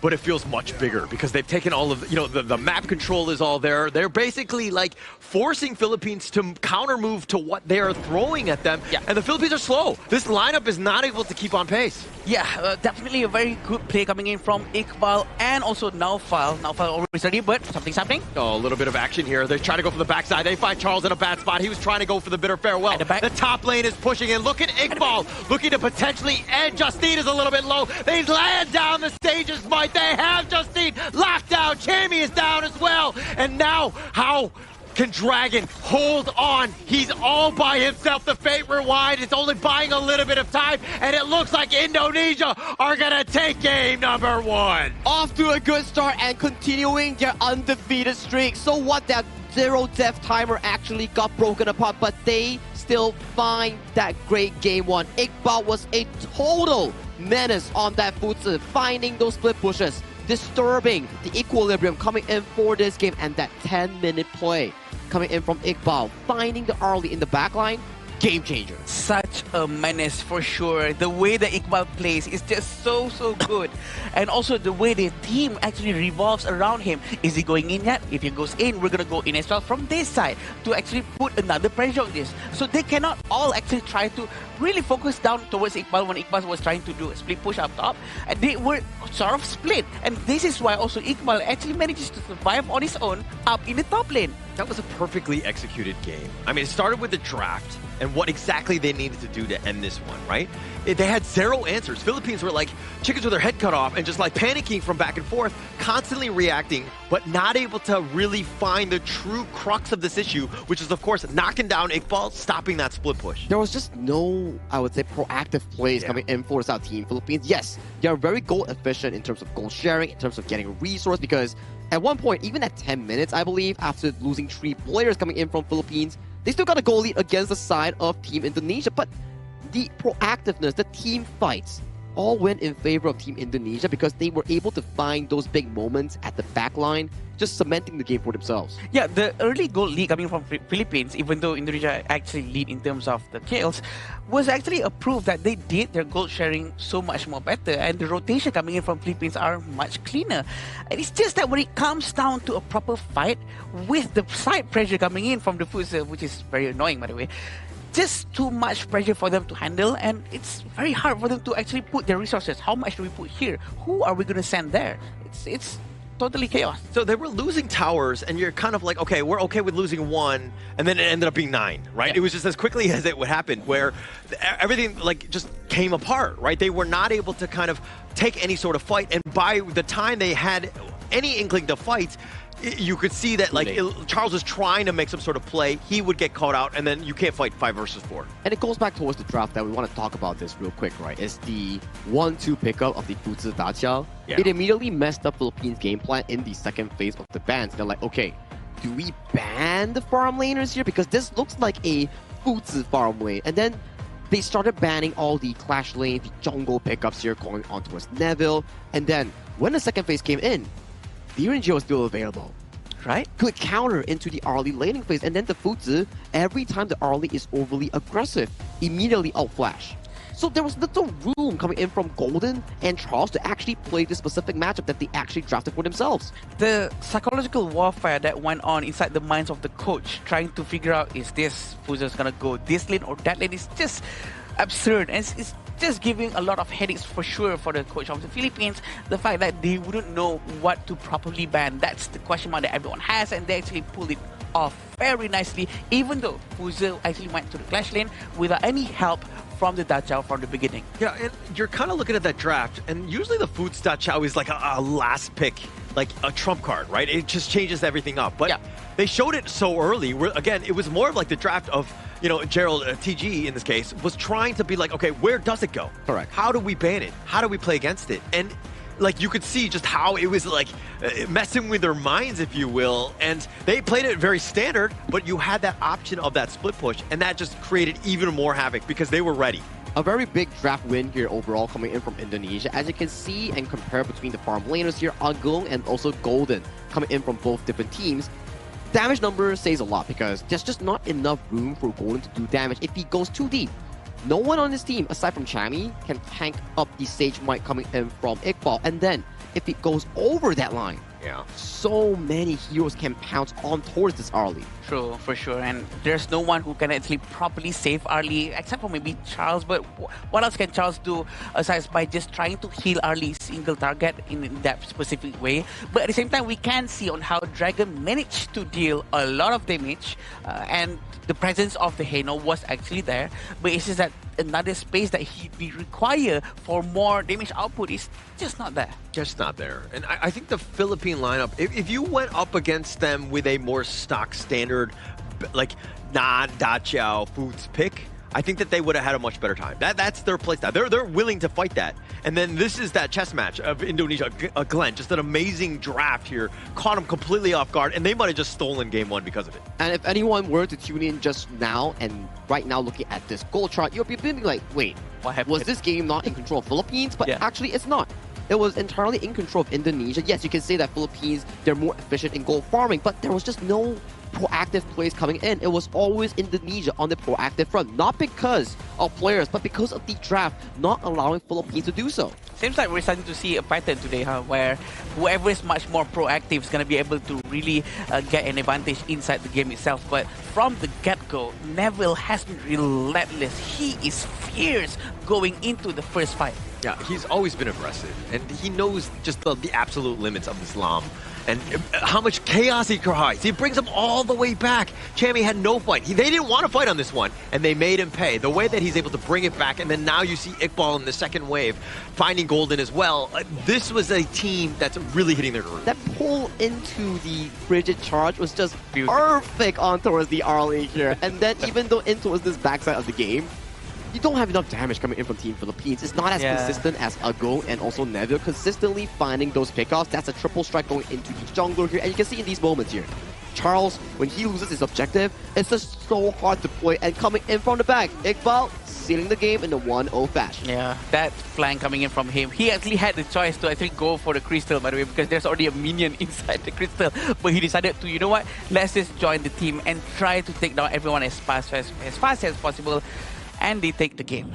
I think that's probably the better decision in the end. Make sure you win that team fight, but not fall on this Da Chao. Love it. I mean, 0-13, pedestrian KDA at the end of the day, but his impact, the whirlpool, the Sea of Fates, all of that mobility was just added on by Noful, who is literally just like, he's like a poser, right? Like just sending people back and forth wherever they need to go. Just pulling everybody with the ultimate, right? The Eye of the Whirlpool. Every time he finds a play, faster rotation, 1 up, if not 2 up against the side of Philippines in trying to rotate for those plays. As we can see just now towards the highlights, the main one that broke the game apart, it wasn't any of the stage mites. It was that rotation towards the bottom tower, decimating Golden's Arlie in that play. If Arlie dies even one time in a game, the entire tempo and scaling is over for that pick. And to be honest, the rotation has been enabled by Naufal. Well, he's always there. He always tries to force people to move towards a specific place. And also because of the passive coming from Da Chao, he himself have a very high movement speed. And the fact that he has Eye of the Whirlpool, can always call everyone into a specific place. The possibility of having Naufal with the Da Chao is just endless. Yeah, it's just endless. I mean, they could potentially pick it again in Game 2 here. So you have even more options as you go in. But, I mean, coming into Game 2, the guys that voted against Indonesia, you guys must be feeling a little worried, huh? Hey, I voted I'm on a neutral ground. I don't remember what I voted. Hello? Okay, What? you were saying Philippines 2-1. You said Indonesia 2-0. Indonesia 2-0. You I didn't was say on it. a neutral ground. Yeah. We got footage on that. All right, you can't run someone's got to clip it and send it to me away. because I don't remember. I don't even know where I am right now. Suddenly, I know where you're at right now. You have memory problems now, huh? Where am I? You are at Pataling Jaya Marriott Hotel here, our official venue sponsor and hotel sponsor here, coming in for the Honor of Kings event, known as the 2026 Asian Games Esports Qualifiers for Honor of Kings. Once again, thank you so much, Pataling Jaya Marriott Hotel, for sponsoring this amazing event. Definitely, and this event has been amazing with them as well, knowing that we are here watching Indonesia and the Philippines in the final match of Day 8. This is just the creme de la creme. Creme de la creme. And going into Game 1, I mean, just the actual summary of that is like, Nafo took us on a ride, man. Sea of Fate Whirlpool, like, where do you want to go? I'm going to send you there. I'm going to play dispatcher on this one.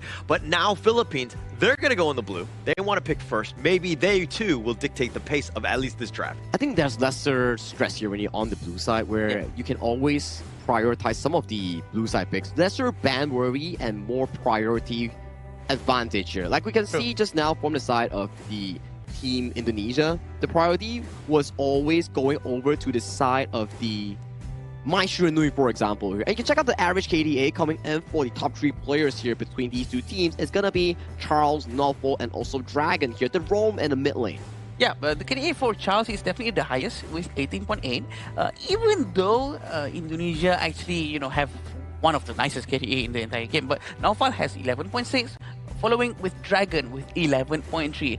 This just shows on how clean their games were, but I think Philippines really have to step up their game on this particular one because they're not going up against just any other team. It's gonna be Indonesia, their long-term rival. Yeah, and Philippines right now, they need to fix things in a bit of a hurry, right? Gerald here, I think that the draft really played a key part in why the Philippines were not really able to fight fairly on this one. Glenn has gotten the one up on him. But going into this draft, is Glenn going to go back to that same cookie jar and look for this like Foots Da Chao again, or would you change things up? I mean, if it's not broken, why fix it, right? Now it's the ball going into the park of the Team Philippines side where they need to find a solution for this case. Okay, and it looks like Taxiao, Ukyo, they're like, no, we are not playing against it. Okay, that's ridiculous. Nafa, how dare you? And the respect ban instantly there by Gerald from the Philippines. Definitely. I think the respect ban is the most important thing. You know what? There's nothing to be embarrassed about, because when you know that you have no other way to try to repel the things that is being done by the enemy side, just get them out. Just get them out. Just get them out, right? If you can't handle it right now in this specific moment, just ignore it. Just ban it away. Save yourself some issues here. Right now, there's the Guan Yu available. There is the likes of the other picks available here. Guan Yu locked in. Here's for Chami here, but there's counters available, right? There's the Ata. There's so many of these strong picks just up and available currently for these two teams. Dolia, one of it as well. Do we get to see the Dolia Yuhuan? What are we cooking here coming in from Team Indonesia? I mean, the Ata, you rightly pointed out. The Arlie as well. If it ain't broke, why fix it? I mean, that hero is just an absolute monster in terms of the farm lane. So you're setting things up with both of these heroes, especially against the Guan Yu. But this is definitely looking good for the Philippines for now, because they have the Guan Yu, which is one of the heroes that has an insane amount of crowd control and rotation speed, because he can really flank quite easily. Now, how do Indonesia find something else that could equalize that kind of ground, which is exactly what happened with Republic of Korea and also Hong Kong, China. But right now, they're going with Erin and Xiao Xiao, a very good farm lane with a very good scaling speed. Also, with the Xiao Xiao, with the Honey Bees, he's going to be able to deal a lot of burst damage towards the side of Indonesia. I like the one to pick up here coming in from Team Philippines, considering the fact that these are the decent counters in towards the Arlie that will be piloted by Agong coming in from Indonesia, whereby Erin, decent lane counter. Xiao Xiao, good team fight counter here. And that this is going to be a flex pick that's going to be locked up here coming in for this Yu Huan that will be going either between Emmanuel or Nofal here, which may force Team Philippines to lock away the Dolia. Just more mind games, right? Especially come the first phase. It's like, so if this really affects you, you only have 2 bans in the second phase. Gerald has to think, where is that going to go? And now, actually, they can play based on your bans, based on your picks of where that ends up being. Yeah, that really seems to be the pattern coming in from the coach of the Indonesia side. But a very smart ban from the Philippines, because I was expecting Dolia to actually be picked by the Indonesian team as well. A very good ban over there. But right now, waiting for Indonesia to see what they're going to take out with. I think another Rome would be a good pick as well. Maybe like a Liampo or a Zhang Fei. Yeah, one of that have to be removed away, right? And Indonesia is setting a trap here for Philippines. If they ban something like a tank roamer here and Philippines bans one more, they can pick the one that's left over here. So if you are on the Philippine side, you can't afford another tank roam ban here. If you ban it, Indonesia's going to immediately pick it up. Yeah. And I mean, at the same time, they're kind of like, the Yuan is going to be mid, right? They're going to see this from Emmanuel. But the bans that have kind of come in with the Lapu Lapu and the Dolia, like you're really restricting what is potentially available here. There's not too many left, if you will. Yeah, there we go. Banning on the Musashi here. Good removal of that specific pick. So last 2 roamer on the clash, on towards the tank roll can still be shared between 2 teams. Depends on whether or not Indonesia wants to reveal the mid flex or the jungle flex, because so far you can flex both. You want Ata go against the Guan Yu, you can do that. You want the Yuhuan to go mid or roam, you can do that as well. Yeah, definitely a lot of possibilities from the side of Indonesia, but I'm a bit worried for them right now, because it seems like they don't really have the pick-off capability just yet. They do have the movement tempo from the Yuhuan though, but is that enough? Is that as strong as what a Guan Yu and a Xiao Xiao can do? The immense amount of crowd control, and their answer, it seems to be going to be Nakoruru. This is almost as if what we were watching just now between Hong Kong, China and the Republic of Korea. Yeah, the Nakaruru's done quite well, right? I think that it just adds quite a bit in terms of the jungle. It's bursty. It's able to kind of be very mobile, get to the back line, and especially when you see the Guan Yu there, like even in the Korea series, you saw the Jihoon on the Nakaruru take him down, right? So you can kind of solo it. It has a lot of potential here.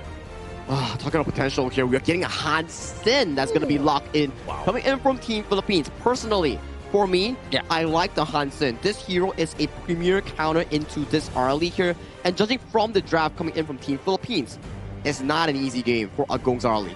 Definitely not an easy game, and it's all going to depend on this last pick from Indonesia, which we still don't know if it's going to be a mid lane Yuhuan or a roam Yuhuan. That's the beauty of this. They can still try to do a surprise pick and hopefully try to reduce the damage coming in from the side of Hanshin. Wow. I mean, let Neville fly. I mean, or sorry, Justy fly on this, right? With the Han Shin, especially as the last pick, you'd be like, hey, as a core, carry us to victory. Get us that equalizer, if you will. Well, it's the trade of the tag Romans here, right? And with the final draft being locked in here, I don't know who I give the edge to here, but in terms of proactive approach, Philippines seems like they have a lot of tools to actually counter against Indonesia in this Game 2 draft. I have an answer for you. I think if I would have to choose, Philippines has the better draft here because the burst damage from Magic side for Indonesia is lacking. That's what I see because they're only going with Yuan, and I don't see any other way for them to actually try to output a magical damage from them. So hoping on Nakoruru only and early, I don't think it's enough. Justine, for me, is the guy, right? If he's able to get his farm, if he's able to stay off the map, at the same time, you're going to look from Neville on the Nakoruru. Is he able to invade? Is he able to kind of harass, if you will? But the counters are definitely there, especially for the Arlie. It seemed like almost all of the picks were looking to at least counter it, right? It puts so much pressure on towards the side of Agum on this Arlie here. As we head on towards the Game 2, this is Philippines finding their equalizer here, and Indonesia, they're in a hurry. They want to end this right here and right now. Oh, this is a great draft by Indonesia, I think, as well. I mean, also at the same time, the Philippines, not to take anything away, but it just... Indonesia, the mind games and the team fights and kind of counter-picking also what the Philippines are potentially able to do, especially with this Guan Yu, you have your own way. I mean, the ghost ship is definitely going to be like, do they win the team fight or not? And Iqbal is going to be such an important player here because we talk about it, right? When you have a Guan Yu on the opposing end, you need someone to find those moments to stop this Guan Yu and track him down systematically, right? And what better way of doing it is a direct counter on the Ata, for example. Yeah, that would be number one. Iqbal, he has so much impact. It doesn't matter what hero he is. He's generally always at the right place at the right time, and he's kind of setting things up for the rest of the squad. He's like the perfect Clash laner to really round out this lineup. I like it, right? And previously in the previous game where Iqbal played Gafutsu, he had an amazing performance here. Like, very unorthodox position, I would say, like sometimes on the left, sometimes on the right, and then he suddenly appears behind you. It puts a lot of mental stress, I would say, onto his team, Philippines. But I like what Adam mentioned as well.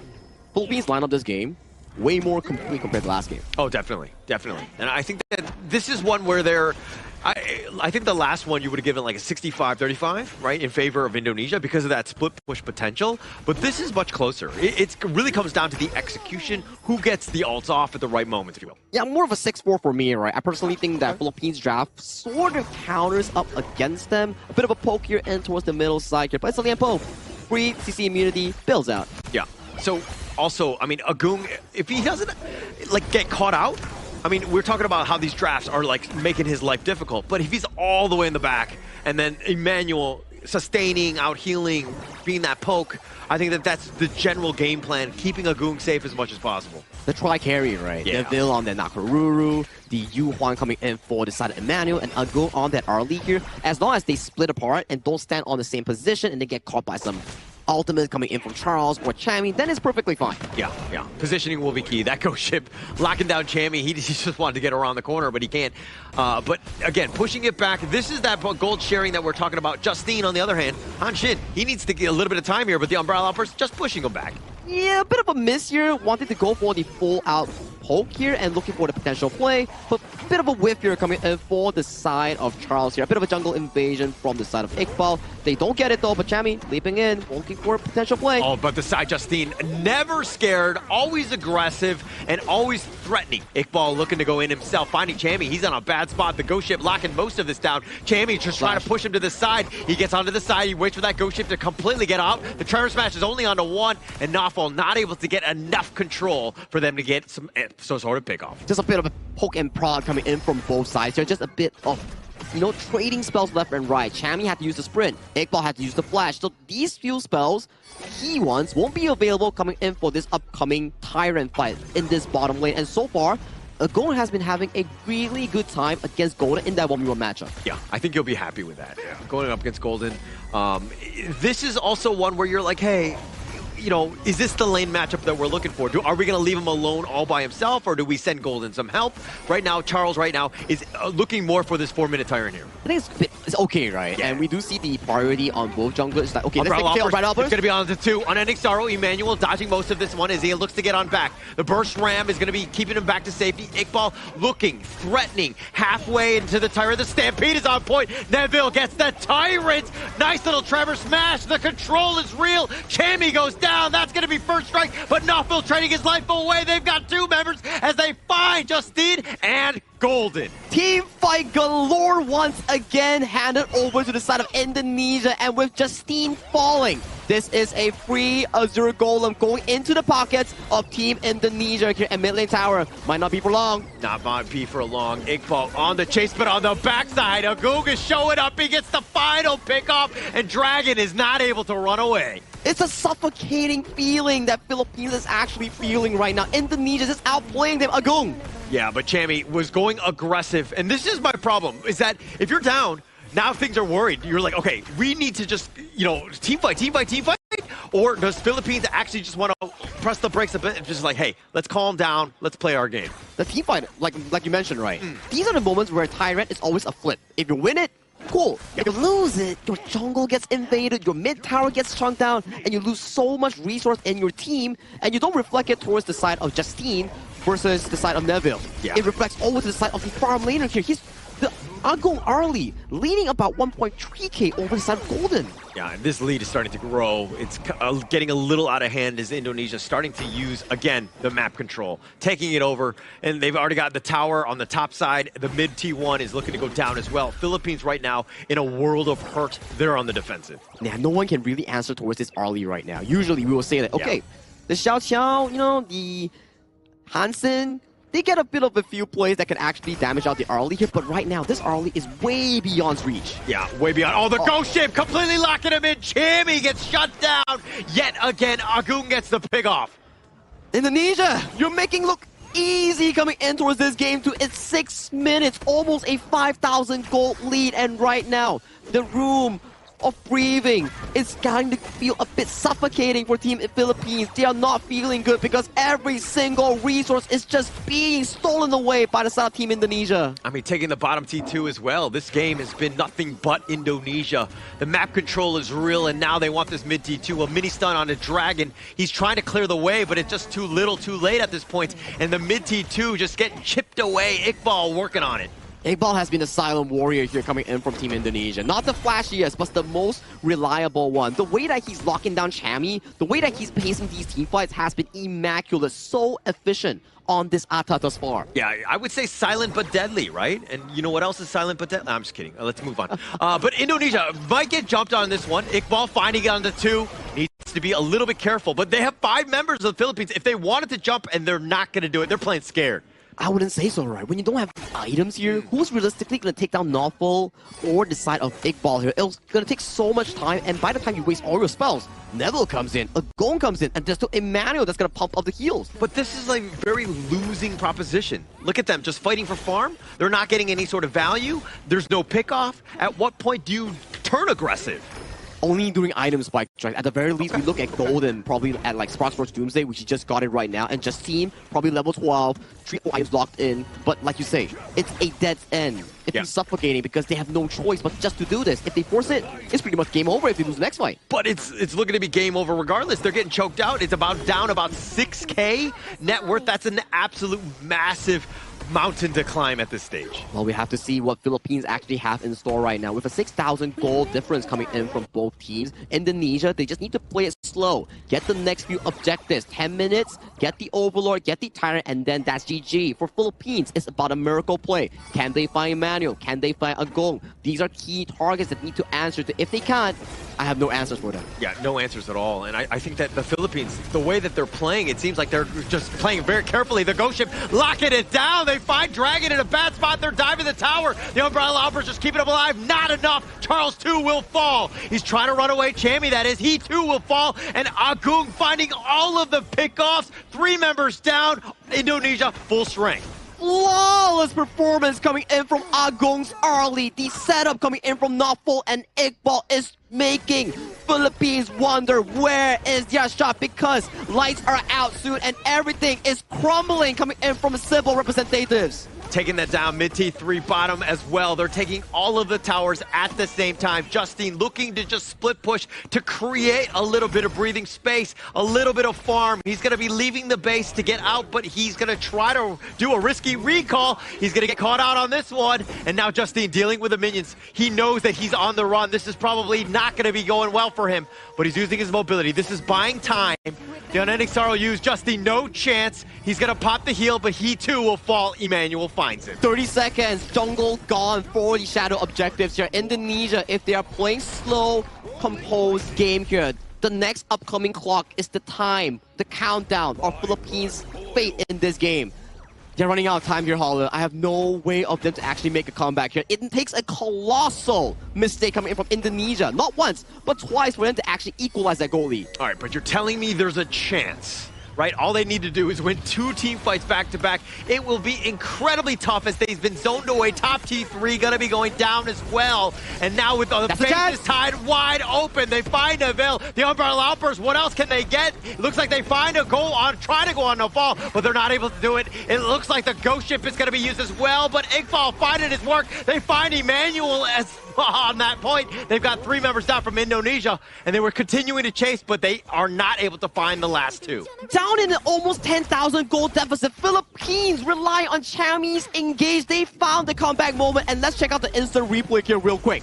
Chami finding the immense target on towards Neville here, and the Umbrella Outburst tags onto a few more. Here, Northfall forced to flash away. Iqbal still goes in for a 4v5, and then they get decimated by the Stampede coming in from Charles, sending 3 members back into Philippines' pockets here. And if they get this Overlord, this might just be the comeback signal that Philippines need for that late game marker. But all the lanes are pushing. This is a problem. I mean, they haven't taken any tower, so they have very little space. If they want to go for this, it's going to be under threat. Indonesia already at full strength. This would be an impossible task. Maybe they get a steal. Maybe, right? Maybe is a strong word. Maybe means you actually might have a chance here. Take a look at Chami's position. He wants to go. The Umbrella Outburst is not enough. Emmanuel will take that, but here comes the Razor Cavalry doing a little bit of work himself, and Chami will fall. The Stampede just trying to slow the onslaught that's coming at him. He too will fall. They find 3 members of the Philippines off a triple strike from Neville. There's still a bottom way. Make that a quadra strike as the last remaining member. Dragon is escaping. They're trying to beat the Penta strike, but Iqbal takes it down as the game is coming to an ace. Minions marching down, and Holler. I expected a 3-game tight series, but I did not expect a one-sided win coming in from Team Indonesia. Indonesia completely dominant in that one. Just a completely controlled, great game. Perfectly executed.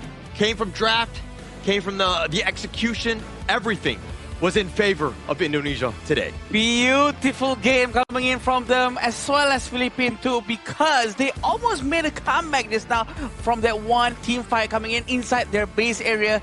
Shake hand, boys, fist bump right now. This is what they want. This is the sportsmanship that we have up on the stage. The long-term rivalry has been settled once more. And a question you guys have been asking, right? 5 superstars or 1 super team? This is your answer here. 5 superstars.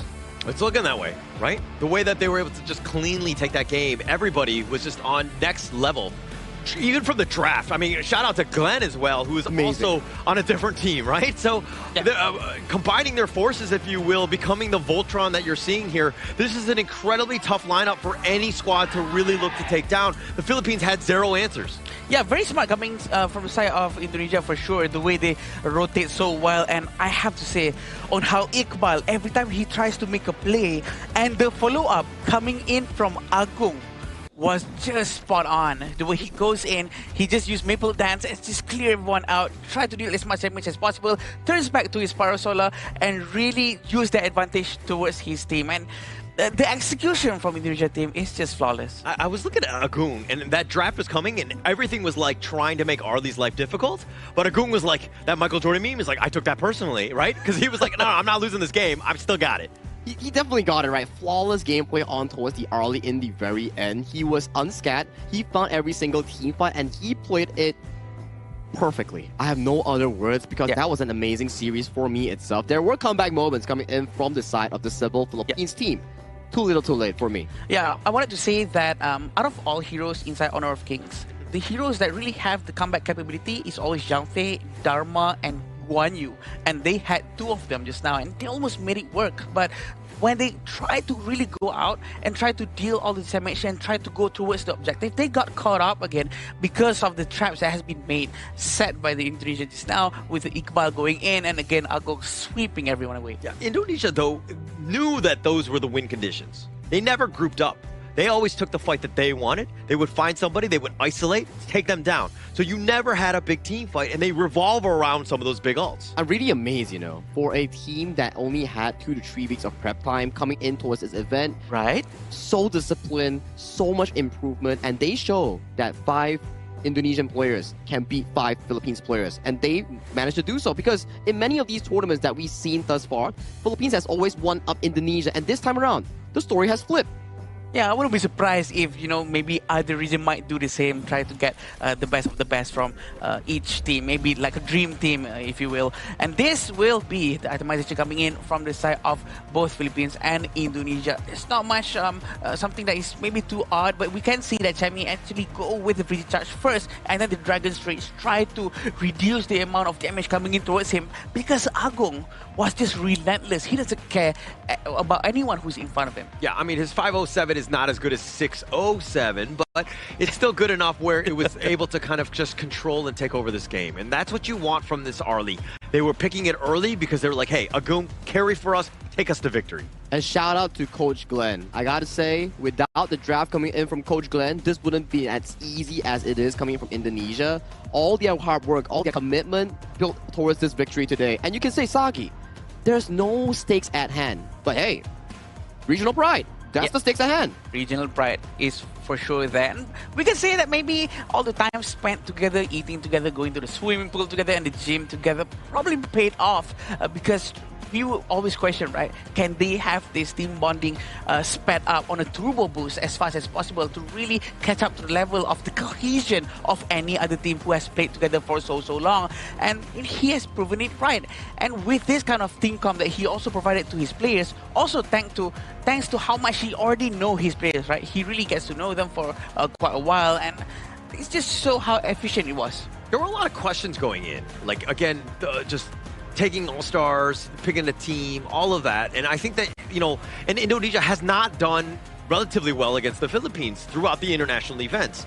But showing up today, this is the roster. Like, this is it. Like, these are the guys that we feel like, hey, the best of the best. What a great team.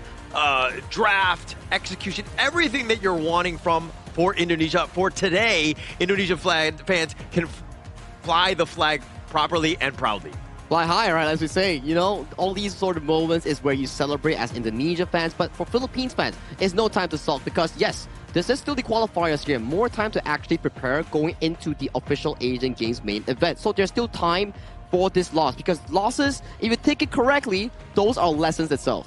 Yeah, definitely lessons, and pretty sure that they have still a lot more things to look forward to, such as the main event that's going to be happening very soon. So don't worry, don't fret. There's a lot of things that can be done from the Philippine side for sure, because every team have proven that they were able to progress so quick, adapt and improvise based on what they've gone through here. So what about the next couple of months? Pretty sure a lot of things can be done to turn things around. Yeah, overall KDA by Indonesia throughout the Asia Games qualifier, 105-7-283. Philippines was the only team to take down Indonesia. I mean, at least 7 times. That's infinitely better than the other squads. So they should be proud about that. But again, going back to the drawing board, finding a way to just to solve this Indonesian squad is going to be a tough one. Well, look at that 4th minute mark. The moment it hits, Tyrant spawns. Indonesia just step on the battlefield. Wow. And that's it. The slope was exactly steep. I was actually imagining a much more softer curve, but imagine that what happened just now, the way they actually went all in, the commitment coming in from Philippines themselves as well, which is also sort of course, this is exactly where it started on minute 4, and yeah, they all really get punished for just being a bit overextended into the area but coming in from them as well. I mean, look at Agung and Neville. They're largely untouched. They were always on the back line. So Philippines were like so willing to brawl, but they were brawling into Nafal, Iqbal, both tanky guys, plus Emmanuel, who has on an star, which can bait things out. And then at that moment, then they had map control. They would find people, ambush you, and it was pretty much all she wrote at that point. Look at Iqbal, man. Just highlight reels for days. First ghost ship, locking up Chami. Second one, spell one flash towards the back lane, and then locking up Dragon here, giving Agum so much room to play in these team fights. This is the dream scenario if you are a farm main. Don't worry, just press your auto attacks. Anything else, leave it to the big boys. Yeah, big scenario for sure. And 9,000 gold at this point. This is where they're pivoting, which is supposed to be where Philippines will start to try to make a huge comeback thanks to the jump phase ultimate. And there's sort of a bit of a pull and push from this situation, but Chami was more or less untouched, trying to really go into the center of the backline. And Agung was all over Chami though after this. But the comeback started when you had no towers left. Right? And yeah, that is, you didn't take the mid T1. It's so tough, right? Even if you got the team ace, like pushing it all the way through, it would have taken you forever because, again, they just get slowed down. And then you were fighting around the Shadow Tyrant, probably stuck around a little too long. Neville getting the Quadra Strike there. You would need a colossal comeback like I talked about just now in the game itself. Not one, but two. Yeah. And it was really difficult for Team Philippines, but you know, in Indonesia, your MVP for Game 2, Agong, man. He was consistent and flawless on that early.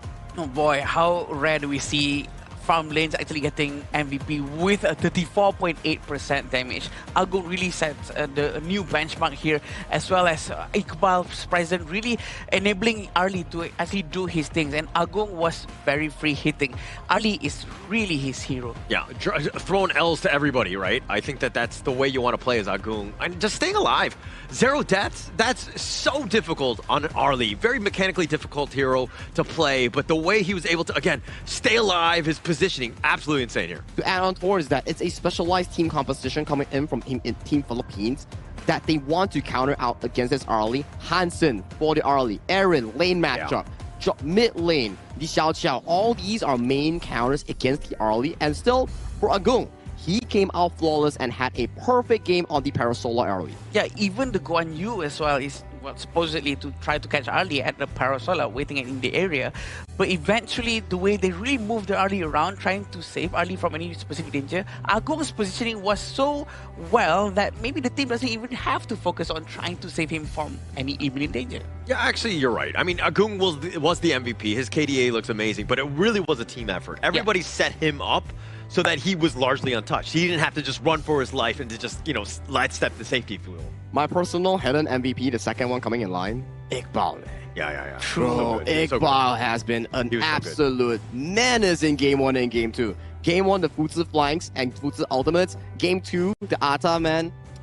Beautiful from Iqbal. I agree. He's a beast inside the match as well. And I would like to remind everyone about, don't forget to spectate to claim the commemorative badge on the 21st of June. It can be used in the Grand Venture. More great rewards awaits you. So don't forget to go into the game, update, and get all of these cool stuff. A lot of rewards queuing up for you guys, especially Holler. Holler, when he hears the word free, he just has free. Wait. Where?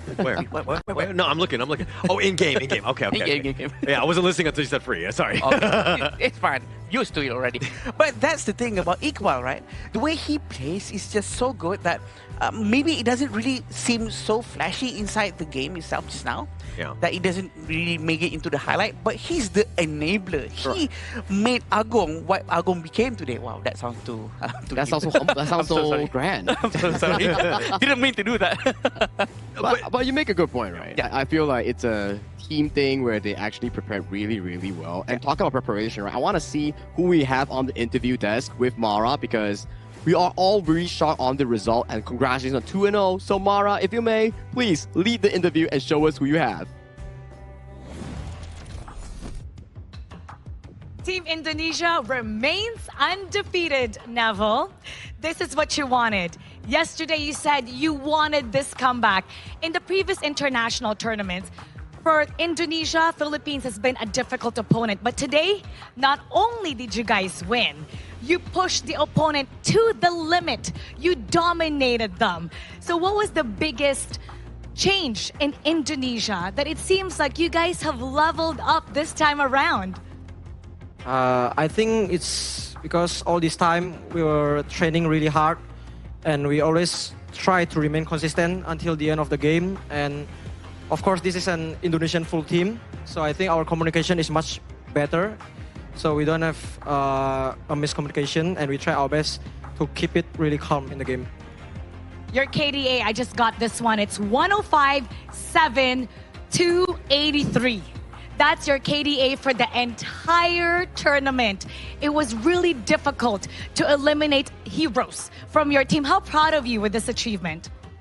Like maybe I don't really see the KDA though. But if we really did that kind of KDA, I think we should be proud of our team because this is what we trained for. But I think this also not the end for us because we still have the main event. Yesterday you mentioned that you really wanted this comeback.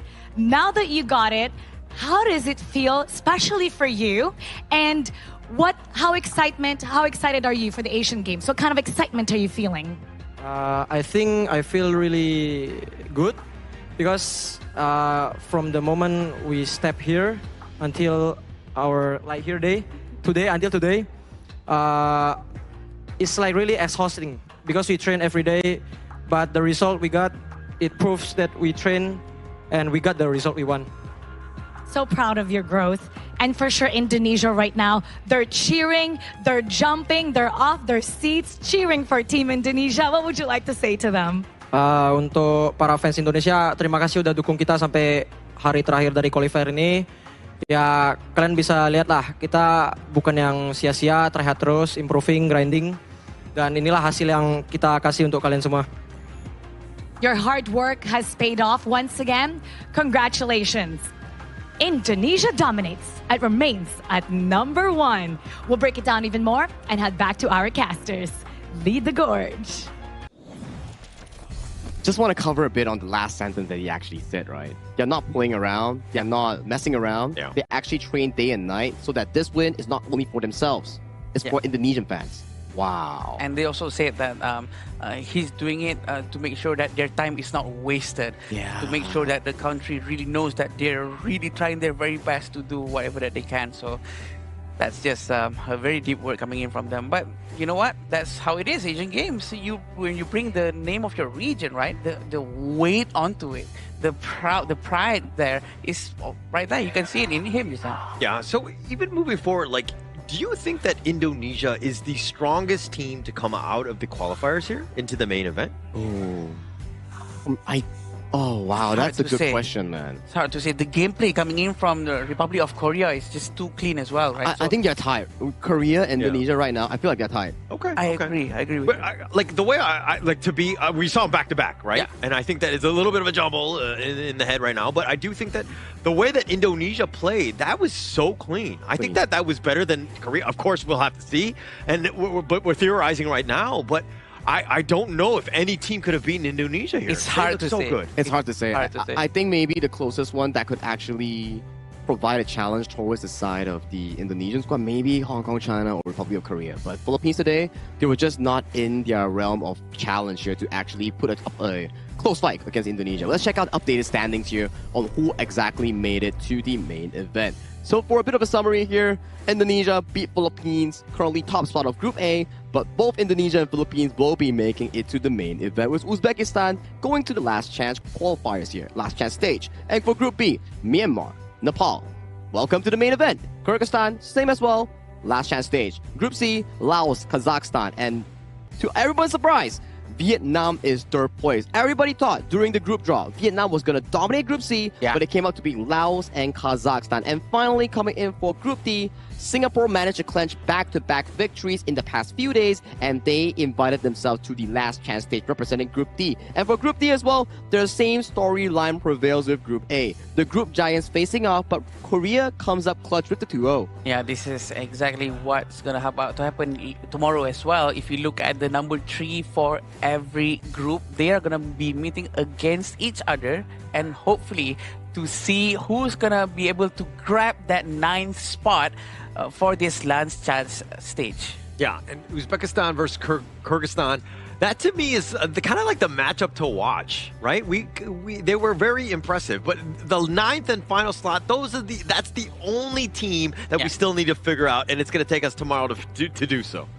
And these are your qualified teams, right? Like we have Indonesia, Philippines from Group A, Myanmar, Laos coming in from Group B, Kazakhstan, and also the side of Nepal coming in as well. And then Hong Kong and also Korea. All these teams are your representatives coming in from Asia, going into the Asian Games main event. And the final little slot with the Honor of Kings logo, that's going to be coming with this last chance stage hauler. Yeah, and as we go into this one, Uzbekistan versus Kyrgyzstan at the top of the one, and then we're going to see Vietnam versus Singapore. Who comes out of that? And then again, one final best of 3 to see only one team move on to the main. Oh, this is very interesting. Apparently, it's A versus B and then C versus B. Yes, I was actually questioning myself who's going to fight against who, but this is how it's going to be happening, right? So, Singapore going up against Vietnam, that is so close to each other, including Kyrgyzstan and Uzbekistan.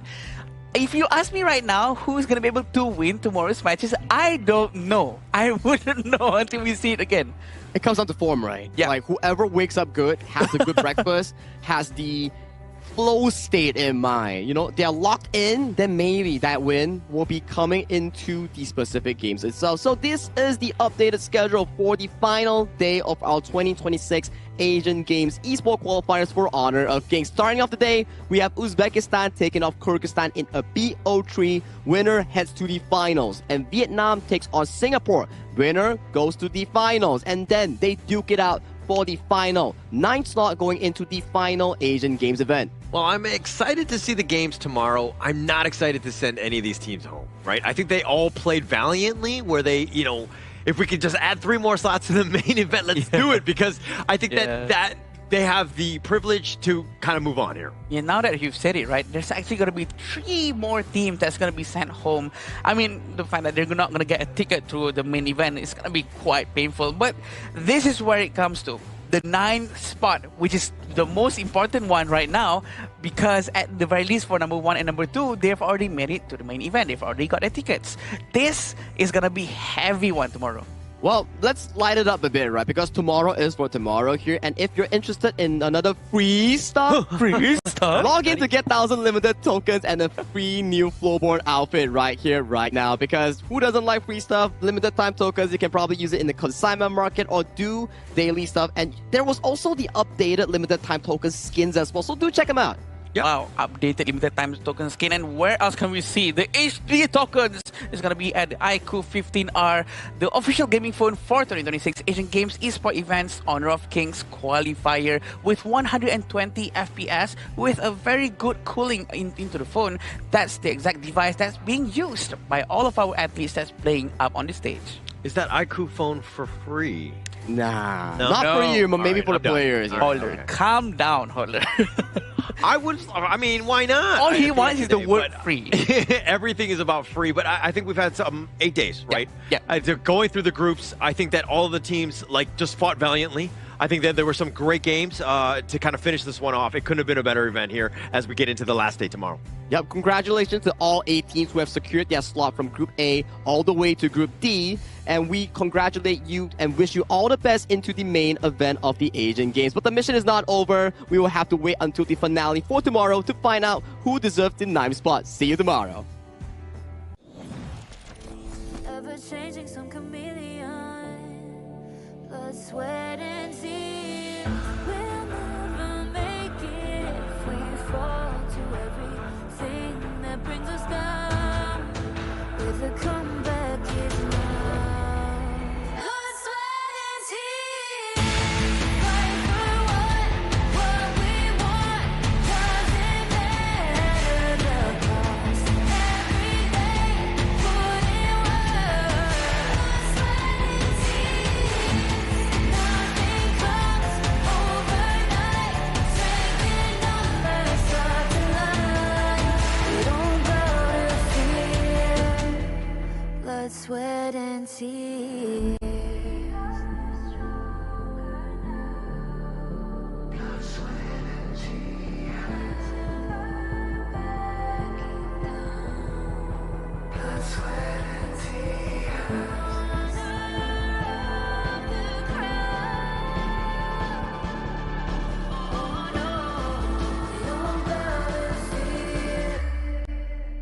sweat and tears.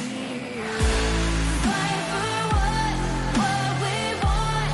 Doesn't matter the cost. Every day, put in work. Nothing comes overnight. Strength in numbers of the line. We don't gotta fear blood, sweat, and tears.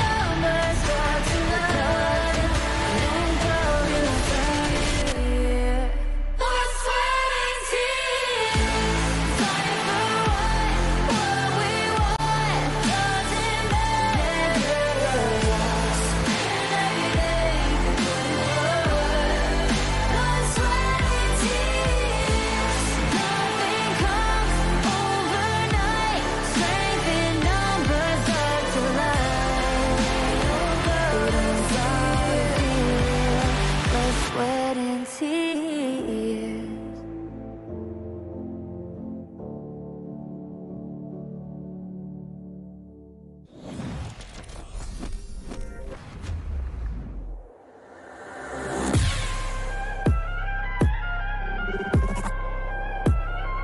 Turn it back.